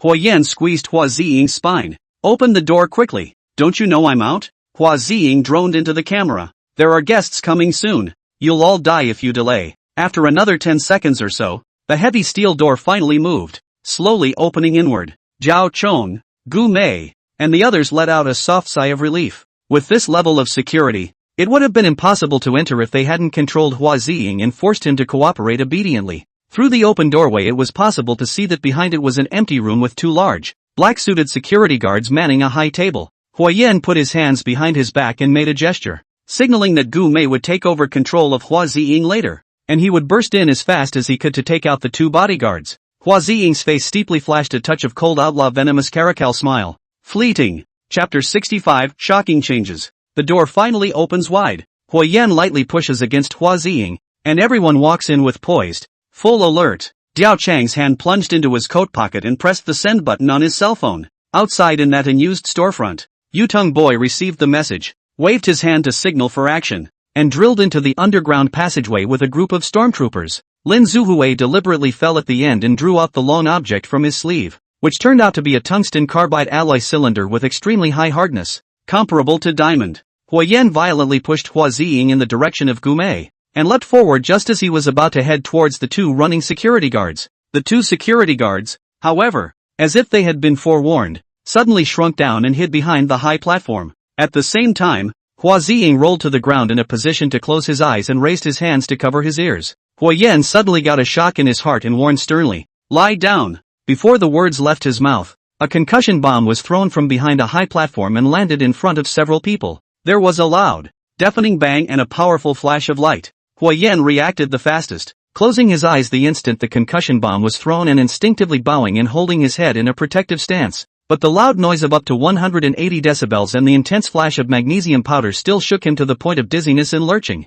Zhao Chong, Diao Feng, and Gu Mei simply could not move in time. Their eyes suddenly turned white, their ears were buzzing, and their headaches were so intense that they all collapsed to the ground. Lin Zuhui was so shaken that he fell straight down, his head knocking heavily on the edge of the door, his head cracking and bleeding, the tungsten carbide cylinder in his hand, which he had intended to use to hold the door open and keep it from closing again, rolled to the side. The whole world went dark and silent for an instant. The heavy steel doors began to close slowly. At the same time, a sudden change occurred in the underground passage. The top side of the mud collapsed, burying the leader, Yu Tung-sai, and several others, and the people behind were all blocked in the narrow passage. After a few moments, the world recovered slightly, with slight light and soft sounds. The one who moved first was Hua Ziying, though he was also shaken, blood spilling from his mouth and nose as he wailed in pain. But after all, he was prepared and in relatively good condition, and his survival instincts drove him to squirm reluctantly in an attempt to get away from Hua Yan and the others.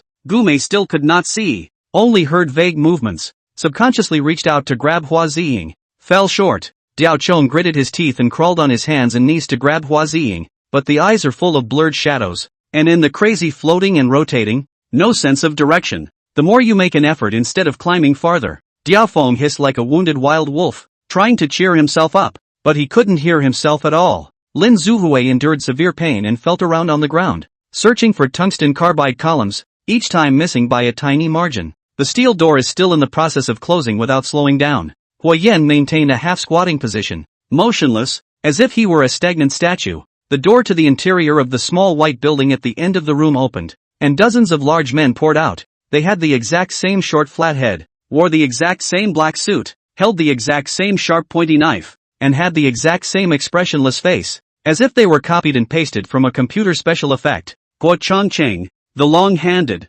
long-footed, tall, thin, lean, and tough security chief with a grim face, finally stepped out and signaled for two of his fighters to come forward and help Hua Ziying up. Hua Ziying twisted his head to look at Hui Yan and the others who had already lost their fighting strength, and smiled in a smugly jijia strange smile. You think you're smart? You think you can control me? Dream on you. I sent the code right under your nose, and you weren't stupid enough not to notice. You don't know, do you? But, Mr. Liang has long ago instructed that he won't be receiving any guests for the next few days. So it is. When she opens the door, Hua Ziying appears to be cooperating but says something to the camera about a guest coming soon, which is actually a distress signal to the ones inside. Guo Changqing is also really well trained and reacts swiftly, immediately activating the emergency plan and controlling the situation in turn. Zhao Chong, Zhao Feng, Gu Mei, and Lin Zuhui were so angry that they glared at Hua Ziying. Hua Yan, however, remained motionless and deaf, as if his entire being had been stunned.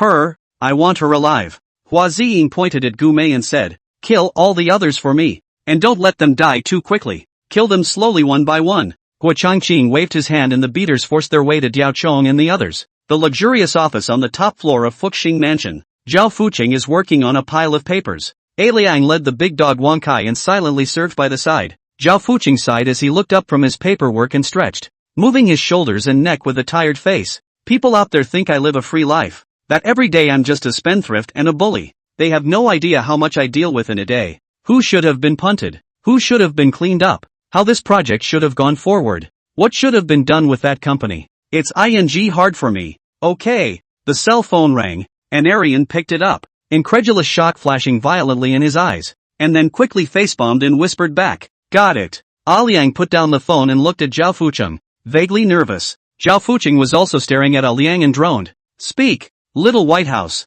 Liang was concise. Hui Yan turned Gu Mei, captured Hua Ziying, and went into the Little White House. Zhao Fucheng popped up violently and slapped at Liang. Who was it that told me that Little White House would be absolutely fine? Who was it? Liang did not hide, not flash, not move. Let Zhao Fucheng slapped hard. Soon face swollen, the corner of the mouth also overflowed with blood foam. Zhao Fucheng shook off his hand, pulled a paper cutter out of the quill, and tossed it in front of Liang. Liang was silent, picked up the knife, spread out the palm of the left hand, directly cut off the little thumb, hands held up on his knees to Zhao Fucheng. He was in cold sweat from the pain, but didn't grunt from start to finish. Zhao Fucheng didn't pick it up, whistled. Wang Kai scurried over, leaped up, and directly Liang's severed finger gripped away, chewed and swallowed. Yoshi remained expressionless. You know what Little White House is? Zhao Fucheng snorted coldly. If something really goes wrong, tearing the bones out of your entire body won't be enough to cover 1/10,000th of the damage.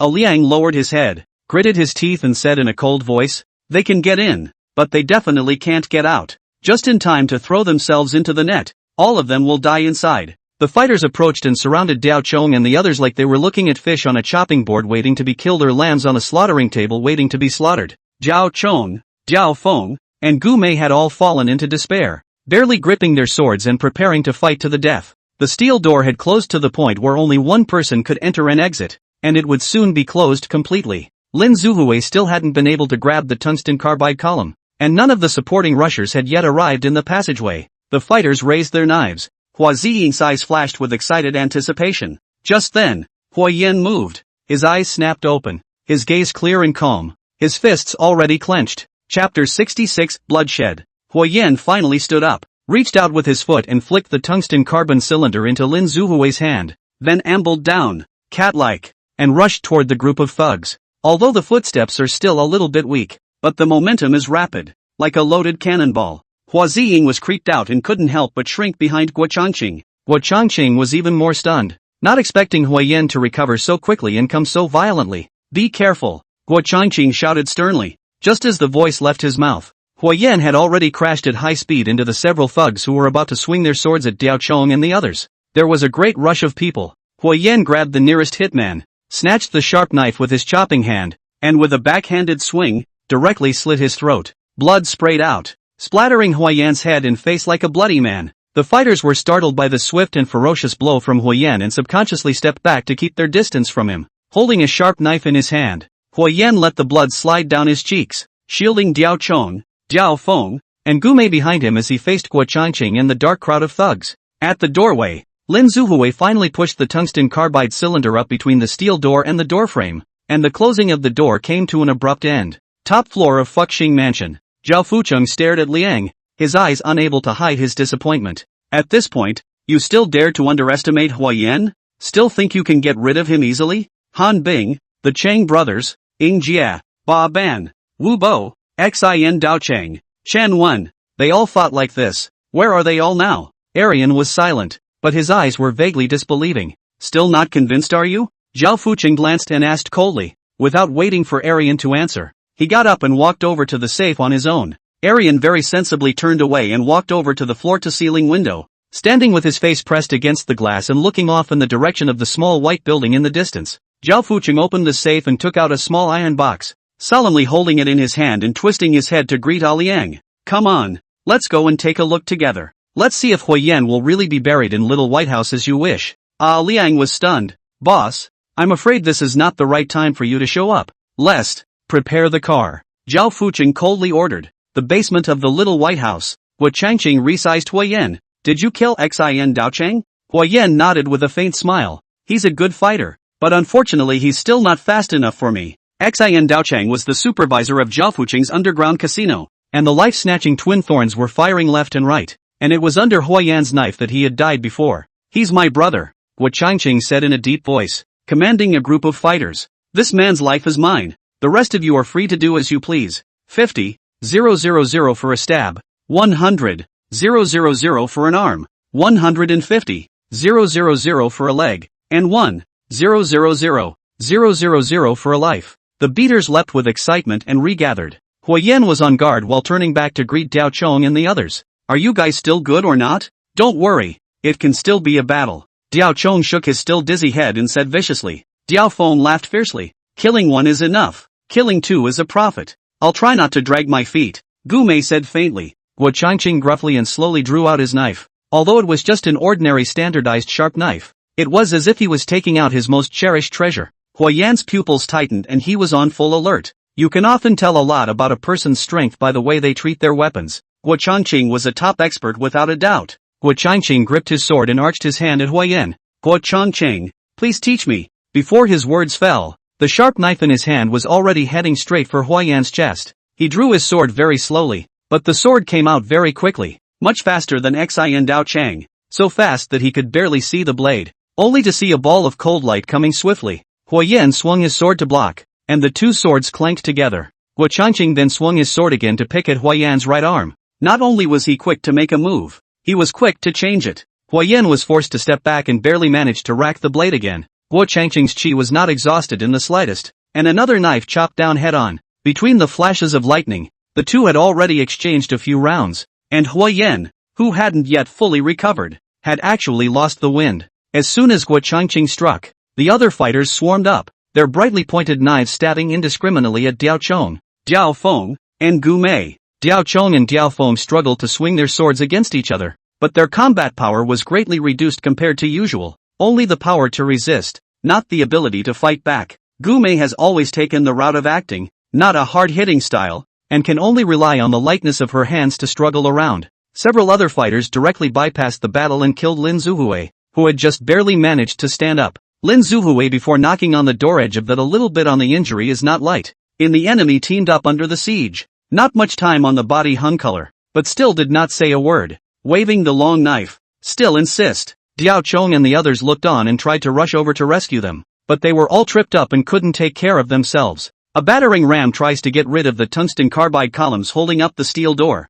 Lin Zuhui ignored the knife stabbed from the side, turned around and fought his way through the junior. His arm was immediately pulled open with a long gash, and his long knife crashed to the ground. Several of the thugs swarmed. Lin Zuhui directly lunged up, pressed against the tungsten carbon column, using his own body to protect it to death, and hissed at the underground passage. Yu Tung! Yu Tung! In the underpass, several minions struggled to peel away the dirt, their hands already worn and bleeding. Yu Tung Sai and the buried few people finally showed their faces, struggling to get up, breathing heavily. with dirt and dust mixed with blood on their bodies. They were about to lose their human shape. From the depths of the passage came Lin Zuhui's roar. Yao Dong, where are your mother ********************************* people? Utenboy jerked a handful of bearded face, not bothering to take a break, and re-grabbed his knife. Brothers, Amazing and the others are still waiting for us. Hurry! Under the night, 4 or 5 luxury cars sped past, coming in the direction of the little White House.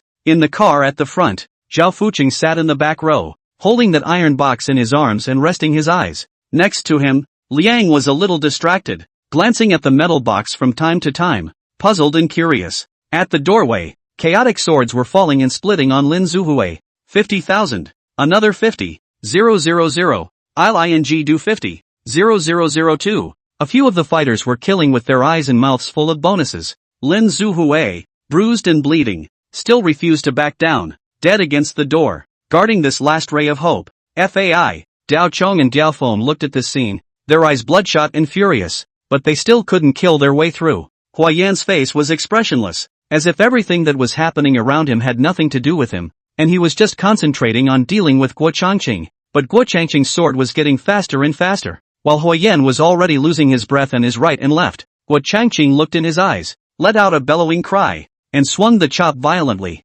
Huayan fought to block, and the sharp knife in his hand was actually knocked down. Zhao Chong, Diao Feng, and Gu Mei were shocked. Guo Changqing rallied his remaining courage, and the sharp knife went straight for Huayan's heart. Huayan's body sank, barely dodging the fatal heart position, but the sharp knife stabbed straight in along his shoulder socket. Blood splatters. Guo Changqing's spirit was lifted when he scored a hit, but when he tilted his head he realized that Huayan was smiling at him. Chapter 67, Bloodshed to the End. The sharp knife viciously stabbed into Huayan's left shoulder socket, yet Huayan laughed, and Guo Changqing was slightly stunned. Huayan abruptly took a violent step forward, allowing Guo Changqing's knife to pierce through his shoulder socket, the tip of the knife poking out directly from his back in a shocking manner. Guo Changqing stunned. He and many people have fought, seen all kinds of masters and evil and weird moves, but never seen such a life-threatening fight, not to mention have never seen someone so crazy. With this stride, Huayan had already arrived in front of Guo Changqing, and the sharp knife had been locked with his body.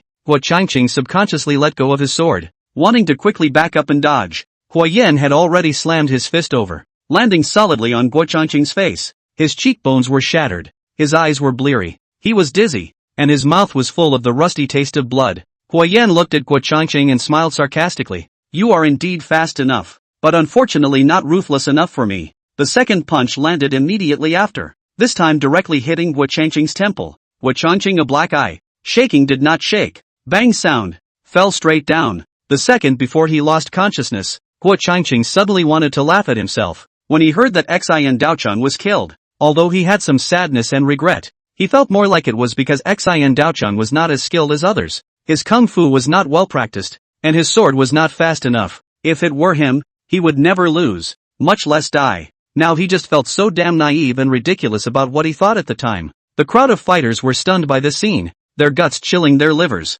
Hua Ziying cowered behind the high platform in fear, wanting to slip away again and full of resentment. Zhao Chong, Diao Feng and Gu Mei's emotions rose and fell in these few seconds. First despair, then shock, and then finally a long sigh of relief. The three men were demoralized and took the opportunity to swing their swords and force back the fighters in front of them. Only the few fighters at the door were far away from the core warring groups, grabbing money in the heat of the moment, not paying attention to the drastic changes happening behind them. $1 million is mine, and nobody takes it. One of the fighters actually waved his sword to force back the companion next to him and raised his sharp knife high, about to slash directly at Lin Zuhui's neck. Huayan grabbed the hilt of the knife stuck in his shoulder and stifled a grunt, gritting his teeth and ruthlessly pulling out the knife, blood spraying with it. He didn't turn around, he just threw his sharp knife backhanded. The sharp knife broke through the air and penetrated directly into Lin Zuhui's neck before the fighter's knife slashed into him. The hitman muttered as he looked at the knife stuck in his neck. What the hell? He then fell to the ground, his eyes still glazed over in bullseye disbelief. The crowd of fighters were shocked even more and couldn't help but back away and scatter. Kill them! Kill them! Hua Ziying saw the situation and shouted shrilly. They won't let you go, and neither will Boss Zhao. They're all injured. Come together. There's still a chance. Kill them. The fighters also knew that this was a killing match between you and me, and regrouped, hollering and cheering each other on as they once again killed Huayan and the others. Huayan's left arm had been completely exhausted, and he had paid a huge price for quickly resolving Wu Changqing, and could only meet the enemy with one hand, but he was still courageous and unrivaled. Zhao Chong, Diao Feng and Gu Mei mustered up their remaining courage and approached Huai Yan. The four of them were back to back, leaning on each other for support as they fought hard against a group of fighters. Suddenly, several knives flew in through the door and plunged straight into the huddled group of fighters. A few fighters fell down with injuries from their swords, and the pressure on Huai Yan and the others was slightly relieved. With that, Yutun Boy came through the doorway, having finally arrived with his charge. Because of the narrow doorway, it was not possible to swarm in, so they threw a wave of flying daggers first, and attacked from a distance. Soon a few more people drilled in and quickly established a line of defense, with more people entering one after another behind them to kill the Zhao family fighters. Yu Tongcai picked up the bloodied Lin Zuhui, let him lean against the wall, took out the first aid bandage he had with him and hastily bandaged him up, and lit a cigarette and stuffed it into his mouth. Brother Fai, are you still okay? Yao Dongchan was nervous and worried. Get lost? We haven't knocked down the little white building yet. Your brother I can't die yet. Lin Zuhui repelled in a rough voice. Quick, leave me alone and hurry to help Yan and the others. Well, then you rest first. Yu Tongcai left Lin Zuhui behind and grabbed his sword to kill into the fray as well. Lin Zuhui had a cigarette in his mouth, and although his whole body hurt like hell, a smile spread across his face. He did it, accomplished the task given to him, and held out until the brigade arrived. With Yu Tong Boy and 30 of the charge members joining the fight, the situation was completely flipped, turning into Huai Yan and the others surrounding and killing the Zhao family fighters from the inside and the outside. For a while blood spattered and screams rose and fell. Zhao family fighters fell like leaks swept by a scythe. Outside on the street, that convoy of Zhao Fuqings drove only a block away from the small white building. Stop the car. Zhao Fuqing suddenly drank. The driver hastily slowed down his brakes and the whole convoy came to a halt. Zhao Fuqing pushed open the car door and got out straight away. Liang was puzzled, but didn't ask, silently following out of the car, and a few bodyguards rushed to follow. Zhao Fuqing tilted his head and surveyed the several tall buildings in the neighborhood, twisting his body and walking towards the tallest one. A motorcycle rider stared silently at Zhao Fuqing in the shadow of the street tree at the end of the street. It was an upscale office building, and the night shift security guard was about to come forward to block the way when he saw someone suddenly barging in. Zhao Fuqing glanced at him coldly, and the security guard shivered, realizing that the group in front of him could never be messed with, and quickly shrank back again.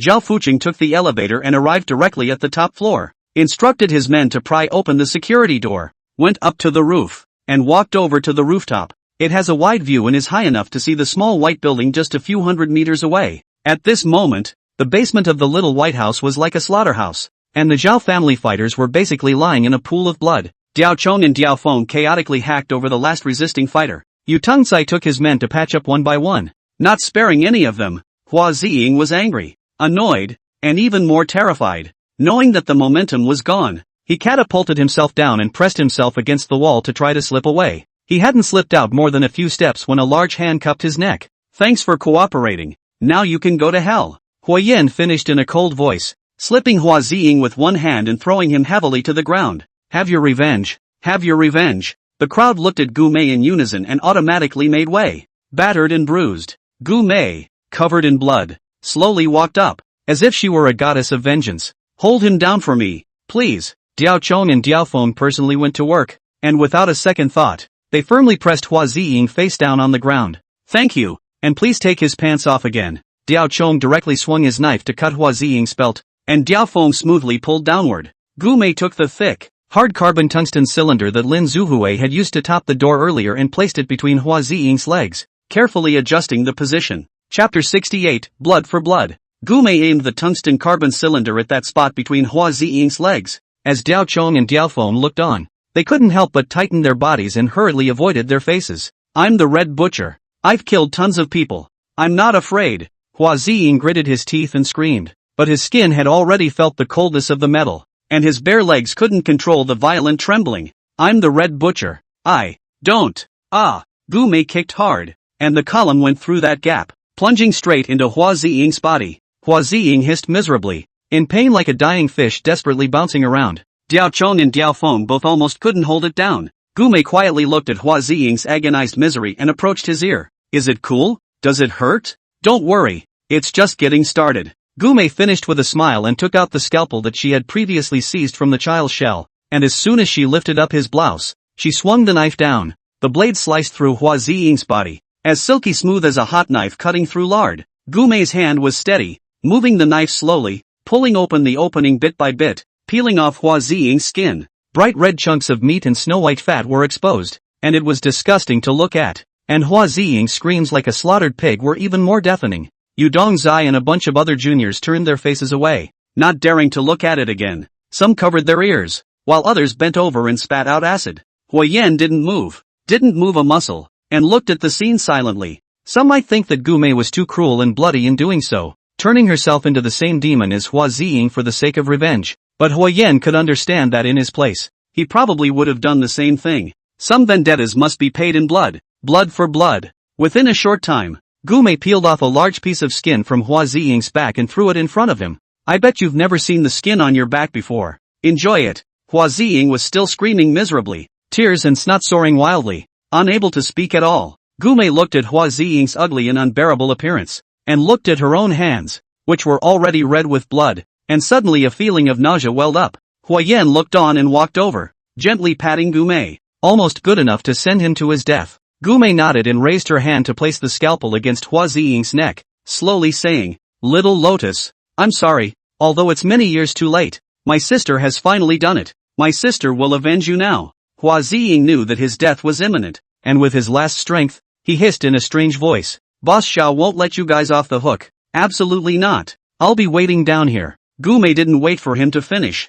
and directly swung the knife to slice Hua Ziying's neck. The voice ended abruptly, blood gushed out, and Hua Ziying's body convulsed and bounced a few times, and then he lost his breath. The evil, red-clad butcher has finally ended his life of sin. The roof of a tall building. Zhao Fucheng quietly looked at the small white building a few hundred meters away, pondering with a complex expression. "Boss," Arian questioned softly, "but we can't really see inside from here." Zhao Fucheng ignored it and just looked at the small white building. The metal box sat within his reach, his fingers tapping rhythmically on the surface. Arian also stopped talking and stood by silently. Downstairs, the motorcycle rider looked up at the roof of the building, also looking puzzled, and took out his cell phone to call Huayan. "Brother Yan, Zhao Fucheng is here, and Liang is following." But they didn't go to the little White House. They went straight into the culture building and went up to the top floor. "I can't follow them. I don't know what they're up to." Huayan put down the phone and instantly frowned. Strangely, he immediately contacted the reserve members who were on sentry duty in the periphery as well as Acheri and Ashao again, and the replies he received were that they had not found Zhao Fucheng's men appearing. The doubts in Huayan's heart leaped higher and higher like a prairie wildfire. Due to the trick Hua Ziying played when he opened the door, Hua Changqing knew in advance that Huayan and the Diao brothers were coming, and believed that he must have already notified Liang, who would surely report to Zhao Fucheng. Huayan already expects Zhao Fucheng to make some moves. Even if he has his own concerns and won't come personally, he will at least send Liang to bring someone here. But why would he go to the culture building, which was 500 meters away? As far as Huayan knew, it was the property of a university and had nothing to do with the Zhao family. Could it be that he's really just watching the fire from the other side of the river, fully believing that Hua Changqing's strength can take care of Huayan? Or is he just letting Little White House fend for itself? Or is he emboldened because he has something else up his sleeve? But what could he do from that distance? With a belly full of questions, Huayan urged his brothers outside to step up their guard while greeting Diao Chong and the others. "Leave a few men to send the wounded brothers out first. The others follow me inside. Let's hurry. Save the people and find the information." Diao Chong responded and immediately arranged for manpower. "Ah hui." Diao Chong loudly greeted Lin Zuhui, who was still leaning against the wall and had not moved. "You should also go out first to deal with the injuries on your body. Just leave this place to us." Lin Zuhui, however, completely ignored it. "Fai." Diao Chong was strange and called out as he walked over, and suddenly his expression changed drastically. Lin Zuhui leaned against the wall, his eyes open, his face still wearing a smile. The cigarette held in his mouth had already burned out, leaving a long section of ash, and the others were no longer breathing and passed away silently. The long ash of the cigarette suddenly broke off and drifted down. "Fai." Diao Chong broke into a wail, tears flashing in his eyes. The crowd was eerily sad, and led by Huayan, they formed a circle and bowed in unison to honor Lin Zuhui. Huayan's face sank as he patted Diao Chong. "Now is not the time to be sad. This battle is not over yet. Fai is still watching us." Diao Chong clenched his teeth and nodded somberly, taking one last look at Lin Zuhui and ordering the people to transport Lin Zuhui's corpse out properly, then followed Huayan to leave. The door leading to the interior of the small white building had a fingerprint lock, And Diao Feng had already chopped off Hua Ziying's and Guo Changqing's palms and opened the door with smooth recognition. After a walkway, there was another coated door, opened in the same way, and it opened up. The wide hall was lavish, with expensive crystal chandeliers emitting a colorful, glamorous glow, reflecting off the equally expensive and white carpet, with probably even more expensive leather sofas scattered around. In the middle of the hall, there are more than 10 vertical long four-sided transparent glass cabinets, just like the glass display cabinets in museums for displaying exhibits. Only here it was women on display, one woman in each glass case. They were all different ages and sizes, but each one of them was extremely beautiful and even more gorgeously dressed. Years of imprisonment and abuse, and countless receptions had made them somewhat numb, and they were not surprised by the sudden arrival of Hui Yan and the others. They just habitually stick out their chests and change their standing positions, displaying their looks and bodies as if they were merchandise waiting to be picked. Chapter 69 Deliverance. Zhao Chong, Diao Feng, and Yao Dongzai looked at those women in the glass display case and were dumbfounded. It was not that they were shocked by their beauty,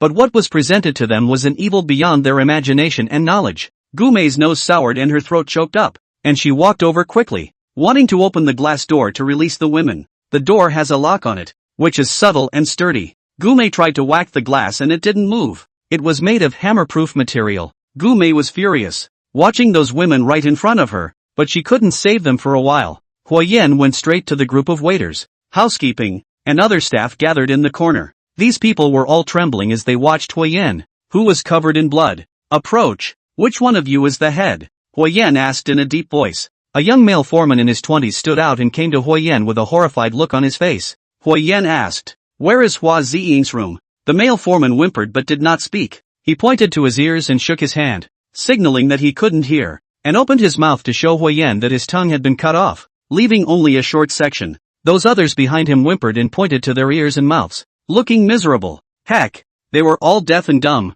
Hui Yan was stunned. He knew that Ah Liang was watching Shu Pak Lao very closely, and would surely employ many means to keep secrets and block news, but he didn't realize that he was so crazy as to use deaf and mute people for all the staff. Also, many of them appear to have been artificially and deliberately dumbed down and deafened. Zhao Chong angrily cursed, "Grass! These are truly bereft of conscience." Hui Yan pointed to the door lock on the glass display case and gestured for a key, then pointed to Gu Mei, signaling him to take Gu Mei to the key. The male foreman understood and nodded his head. Diao Feng tossed Hua Ziying's broken palm over. "Take this with you. It might be useful." Gu Mei caught it and hurried after the male foreman. Hui Yan then instructed Yao Dongzai to take someone to find the server room and make sure to remove all the hard disks and take them away. After arranging this, Hui Yan surveyed the remaining staff members in front of him, his eyes sweeping over every face, pausing briefly on a female cleaning lady in her 30s, and then immediately moving his eyes away. Hui Yan turned his back to those people and said in a cold voice, "Kill them all."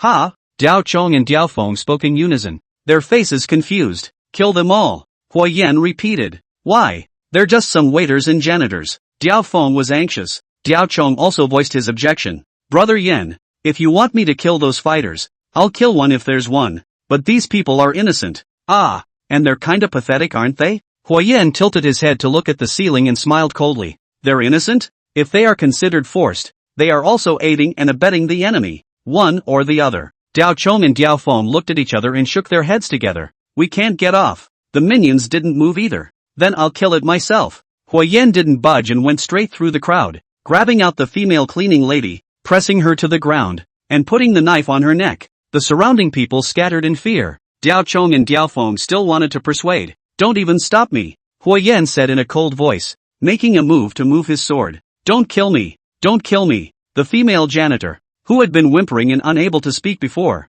suddenly spoke. Diao Chong and the others froze, and those beside her companions all looked stunned. "What is this?" Diao Feng scratched his head. She had a problem with her eyes not being quite the same as the others, so I gave it a try. I purposely turned my back on them just now and said I was going to kill them all because I didn't want them to see my mouth. Hui Yan pointed to the ceiling, the large glass reflecting the people below clearly. Everyone else is truly deaf and has no unusual reactions. Only she had a change in expression and was scared. She could hear me and was faking it. Zhao Chong, Diao Feng and the others came to a realization. Hui Yan tightened his knife. "Why are you pretending to be deaf and dumb? Whose people are you?" The female housekeeper hurriedly replied. "Boss Zhao arranged it. He told me to lurk here and secretly report to him if there's any situation. No one else knows. Shi Fei Liang doesn't even know." It turned out to be a pin secretly inserted by Zhao Fucheng.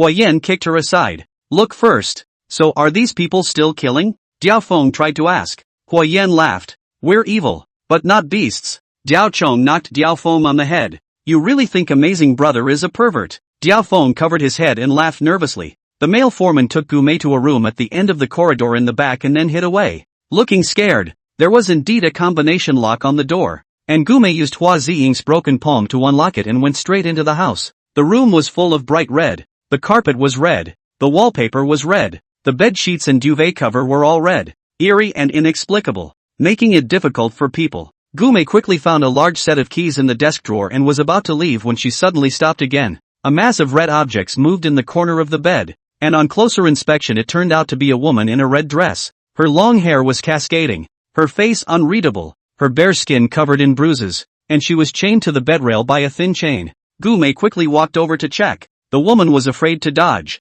and Gumei casually ruffled her hair with a steeplechase. One na? Gumei exclaimed. The woman shrank back violently, raising her hands to cover her face and shaking her head back and forth. No, I'm not. You're mistaken. I'm not. Gumei gently wrapped her arms around the woman and softly said, It's all right. It's all right. Hua Ziying is dead. I killed him with my own hands. Winona froze for a few seconds. Tears welled up in her eyes, and then she laughed wildly, laughed for a while, and then started to cry again. A few years ago, Winona was invited to come to the harbor to shoot an advertisement when she suddenly and mysteriously disappeared from the hotel and has not been seen or heard from since. This used to be a sensation back in the day, when a big popular star disappeared in broad daylight in a big city. Soon thereafter a lot of revelations and rumors appeared, saying that Wen Na was the secret lover of a big tiger who had just fallen from the horse, was involved in power and sex transactions, involved in the unbearable insiders, and smuggled herself to run away. There are even pictures of Winona overseas, and the more rumors are spreading, it became instantly sensitive and Winona's name quickly became a banned word. There are always new people popping up in the entertainment industry and new hotspots. It didn't take long for Winona to be forgotten. The hardcore fans who claim to have loved her all their lives have turned their heads and gone after new fresh meat and new little beauties as well. It turns out that she was actually captured and imprisoned like a dog in Xiaobailu, abused by Hua Ziying to vent her revenge. Gumei remembered that it was Zhao Fuqing's company that had hired Wen Na to shoot the advertisement, and it was the Fuqing Group's hotel that Wen Na had stayed at when she disappeared. Those rumors and photos were obviously also arranged by Zhao Fuqing to be released to divert attention. Scum! Beasts! Gumei cursed in her heart and helped Winona unlock the chains, hurrying to help her to the hall. When the crowd saw Wen Na, they were surprised, but they couldn't help but scold both Zhao Fuqing and Hua Ziying again. Diao Chong hurriedly took the set of keys and went to open the door. However, each one looked similar, had no number, and presumably only Hua Ziying knew exactly which one went with which lock. Diao Chong tried for a while before finally opening a glass display case. The girl inside had a blank look on her face, letting Diao Chong pull her out before she could understand what was happening. Winona's emotions calmed down a bit, and she shot a few glances at Huayan, seeing that he was the talker. Does Zhao Fuqing know you guys are here? Winona asked suddenly. Huayan nodded. He's around now. Wen Na's face suddenly changed and she sharply pushed Gumei. You guys get out of here, quick. Zhao Fuqing will blow this up. Chapter 70, Acting. Huayan and the others were startled violently and looked at Wen Na in unison. What did you say? What blowing up this place? Gumei asked in shock. Back when I was first caught here, the first person who bullied me was Zhao Fuqing.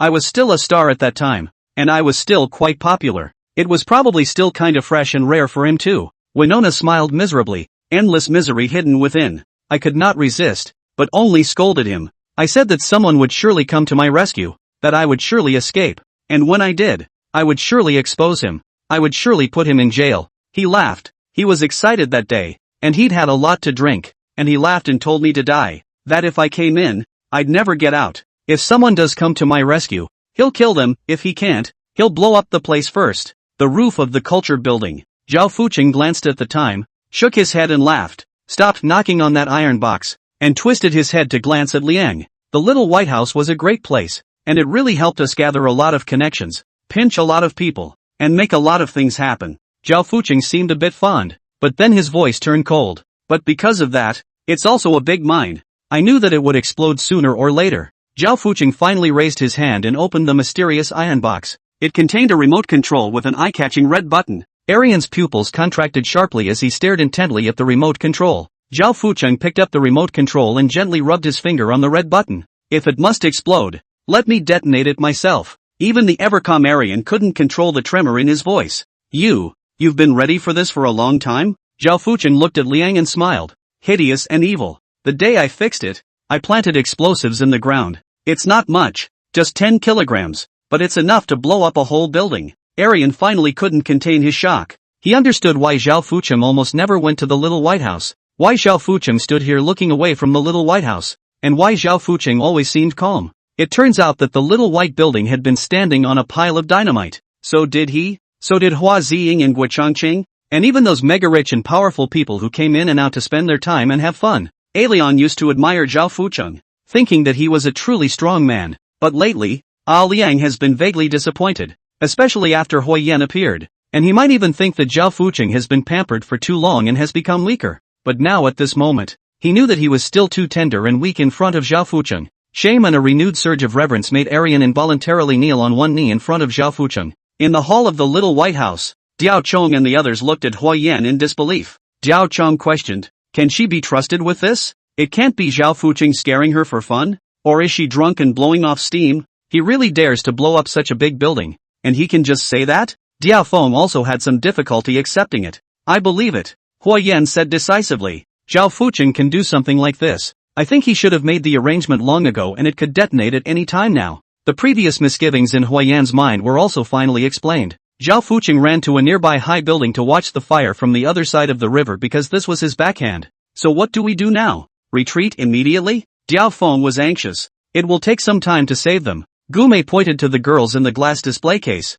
Having just rescued just 3 of them, it'll take time for Yao Dong and the others to dismantle the hard disk as well. Diao Chong followed and added. The air became steeply tense and suffocating. Hui Yan pondered slightly and turned his eyes to the lurking female cleaning lady who was being controlled to the side. What's your name? Chen Yugue. You can just call me Xiao Gizi. The female housekeeper was sincerely terrified. How do you usually keep in touch with Zhao Fucheng? Cell phone. I have a cell phone, hidden in the toilet tank in the bathroom. No one here but Mr. Guo and Hua Ziying can have their own cell phone. Except me. Chen Yugue heard the conversation Hui Yan and the others had just had and knew what kind of pressing situation they were in now, and hurriedly answered sharply. Feng, take her to get it out immediately. Hui Yan pushed Diao Feng and twisted his head to look at Wen Na. Ms. What? Please help us rehearse a scene. Winona was stunned. Liang knelt on one knee in front of Zhao Fucheng, still a little reluctant. Boss, I still think Evergreen and the others can handle Hui Yan. Then why hasn't he contacted you yet?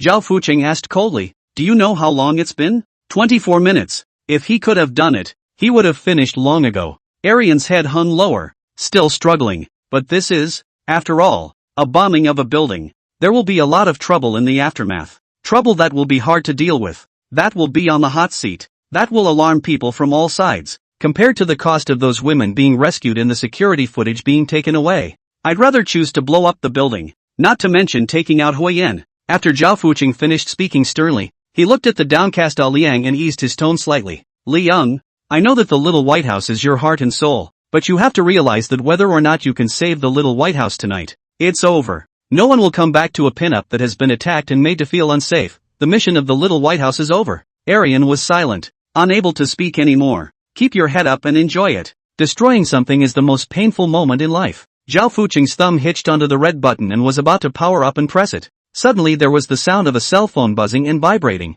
coming from the pocket of Zhao Fucheng's flesh-hugging underwear. It was a special cell phone he used to contact some special people and important things 24 hours a day. Zhao Fucheng hesitated slightly and didn't let go of the red button, but just pulled out his cell phone with his other hand. The screen showed a video call request from Chen Yugue. Arian was stunned again, and a chill ran down his back. Chen Yugue is a deaf mute that he personally recruited to Xiaobai Lua. I did not expect that it was actually Zhao Fucheng who planted the needle. Boss Zhao. Mr. Gui is dead, and so is Mr. Ing. Many people are dead. As soon as the video was connected, the flustered Chen Yugue called out sharply. The screen shook violently, and the miserable deaths of Guo Changqing and Hua Ziying could be seen, as well as multiple Little White House fighters who had fallen to the ground. A conscience was completely cold, and the last glimmer of hope was finally dashed. A lot of the people who came to fight us died too. Mr. Guo wounded the leading one before he died, and the rest are killing him. The screen swung around and some of the Diao brothers' henchmen lying in pools of blood could be seen,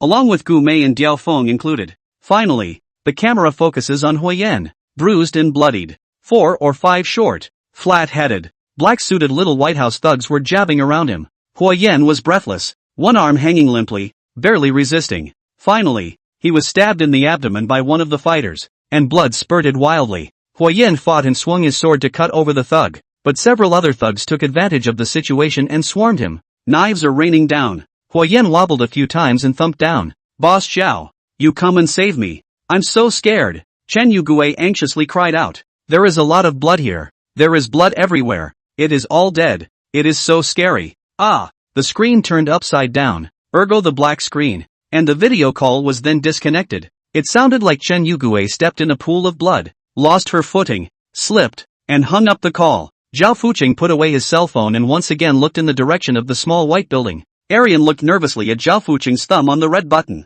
Chapter 71 Retreat. A moment later, Zhao Fuqing's thumb finally moved away from the red button. Arian breathed a temporary sigh of relief. Go. Zhao Fuqing frowned, turned around and headed downstairs. Go see what's going on. Yoshi rushed to catch up. The few bodyguards scattered around like robots, neatly organized, followed suit. The basement of the little White House. Card. Winona shouted, focused and radiant, as if she were on the set of a movie or television show and was filming a scene with a director's cane in hand. Immediately, Huo Yan popped up and pulled a few blood bags made of condoms out of his clothes and threw them down. The several besieged Huo Yan's Ayabela fighters turned their faces around, and turned out to be Diao Jia's younger brothers. The clothes were stripped from the dead fighters. The hairstyles were originally similar, and some blood was smeared on his face just enough to hide his face. The fight just now was naturally just a set of moves that worked in tandem with each other. Gu Mei, Diao Feng, and the other Diao clan juniors who were lying in a pool of blood also stood up. From beginning to end this was just a play for Zhao Fuqing.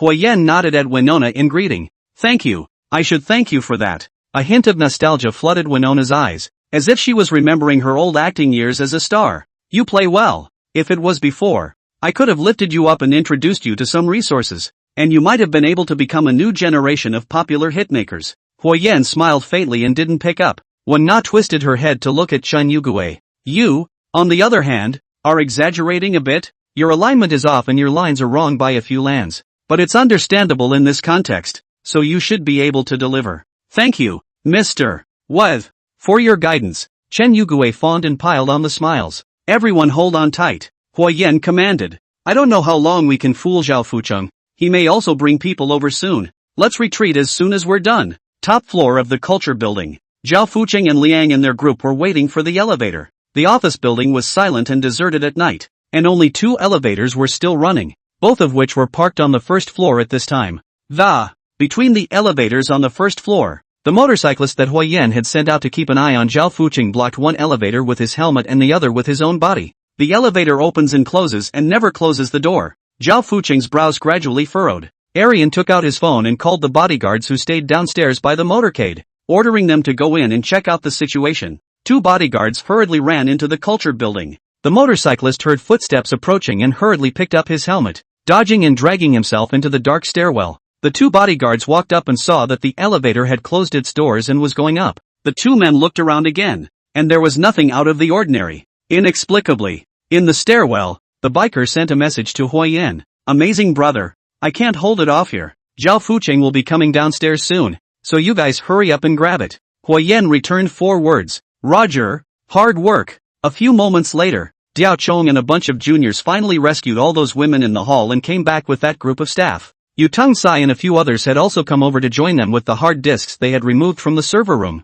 and were carrying a couple of large pockets of cash that they had picked up on the way from the finance office. Go! Huo Yan immediately directs the crowd to evacuate and notifies Xiao, Sakura, and the backup members in the periphery to come and meet them. Chen Yugue mixed in with those staff members with her head down, trying to follow away unnoticed. How could Huo Yan let it go? He lifted her out as soon as he could. Just forget about it and stay here honestly. Brother, don't. I'll die. Chen Yugue plop and kneel down. Tears. Huo Yan sneered. When you helped Zhao Fuqing do bad things, you didn't think this day would come, did you? I'm just giving Boss Zhao a heads up. I really haven't done anything bad. Chen Yugue tugged on Huo Yan's pants leg and begged. Please, take me away. You haven't done anything bad? Huo Yan pointed to those other staff members. Just look at their eyes. All the staff members looked at Chen Yugue with abhorrence. Chen Yugue wanted to say something else, but Huo Yan was too lazy to say anything, lifting his foot and directly kicking her leg off, before kicking her away and leaving her to roll and wail.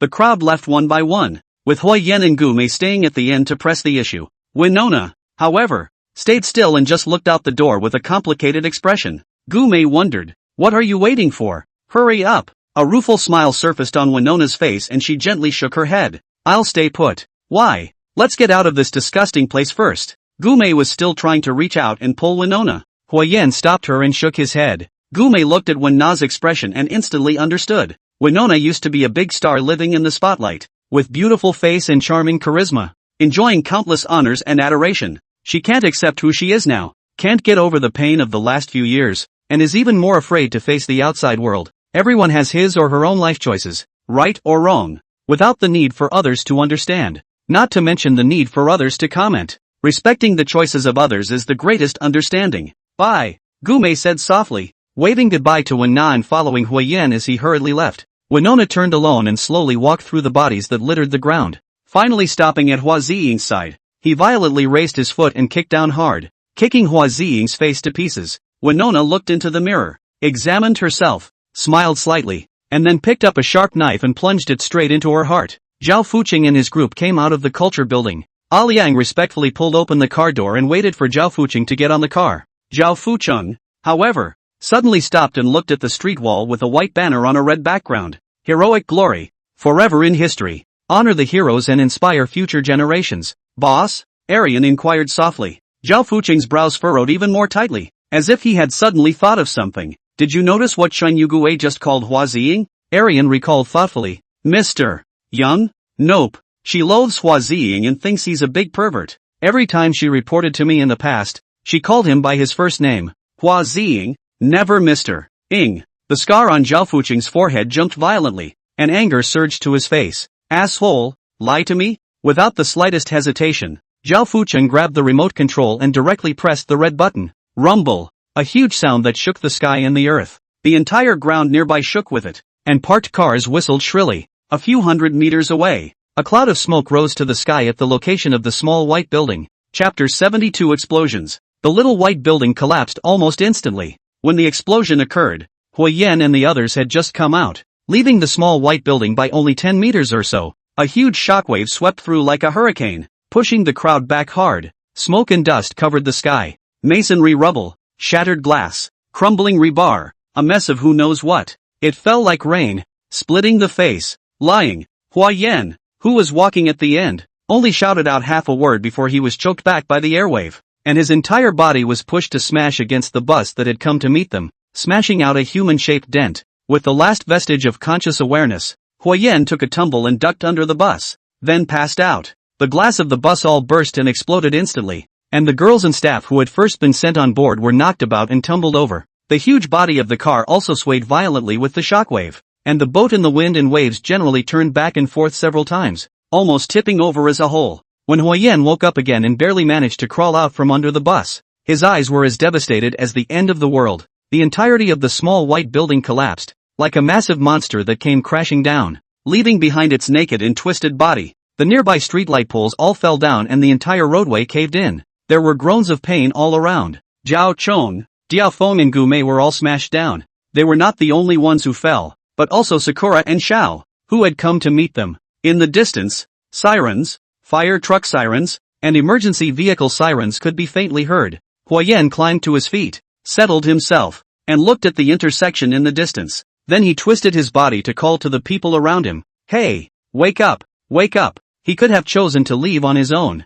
but he didn't. And instead, despite all his injuries, he peeled back the rubble and pulled those who had fallen. Not long after, Zhao Chong, Diao Feng, Gu Mei, Cherry, Xiao, and Yao Dongzai all stood up from the rubble. They were all wounded, their heads bleeding, but thankfully none of them were fatal yet. We all looked at each other's gray and wretched faces, and steeply laughed together. A kind of relief and pleasure of surviving a robbery and still having brothers. Laughter woke up more people, who turned and went to pull up more people. Of course, there are those who never wake up again. A lot of people died this night. Killed, bombed, damned, not damned, unwilling, willing. Life is sometimes incredibly fragile and sometimes incredibly strong. Moments later, Hua Yen, Zhao Chong, Diao Feng, Gu Mei, Cherry, Xiao, Yao Dongzai, and a host of other survivors stumbled away from the retreat, supporting each other. The vehicles that had come to meet them had been destroyed, and they had no choice but to get out of here on foot before they could do anything about it. Underneath the culture building, glass shattered by the wave flew and fell. Arian spread his body and clasped his head, keeping Zhao Fucheng close. As the shockwave subsided, Zhao Fucheng pushed Arian away. A long bloodstain on his face from the shattered glass splash. His eyes were crimson. His scarab jumped violently, irritated and furious. Give me chase. Chase right away. I want to kill Huiyan myself. The convoy quickly started up and headed toward the little White House neighborhood. Huiyan and the others walked slowly and carefully, trying to choose secluded and unoccupied alleys to avoid people awakened by the explosions. After crossing several streets, 2 buses could be seen ahead parked on the side of the road with double blinkers, temporarily transferred by Dao Chong. The crowd's spirits lifted and they sped up to get there. Just as they reached the intersection, a convoy of trains speeds up and stops in front, and a group of people, including Zhao Fucheng and Liang, jump off the train. The surviving girls and the staff of the little White House looked like they had seen a ghost, retreating in fear and hiding behind Huiyan and the others. Diao Chong and the others were forced to prepare to meet the battle, but each one of them was injured and simply did not have the strength to fight again. I'll try to pester them later, Huiyan instructed the crowd. Everyone spread out and go. As many as you can. Amazing brother. Zhao Chong, Diao Feng, and the others called out. Huiyan signaled everyone to stop talking and looked coldly at Zhao Fucheng. Zhao Fucheng glared angrily at Huiyan, and as soon as he grabbed the knife from the bodyguard beside him, he was about to charge at the crowd to kill them. Just then, another group of dozens of people came raging in the other direction of the intersection. Diao Chong and the others had another chill in their hearts. If it was just Zhao Fucheng's group that fought to the death, they might still be able to survive a few, but add this new group to the mix, and there's no chance of survival. Huiyan, however, calmed down and signaled everyone to back off and wait and see what happens first. He had already recognized that the new group was not in the same group as Zhao Fucheng, and the leader was Changnan Dafei. Sure enough, the group approached and directly crossed the intersection, just blocking Zhao Fucheng's group. Daffy was all smiles, shaking off his long greasy hair and waddling over to him. Boss Zhao, long time no see. What's with the coincidence? Arian greeted him with a cold warning. Daffy, don't around. Daffy raised his hand, swift and quick, his entire hand directly covering Arian's face, and with a raise of his hand, he pushed him away fiercely. Who the hell are you? What's your rank? Who are you to talk to me? Defei didn't bother with Liang and directly faced Zhao Fucheng. Lao Zhao, what are you busy doing at night if you don't sleep properly? Zhao Fucheng stared at Daffy with cold eyes. It has nothing to do with you. Daffy laughed, picked his nose, and casually flicked it at Zhao Fucheng.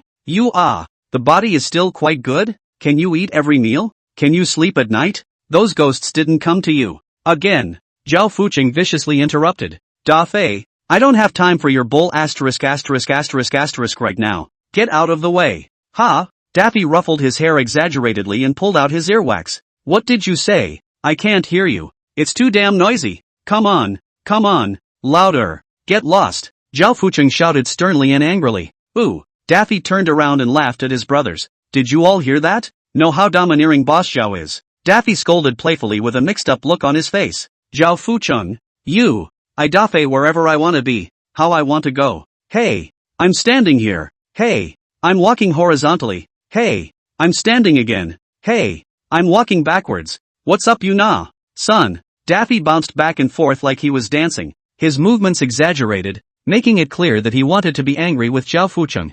Zhao Fucheng's face turned blue. You really want to seek death? I don't mind killing one more. Hey, you're really right.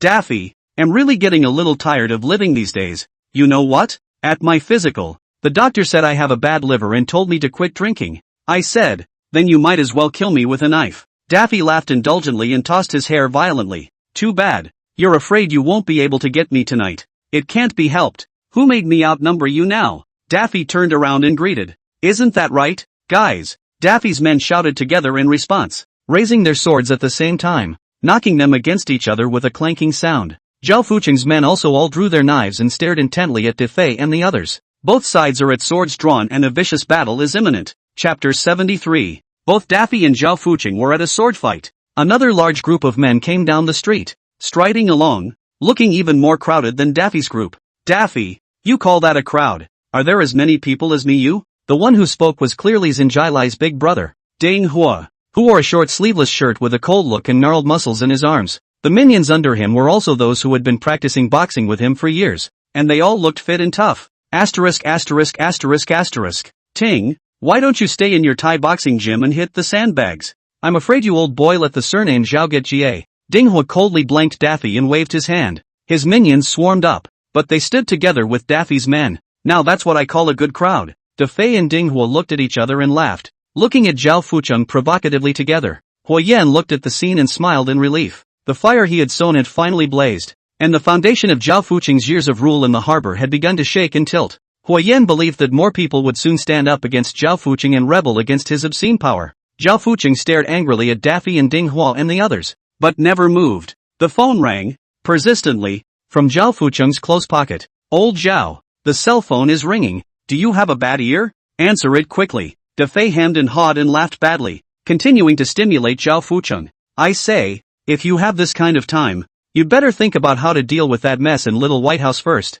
It gives me a headache just thinking about it. It's so damn troublesome. Zhao Fucheng's line of sight swept over everyone present, cold and piercing. It seems to say, I remember you. You're all dead. After a moment, he threw down the knife in his hand and turned away in silence. Daffy erupted into loud cacophonous laughter along with Dinghua's men. The awesome and bombastic Zhao Fucheng. The Zhao Fucheng who thought he was at the harbor. The Zhao Fucheng who dragged himself to the smoke also ate a defeat. Dinghua twisted his head to survey Huoyan. I heard you're a good fighter? Before Huoyan could say anything, Daffy grabbed it. Nonsense. The man who swept the Fucheng nightclub, pushed the underground casino, and the Little White House can't fight. Dinghua. I'm afraid that your title is the no. One fighter in the harbor is going to change. Defei and Dinghua's men looked at Huoyan together, unable to hide their curiosity and reverence. Dinghua extended his fist. When you've recovered from your injuries, we'll fight. Huoyan stretched his fist and touched Dinghua. It's a deal. Asterisk asterisk asterisk asterisk.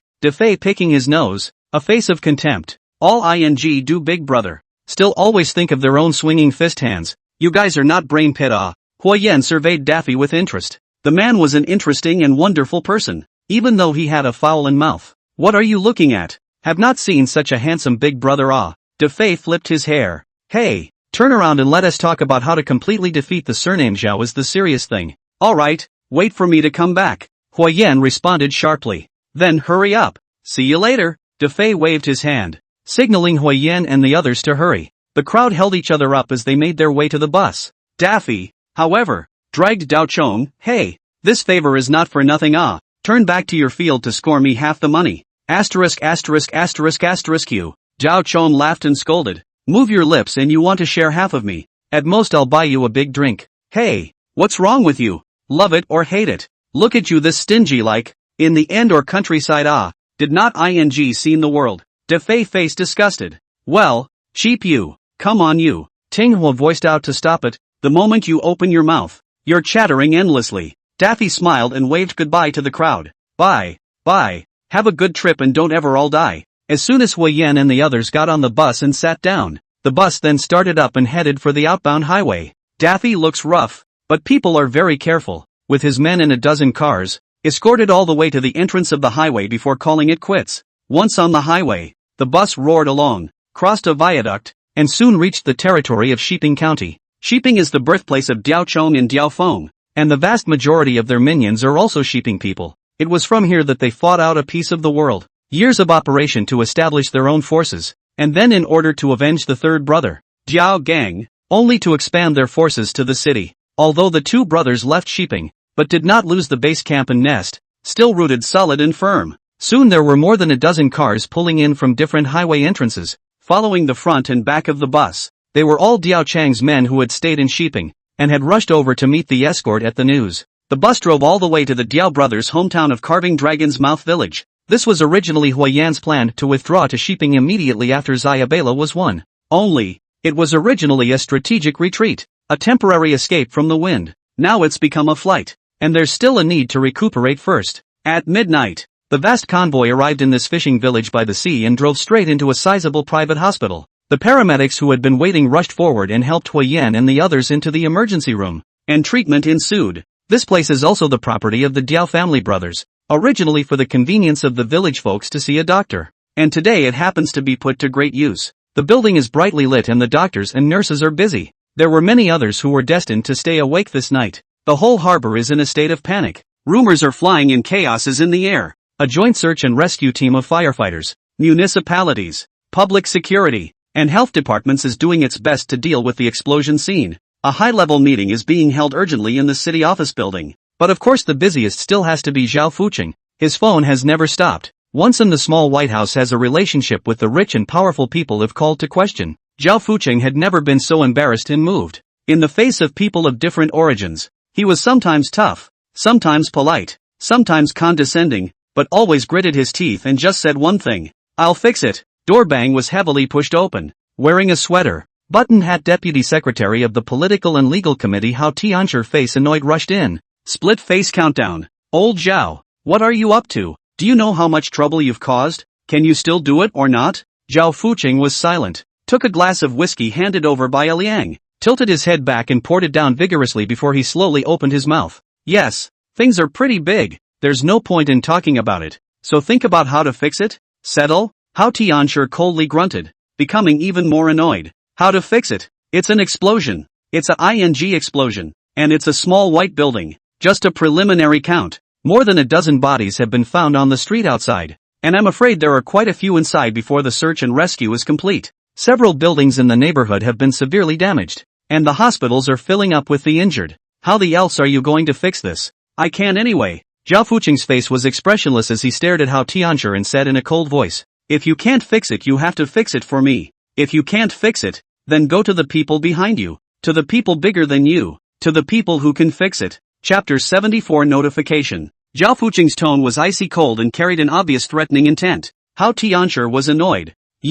Don't you forget. You all patronized the little White House. Zhao Fucheng directly interrupted and spread his hands. It's the same old story. We're all on the same rope. If I'm in trouble, none of you are going to have a ing good time. If I go down, you all go down together. You dare to threaten me? Hao Tiancher slammed the table. Zhao Fucheng shook his finger. I'm just telling you the truth. Hao Tiancher glared at Zhao Fucheng, but his aura had clearly weakened. Let me tell you another fact. I haven't met anything in this world that money can't solve. Zhao Fucheng waved his hand, and Liang pushed a luggage cart over, loaded with bundles and bundles of $100 bills. Zhao Fucheng picked up a pile and threw it in front of Hao Tiancher, laughing maniacally. When you did the criminal police chief not also want to arrest me to bring to justice? In the end, what happened is not that I take the money to smash you down. Don't you just want to get paid to do things now? How much do you want? Is this enough? Hao Tiancher was silent and his face was blue. Zhao Fucheng picked up bundles and bundles of money and threw them directly at Hao Tiancher.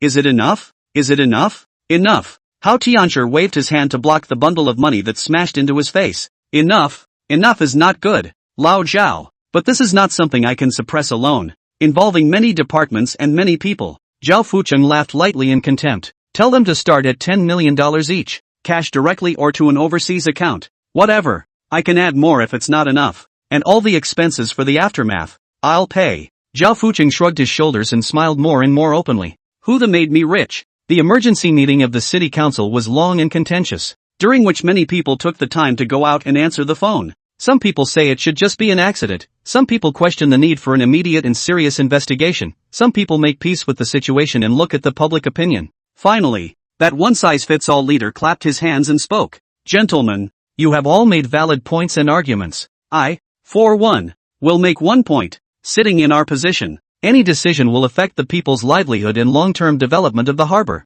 So what? We must have a big-picture view of things. What's the biggest big picture right now? Stability. Stability overrides everything. The leader knocked heavily on the table and looked to everyone in the room. When I'm done, who's in favor and who's against? The meeting was thus concluded. After sunrise, all online discussion posts related to last night's explosion disappeared, leaving only a situation report in white letters on a blue background. To wit, yesterday night at 21:12, the city Yanganli 23, a building sudden explosion accident. Fire, public security, municipal, health and other related departments quickly activated the emergency plan. The first time to send more than 400 rescue personnel and 13 fire engines to the scene to rescue. After 8 hours of intense rescue, all trapped people have been successfully rescued, totaling 83 casualties. Among them, 12 were killed and 71 were injured. The injured have been sent to the city's People's Hospital for treatment in a timely manner. The current vital signs are stable, and the family is emotionally stable. The explosion caused damage to a total of 11 buildings in 4 surrounding neighborhoods, with preliminary estimates of property damage amounting to $210 million. For the residents in the vicinity affected by the explosion, the government has made proper arrangements for their temporary places of residence and provided the necessary protection for living materials, and is organizing efforts to carry out repairs to the damaged infrastructure, with a view to restoring the power supply, water supply, gas supply, etc., as soon as possible. Relevant departments overnight on the cause of the explosion launched a comprehensive investigation. Has been identified as a result of the main unit of the building Fuxing Charity Foundation private violation of changes in gas facilities, resulting in gas leakage and triggered. The relevant responsible person has been all to the case. The community's concern for monitoring is appreciated. Aside from the usual full of crap, there are two key messages in there. First, this is just a sudden accident, caused by a gas leak. Secondly, the person responsible is the relevant personnel of the Fuxing Charity Foundation, which is the apparent main organization of Xiaobai Lu. Once the notice was made, the winds calmed down, 100 voices were silenced, and all was well. The trope of a hot event that has played out countless times suddenly cooling off, even quietly, is once again repeated. Zhao Fucheng laughed lightly in triumph as he looked at the notice. Hua Yan, Zhao Chong, Zhao Feng, and Gu Mei were also looking at the same notice. They were all sitting on a fishing boat. The fishing boat floats on the endless, deep blue sea, gently rippling with the waves. Isn't this nigga talking nonsense with his eyes open? Diao Feng threw away his cell phone in indignation. Is it rare? Diao Chong snorted coldly. Hasn't it always been played like this? Even we've done it before. When I was a kid, I thought black was black, white was white, and things were the way they were supposed to be. Gu Mei sighed quietly. Growing up, I realized that the whole world is one big scam. All liars. Hua Yan didn't say anything, quietly looking at the seagulls chasing up and down behind the fishing boat. How nice it would be if the world was always so calm and peaceful. Gu Mei said grimly. I talked to the girls. They are very grateful to us. But no one dares to come forward to testify against Liang and Zhao Fucheng.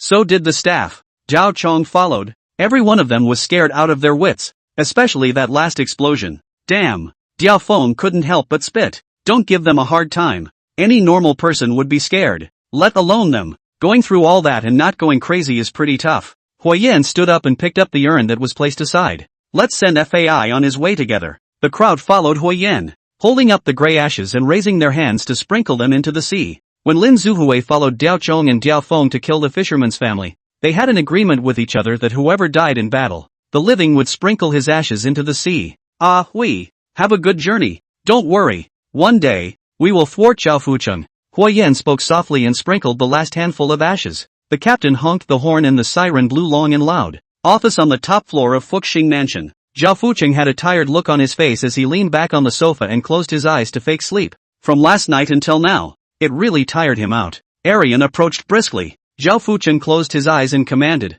Speak. I've asked the search and rescue team, and they found the mainframe at the location of the server room, which had been blown to bits, but there was no sign of the hard drive. And besides, the hard drive connection cable was cut. Zhao Fucheng's eyes snapped open, annoyed and tense. Sure enough, Hua Yan took it. Don't worry, that hard disk has multiple encryptions and only you can view it. In Hua Yan's hands it's just a brick. There's no way he can break it open or get what's inside. Zhao Fucheng shook his head and drank in a cold voice. Don't ever say something like reassured to me again. As long as Hua Yan doesn't die, I can't rest assured. Arian hung his head low. Where's the expert person I asked you to find? Zhao Fucheng asked. It's already on its way. It'll be here in the next couple days. Hurry up. Faster. Zhao Fucheng anxiously urged. I don't know what else Wei Yan will get up to, so let him hurry up and die. Chapter 75, Hackers. The Diao family's old mansion. Hua Yan was lying on a bamboo rattan cool chair, and the village's old Chinese doctor was changing his medicine. The wounds were bone deep and shocking. Zhao Chong, Diao Feng, and Gu Mei, on the other hand, were all gathered around a young man in his 20s with black-framed glasses and a student-like demeanor. His name is Sun Yiqiang, the pride of the whole village of Dulongzui, the famous schoolmaster, a rare high school student, the Harbor University Computer Science Department graduate students. His father died early, and he lived with his widowed mother. His family was very poor, and it was Dao Chong who had been sponsoring his education. These days it happens to go back to the village to see his mother. Diao Feng directly gathers him over to help. At the moment, Sun Yiqiang is sweating profusely, and is crackling input to the computer, which has a black hard disk attached to the chassis. The authentication failed message popped up again. Sun Yiqiang hung his head in chagrin, grabbed the keyboard and wanted to smash it, then held back with an apologetic face. I'm sorry, I can't do it. I've tried every option I can, and I can't get it. How? Diao-chung do not understand. You engaged in those other blocks are not quite fast. How this piece on? It's not the same, those are just simple encryption. This piece is multiple encryption. Very complex. Hey, haven't you kids won many awards? Diao Feng was anxious. How come a hard disk can give you a hard time? Ah, college student. No. I have absolutely no problem with my skills.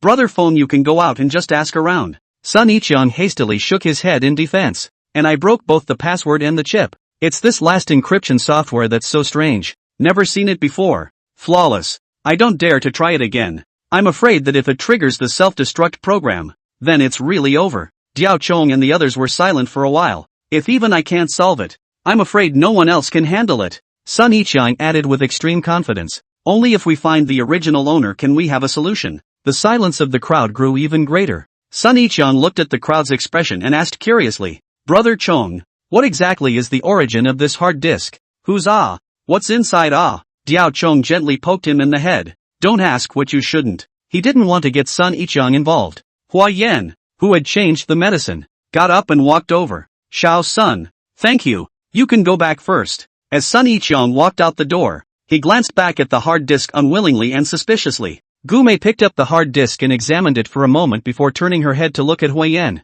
It seems like you really guessed it again. Zhao Fucheng must have secretly installed hidden cameras to capture the ugly behavior of those mega-rich and powerful people who went to Little White House to do evil. And it's right here on this hard disk. Originally I was just guessing, but now I can confirm it. Zhao Fucheng really won't let go of an opportunity like this that can pinch someone's hand. Hua Yan reached out and flicked the hard disk with his finger. If we can get our hands on the video inside, in turn, it can be a powerful weapon in our fight against Zhao Fucheng. That's called being a smart-ass. Old thing. Diao Chong stared at the hard disk. But what if we can't crack it? Diao Feng scratched his head. Shao Sun can't even do it. We don't understand such a specialized thing. Hua Yan was calm and unhurried as he said lightly. If Sun can't handle it, he can't do it without bringing someone else. There are always special people in this world with unique gifts and talents in certain areas. Zhao Chong, Diao Feng, and Gume looked at Hua Yan together. For example, there was once a person who was admitted to the junior class of the Chinese University of Science and Technology at the age of 12. At the age of 15, he wrote a piece of software in his extracurricular time, which won the gold medal of the International Cybersecurity Consortium, and at the age of 17, he had hacked into the CIA's cyber system. Ooh, isn't this the legendary genius hacker? Diao Feng immediately rekindled his hope. What's his name? Wyman Kingland. Is the man in the harbor? Hua Yan nodded. Got it. Diao Chong interfaced. That's good. I'll immediately send someone to invite him over. Hua Yan shook his head. I'm afraid I can't be invited. Is it hard to invite? Then let's snatch him. Diao Feng was furious. Hua Yan continued to shake his head. Definitely can't be robbed. Why? He's serving his sentence in the city's second prison right now. Diao Feng instantly cooled down again, scratching his head in chagrin. That really can't be snatched. Hua Yan, however, laughed again. You can't rob him, but we can have him sent out. Ha! Diao Chong and Diao Feng exclaimed at the same time, looking at Hua Yan in disbelief. Was this possible? Do you have any brothers in the second prison? There has to be Jinbao with that squad more than 2 years. In the first place or buy you to catch it. Diao Chong returned. Let this Jinbao take care of Wei Menkai first. Hua Yan smiled. Tomorrow we'll go find someone to talk to. The old Chinese doctor who was packing his medicine box sniffed over and slapped Hua Yan on the head. What are you talking about? Haven't you ever heard of a 100-day injury? What have you gotten yourself into? You want to go out tomorrow? Hua Yan covered his head and had an honest look on his face. Okay.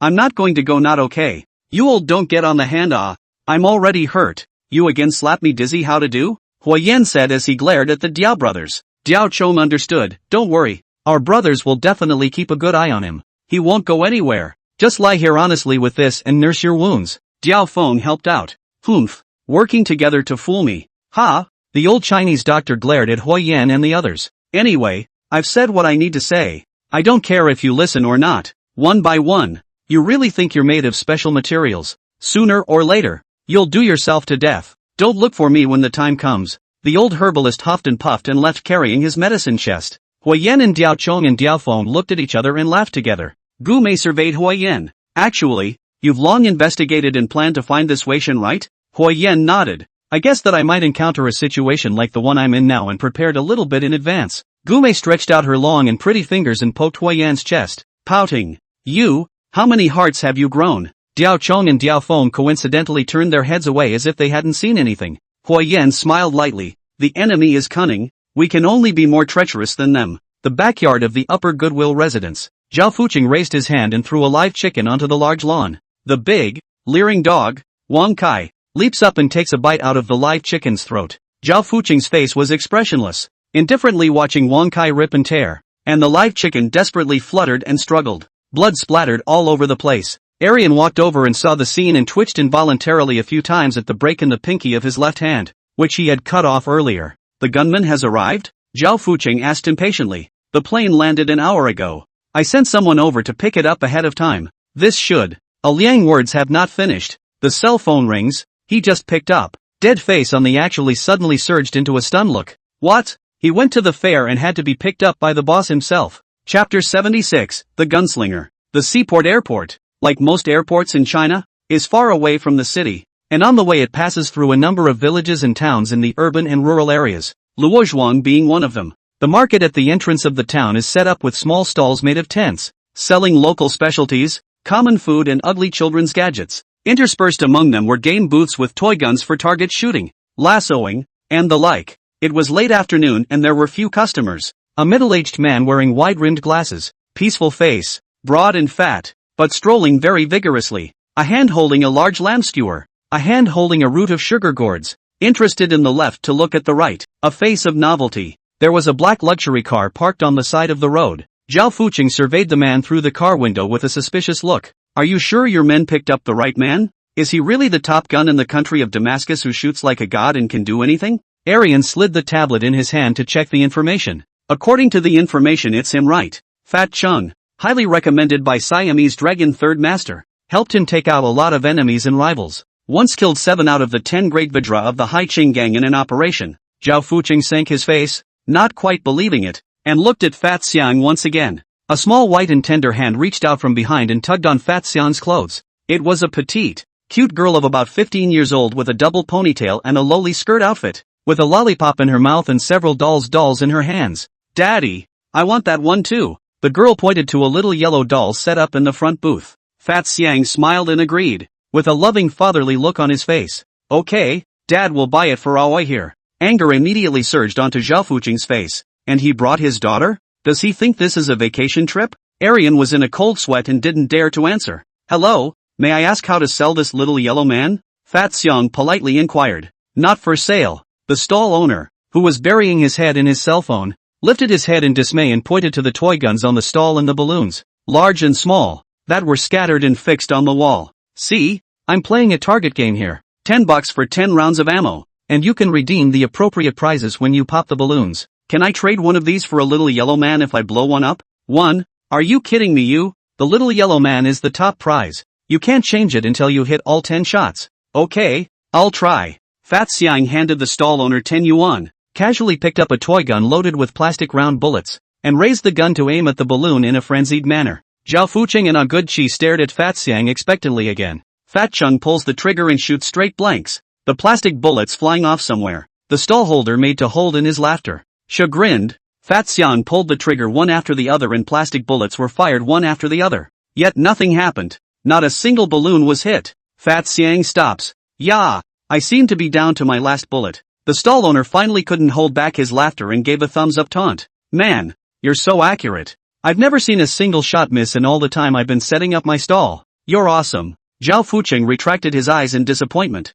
his face grimacing. Send him directly back to the airport. How to come, how to get out. Long San this. Actually dare to hoodwink me. Arian nodded and picked up his cell phone to contact his men. The stall owner advised. Man, you sure don't have a chance with this one. Let's get another 10 rounds. Maybe we'll get lucky. Fat Xiang asked seriously. What if I can pop all the balloons with this last bullet? The stall owner was laughing so hard he could hardly stand up straight. If you can pop all the balloons with one shot, I'll give you all of this. Yeah. Aoi clapped happily. Okay, I'll try. Fatty Chung still had a gentle smile on his face and even greeted the stall owner kindly. Please step aside. I'm afraid I'll accidentally hurt you later. The stall owner laughed louder and exaggeratedly ducked farther away. Fine, fine, thank you. Fatty Xiang politely. I also walk back. In case you hurt yourself is not good. The vendor was puzzled. What the hell? Fat Xiang smiled, turned around and took a few steps back, turning his back to the stall, and suddenly turned back to his hand, casually firing his last shot. Instead of hitting the wall balloon, the bullet accurately hit a light bulb hanging from a shed beam. The bulb popped, glass sludge flew in the bang bang bang bang. The balloons on the wall were impaled by the glass slag, and they all popped instantly. The roadside limousine had already started and was about to leave, but Zhao Fuqing's eyes widened abruptly. The stall owner was so dumbfounded that he forgot that he had cut his cheek with a glass sliver, and finally realized what hurt meant. I'm sorry, it went off. What luck? Fat Xiang looked apologetic. Oi, come and pick whatever you want. Zhao Fuqing slapped the back of the driver's seat vigorously. Stop the car, stop the car, stop the car. Top floor of Fuqing Mansion. Zhao Fuqing shook Fat Xiang's chubby fat hand. Welcome, Mr. Fat Xiang. Boss Zhao is polite. I've heard a lot about you. Same to each other. Zhao Fuqing laughed bashfully. With Mr. Fat Xiang's hand, it will definitely be a success. Fatty Xiang smiled and drew out his hand. Boss Zhao, you might be mistaken. I've already retired. This time I'm just here on vacation. Zhao Fuqing was stunned. Fat Xiang pointed back to Aoi, who was sitting cross-legged on the sofa fiddling with that toy gun. The real shooter was her. Aoi still had a lollipop in her mouth, and with an innocent face, she waved her hand at Zhao Fuqing. Zhao Fuqing's entire face froze. Ha! A bodyguard next to him grunted softly and inaudibly. Aoi suddenly raised her toy gun and pointed it at the bodyguard, directly pulling the trigger. There was a soft pop as a steel ball shot out, striking the bodyguard squarely in the raised knot of his throat, piercing a bloody hole. The bodyguard fell to the ground in response and rolled over in agony, covering his neck, and was soon immobile. The crowd changed color, and Arian took a stride, shielding Zhao Fuqing behind him, staring at Aoi warily and in amazement. I'm sorry, my little girl casually remodeled this little toy a little on her way. Scared you all, didn't she? Fat Chung politely apologized. In fact, it was because of my little daughter that I retired. Boss Zhao may not believe it, but my daughter's marksmanship is already much better than mine, even though he's my daughter. It's a blow to the principal for a shooter to see a peer with such talent coming through. Zhao Fuqing pushed Liang away, clapped his hands a few times, and walked towards Aoi. Mr. Zhao has eyes but no eyes. I'm sorry for slowing down Miss Aoi. After firing the gun, Aoi was like a different person, cold and sharp. Give me the target's information, and get the gun ready as soon as possible. I'm not used to not having a gun in my hand. Zhao Fuqing waved his hand, and a Liang immediately presented the prepared information on Huiyan. As you two know, we are very strict about gun control here, and arrangements are already being made, so please wait a little longer. MS. Aoi. Aoi ignored Zhao Fuqing and quietly stared at the photo of Huiyan in her hand. In the village of Eagle Dragon's Mouth, Huiyan sat on the reef and gazed at the undulating sea.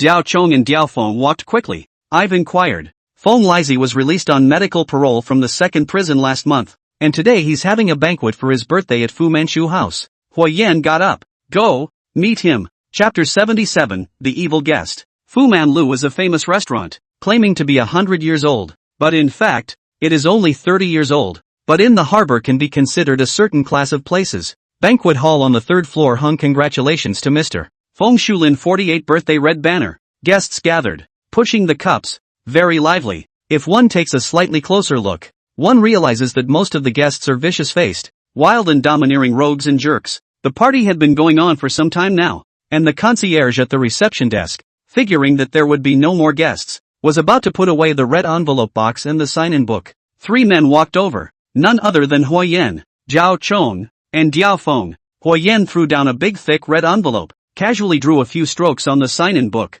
and led Dao Chong and Diao Feng straight in. The concierge opened the red envelope to check, creeped out. It was loaded with a stack of plutonium, and the sign-in book has a picture of a burning flame drawn on it where you write your name. In the most honorable and luxurious fortune room of Fu Manchu House, the short, stout birthday boy Feng Shulin was red-faced, drinking with a group of his own brothers and close friends, and tilted his neck to finish off a glass of white wine amidst the applause of the crowd. A waitress came over to help pour the wine, but Feng Shulin slapped the person and twisted him in the process. The waitress's body trembled as she looked at this room of menacing men, not daring to say anything and sidestepping to try to avoid it. The more she dodged, Feng Shulin was more energetic, a pair of fat hands mooching more fierce. The waitress was so panicked and frightened that her hand shook and spilled a bit of wine on Feng Shulin's thigh. Feng Shulin immediately changed his face, slapped the table. Clumsy, what a ing bummer. What do you say? I'll wipe it for you. The waitress hurriedly grabbed a paper towel to wipe. Feng Shulin grabbed the waitress's hand and moved it up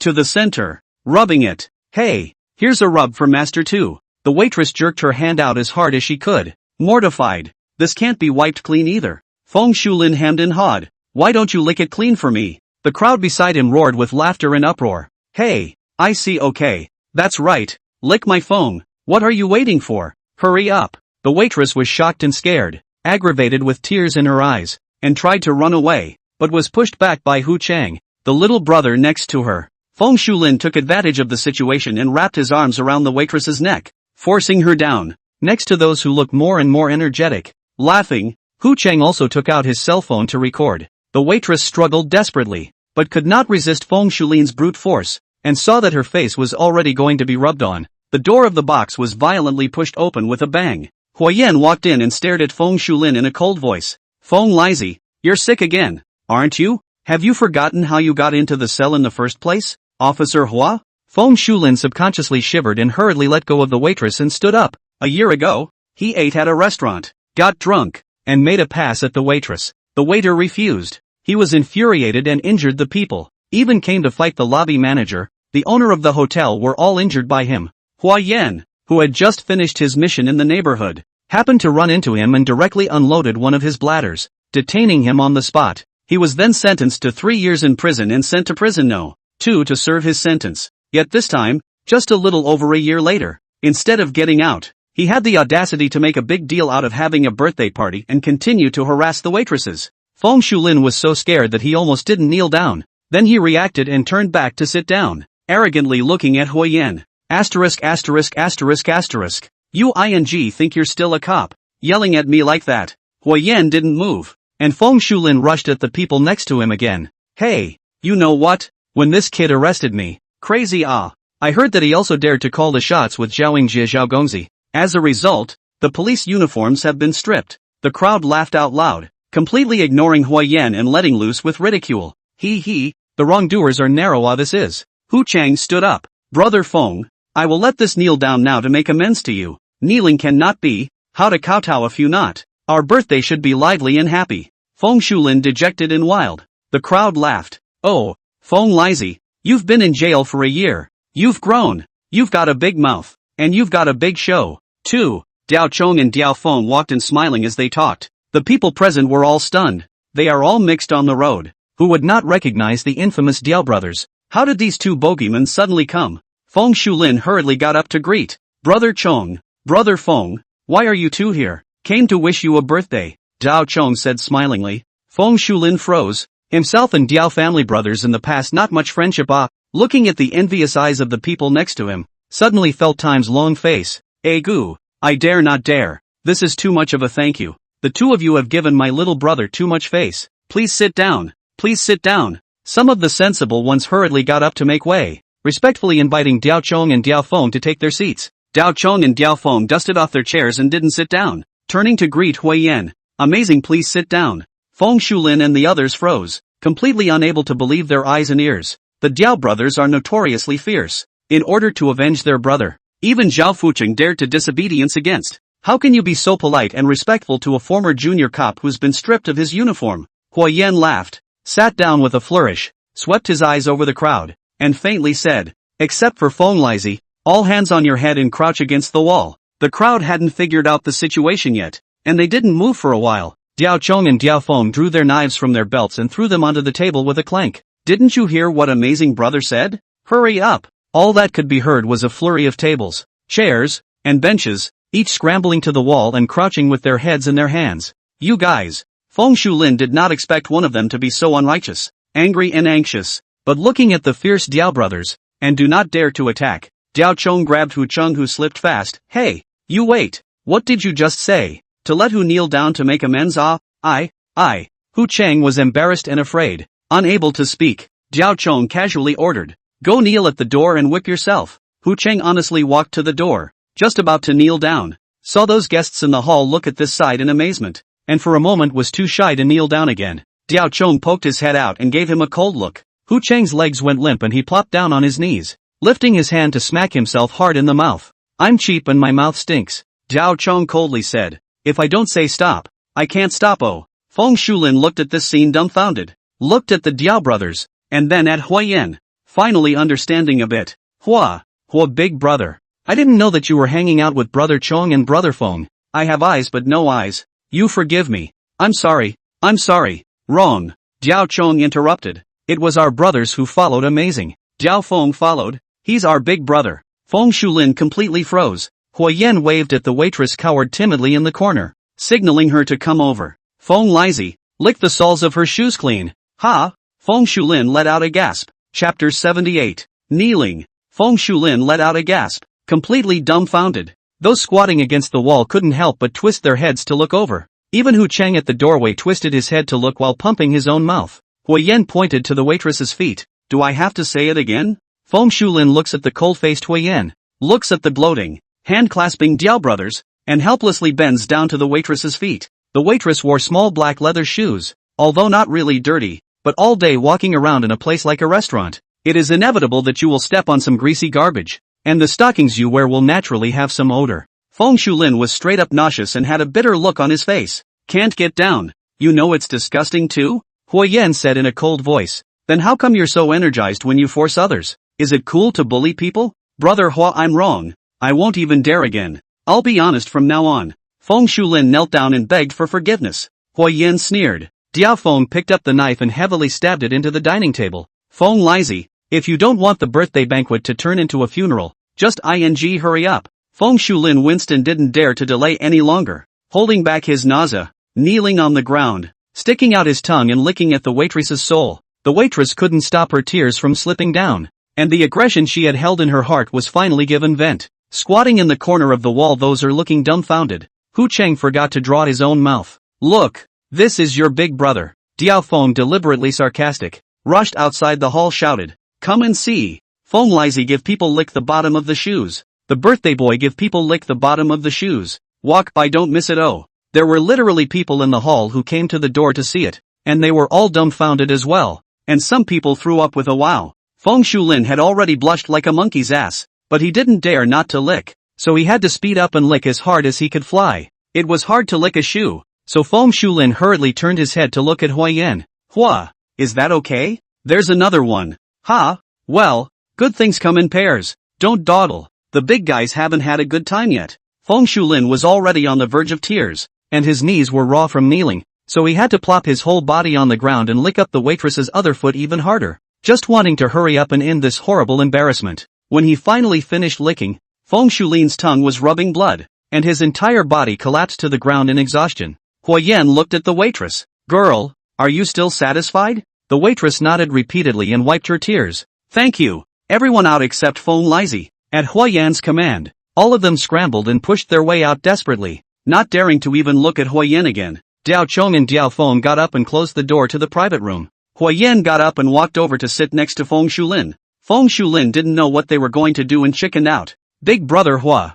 don't play with me anymore. Please let me go. Get up. Now we can talk business. Feng Shulin was confused. Business? Huayan coldly interrogated. Tell me, who helped you violate the medical parole? Feng Shulin's face changed greatly, creeped out, more afraid than he was asked to lick the bottom of someone's shoe, and shook his head repeatedly. No. I was really sick and had to come out to see a doctor. No offense and no one to help me. Huayan smiled and pointed to the wine glass on the table. Didn't you get the procedure because of severe cirrhosis of the liver? And you still dare to drink? Don't you want to die? Did not drink. I just wet my lips. Meaning, it is not brothers and friends are persuaded. The hospitality is difficult to refuse. The hospitality is difficult to refuse. Feng Shulin smiled. Really didn't drink? True. Before Feng Lizi could finish his sentence, Huayan punched him hard in the stomach and then dodged back. Wow. Feng Lizi vomited all over the ground. The stench of wine stung his nose. Ha! You put your life on the line to drink these few tails of yellow soup,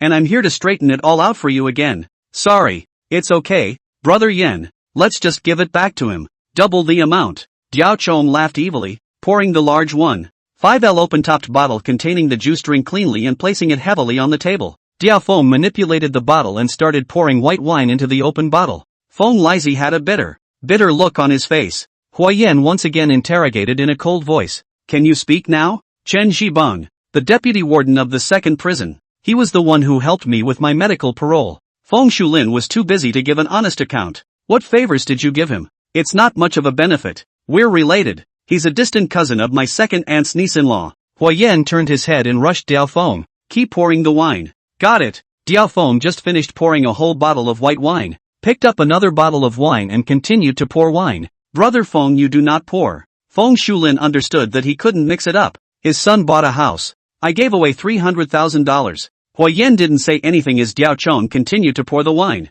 Feng Shulin, seeing that the wine was almost full, was completely anxious and bit his teeth hard. Don't fall down. I say still not well. Surname Chen, that special colorful. I introduced my dry sister Lily to him as a concubine. He is willing to help me. Huayan raised his hand, and Diao Feng finally put down the bottle. Call Lily and tell her to ask Chen Zhibang out. Okay. Feng Shulin didn't dare to be any more obtuse, and obediently called Lily in front of Huayan's trio. A few moments later, Lily called back. Chen Zhibang is looking forward to meeting with Lily. Agreed without saying anything. And this is going to Lily. Huayan handed over a tissue. Feng Shulin, this will be smart. Hastily wrote down on it Lily home address, but also detailed the intersection of the turn, downstairs where there is a parking space, and even the Lily home electronic smart locks passwords are accounted for. Looks like he didn't miss a beat. I'm afraid he and Lily had a thing going on. Brother Hua. Look, I've been so cooperative.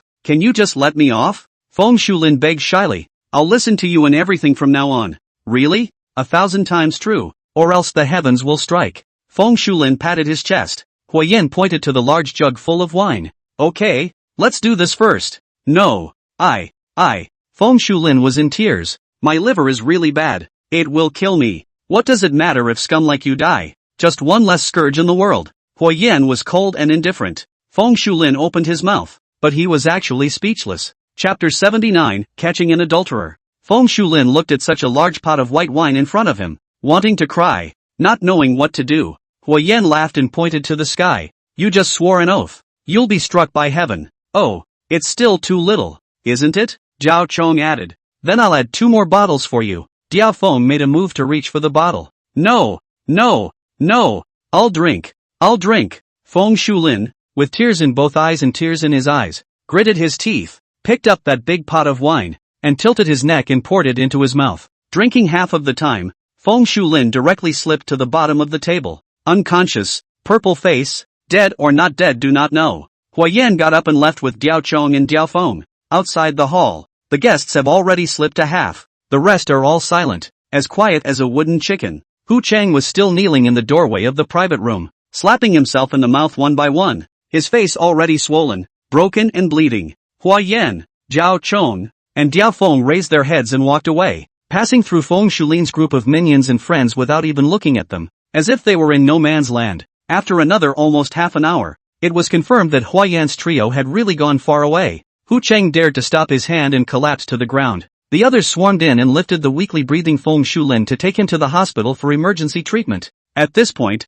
Huayan and Diao Chong and Diao Feng arrived at the Qinggui neighborhood where Lily lived. This neighborhood is quite famous in the harbor, with trendy decorations, easy access to public transportation and many buildings. The composition of the staff is correspondingly mixed, inhabited by a large number of netizens, models and peripheral women, of which Lily is a member. Huayan, 3 people in accordance with the information provided by Feng Shulin, parked the car downstairs. The elevator went directly to the 12th floor, turned left and right, and soon arrived at the door of Lily's house. Huayan entered the password and the door opened with a click. Feng Shulin really didn't dare to lie. The 3 of them dashed into the room, closing the door behind them. The living room was strewn with men's shirts and pants, women's skirts and underwear, so it seemed that Chen Zhibang was really addicted, and he was impatient as soon as he entered the house. There were sounds of male and female giggling and unmentionable mmmmmmmmmmmmms from the bedroom. Diao Feng held the bedroom door handle. Diao Chong took out his cell phone and turned on camera mode. Huayan nodded.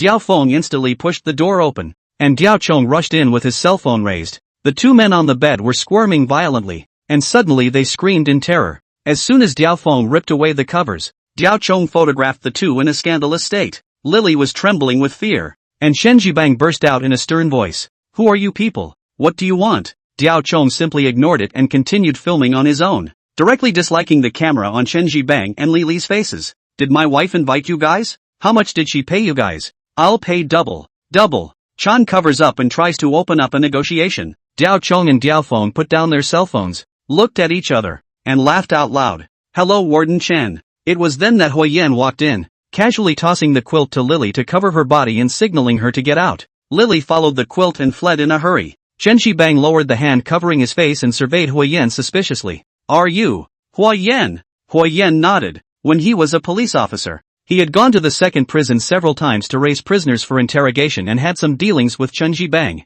On the surface of a particularly serious and upright person. It turns out that in private this kind of nasty and lewd anger immediately surfaced on Chen Shibang's face, and with a righteous look on his face, he sternly rebuked. Did you order them? What are you trying to do? I know, you've been fired from the CID, but you've at least been a cop before, and you've learned about the law. Do you know what kind of behavior you are doing now? Breaking and entering, intimidating and threatening, and daring to secretly film public officials. Diao Chong played dumb, huh? We're not shooting in the open. Diao Feng cheerfully said, and I haven't even started threatening you yet. Hui Yan laughed and pointed at Chen Shibang and Lily. And what kind of behavior is this for you, Warden Chen? I have a problem with the fact that Lily and I are genuinely in love with each other. And couples rejoice? Chen Shibang didn't blush at all and opened his mouth, but instead questioned Hui Yan, with a strong mental quality. Oh, I see. Hui Yan smiles even more happily. Then surely you wouldn't mind if I sent the video to your wife? Or send it to the disciplinary committee, right? This is at best morally flawed and against discipline. Chen Shibang is still hardening his head. You are breaking the law. Are you thinking of experiencing life in the second prison? Chen Shibang got more and more energized and threatened Hui Yan. Hui Yan said blandly, oh, then you accepted bribes, falsified medical records, and violated the law by giving people medical parole. Is that against the law? Chen Shibang immediately turned pale and cursed at the top of his voice. You're talking nonsense. How dare you? You're a rumor, a slander. Hui Yan took a violent step and raised his hand to deliver a slap that sent Chen Shibang headfirst into the wall. You talk too much. Please get your facts straight. This is not the time for your all-prison conference speech. Hui Yan drank in a cold voice and waved his hand at Diao Chong. Diao Chong grabbed Chen Shibang's hair and raised the cell phone to his eyes. The screen is playing the previous video of Feng Shulin handing over an honest confession to bribe Chen Shibang with money and women. Feng Liziu. Chen Shibang cursed angrily, and his entire body collapsed, his face as colorful as dirt. No more arrogance, and he looked at the Hui Yan trio in fear. What the hell do you guys want? It's simple, and it's what you do best. Hui Yan, arrange for someone to come out. Medical parole too? Chen Shibang had a bitter look on his face and waved his hands repeatedly.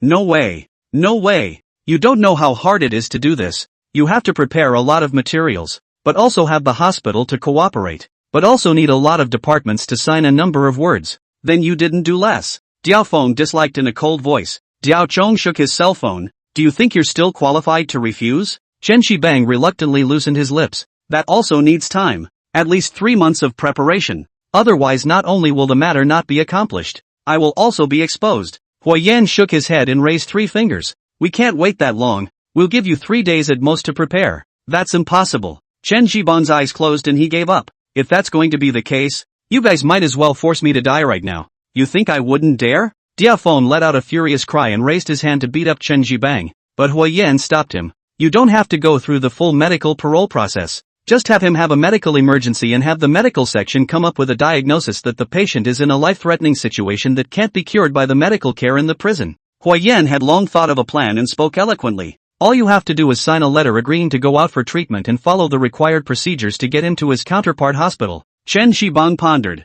But it's not like you can just say you're sick. That's not for you to worry about. We'll naturally arrange it. Just do what you need to do. Chen Shibang pondered for a moment and pursued. I just sign it. Hui Yan nodded. Chen Shibang finally nodded. Who is this person you're talking about? Wyman Kingland. Ah, you mean that little cutie. Chen Shibang was baffled. Chapter 80 Unexpected Fortune. Warehouse No. 5 of the second prison of Harbor City. It was past lights out time, and there were rows of convicts serving sentences laying person to person on the bunks. Snores were heard. In the corner near the toilet, in the darkness, a skinny young man sat cross-legged, with a clean face and glasses, a literate look that was out of place in the prison barn. But the prison uniform on his body indicated that he was one of the people here. It was more than evident from the multiple pieces of tape on the legs and lenses of his glasses that he was in a dire situation here. His lips flicked open and closed as if he was chanting something. but it was faintly inaudible. A bald, burly man next to him rolled over and stretched, bumped into the young man,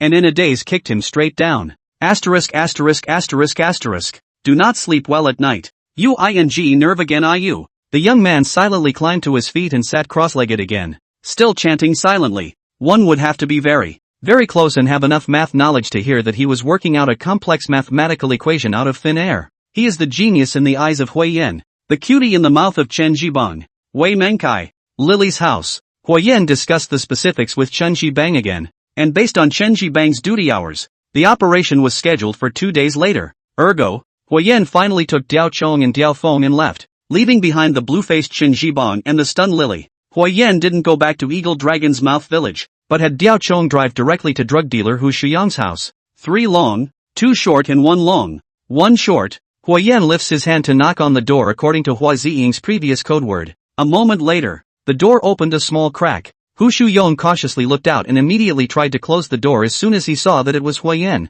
Diao Chong had long ago reached out and jammed his foot against the door. Diao Feng copied the wire breaker he bought on the road, raised his hand and clamped off the security chain, and kicked the door open. The 3 worked together skillfully and silently. Hu Shuyang cowered into a corner in fear, his face aggravated. Big brother, I really didn't tell anyone about what happened last time. That old lady didn't come at all, so I can't be blamed for that. Hu Shuyang didn't even know what had happened in the past few days and thought that Hui Yen was coming back to trouble him because of Hua Ziying. Hui Yen approached with a cold face, clenched his fist, aimed at the bridge of Hu Shuyang's nose, and made a gesture to strike. Hu Shuyang couldn't help but try to dodge, but he was firmly framed by Diao Chong and Diao Feng on one side and closed his eyes in fear. The fist didn't land. Hui Yen just patted him. Don't be afraid. I'm here to help you today, to buy some medicine. Hu Shuyang let out a long sigh of relief and put his hand over his chest. Goo, big brother you said earlier. Scared me this little heart fluttering beat almost heart attack are fast. That's right, Hui Yen said blandly. I just intentionally scared you. Ha? Bearded Yon looked confused. I'm going to buy just such a drug that can make one's heartbeat faster. Even panic and palpitations? And even the EKG has abnormal fluctuations. Suspected of a heart attack. Hui Yen knocked Hu Shuyang's head to emphasize the point. But again, the symptoms go away quickly and are definitely not life-threatening. Hu Shuyang's 2 eyes were glowing, and he was suddenly interested. Why? You've come to the right person. I specialize in this. Clozapine will do the trick. As long as the dosage is right, you'll be satisfied. Diao Chong and Diao Feng revealed joyful expressions. Hui Yen was polite. Then match me as soon as possible. Okay, you wait a moment. How much? What money? As long as you don't scare me all the time, I'll be grateful. Hu Shuyang waved his hand and immediately went to the back to dispense the medicine. A few moments later,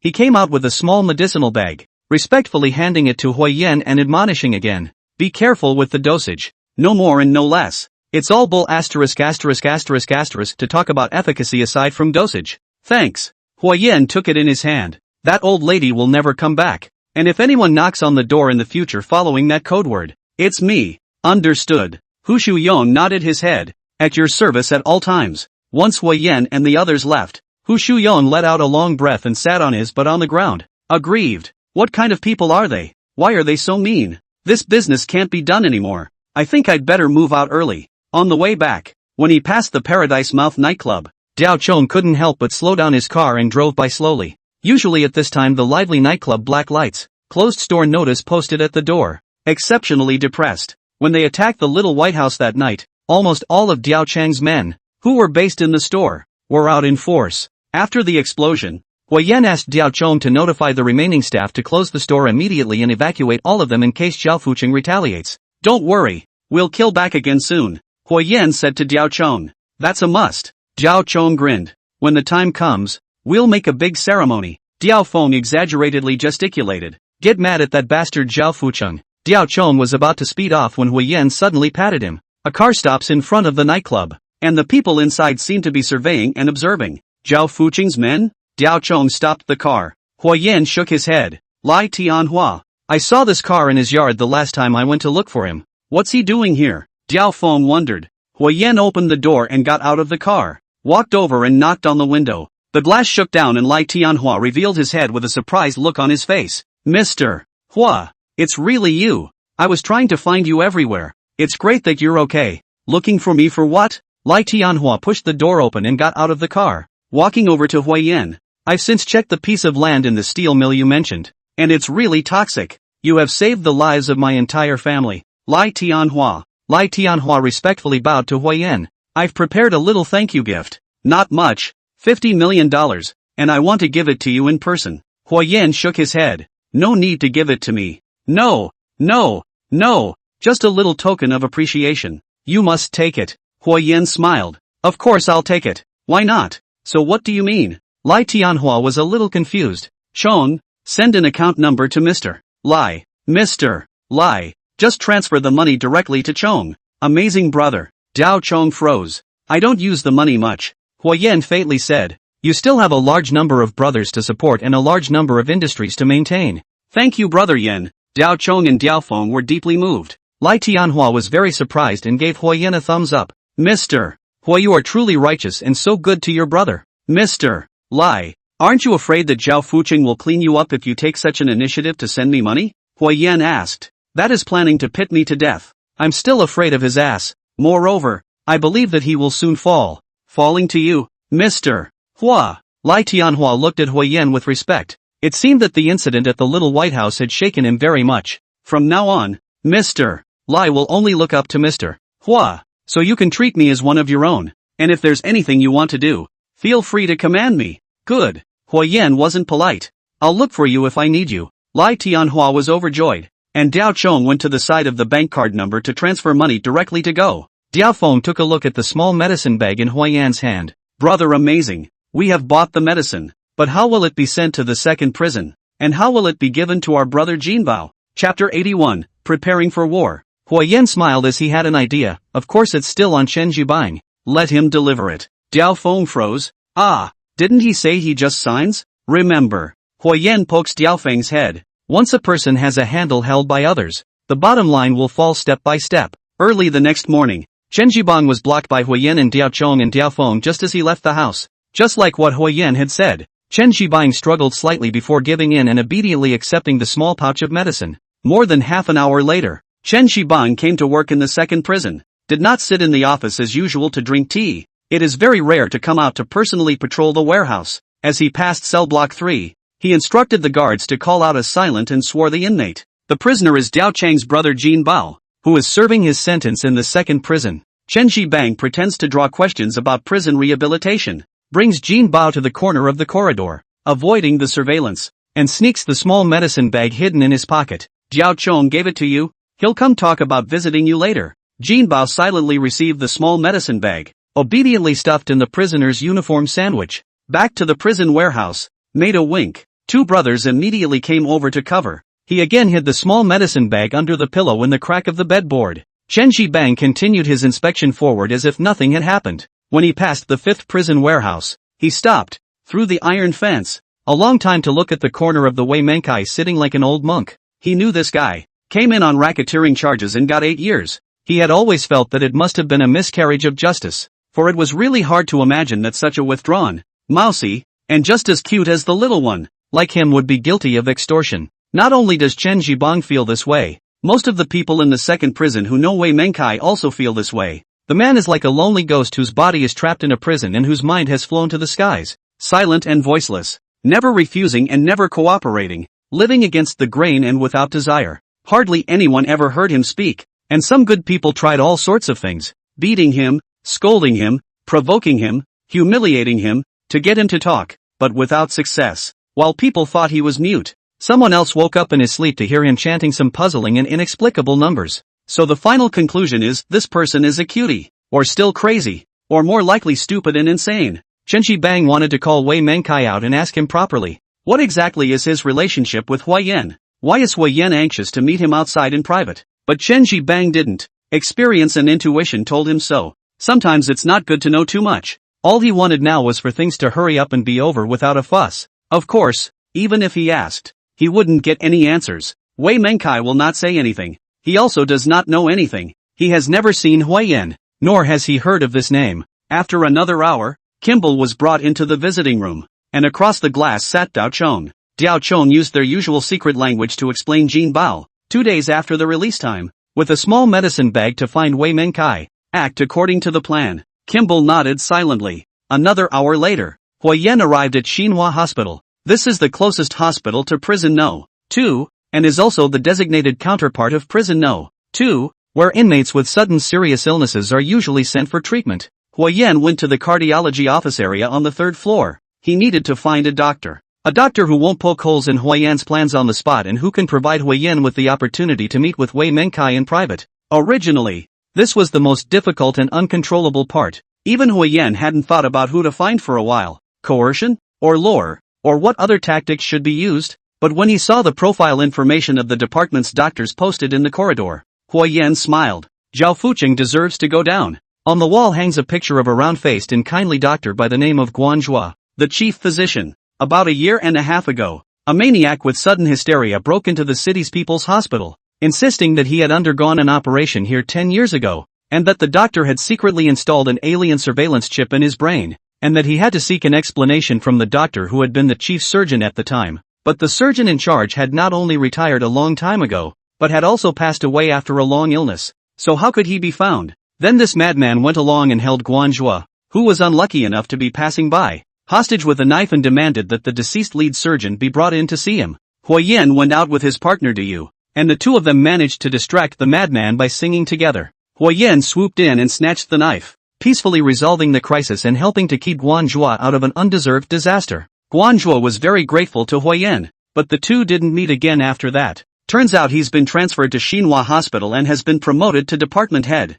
It's called No Place to Find the Iron Shoe. No effort to get it. Huiyen pretends to have a chance encounter and runs head-on into Guanzhua coming out of his office. Guanzhua recognized Huiyen at a glance, surprised and pleasantly surprised, and called out, "Officer Hua." He doesn't realize that Huiyen has taken off his police uniform and is now an extrajudicial maniac. Huiyen also acts surprised and pleasantly surprised, and smoothly tells Guanzhua half-truths. He is on a secret mission to arraign an important prisoner from Prison 2. In order to avoid alerting the prisoner's accomplices, it is prepared to use the name of release from prison for treatment as a cover to carry out, and it is hoped that Guanzhua will cooperate at that time. Slightly hesitant at first, Guanzhua quickly nodded his head in agreement when he heard that the second prison side had agreed to the plan and immediately adjusted the section's scheduling to be handled by him personally. Huiyen politely declined Guanzhua's offer to buy him dinner and left easily. After arranging all this, Huiyen and Diao Chong and Diao Feng didn't stay in the city for much longer and drove directly on the road back to Eagle Dragon's Mouth village. About the same time, a cargo ship arrived at the harbor pier with a cargo list of various machinery parts. The owner was a machinery manufacturing factory under the Fuchim Group. The customs officer did a little checking, found nothing wrong, and waved it through. The cargo was unloaded from the ship and loaded onto more than a dozen large trucks in batches. After the convoy had driven more than 10 kilometers out of the dock loading yard, the one on the opposite end left the convoy and drove into a server on the side of the road and parked next to a boxcar. Several people came down from the boxcar, opened the back door of the big truck, carried down 2 boxes of specially marked goods, and loaded them onto the van. The large trucks and vans each pulled away. The day before, a truck labeled as a vehicle for a war movie crew arrived at the seaport, and the escort showed a permit for the use of prop guns and passed through the checkpoint without incident. Before driving into the crew's quarters, the prop truck stopped for a few moments in a secluded roadside clearing where someone picked up a box of props. A day before that, an extra-long suspension truck pulling more than 20 new cars also arrived at the harbor. At the delivery site, a small box of goods was taken from the trunk of one of the cars. These several boxes of goods, which were transported from different roads and through different ways, were all sent to a large abandoned warehouse in the north of the city. And finally all of them were placed in front of Fatty Xiang and Aoi's father and daughter. Aoi's eyes were glowing, like an empty-handed swordsman who finally found his personal sword, quickly opening all the boxes and rummaging through them to pick up all the different parts hidden in them. Then she began the assembly. About a minute later, a black, oily, cold, intimidating Remington M40 sniper rifle appeared in front of the eyes of the crowd. Chapter 82. Aoi gently stroked the sniper rifle as if she was tenderly caressing her lover's body. Then, she slowly pressed in a golden saber bullet, which was similar in power to the dreaded Dum-Dum bullet. The Zhao family henchmen present all retreated behind Aoi in an instant. At this time, no one dared to despise this little girl anymore, but instead, it was like facing a fierce god, fearful of revealing any unintentional movements or making any careless motions. He angered her and incurred a killing curse. "Don't be afraid, brothers." Aoi turned around and smiled. "I'm not someone who shoots randomly, and besides, you guys aren't qualified enough to die by my hands." Zhao's men were silenced, none of them daring to squeak. Fatty Xiang doted on Aoi and gave her a glance. "Test the gun. Focus." Aoi turned back, set up the sniper rifle, leaned down, put her shoulder against the butt of the rifle, put her right eye on the scope, slowly adjusted the high and low knobs with one hand, pulled the trigger with the other, and slowly adjusted her breathing. In this instant, she looked like a different person, entering another realm. A moment later, Aoi pulled the trigger. The bullet came out of the chamber and whistled. 100 meters away, there was a 3D printed mannequin that was exactly the same height and size as Huiyan's real life. The bullet hit the model right in the head and then exploded, tearing the model's head to pieces. The Zhao clan's men present all shivered involuntarily. I nodded in satisfaction and handed the sniper rifle to Fat Xiang. Add 2 pounds to the spring and half a centimeter shorter to the stock. As soon as the gun was out of her hand, Aoi regained her girlish demeanor and the lollipop was stuffed back into her mouth. When Huiyan and Diao Chong and Diao Feng's car drove into the entrance of the village of Carving Dragon's Mouth, halfway up the slope in front of an old house, Sun Yiqiang, who was helping to dry the seaweed, straightened up and quietly looked at the car driving by. Keiko, what are you gawking at? Sun Yiqiang's mother, whose hair is white and whose waist is already stooped, is also drying seaweed and calling softly to her son. It's fine. Sun Yiqiang retracted his sight and lowered his voice. Mom, that thing about Brother Chong and the others being at war with Zhao Fucheng, did you really hear it right? That's right. Mom's not deaf yet. Sun Mother said casually as she did the work at hand. Yutong got drunk last night and told his mom. He said that the fight was fierce, and the other day the internet rumored that they were responsible for the gas explosion at the foundation. How scary. His mother is worried, and she's worried with me. I said the child is older. We cannot control. The road is their own to pick up. Let them go. It is fate. Hey, who is Zhao Fucheng? More powerful than Chong? Sun Yiqiang laughed. The richest man in the harbor. You say it's awesome. Tomorrow I'll go and offer incense to the Bodhisattva, so that he can bless Chong more. Mother Sun shook her head and sighed as she took another jar of homemade edamame and handed it to Sun Yiqiang. Take this to Chong. This. Sun Yiqiang was a bit disgusted. Take it? You've forgotten. Chong has loved eating this I made since he was a kid. Mother Sun glared at Sun Yiqiang. It's not worth much, but it's a token of appreciation. How much has Chong helped us over the years? A few days ago, you helped him get that hard disk, but he also gave you $20,000. Sun Yiqiang gave a faintly inaudible and light hum. Is $20,000 a lot? I have a classmate who had a birthday and spent over $20,000 just on dinner. Chang Zi. Sun Mother's voice steeped in seriousness. Everyone has their own life. We can't compare ourselves to others like that. Sun Yiqiang looked at the weathered face of Sun's mother, and then looked at his own old, dilapidated house, smiled, and picked up the jar of edamame. Okay, I'll send it to Chong, and I'll thank him properly. On the surface of the village, it was calm as usual, but in fact, there were hidden sentries arranged by Huiyan at the intersections, and there were also a few people riding motorcycles around the village and patrolling around. A raw-faced outsider had just taken a few steps into the village when he was stopped and advised to return straight away. Sun Yiqiang is a native of the village. Everyone knows his relationship with the Diao brothers. No one stops him, but also nodded and greeted. Sun Yiqiang walked all the way into the Diao family's old mansion, raised his hand and was about to knock on the door, when Diao Chang's voice came from inside. Come, Pillar, here's your 200, 000, little missy. You're also 200, 000, Yaodong. You're 500, 000. Diao Chong is giving out bonuses to a bunch of his men, and the money spent is naturally the 50 million that Lai Tianhua took the initiative to send to his door. Yaodong Zai and the others were all smiles, and together they rushed at Huiyan, who was sitting on the sidelines with a faint smile. Thanks, amazing. Diao Chong made a gesture to kick them. Hey, the one who sends money is me. Hey, why do you thank him? The crowd laughed and laughed. Diao Chong finally turned to Gu Mei. Imus. Gu, I'll give you $1 million. Okay? Gu Mei was surprised. Me too? Yes, there must be. Diao Chong laughed bashfully. We were able to control Hua Ziying and enter the little White House. You deserve a lot of credit. Gu Mei stood up and rushed at Huiyan with a smile on her face. Thank you, Brother Yen. Ha! Each and every one of you, deliberately pissing me off, right? Diao Chong laughed and spat. Okay, don't send it. Sun Yiqiang stood quietly in the doorway, his expression becoming more and more complicated. After a moment, he withdrew his hand, which was about to knock on the door, and turned away. In the distance, the setting sun was about to fall into the sea level, reflecting his face, his eyes, blood red, as if he had finally made a major decision. He casually tossed the can of edamame into the trash can and hurried toward the outskirts of the village with light feet. Office on the top floor of Fuxing Mansion. Zhao Fucheng was dealing with the documents. Liang walked over lightly and whispered, "Boss, the gun is ready." Mr. Fat Chong and Miss Aoi tried it. "No problem." Zhao Fucheng didn't look up and asked directly, "But what? Our men can't get into the village of Arianzui. The local people are very united and guarded very tightly, and no raw faces can get in. We haven't figured out Hua Yan's exact whereabouts yet." Zhao Fucheng raised his head and stared coldly at Liang. "Don't tell me that. I just want results. No matter what ing method you use. Find out Hua Yan and don't let Mr. Fat Chung and Miss Aoi wait any longer." Arian was silent and about to retreat when a bodyguard knocked on the door. "Boss, there's a college student downstairs who wants to see you. His name is Sun, and he says he wants to talk to you about a business deal." Chapter 83, Seeking the Skin of the Tiger. "Get him out of here." Without waiting for the bodyguard to finish, Zhao Fucheng scolded in annoyance. "What kind of cat or dog dares to come to me for business? Get out." He said he came from the village of Eagle Dragon's Mouth, knew Dao Chong and Diao Feng, and said you must meet him. Zhao Fucheng was stunned, and then his eyes lit up. "Bring him in immediately." Sun Yiqiang followed the bodyguard into the office and jaw dropped as he surveyed the huge, bright and spacious office. Luxury beyond the limits of his imagination made him too squeamish to even step on the shag carpet. Zhao Fucheng sat cross-legged on the leather sofa and sized up Sun Yiqiang. Ciao boss." Sun Yiqiang gathered his courage. "I want to talk to you about a business deal."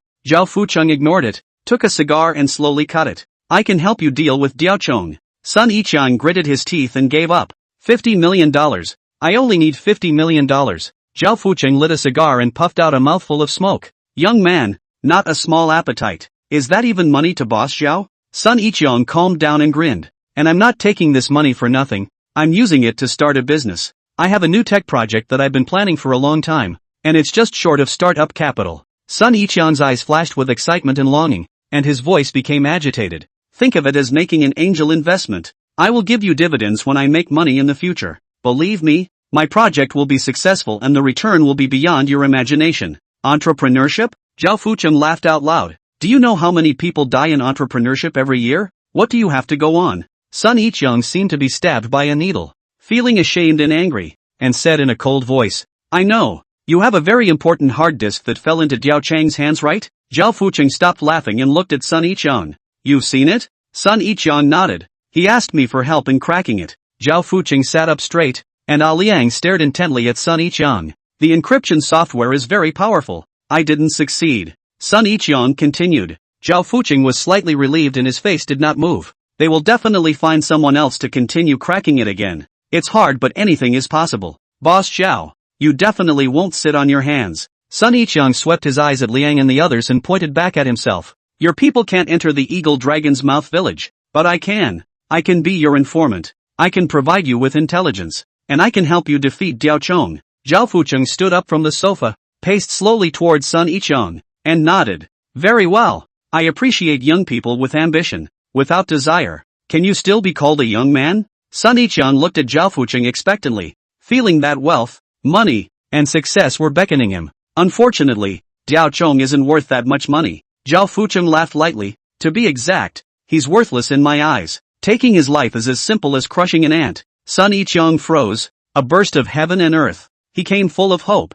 did not expect to be like this. Zhao Fucheng approached Sun Yiqiang, puffed out a mouthful of smoke at him, and asked in a deep voice, "You have information on Hua Yan, right?" Sun Yiqiang was more and more stunned. Although he could see that both Diao Chong and Diao Feng respected Hua Yan, he didn't know where Hua Yan came from. Seeing Zhao Fucheng's meaning, Hua Yan was his true enemy and rival. "Yes?" Zhao Fucheng suddenly snapped, sneering sorrowfully. "No, I'll just send you back to Diao Chong and send him a recording of the conversation we just had. Guess what he'll do to you?" Yes. Let me think. Sun Yiqiang panicked, eyeballs fluttering. Steeply he actually became the person who was taken hold of. Threatened. He was wounded, and at first looked very heavy, but recovered very quickly. Much faster than the average man. He has been living in the old Diao family mansion. He went out of the village with the Diao brothers yesterday, and only returned this afternoon. Zhao Fucheng shook his head in disappointment and signaled his bodyguard to drag Sun Yiqiang out and continue scaring him. He likes to eat stewed crushing carp, always with tofu. There is a woman named Gu Mei who seems to like him a lot. He gets up early every day and runs on the seaside highway at 7 o'clock or so. Thundering. Sun Yiqiang was on the verge of despair and spewed everything out of his mouth. Zhao Fucheng, however, suddenly raised his hand, signaling the bodyguard to stop and let go. Sun Yiqiang collapsed on the ground. A cold sweat soaked through his clothes. Zhao Fucheng twisted his head to look at Liang. Liang has long understood. Took the tablet computer over. Handed to Sun Yiqian's eyes. The screen has opened the electronic map of the carved dragon mouth village. Circled the approximate section of his run. Sun Yiqian struggled to move the map and circled a small section of the coastal highway with his finger. Arian immediately put away his tablet and hurried out the door to leave. Zhao Fucheng stretched out his hand. And Sun Yiqian, a little disbelieving, tremblingly pulled Zhao Fucheng's hand and stood up. Wait a minute. I'll get you some money to go. Zhao Fucheng turned and walked behind the large desk, pulling open a drawer. Sun Yiqian's heart steeply rekindled hope. Looking at Zhao Fucheng with bated breath, Zhao Fucheng quickly walked back, but then took nothing, looked at Sun Yiqian with a smile, and spread out his palms. Clink! A $1 dime landed in front of Sun Yiqian, shook a few times, and stilled and stopped. Sun Yiqian looked stupidly at steel, completely speechless. Zhao Fucheng stared at Sun Yiqian. Young man, it's been a long time since anyone dared to make an offer to me. Only I made an offer to someone else. Sun Yiqian stood frozen, wanting to cry and laugh. Pick up the money. Zhao Fucheng let out a stern cry. Sun Yiqian shivered and hurriedly picked up the dime. Go back, keep an eye on Huiyan, and report back to me immediately if anything happens. Zhao Fucheng commanded in a cold voice. Maybe I'll actually reward you a bit after this comes to fruition. Sun Yiqian left in a state of disorientation, and his mind was blank, with only one thought. It's over. I'm done. Instead of getting the money, they got themselves trapped. So that's what it's called to steal from a tiger. It's called stealing from a chicken. Nightfall. In the warehouse in the north of the city, Fatty Xiang disassembled the sniper rifle and put it into a piano case that was more than half a person tall. Afterward, he picked up the piano case, took Aoi with him, and left the hiding place. Liang personally drove them to a pier owned by the Fucheng Group. There is a fishing boat waiting on the dock. Fat Xiang and Aoi jumped on the boat. The fishing boat was then launched and pushed off the waves in the direction of the beach at the village of Carving Dragon's Mouth. Early in the morning, the sunlight had just poured into the Diao family's old mansion. Huiyan had already woken up, changed his clothes, put on his sneakers, and, as usual, went out to leave. He warmed up as he made his way to the coastal highway. On the way, dark sentries and patrolling motorcyclists who were changing shifts bowed their heads respectfully to greet him. Soon, Huiyan reached the coastal highway and started jogging. In the distance, on the sea, the fishing boat was swinging with the waves. There was a pile of stray fishing nets drying on the roof. Blackened muzzles peeked out from underneath the nets. Chapter 84, Deadly Sniping. Aoi was draped in a fishing net, lying quietly on the roof of the fishing boat with the sniper rifle mounted in front of her. The gun is also wrapped in a fishing net, and the sights are covered in camouflage netting so that there is absolutely no reflection to cause detection. Next to him, Fat Xiang was in the same disguise, draped in a fishing net and motionless. In the middle of the night, as soon as the fishing boat arrived here, Aoi and Fatty Chung entered this sniper position and have been waiting quietly for more than 6 hours. They could have waited another 6 hours or more if needed. Long-term lurking is their basic qualities as long-range sniper killers. Only when the target is down do they realize they're there. As soon as Huiyan ran onto the coastal highway, he fell into the field of view of Aoi's scope and Fat Xiang's optical viewer. Aoi looked at Huiyan's athletic undulating figure in the scope and said in a tiny voice that only Fat Xiang could hear, "Target confirmed." "Roger that." Fat Xiang responded in the same thin voice. As he measured the distance with his spotting scope, he slowly stuck his right thumb on his tongue, licked it wet, and then slowly stuck it out again, holding it up against the wind. Distance 324 meters. Wind direction east-north. Wind speed 5. 4. Roger. Angle adjustment. Aoi responded, slowly adjusting the scope height knob and moving the muzzle slightly. Ready. Wait for the best window of opportunity to fire and be ready to fire. The two men were solemn and discreet, observant and cooperative. Aoi held her breath and relaxed her body, rising and falling naturally with the swaying of the boat, and waited quietly.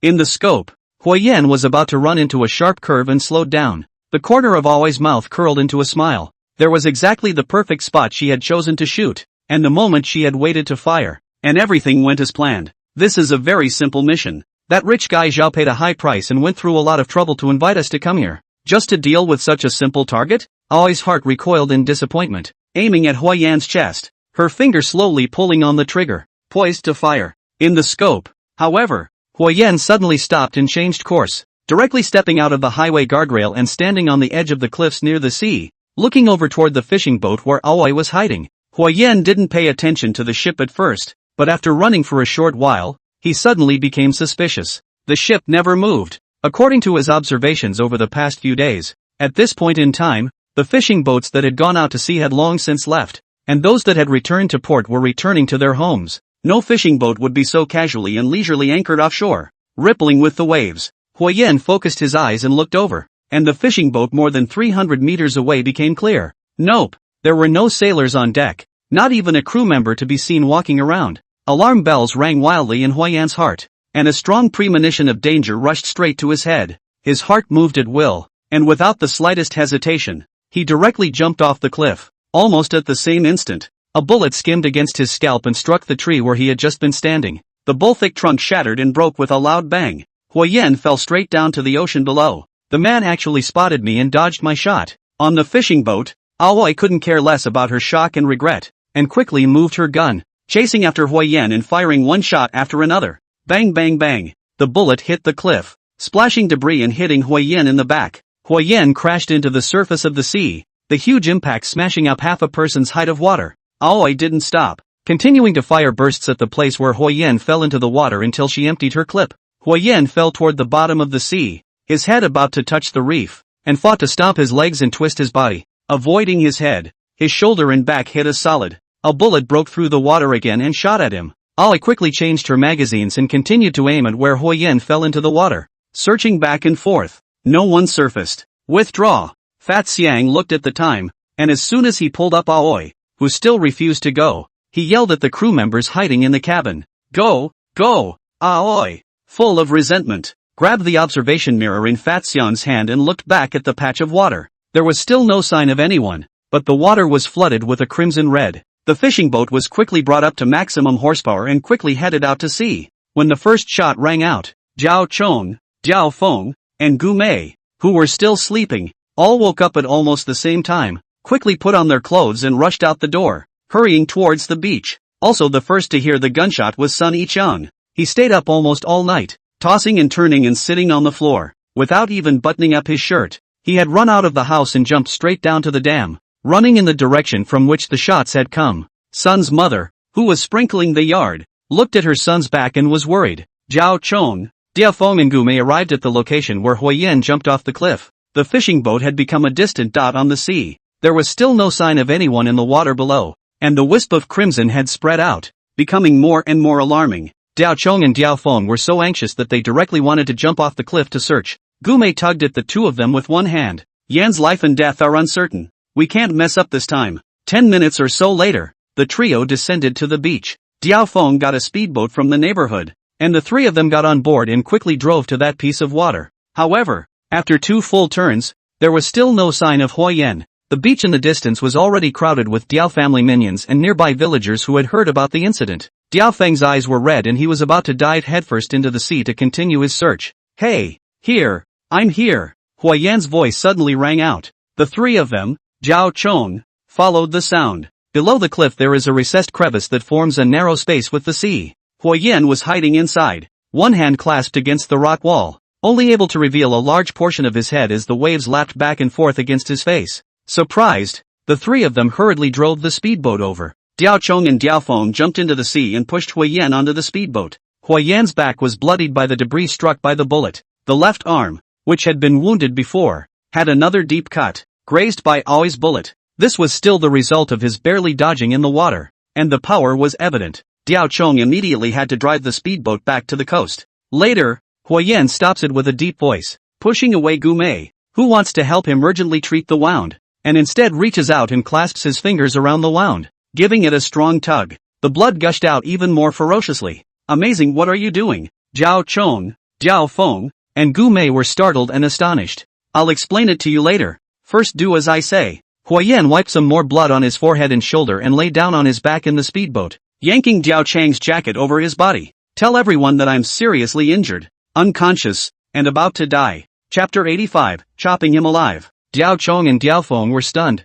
not reacting to what Huyen meant for a moment. Gu Mei, teach them how to act. After Huyen commanded, he directly closed his eyes. Diao Chong and Diafeng twisted their heads in unison to look at Gu Mei. Gu Mei moved her facial muscles. Watch this. In the next second, Gu Mei's eyes flashed with tears, watering, anxious in her sorrow, and full of concern in her anxiety. Huyen, Huyen, Gu Mei called softly. Diao Chong and Diafeng looked at each other and tried to squeeze out worried crying faces as well. A few moments later, the speedboat returned to the shore. Jiao Chong, Jiao Feng, and Gume looked sad and anxious. Stretcher! Where's the stretcher? Hurry up! Jiao Chong shouted sternly. You hurry up! Brother amazing! Brother amazing! Jiao Feng was so anxious that he was on the verge of crying. Hang in there, we'll take you to the hospital right away. Gume held Huiyan's hand as tears slid down her cheeks. Yu Tung Sai and the others swarmed up and moved Huiyan off the speedboat and onto the stretcher with 7 hands and 8 feet. Sun Yiqiang mingled in the crowd and stared closely at Huiyan. Huiyan's face was covered in blood. The Diaochong jacket covering his body was already soaked with blood. Unconscious and senseless, letting others move him around, Diaochong and Diaofeng carried the stretcher and ran furiously towards the hospital under their own banner. Gume and Yu Tung Sai protected the side. Sun Yiqiang nervously looked around, and no one paid attention to him. Not moving, also followed. Within a few moments, this large group of people rushed into the hospital. Front and center. The dean had already received Diao Chang's call earlier and was prepared for it, so he personally stepped in and quickly sent Huiyan to the emergency room. Several bells later, Huiyan finally came out of the emergency room, still not awakened, with gauze wrapped around his head, an oxygen mask fastened to his face, and 4 tube in his hand, and various instruments attached to his body. It looks like Huiyan is dying and has been sent straight to the ICU. In the corridor, the dean, with a grave expression on his face, held a CT film of the brain and said to the Diao brothers and Gume. The injured man hit his brain on the undersea reef and suffered skull damage. He's in bad shape. I'm afraid the probability of survival is not high. Diao Feng grabbed the dean by the collar. What are you babbling about? The Yu Tung Sai and others beside him heard it and were also in an uproar. At the back of the crowd, Sun Yiqiang listened silently as Gume's eyes swept over everyone present, pausing briefly on Sun Yiqiang. I'm just speaking from my expertise on the matter. Dean was helpless. You have to prepare for the worst. Sun Yiqiang did not move and quietly left, walking to a secluded spot. He looked around to see that no one was there and immediately fumbled for his cell phone. The cell phone was on hold, always connected to Zhao Fucheng. You've heard it all, Sun Yiqiang whispered. Although the person is still alive, he should not be able to live. Don't ing should. I want certainty. 100% certainty. Keep your eyes peeled. Call me as soon as you get something. Office on the top floor of Fuxing Mansion. Zhao Fucheng threw down the phone, looking excited and triumphant, and muttered, I don't believe you'll survive this time. Zhao Fucheng beckoned, and Liang immediately attached himself to it. Transfer everyone you can to Shiping, and as soon as you confirm that Huiyan has broken off, go into the village to grab the hard disk and piggyback on the Diao brothers. Arian nodded. Zhao Fucheng added, also, don't let Fat Xiang and Aoi go yet. Such talents should be put to good use for me. Arian departed. Zhao Fucheng got up and walked to the floor-to-ceiling glass window, and resumed his disdainful look. But vaguely, there seemed to be some hesitation, as if they were both hoping that Huiyan was really finished, but not daring to fully believe that this strong opponent had finally just gone offline. In the ICU, all the medical staff retreated, leaving only Dao Chong, Diao Feng, and Gume. Huiyan opened his eyes, removed his oxygen mask, and struggled to sit up. Diao Chong and Diao Feng were busy holding him up and cursed indignantly. Zhao Fucheng this actually really dare to move the gun. Also play sniper. Don't know how serious gun cases are in our place. Sooner or later, he's on the verge of dogging it. Huiyan looked bland and even laughed. Hey, you two just acted pretty good. You should be able to fool his eyes. It's all because MS. Gu taught me well. Diao Feng hemmed and hawed, then whirled around and reacted. What? Eyesight. Diao Chong had already guessed a few points and asked in a deep voice. Brother Yen, are you suspecting that there are spies around us? It's not doubt. It's certainty. Huiyan was certain. That ship was parked there specifically to wait for me. The killer knew I would be running on that road in the morning. Someone betrayed me. Diao Feng angrily shouted. Which one is so bold? Ever since that incident with Chu Guanyang, Diao Chang's brow furrowed. I've retouched all the people under my hand, and the people I'm using now have clean bases and are more or less in trouble with the Zhao family. Chu Guanyang was the pin that Zhao Fucheng inserted into Diao Chang's side in the beginning, which was later revealed by Huiyan, and Diao Chong directly chopped off his head. The brothers should be fine. Huiyan shook his head. They're all the ones who fought Little White House with us, and would have sold long ago if they wanted to. Who could that be? Diao Feng scratched his head in thought and casually said, it can't be someone from the village. Diao Chong shook his head. The young people in the village are either following me in the mix, or they have all gone to work abroad, and a lot of the remaining old people and children have never been to the seaport, and they have never even heard of Zhao Fucheng's name. Gume steeped her expression. There's one person who might be a bit suspicious. Huiyan, Zhao Chong, and Diao Feng looked at Gume together. That college kid. What's his name, John? Sun Yi Chang? Chang Zi? No way. Diao Feng shook his head repeatedly. You don't know that we've been paying for Keiko's schooling all these years. 2 years ago, when his mom got sick, if it wasn't for the money we got for her medicine, she would have died. He's too grateful to betray us, knowing people and not knowing their hearts. Gu Mei said coldly, in front of the temptation of interest and money, anything is possible. Why do you suspect him? Hui Yen prodded. He went to college at Seaport. He should know about Zhou Fuxing, who was just on the beach. A lot of people are there to see what's going on. Diao Feng retorted. He even followed us all the way to the hospital, listening to the dean talk about his condition so attentively that his ears were about to perk up. Don't you think he's a little overly concerned? Diao Feng opened his mouth and didn't say anything. Hui Yen said in a deep voice. That's not all. Diao Chong and Diao Chong looked at Hui Yen. He used to help his mother collect kelp on the beach, and I met him twice while I was running. Diao Chong and Diao Feng were stunned into silence for a moment. Diao Feng was stood up. Asterisk asterisk asterisk asterisk. Wolf heart and dog lung. I split him alive. Stop. Hui Yen shouted sternly. Diao Feng was anxious. He almost killed you. What are we waiting for? Keep him for something else. Hui Yen gestured for Diao Feng to sit down honestly, and his expression became grave. I'm dragging you guys through this drama, not only to find out who the spy is, but also to trick Zhao Fuching into believing it and letting his guard down for a while, because we have more important and urgent things to do.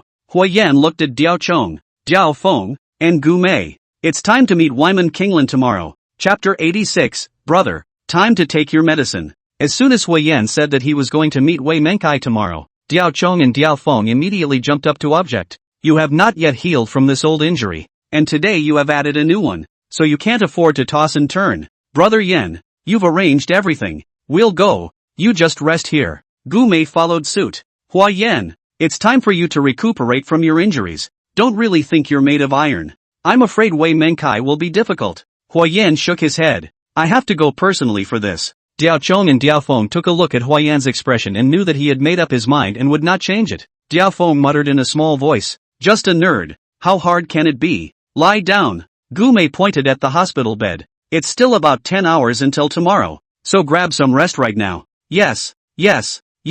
Lie down and lie down. A break is a break. Diao Chong and Diao Feng helped out together. Hua Yan raises his hands in surrender and lies down honestly, trying to control the pain coming from his wounds as much as possible, not wanting to worry Diao Chong and the others. The night is deep. Sun Yiqian's hut was dark and smoky, and the cigarette butts had overflowed the ashtray. He was catatonic at the table, his eyes red, like a trapped beast in a trap, staring at the laptop in front of him. The screen is lined up with multiple surveillance images of the hospital where Hua Yan is located. The main entrance, the lobby, the elevator, the corridor, and the entrance to the ICU are all included. After talking to Zhao Fuching on the phone, he immediately returned home and hacked into the hospital's surveillance system, keeping a distant eye on the movements of Diao Chong and the others. At the entrance of the intensive care unit, Diao Chong and Diao Feng sat paralyzed on a bench, looking like worried family members of patients, waiting in agony for the fate of their loved ones. Sun Yiqian yawned and lit another cigarette. Outside the door came Sun Mother's worried-off question.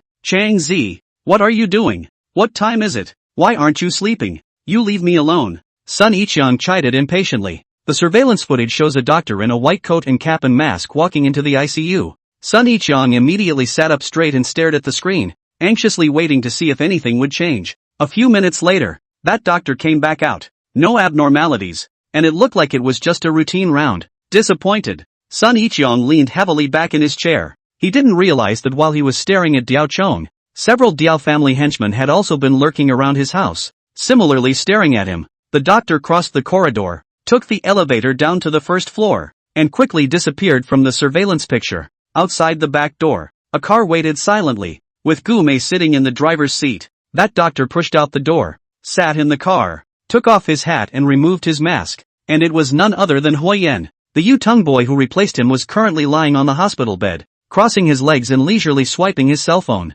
The car took advantage of the night, passed through the alleys, left the village, and drove onto the highway leading to the new China hospital in Seaport City. 2 prisons. It was just after 9 a.m. The time for the daily routine release. On the open space, which is not much bigger than a basketball court, inmates gather in 2s and 3s, chatting, walking, jogging, enjoying a rare moment of relaxation and leisure. 4 guards stood at each of the 4 corners, patrolling back and forth over the crowd of inmates. Wei Menkai stayed away from the crowd, squatting alone in the corner, pinching a straw stick, writing and drawing some inexplicable numbers and strange symbols on the ground. Kimball walked through the crowd toward Wayman Kingland, crouched down beside him, and surveyed him quietly. A couple of witty and lively old-timers saw the scene and muttered darkly, "These two people, one is a swashbuckling and ferocious Jianghu fierce man, and the other is a stupid and dumb lunatic. In addition to being used to being alone, they have nothing in common and no interactions, so how could they suddenly come together?" Jin Bao patted Wei Menkai and suddenly said, "Dude, it's time to take your meds." Wei Menkai mixed as if he did not hear. Still staring at the ground in front of him, Jin Bao fiercely approached, his tall and strong body completely covering the thin Wei Menkai. He pinched open Wei Menkai's mouth with one hand, and poured the pills from that small medicine bag into Wei Menkai's mouth with the other, then closed his mouth and smoothed his throat. The pills instantly went into Wyman Kingland's stomach. Kimball then backed away, shoving the small pill packet into his mouth and swallowing it raw, destroying the evidence. Wyman Kingland looked blankly at Kimball, his eyes empty, not seeming to understand what was happening. Kimball waited quietly. Soon, Wei Menkai's forehead rose in a cold sweat, his lips turned white, the color of pain appeared on his face, his hand covered his chest, and his body shook. "Hey, what's wrong with you?" Kimball faked a question, stepped forward to support Wei Menkai, and turned his head to shout at the crowd, "Hey, come take a look. This guy seems to be having a heart attack." The prison guards parted the crowd and came urgently, and one look at Wei Menkai's appearance. They knew something was wrong. The two prison guards hurriedly helped Wei Menkai to the infirmary. The other two guards immediately organized the rest of the inmates to line up and return to the barn, and the release was cancelled.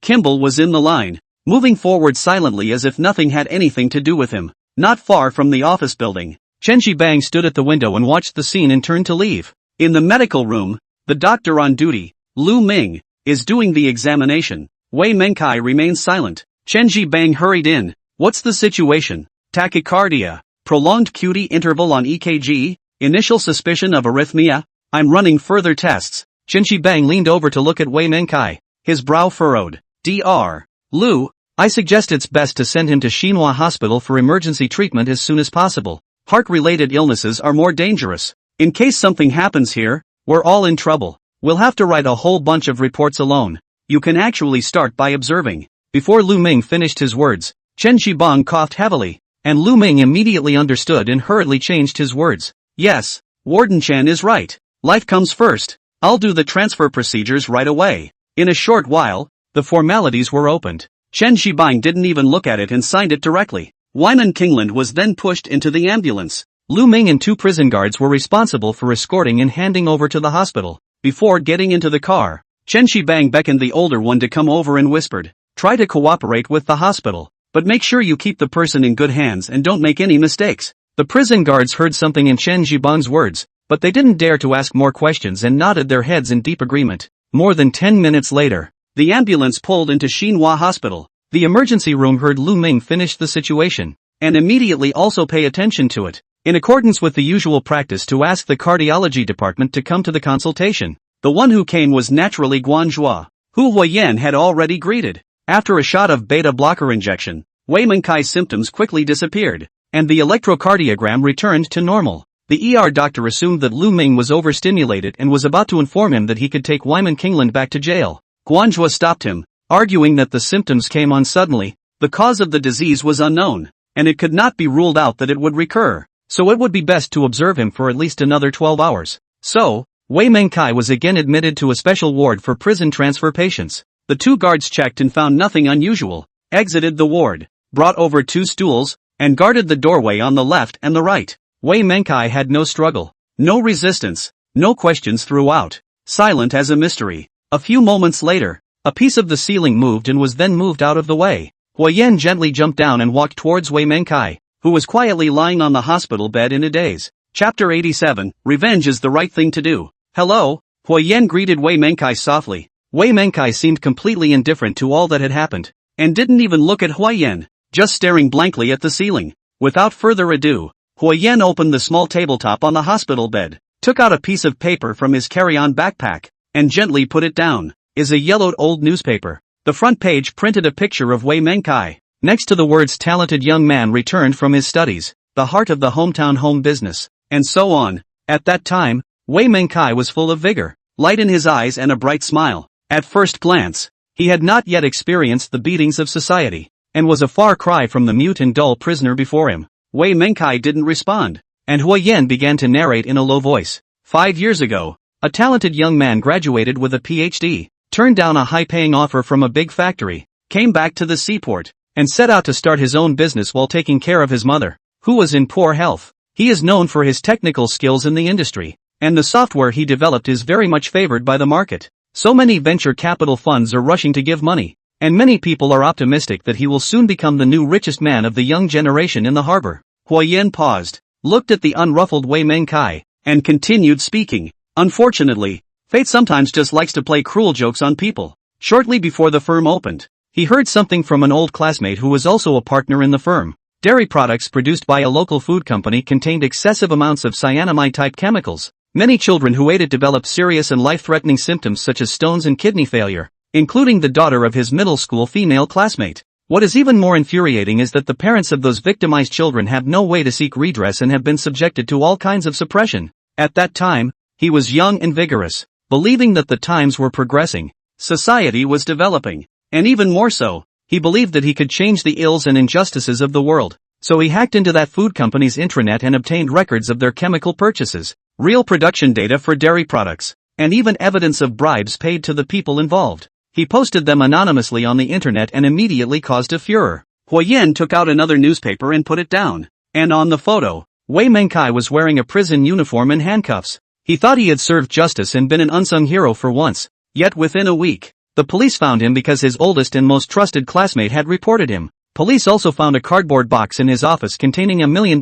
in cash. The food company people claimed that he stole private corporate information and maliciously altered it to demand money. People who know him don't believe that a young man who has already received hundreds of millions of venture capital and has a promising future would go to desperate measures for a mere $1 million. Still, he was quickly indicted for racketeering and, because of the large amount of money, ended up with an 8-year sentence. Overnight, he went from being the pride of heaven to a prisoner. Huayan narrated. Wei Mengkai but still wandering outside, as if the person Huayan said has nothing to do with him. His mother ran around, complaining and shouting for her son, tired and exhausted, hypoglycemic, fainted at the bus stop. No one dared to help, just lay there for more than an hour, and just died. His parents divorced when he was a child, and he was brought up by his mother, who was, in a way, his spiritual support. So he broke down and realized that his mom's death was because of him, that he had killed his mom. He tried suicide and was brought back. From then on he was disillusioned, self-punished, saw no one, dared not face them, and became a reticent mute, demented cutie, muddled living dead man. Wei Mengklan's eyes finally flashed a trace of pain, fleetingly, but it was enough, and Huayan knew that he was listening, and his heart, too, wasn't quite cold and dead yet. He probably doesn't realize that after he went to jail, his old classmate took the software he developed, the venture capital he pulled in, and just changed the name of the company and went on to get it going. Now that the company has been listed overseas, that old classmate is worth over $3 billion and has really become the richest person under 30 in the harbor. Huayan said as he took out a photo and held it up in front of Wei Mengkai. Above it is a well-dressed young entrepreneur ringing the bell for an IPO with high aspirations. Wei Mengklan's eyelids fluttered violently and his eyes rolled back, rolling over to avoid his face. Huayan observed Wei Mengkai's expression and took out several more photos. He didn't know it either, and although he was falsely imprisoned, the evidence he published has spread and awakened more people who still have a conscience. Things got so heated that food company was finally investigated and penalized, though not completely, but those child victims finally got some compensation. There are a lot of people who respect and appreciate him. To this day, they will insist on crying out for him online and will go to visit his mom's grave to pay their respects. Wyman Kingland's body began to tremble uncontrollably. Huayan leaned down and wrenched him over, disliking those photos in front of his eyes, and droned in a deep voice. None of them have given up yet. All of them are still holding on. Who are you to forget? Who are you to lie flat? Who are you to run away? Wei Mengkai looked at the screenshots of those who helped him to appeal to the internet, looked at his mother's grave neatly placed bouquet of flowers to pay tribute to, his eyes steeply wet. He looked over at Huayan, his lips wriggled a few times, and he shakily uttered his first complete sentence in 5 years. What do you want from me? Huayan laughed. Revenge. I want you to take revenge. Me? Revenge? Wei Mengkai couldn't react for a moment. Right. Stop blaming yourself and stop internalizing it. You didn't do anything wrong and you didn't kill your mom. Huayan grabbed Wei Mengkai's head and shook him. The ones to blame are the black-hearted and unscrupulous food company. the scum who betrayed and sold out their friends, the cold and heartless passers-by, the bastards who bend the law, and Zhao Fucheng who hides behind the scenes. Zhao Fucheng? Wei Mengkai was stunned. Do you think that food company alone can single-handedly suppress public opinion? How easy it is to frame and plant evidence to send a high-profile talent like you to jail. It was Zhao Fucheng who secretly manipulated all this. That food company has a shareholding in him, and it's also his property. If I'm not mistaken, did you refuse his investment? Wyman Kingland nodded. Huayan, maybe from that moment on, he was laying out a plan against you. Wei Menkai's shock faded. Anger surfaced, and his whole person finally came alive. What can I do now? Huayan took out a laptop from his bag and put that black hard disk in front of Wei Menkai again. It's a nuclear weapon that can hit Zhou Fucheng hard, but it's locked up right now. I want you to help me, as well as push the launch button for yourself. Wei Menkai examined the hard disk and raised the hand that wasn't handcuffed to the bedrail with a bitter smile. The fact that you found me means it's hard to crack, but I haven't touched a computer in 5 years. Do you think I'm still good? There are some swords that look rusty, but they are still swords. With a little rubbing, it's still incredibly sharp. I believe you. Huayan felt out a wire. 3 thrusts and 4 pounds, and unlocked the hand that Wei Menklan had been cuffed with. Tears flashed in Wei Menkai's eyes, and he raised his hand to start the computer and inserted the hard disk. Outside the door, a prison guard stood up, stretched, and turned to take hold of the doorknob, ready to push his way in to check. Chapter 88. It's that simple. In the stairwell, Gumei had been keeping a close eye on the 2 prison guards' every move, and immediately pressed her cell phone when she saw this. In the hospital room, Huayan's cell phone then buzzed and vibrated with alerts. Warden A pushed his way in, just took a step, and froze in shock. Wei Menkai was sitting on the hospital bed, concentrating on the computer on the small desktop, and was running his fingers like flying. Warden A looked back and was just about to move when his whole body froze again. A small knife came from behind and rested against his throat, the cold blade causing him to shudder. Huayan comes out from behind the door, signaling prison guard A not to move, handcuffing him with the handcuffs that were previously on Wei Menkai, and lifting his hand to point out the door. Young Warden B sat with his back straight and squatted carefully. Xiao Zhang, come in for a moment. Warder A's call came from the ward. Warden B got up in a hurry and hurried into the ward. His shock was compounded by the sight of not only Wei Menkai, who was operating a computer, but also prison guard A, who had been thrown in the corner. Before he can react, Huayan follows suit and easily subdues him, handcuffing him and throwing him next to the prison guard A. What do you want? Warden A still found it hard to believe. Do you realize what you're doing? Huayan put his finger in front of his lips and made a soft sh sound. Don't ask. Don't shout. Don't resist. Just wait honestly. The 2 guards shut up immediately and looked at each other in disbelief. No need to wait. Wei Menkai twisted his head to look over. It's already done. Huayan and the 2 prison guards were stunned and surprised for a moment. Huayan was surprised that Wei Menkai actually cracked the hard disk in such a short period of time. He believed that Wei Menkai could do it, but did not expect it to be so fast. The 2 prison guards were shocked that Wei Menkai had opened his mouth to speak, and his eyes were shining with confidence. Is this really the notorious randomly bullied, muddled, mute cutie from the 2nd prison? Is it? Wei Menkai turned the computer toward Huayan. See for yourself. On the screen, the mysterious black hard drive was open, with dozens of folders listed according to different people's names. Those names may seem ordinary, but anyone who knows anything about the politics and shopping malls of the seaport will be jaw-dropped, shocked and horrified when they see them, because each of these names represents the topmost power and the most luxurious wealth in the harbor, and has even involved the higher circles of the provincial city. Hao Tianchu's name was clearly among them. Huayan sank his face and clicked on Hao Tianchu's folder, which contained more than 10 videos. Huayan casually clicked on one of them, only took a look at it, and immediately turned it off. In the sneak peek, Hao Tianchu is naked and is moving on top of a young girl, as if a mass of fat is writhing, ugly and disgusting. Huayan calmed down, looking curiously at Wei Menkai. Yes, it's that simple,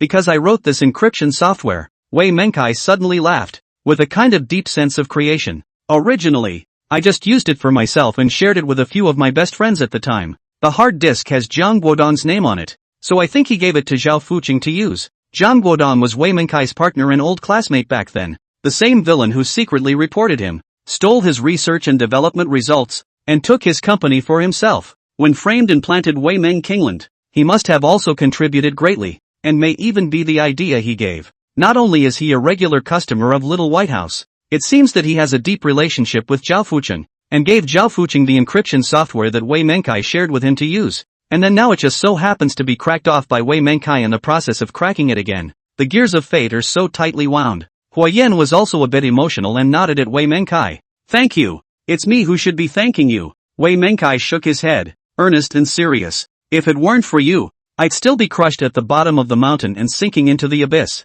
Looking back now, how could I have been so stupid all these years? Life is sometimes like this, deep in something, struggling, cannot get out. Once you come to your senses, you realize that it is so ridiculous. I could take you now and you wouldn't have to go back to prison, but I personally wouldn't recommend it. Huayan looked at Wei Menkai's eyes and said seriously, in that case, you'd be a fugitive, forever confined to anonymity and hiding. I hope that one day you can clear your name and walk out of prison with a straight face and really start over. Understood. Wei Menkai nodded sharply. Then I'll ask you to stay in jail for a while longer. It shouldn't be too long. I think 5 years with no hope at all are over. What's there to be afraid of? I'll wait for you. Huayan and Wei Menkai smiled at each other and gently shook hands. The two prison guards listened to the two men speak, puzzled, not knowing what they meant, but both were slightly relieved in their hearts. It looked like the bold extrajudicial lunatic in front of him would at least not take the prisoner outright. Huayan walked back to the two prison guards, twirling the knife between his fingers.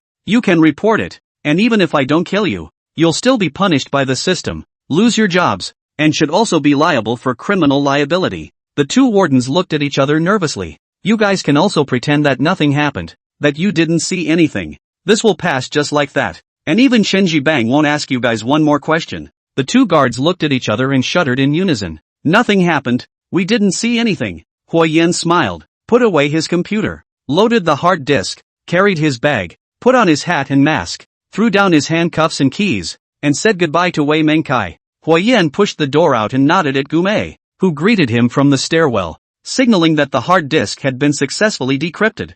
Gumei's face blossomed into a wide, pleased smile. In the ward, Wei Menkai helped two prison guards to open the handcuffs. Send me back. Well. The two prison guards were busy agreeing, fearful and feeling lucky, once again realizing that Wei Menkai is not what he used to be at all. In front of the door of the hospitalization department building, Hu Chang, whose face is still swollen, helped Feng Shulin, who was in a state of distress, to come out. Hu Chang was suddenly startled, leaving Feng Shulin behind, and scurried behind the pillar in an arrow step to hide. Feng Shulin fell a butt peer, cursed, what do you dog day get? What a fall to death old Mia. Hua, big brother, the one surnamed Hua is in front. Hu Chang's face turned pale as he trembled in shock. Feng Shulin was also startled and rolled and crawled to hide behind a pillar, and also squeezed Hu Chang out. Are you sure? Big brother, I can't do anything else, but I'm the best at recognizing people. One look at the back and I know it's him. Von Woods poked his head out nervously to look around. Ahead, Huayan walks hurriedly, taking Gumei with him, and walks quickly into the parking lot. Feng Shulin's eyes flashed with a trace of thick hatred that could not be dissolved. Damn it, look how handsome that girl is beside him. Let's go. Let's follow him up and take a look. Ha, big brother, don't intervene. We can't afford to mess with this guy. We can't afford to mess with him, but there are people who can destroy him. You think I've been just lying around for the past few days? I've asked around. This what is also a death wish. How dare he go against Boss Zhao? Feng Shulin huffed and puffed then. I have a cousin who works for Boss Zhao. Let's see what Mr. Hua is up to, and talk to my cousin, and maybe Boss Zhao will reward us with some favors. Hu Chang scowled. Big brother, why don't we just forget about it? Feng Shulin raised his hand and Hu Chang hastily protected his face. You dog goat. If I don't get this revenge, if I don't get this back, I'll never be able to get along in the street again. Hurry up. Huayan and Gu Mei got into the car and drove out of the parking lot. Behind, Hu Chang drove the car timidly and followed not far behind. Feng Shulin sat in the passenger seat, staring hatefully at Huayan's back. Chapter 89, just a little piece of. It was a busy afternoon with traffic. Huayan drove and drove down the street. Gu Mei scanned the rearview mirror and frowned. There's a tail. Huayan nodded. Feng Shulin and Hu Chang's tracking ability was so poor that he noticed it only 3 blocks after he exited the hospital parking lot. Gu Mei took out her makeup mirror and adjusted the angle. Observing Feng Shulin and Hu Chang, who were wearing masks in a few cars behind them. Doesn't look like one of Zhao Fucheng's men? Just 2 little scumbags. Not enough to worry about. Huayan smiled faintly, but we can't let them spoil things either. Amazing. Hua hit the right turn signal, cut through the traffic, and pulled out of the street at the fork in the road. Feng Shulin and Hu Chang's car really followed. Huayan continued on his way and soon turned into a small lane with little traffic. Hu Chang drove his car and turned up before realizing that Hui Yan's car was in front of him, and he didn't dare to stop suddenly, and he continued to drive forward with a hard head. The intersection ahead was clearly a green light, but Hui Yan suddenly braked and stopped, and leisurely opened the window, probing his hand out the window and rhythmically knocking lightly on the body. Hu Cheng's car and Hui Yan's car were getting closer. Asterisk asterisk asterisk asterisk. I told you to follow, not stick it up someone's ass. Slow the down. Slow the down. Feng Shulin was angry and scared, cursing and swearing as he slid out of his seat. Hu Cheng also hurriedly lowered his head. Will you follow me? Stay on it. I'll talk to my cousin first. Feng Shulin fumbled for his cell phone, tapped his cousin's number, and was ready to ventilate. Up ahead. The light is green with 3 seconds to go. Sit tight. Hui Yan reminded Gumei, then slammed on the gas and the car ran straight out. It's going to change lights. Come on, come on. Seeing this, Feng Shulin hurriedly urged, and Hu Chang hurriedly accelerated to follow. Hui Yan pressed the last second of the green light and passed through the intersection. As he passed the middle of the intersection, he gently opened his left hand, which was resting on the outside of the car window, and a few quarterstaff nails fell. Behind him, Feng Shulin's car ran the yellow light and came speeding up. With uncanny accuracy, it hit the nail in the middle of the road, and with a thud, the tire blew out. The vehicle suddenly spun out of control. A van came along in the cross lane, couldn't avoid it, and hit it squarely. Feng Shulin's car was disliked so much that it flipped over in its entirety and hit the street teeth again before coming to a stop. In the car, Feng Shulin and Hu Cheng were covered with blood and both fainted. Feng Shulin's cell phone flew out of his hand at some point and landed in the middle of the road, accidentally dialing the phone. Hey, Woods, what's going on? Hey, little Woods, why don't you say something? On the other end of the phone, Feng Shulin's cousin asked repeatedly, but of course no one answered. Hui Yan listened to the sounds of flat tires, sharp brakes, and crashes coming from behind, and without looking back, he continued on, and within a short while, he drove onto the road back to Carving Dragon's Mouth Village. 2 prisons. Chen Shibang stood in front of the office window, his eyes staring in the direction of the main entrance without blinking. He'd been standing here for a long time, watching since Wyman Kingland had been escorted out the door by ambulance. In the distance, at the end of the road, the figure of an ambulance finally appeared. Chen Shibang breathed a long sigh of relief and turned to greet. The long time of standing tightly made his legs stiff, his feet tripped, and he fell solidly into a dog. Seeing Wei Menkai come down from the ambulance, Chen Shibang's hanging heart finally fell back into the stomach. What rose with it was intense curiosity. Wei Menkai's whole person has a different aura. Even the appearance seems to have undergone some unspeakable changes, as if it was transformed. The 2 prison guards, with their nervous faces and averted eyes, had obviously encountered something extraordinary as well. Chen Shibang made a strong effort to suppress the urge to ask. Don't ask. Don't be nosy. Don't know anything. It's good to have people back. After finally settling down, Chen Shibang signaled to grasp the formalities, and brought Wei Menkai back to the prison warehouse to be guarded. With that, he hurried back to his office, cautiously closed the door to his room, and picked up his cell phone. Rush. Hui Yan had just returned to the intensive care unit when Diao Chong and Diao Feng greeted him, took his bag, and helped him take off his camouflaged white coat. Before a few people could speak, the cell phone rang, and Chen Shibang called. Hui Yan directly turned on the speakerphone and said in a deep voice, Speak, I've done what I had to do. Do you mean what you said? Do one more thing for me. Hui Yan said blandly. After that, I definitely won't look for you again. You. Chen Shibang on the other end of the phone was annoyed. You're really not done. It's simple. Hui Yan interrupted directly. Arrange for Jin Bao to be placed in Wei Menkai's prison cell. Chen Shibang pondered for a moment, a bit surprised. This is it? Right. You promised to delete the surreptitious video of me and never come back to me again? Chen Shibang. I don't have time to give you crap right now. Believe it or not. Believe. I believe. Chen Shibang was anxious. I'll arrange it. I'll arrange. It's. Hui Yan hung up the phone directly and looked at Diao Chong, Diao Feng and Gumei. Do you think I can spare this man? Diao Chong filled with righteous indignation. Can't. Absolutely can't. This hand does not know how many prisoners have been let go. Does not know how much black money has been collected. Rotten heart persimmon. Bad. Diao Chang's eyes went round. The worst people are this kind of people. Eating the public's food and smashing the public's pot. On the surface they look like dogs, but in reality they're much worse than those of us who come out to work. Otherwise people can't really believe in the law. It's just ruined in the hands of people like this. Gu Mei also followed. Alright, since everyone thinks so, let's collect this demon. Hui Yan smiled, relieved and happy. Ah Chong.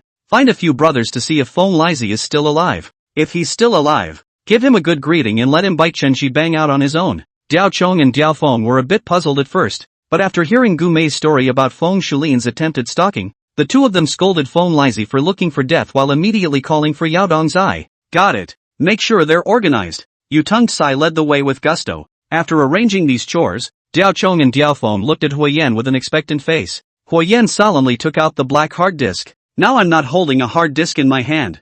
I'm holding a heavy bomb. No, not one, but dozens. Throw any one of them at random, and the harbor would have to shake 3 times. Diao Chong and Diao Feng laughed and raised their palms to strike each other. Then let's hurry up and throw one to hear the sound first. Diao Feng was impatient. Don't worry. Which one to throw first? How to blow up the loudest? We still have to discuss it. Huoyan paused, looking serious and earnest. And, before throwing it, the sword that hangs over our heads must be removed. That sniper killer? Gu Mei asked.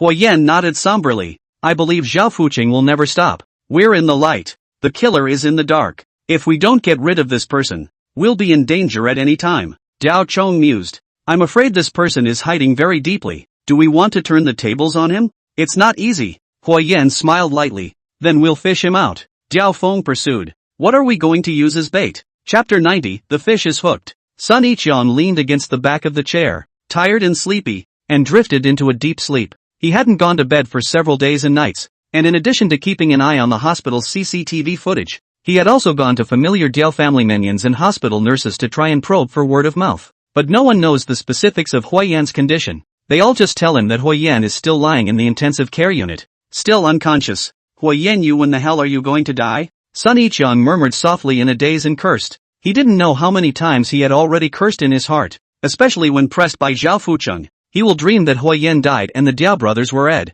Zhao Fuqing was so kind that he gave him a large sum of money, and he finally opened his own company, became famous and rich, and went to the peak of his life. A moment later, he dreamed that Huoyan came to life. Zhao Fuqing abandoned him. Huoyan found him, and the Diao brothers personally hacked him to death with a messy knife. Sun Yiqian's expression changed with the dream. Sometimes happy, sometimes sad, sometimes shocked, sometimes sad. Chong is here. Outside in the hall room came the sound of Sun Mother speaking, and then Diao Chang's voice rang out. Auntie Hui, have you been well lately? Is Keiko home? Sun Yiqian suddenly woke up and winced, hurriedly covered the computer screen, smoothed his hair, and straightened his clothes. Punch, I'm here. Sun Yiqian hurriedly came out of the bedroom and greeted Diao Chong. Diao Chong didn't say anything and looked Sun Yiqian up and down. Sun Yiqian's heart fluttered for a moment, hiding it and squeezing out a smile. Ha, what are you doing, Xianzi? Diao Chong punched Sun Yiqian. How did you get yourself into this mess? Look at your head of chicken nest, all smelly smoke. Sun Yiqian was temporarily relieved. You care. It's fine. I'm fine. Diao Chong wrapped his arms around Sun Yiqian as hard as he could. Chang Zi, although I'm several years older than you, but when we were kids we also wore crotch pants together and played with peeing mud together. Our relationship is not the same as other people's. Yes. Thank you for taking care of Brother Chong all these years. Sun Yiqian replied with a compensatory smile. Diao Chong stared at Sun Yiqian and said in a serious tone, Brother Chong knows that you must have something in your heart. Don't be afraid. Tell Brother Okung honestly. He will help you solve it. There will always be a way. Sun Yiqian hesitated slightly as Diao Chong looked at him expectantly. There's really nothing wrong with me. Sun Yiqian shook his head. It's just that I've been under a bit of pressure these past few days to catch up on my thesis, and I've been simmering a bit violently. Diao Chong smiled and finally let go of Sun Yiqian, casually pushing him away. Okay, then. Sun Yiqian hurriedly inquired. What are you looking for me for, Brother Chong? Diao Chong casually said. Oh, it's nothing much. I want to ask Auntie Hui to come over and help me cook for a while. Didn't you have ants in that old mansion of yours? Sun Yiqian wondered. Diao Chong shook his head. It's not the old mansion. It's that villa I have lying around in the mountains. You're moving to the villa? Sun Yiqian became more and more curious. Diao family brothers mixed society after making a fortune. In the neighborhood of Xiaobeition built a large villa. Did not live for a long time. Out of the oldest 3 Diao gang was killed that file. The Diao brothers then moved to downtown harbor, rarely returning, and the villa naturally sat unused. This is the village people do know. But at this juncture, Diao Chong how suddenly want to move to the villa again? Diao Chong smiled and said, It's not for me to live. It's for my brother Hua. Ha? Sun Yiqian couldn't control his exclamation of surprise and hastened to cover it up. Didn't I hear he was hurt so badly that he was dying? Who says he can't? Diao Chang's eyes glared, then he cautiously looked around, approached Sun Yiqiang, and lowered his voice. He was hurt pretty badly, and almost died. But my brother Hua is not an ordinary person. He survived. He woke up 2 days ago. Sun Yiqiang made a strong effort to tense the nerves on his face and barely managed not to show his shock and disappointment. I temporarily put this news suppressed it. No one said. Diao Chong deliberately walked Sun Yiqiang. Hey, you kid, don't give a bald out ah. Won't. I don't even know who he is. Who to talk to? Sun Yiqiang laughed. As you know, people like us have many enemies. I'm afraid it's not safe for Brother Hua to stay in the hospital all the time. It's better to move to the villa to slowly recover from his injuries. Diao Chong glanced at Sun Mother, who was silently doing work in the yard outside the door. My Auntie Hui is a good cook and can take care of the sick, so I'd like to ask her to help out. Is that okay with you? No. It's a good thing. What can I say? Then it's a deal. I'll send Brother Hua over tomorrow. You tell Auntie Hui to pack up and go over together tomorrow. Got it. Sun Yiqiang promised. Diao Chong waved his hand at Sun Yiqiang and turned to leave. Sun Yiqiang finally no longer need to control, cover, turn around and rushed into the bedroom. Bang, the door slammed. Mother Sun looked up at her son's back and let out a faintly audible sigh. In the bedroom, Sun Yiqiang hurriedly took out his cell phone. Boss Zhao. Hui Yan didn't die and woke up again. An angry growl and the sound of something breaking came from the other end of the phone from Zhao Fucheng. Don't be angry. I have new news. Hui Yan is moving to Diao Chang's villa tomorrow. Outside the house under the wall. Early in the morning, squatting there, Diao Feng silently listening to Sun Yiqiang talking. Angry and with some heavy. Rooftop of the hospital building. Hui Yan, who finally didn't have to lie in the intensive care unit pretending to be in a coma, lay on his back and looked up at the blue sky, white clouds and dazzling sun. Diao Chong and Diao Feng walked over. Hui Yan knew what was going on as soon as he took one look at the two men's somber faces. You gave him a chance, he chose it himself. As the saying goes, you pick your own path, and you don't shout when you're in the street. Diao Chong shook his head. Whether he dies or not, I'm not heartbroken. But Auntie Hui. Diao Feng was gloomy. Auntie Hui only has one son. It's indeed unlucky to spread such a son. Hui Yan sighed quietly. A drone drifted across the sky. That abandoned warehouse north of town. An aerial drone video was playing on the computer. The camera schemes over the mountains and circles a cottage a few times, capturing the environment and terrain before and after. This is that villa in Daochong. Liang introduced. Hui Yan will move in tomorrow. Sun Yiqian will send a message at the exact time. Fat Xiang and Aoi watched the video carefully, with Aoi holding the Remington sniper rifle in her arms. Zhao Fuching's face was grim as he stared at Fat Xiang and Aoi. Mr. Fatty, Miss Aoi, I hope you won't miss this time. Aoi gently stroked the sniper rifle for a moment before raising her head, her face equally cold. No can live under my gun. No one. Chapter 91, Prison Storms. Fat Xiang and Aoi were studying the terrain of Diao Chang's villa against the video. Hui Yan was doing the same thing, gazing at a large map and many actual photos hanging on the wall. Several points had been circled in pencil on the map, with distance, angle, and other relevant data written next to them. Fat Xiang and Aoi were studying and searching for the best spots where they could kill the enemy with a single shot, while Hui Yan was guessing and backtracking on where they might appear. It's the battle and tug-of-war between life and death. Zhao Chong walked in. Brother Yan, I went to the second prison in the afternoon, and urged Chen Jibang, and also confided in Jin Bao. Prison 2, Cell Block 5. During wash time before lights out, inmates were lining up to enter the restroom, and Wei Menkai was among them. The green-skinned bald guy who slept next to him came up to him with a big grin and stuck his head right in front of him. Please line up, please. Wei Menkai suddenly spoke. The green-skinned bald man twisted his head to look at Wei Menkai with a look of disbelief. What did you say?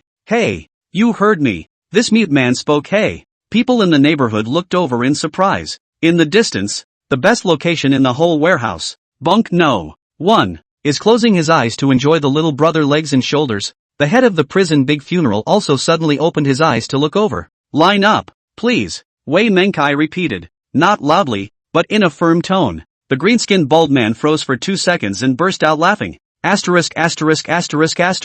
Don't open your mouth if you don't know how to talk. You want a ing beating? The green-skinned bald man pushed Wei Menkai out of the way and waved his fist. Get lost. Wei Menkai stepped back up and looked fearlessly straight at the green-skinned bald man for the third time. Line up, please. Everyone watched the scene in amazement. Usually the little cutie who goes against the grain and lets people bully her. Wait, today this is to reverse the Big Dipper? The green-skinned bald man was on fire and slammed Wei Menkai over with a vicious punch. Wyman Kingland fell to the ground. His glasses, already bruised and barely held together with duct tape. Shattered. The green-skinned bald man sneered and turned his face away in triumph. Suddenly, everyone around them gasped. The green-skinned bald head turned his head, only to see Wei Menkai pounce like a crazy tiger. Directly knocked him down. Wei Menkai rode on top of the green-skinned bald man, cupping a small shard of eyeglasses in his hand and slashing directly at his neck. The green-skinned bald man was shocked and desperately racked and tried to push the man away, but he realized that the skinny Wei Menkai had a lot of strength at the moment, and he panicked. You're crazy. Don't. Let's not go there yet. Help. Wyman Kingland didn't even notice as the shards of his glasses approached, cutting through the skin of his green-skinned bald head. A large hand twisted Wyman Kingland's arm and snatched the shard of glasses away. The short, stout, cross-faced Great Morning stared coldly at Wei Menkai. What's the matter? You don't know who you are after a trip out to see the doctor? Ah, silly little Wei. Big Funeral slapped Wei Menkai's face so hard that a red swelling rose. Remember, I am the king of this house. No one is free to do anything but me. Wei Menkai twisted his head, staring dead at the Great Morning, and actually laughed. You can either beat me to death or I will definitely return the slap. Big Funeral's deathly pale face instantly flushed. Drag them in and beat them honestly. Several juniors immediately came over to frame Wei Menkai and dragged him toward the bathroom. What's going on? All halt. The stern voice of the disciplinarian suddenly came from outside the door. Big Funeral and the others froze and had to let go of Wei Menkai. All the prisoners stood instantly in perfect silence. Chen Bang and 2 correctional officers stood outside the prison barn fence door. Next to him, Kimball stood quietly with his bedding in one hand and his personal belongings in the other. Chen Bang nodded at the overhead camera, and the door to the prison warehouse swung open. Kimball walked in silently. The older corrections officer signaled the nearest inmate standing. Change the barn. You pack up and go to 3. The prisoner was puzzled and didn't dare to ask, so he hurriedly collected his things and walked out. The door to the prison barn closed again. I'll be honest. Hurry up and wash up and go to bed. The young steward was still sternly reprimanding him when the older steward gave him a wink and pulled him away, signaling to stay out of the way. Big Funeral's group leaves Waymuncle behind and walks towards Kimball. Kimball, right? I am in Great Morning, no matter how you are doing outside. In this house, I have the final say. It's a dragon you have to coiled. It's a tiger you have to. As the Great Morning began to speak, Kimball slowly lowered the bedding and personal belongings in his hands. As Big Funeral was about to say sleep, Kimball threw a punch and hit Big Funeral in the chest. So the Great Morning went straight to bed. The few minions of Big Funeral were immediately scattered in fear, and the other prisoners all involuntarily shrank back. No one dared to go up and meet Kimball's eyes, nor did anyone dare to pick up the Great Morning, who was rolling on the ground in agony. Kimball walked over to him, reached down and pulled up Wyman Kingland, handed him a new pair of glasses, and then swept a circle around all the prisoners in the room. From now on, whoever dares to touch him, lies down. There was silence in the jailhouse. Wyman Kingland put on his glasses. Thank you. Jean Bao nodded silently, picked up Wei Minkai's bedding and personal belongings, walked straight to the Big Morning bunk, raised his hand and threw away the Big Morning's bedding, twisted his head to greet Wei Minkai. You'll sleep here from now on. Ergo, Kimball shook out his own bedding on the bunk next to him and rolled over to lie on it. Without another word of much talk, the lights in the prison barn also went out at this point. Get Jean Bao more money, send him some things, and take care of his family as well, Hui Yen instructed. Jiao Chong returned. Don't worry, I never treat my own brothers poorly, it's all been arranged. Hui Yen nodded. Jiao Chong continued to report. Yao Dong also found Feng Lizi. Life is really big, and also learned the hard way, hiding in a private clinic to recuperate. Let Yao Dong do it, Hui Yen said in a cold voice. Chen Jibang has been used up, just like we said the other day. It's time to send and collect this demon. A small, cramped, simple hospital room. Feng Shulin, with a bandage on his head and his arm and a plaster cast, lay on the hospital bed grunting and moaning. A doctor was changing his medicine, with a face of embarrassment and suffering. Brother Feng, I'm just a small clinic. It's not a good idea for you to stay here. You'd better go to a big hospital for a good treatment. So don't be delayed again. I would have to dare on me. Feng Shulin glared at the doctor without a good mood. Sense nonsense. It's not like I didn't give you money. The door was pushed open with a crash. Yao Dong Zai walked in with a few of his men. Smiling, Feng Shulin's body shrinks into a ball, grabbing a ball of gauze and trying to cover his face to muddle through. When Yao Dong Zai ruffles it, Feng Lizi, the blood is quite thick. It's not even dead. Blessed is the Buddha. Blessed is the life. Feng Shulin smiled sarcastically and bowed repeatedly to Yao Dong Zai, who was at least a dozen years younger than him. Brother,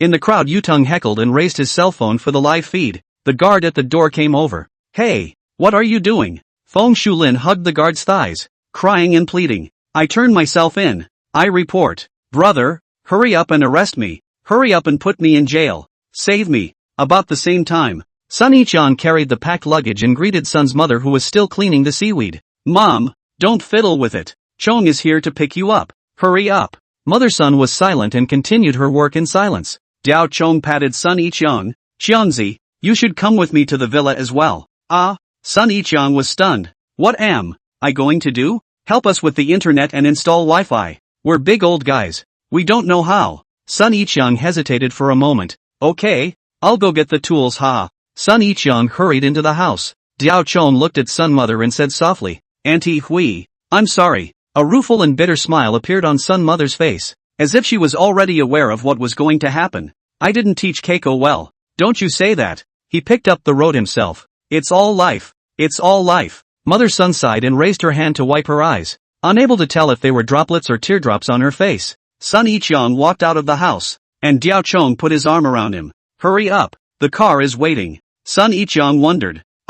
Isn't my mom coming? Didn't you come to pick up my mom? You stay out of this. Let's go first. Diao Chong couldn't help but drag Sun Ichang away. There was a car parked on the side of the road and Diao Feng was sitting in the driver's seat. Diao Chong pulled open the back door. Gu Mei moved in. Diao Chong pushed Sun Ichang in and squeezed himself in after him, right in the middle of Sun Ichang. Sun Ichang looked puzzled. Brother Chong? Diao Chong was silent and patted the front seat as Diao Feng started the engine. The car slowly drove out of the village of Carving Dragon's Mouth and headed for the mountain villa. Sun Ichang looked at the silent Diao Chong, Diao Feng and Gu Mei and realized that something was wrong. Punch! Diao Chong stared coldly at Sun Ichang. Jiangzi, have you finished sending messages with Zhao Fucheng? Well, not. What Zhao Fucheng ah? Who is Zhao Fucheng ah? Sun Ichang was creeped out, panicked, and hastened to deny it. Pretend. You're still pretending with me. Diao Chong sneered. Sun Ichang anxious, fighting to pull Gu Mei's side of the car door. Chapter 93, The Perfect Bait.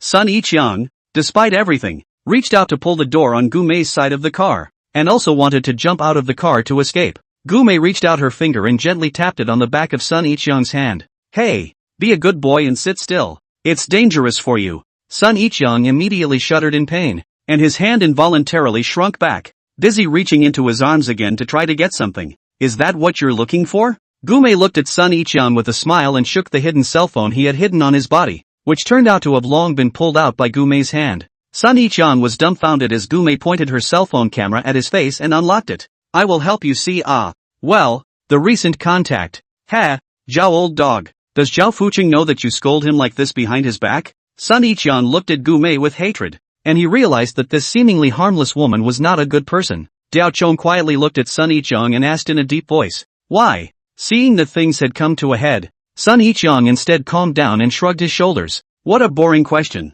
Why else? It's just money. You haven't even graduated from college yet. Are you that short of money? Diao Chong said in a cold voice. An opportunity to turn your life around in a handful of hands, be completely financially free, and still realize your entrepreneurial dreams, is in front of you. Would you turn it down? Can you turn it down? Diao Chong grunted. I'm not as ungrateful as you are. Keiko, you think you're noble. You're great? You think because you've given me tens of thousands of dollars for tuition that I should be grateful to you? Sun Ichang, as if he had been stepped on, suddenly interrupted Diao Chong, his eyes red and insane. You're just a punk. You think you're so great because you can fight? Why is it that people like you can get rich, drive nice cars, and live in big villas? And I'm so smart and good at school, but all I can do is accept your handouts with a smile on my face? You know what? I swore an oath a long time ago. One day, I'm going to be richer than you, and I want you to bow your head and smile with me and call me Brother Chang. Diao Chong looked at Sun Ichang, both shocked by his shamelessness and a little sentimental. Brother Chang isn't small in guts. Gu Mei's face turned cold. How dare you talk to us like that at this time? Sun Ichang bristled. I don't believe you guys really dare to kill me. Oh, is it hard? Diao Chong recoiled in curiosity. I'm a graduate student at Harbor University.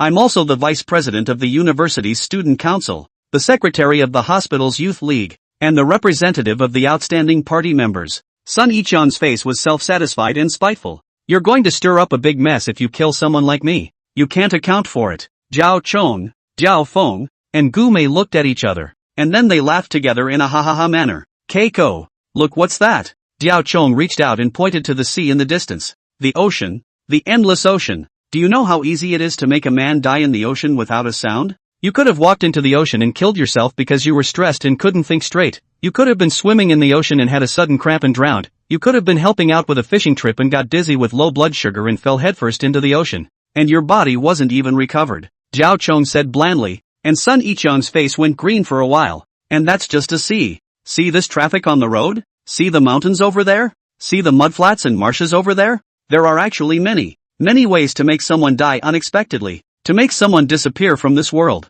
Sun Ichang opened his mouth and finally couldn't say anything. Kung, you think of the world too simply. Gume smiled and continued to flirt. This identity of yours? It's only you who thinks it's quite powerful. We've killed more than 1 or 2 people who are many times more powerful than you. No, no, no. I'm just saying. Brother Chong, you can't kill me. Think about my mom. I'm her only son. If I die, she'll be devastated. Sun Ichang suddenly changed his face again. Slavishly, playing the card of affection. As long as you don't kill me, I can be a double agent. I can in turn help you cheat Zhao Fucheng. I'm very useful. Zhao Chong laughed. Actually, we really didn't intend to kill you. Thank you brother Chong. Sun Ichang's face showed joy. Zhao Chong said in a cold voice. I'm too dirty for a rotten dog like you. Yes, I'm dirty. I stink. I'm so bad I'm pus-filled. My blood is black. I reek of gold-digging stench from the inside out. So don't dirty your hands. Sun Ichang, like a mangy dog, had completely forgotten what dignity and face meant. Zhao Chong revealed a bad smile. We are not going to kill you, but will Zhao Fucheng's gunman blow up your head? Or blow up your heart? It depends on your own life. Sun Ichang froze, bewildered. Ahead was a staggered clearing with a small motor home parked. Diao Feng slowed down and leaned the car over. Stopping behind the RV, Diao Chong grabbed Sun Ichang's collar and dragged him out of the car. In the caravan, Huoyen was waiting quietly, wearing a camouflage suit that was similar in color to the grass and trees outside. Beside him, the hospital gown he had worn earlier was placed, along with bandages, neck braces, and other supplies. Diao Chong pushed Sun Ichang over with one hand. Change. Sun Ichang looked at the hospital gown, looked at Huoyen, who was of similar height to him, and suddenly understood. His expression changed drastically, and he turned around and wanted to run. No, I'm not switching. I don't want to be bait. I don't want to die. I'm still so young. I don't want to die. Huoyen raises his hand to choke Sun Ichang's throat and coldly approaches. Do you think you have a choice? Diao Chang's large villa is located in the mountains with beautiful scenery, surrounded by empty and no other homes. Across the valley, there was a cliff off the beaten track with a thick layer of leaves falling to the ground. Under the foliage, Ai and Fatty Chun were cloaked in camouflage and lurking quietly. The sniper rifle scope was pointed at the trail that led to the clearing in front of the villa. Fat Xiang sighed quietly. After the first shot is fired later, whether we hit the target or not, we'll withdraw immediately. Get rid of Zhao Fucheng's men and leave the country. Ai looked sideways at Fat Xiang. You don't believe me? You're the strongest shooter I've ever seen in my life. However, there's something evil about the target this time. Fatty Xiang recalled the scene that day when Huoyen jumped down without hesitation. I've never seen a man with such keen intuition and such swift reaction time. There's an old saying in this country that a good rider crashes his horse, a good swimmer drowns in water, a good drinker gets drunk on wine, and a good warrior dies in battle. Perhaps it's time for us to call it quits. Humph. People are just wishy-washy when they get older. Aoi laughed lightly, unimpressed. I told you, no one can live under my gun. He got away with it the first time. He'll never get away with it the second time. Across the mountain road, 3 small cars emerged, not going very fast, and drove slowly toward Diaochong. Aoi quickly composed herself and leaned over to the scope, her finger on the trigger. Chapter 94, The Yellow Bird is at the back. Those 3 cars lined up in a horizontal row and stopped in the open space in front of Diao Chang's villa in turn, just as the rear end of the car was rushing in Aoi's direction. In the front and rear 2 cars down is Yutong Boy and other a little brother, then spread out around the alert. In the center car, Diao Feng got out of the driver's seat and pulled open the rear door. Diao Chong and a nurse dressed as Gume then got off the car, assisting a patient wearing a hospital gown, head wrapped in bandages, slowly walked toward the villa entrance. Yutun-chan and the others bowed their heads in honor of that patient. From the scope of the sniper rifle, Aoi could only see the patient's back, but the fanciful scene, Diao Chong and Diao Feng's solemn yet concerned expressions, including that patient's height, physique, hair, and so on, were all proving that he was Huoyen. Aoi did not hesitate, quietly waiting for Fat Xiang to finish reporting the wind direction and distance, adjusting the shooting angle, and slowly pulling the trigger with his finger. Sun Yiqiang knew there was a sniper rifle aimed at his head, or he had invited it himself. He wanted to yell I'm not Huoyen, but his jaw had long since been removed by Huoyen and he can only grunt. He tried to turn around so the assassin could see his face, but the neck brace around his neck held his head firmly in place. Even if he turned his head, it was useless, the gauze practically wrapped his face. He tried to escape, but Diao Chong and Gume on his left and right held him tightly hostage. Even his involuntarily trembling legs looked like proof that this was a seriously ill man who had just awakened. Gunshots were fired. The birds in the forest were startled and fluttered in the air. The bullet broke through the air and hit Sun Ichung squarely on the back of his head. His head instantly exploded like a rotten watermelon hit by a giant hammer. Even though Diao Chong and Gu Mei had been prepared, they were sprayed with broken bones, flesh and blood from the explosion. The two of them couldn't care less about this much and immediately followed Hui Yan's instructions, rolling on the ground and hiding behind the car. Diao Feng and Yao Dongzai and the others followed suit and dodged for cover. In an instant, everyone in the clearing ducked. At the moment the gunshot rang out, Hui Yan, who was leaning under a large tree in the leafy woods, resting his eyes and waiting quietly, opened his eyes violently. Observing the direction of the gunshots and the trail of flying birds in the sky, he poked heavily at possible sniping position number 3 on that map,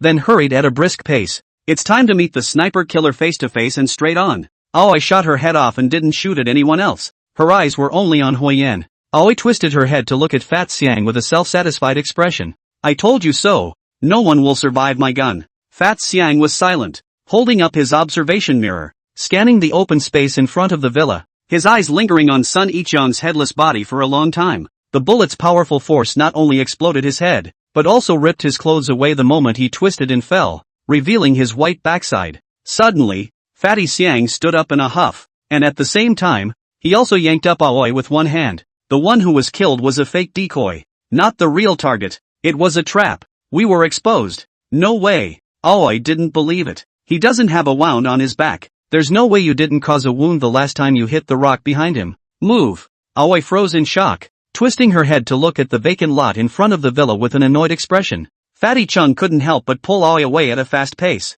The two of them catloaded themselves and made their way through the woods for hundreds of meters as fast as they could without making a sound. The eye could already see the main road outside in the distance. Hi, you two. Hui Yan's voice suddenly came. Aoi and Fatty Chung were shocked and looked around. Hui Yan poked his head out from among the dense foliage of a nearby large tree, crouching on a thick horizontal branch and looking down at the two men from a high vantage point. Both sides sized each other up and confronted each other, each surprised in their own minds. Surprisingly, it's a rare father-daughter combo killer. He looks like he's recovered. No, he looks like he's never been hurt at all. How is that possible? What kind of person is he? Hui Yan guessed what they were thinking and shrugged. The rapid physical recovery ability was also a rebirth benefit he had only recently acquired. Moments later, Fat Xiang breaks the deadlock, shielding Aoi, who was glaring hatefully at Hui Yan, and tries to negotiate. Mr. Hua, we're just paid to do a job, a profession, and we have no personal grudge against your excellency. There is a saying in your country that it is not advisable to settle an enmity.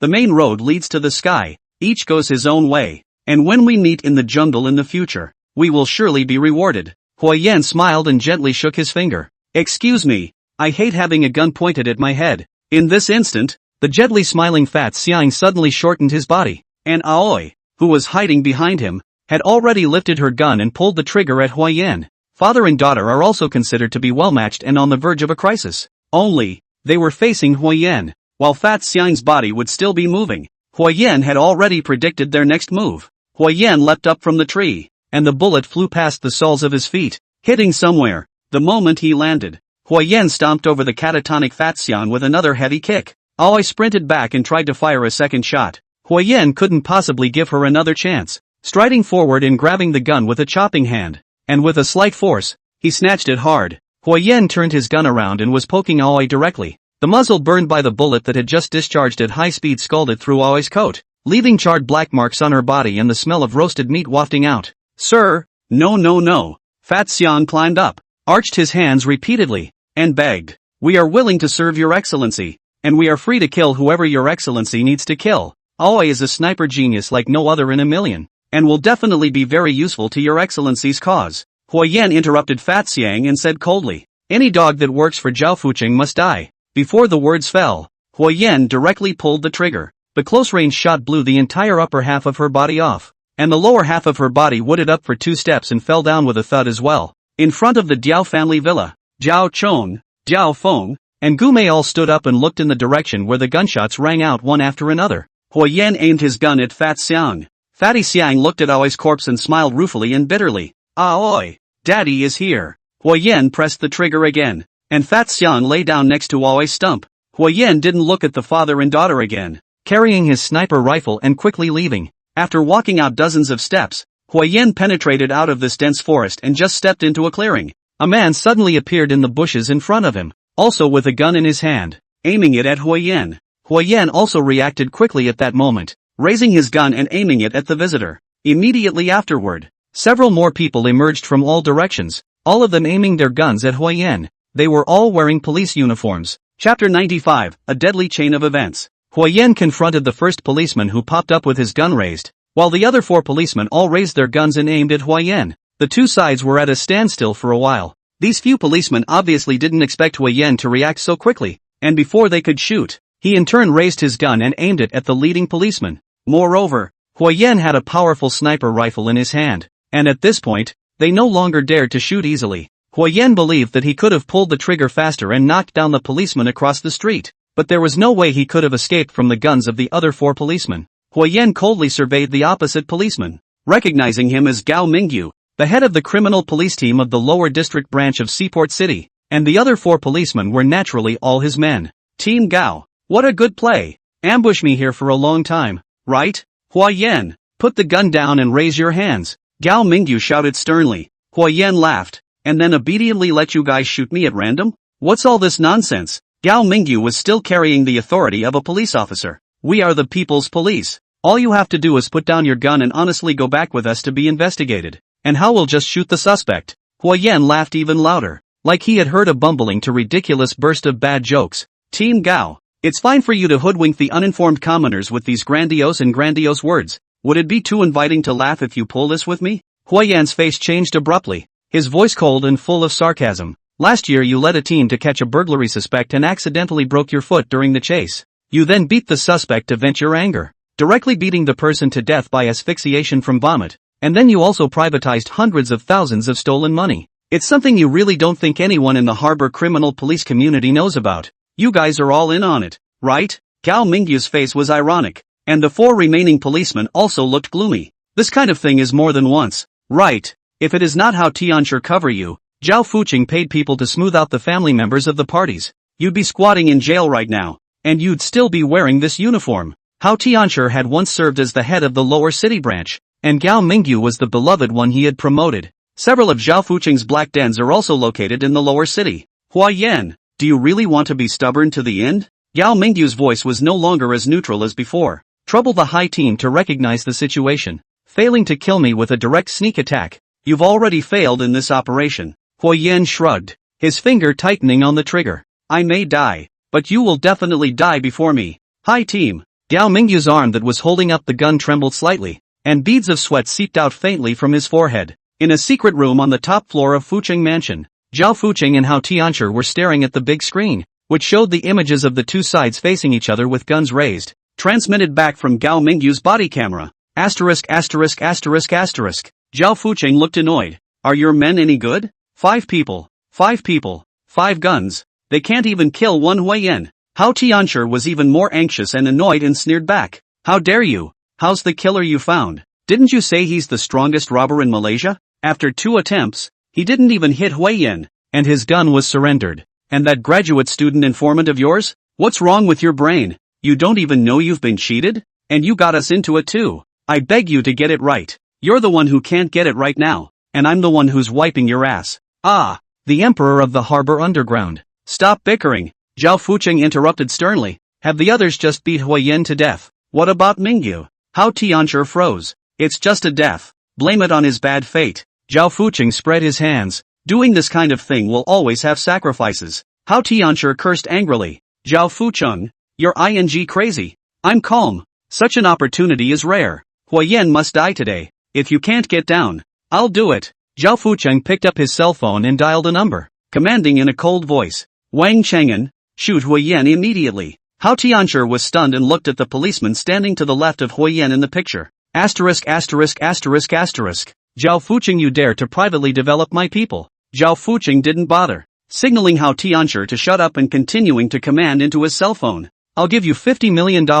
Also, Gao Mingyu's seat is yours. Shoot. The policeman named Wang Cheng'an was silent, listening to Zhao Fuqing's words from the headset, and his face changed continuously for a short period of time, with a combination of surprise, excitement, and worry. Huiyen glanced out of the corner of his eye, His heart snapped and he snapped. Who's talking to you? Wang Cheng'an was startled, not realizing that Hui Yan actually had the spare time to notice him. It's not Hao Tianshi. He wouldn't directly contact you alone. That would be Zhao Fucheng. Did he tell you to just shoot me and sacrifice Gao Mingyu? Wang Cheng'an's face changed drastically, all guessed by Hui Yan. Shoot, shoot, shoot. In the headset, Zhao Fucheng shouted and pressed in succession. Wang Cheng'an reached for the trigger in a panic. Shao He! Gao Mingyu exclaimed. He knew that the situation was becoming unfavorable for him, and if Wang Cheng'an shot Hui Yan might also pull the trigger on him before he died. If you're this close, you're bound to die yourself. The policeman named Shao He, who was Gao Mingyu's confidant, immediately turned his gun and aimed it at Wang Cheng'an's head. Don't move! Wang Cheng'an's finger stopped and he also hurriedly shouted, Hui Zi! The Wang Cheng'an diehard called Hui Zi hurriedly turned his gun around as well and aimed it at Shao He's head. Don't you move either. The last policeman looked at the situation in front of him and was dumbfounded for a moment. Kuni! Kuni! Both Gao Mingyu and Wang Cheng'an were calling his name. Kuni hesitated for a moment, but finally raised his gun and aimed it at Teruko's head. Nobody move. For a while, the situation became intricate and extremely dangerous, becoming a chain of death. Almost every head was held at gunpoint, and no one trusted anyone to be careless and lax. All it takes is for one of them to move a little bit to trigger a relay to shoot each other and kill each other. In the secret room of Fucheng Mansion, Zhao Fucheng and Hao Tianshi were also dumbfounded, not expecting it to turn into such an awkward and difficult situation in front of them. The atmosphere was tense to the extreme, the air so heavy that it seemed to have frozen. The chirping of insects in the grass and the falling of leaves on the branches became as deafening as thunder.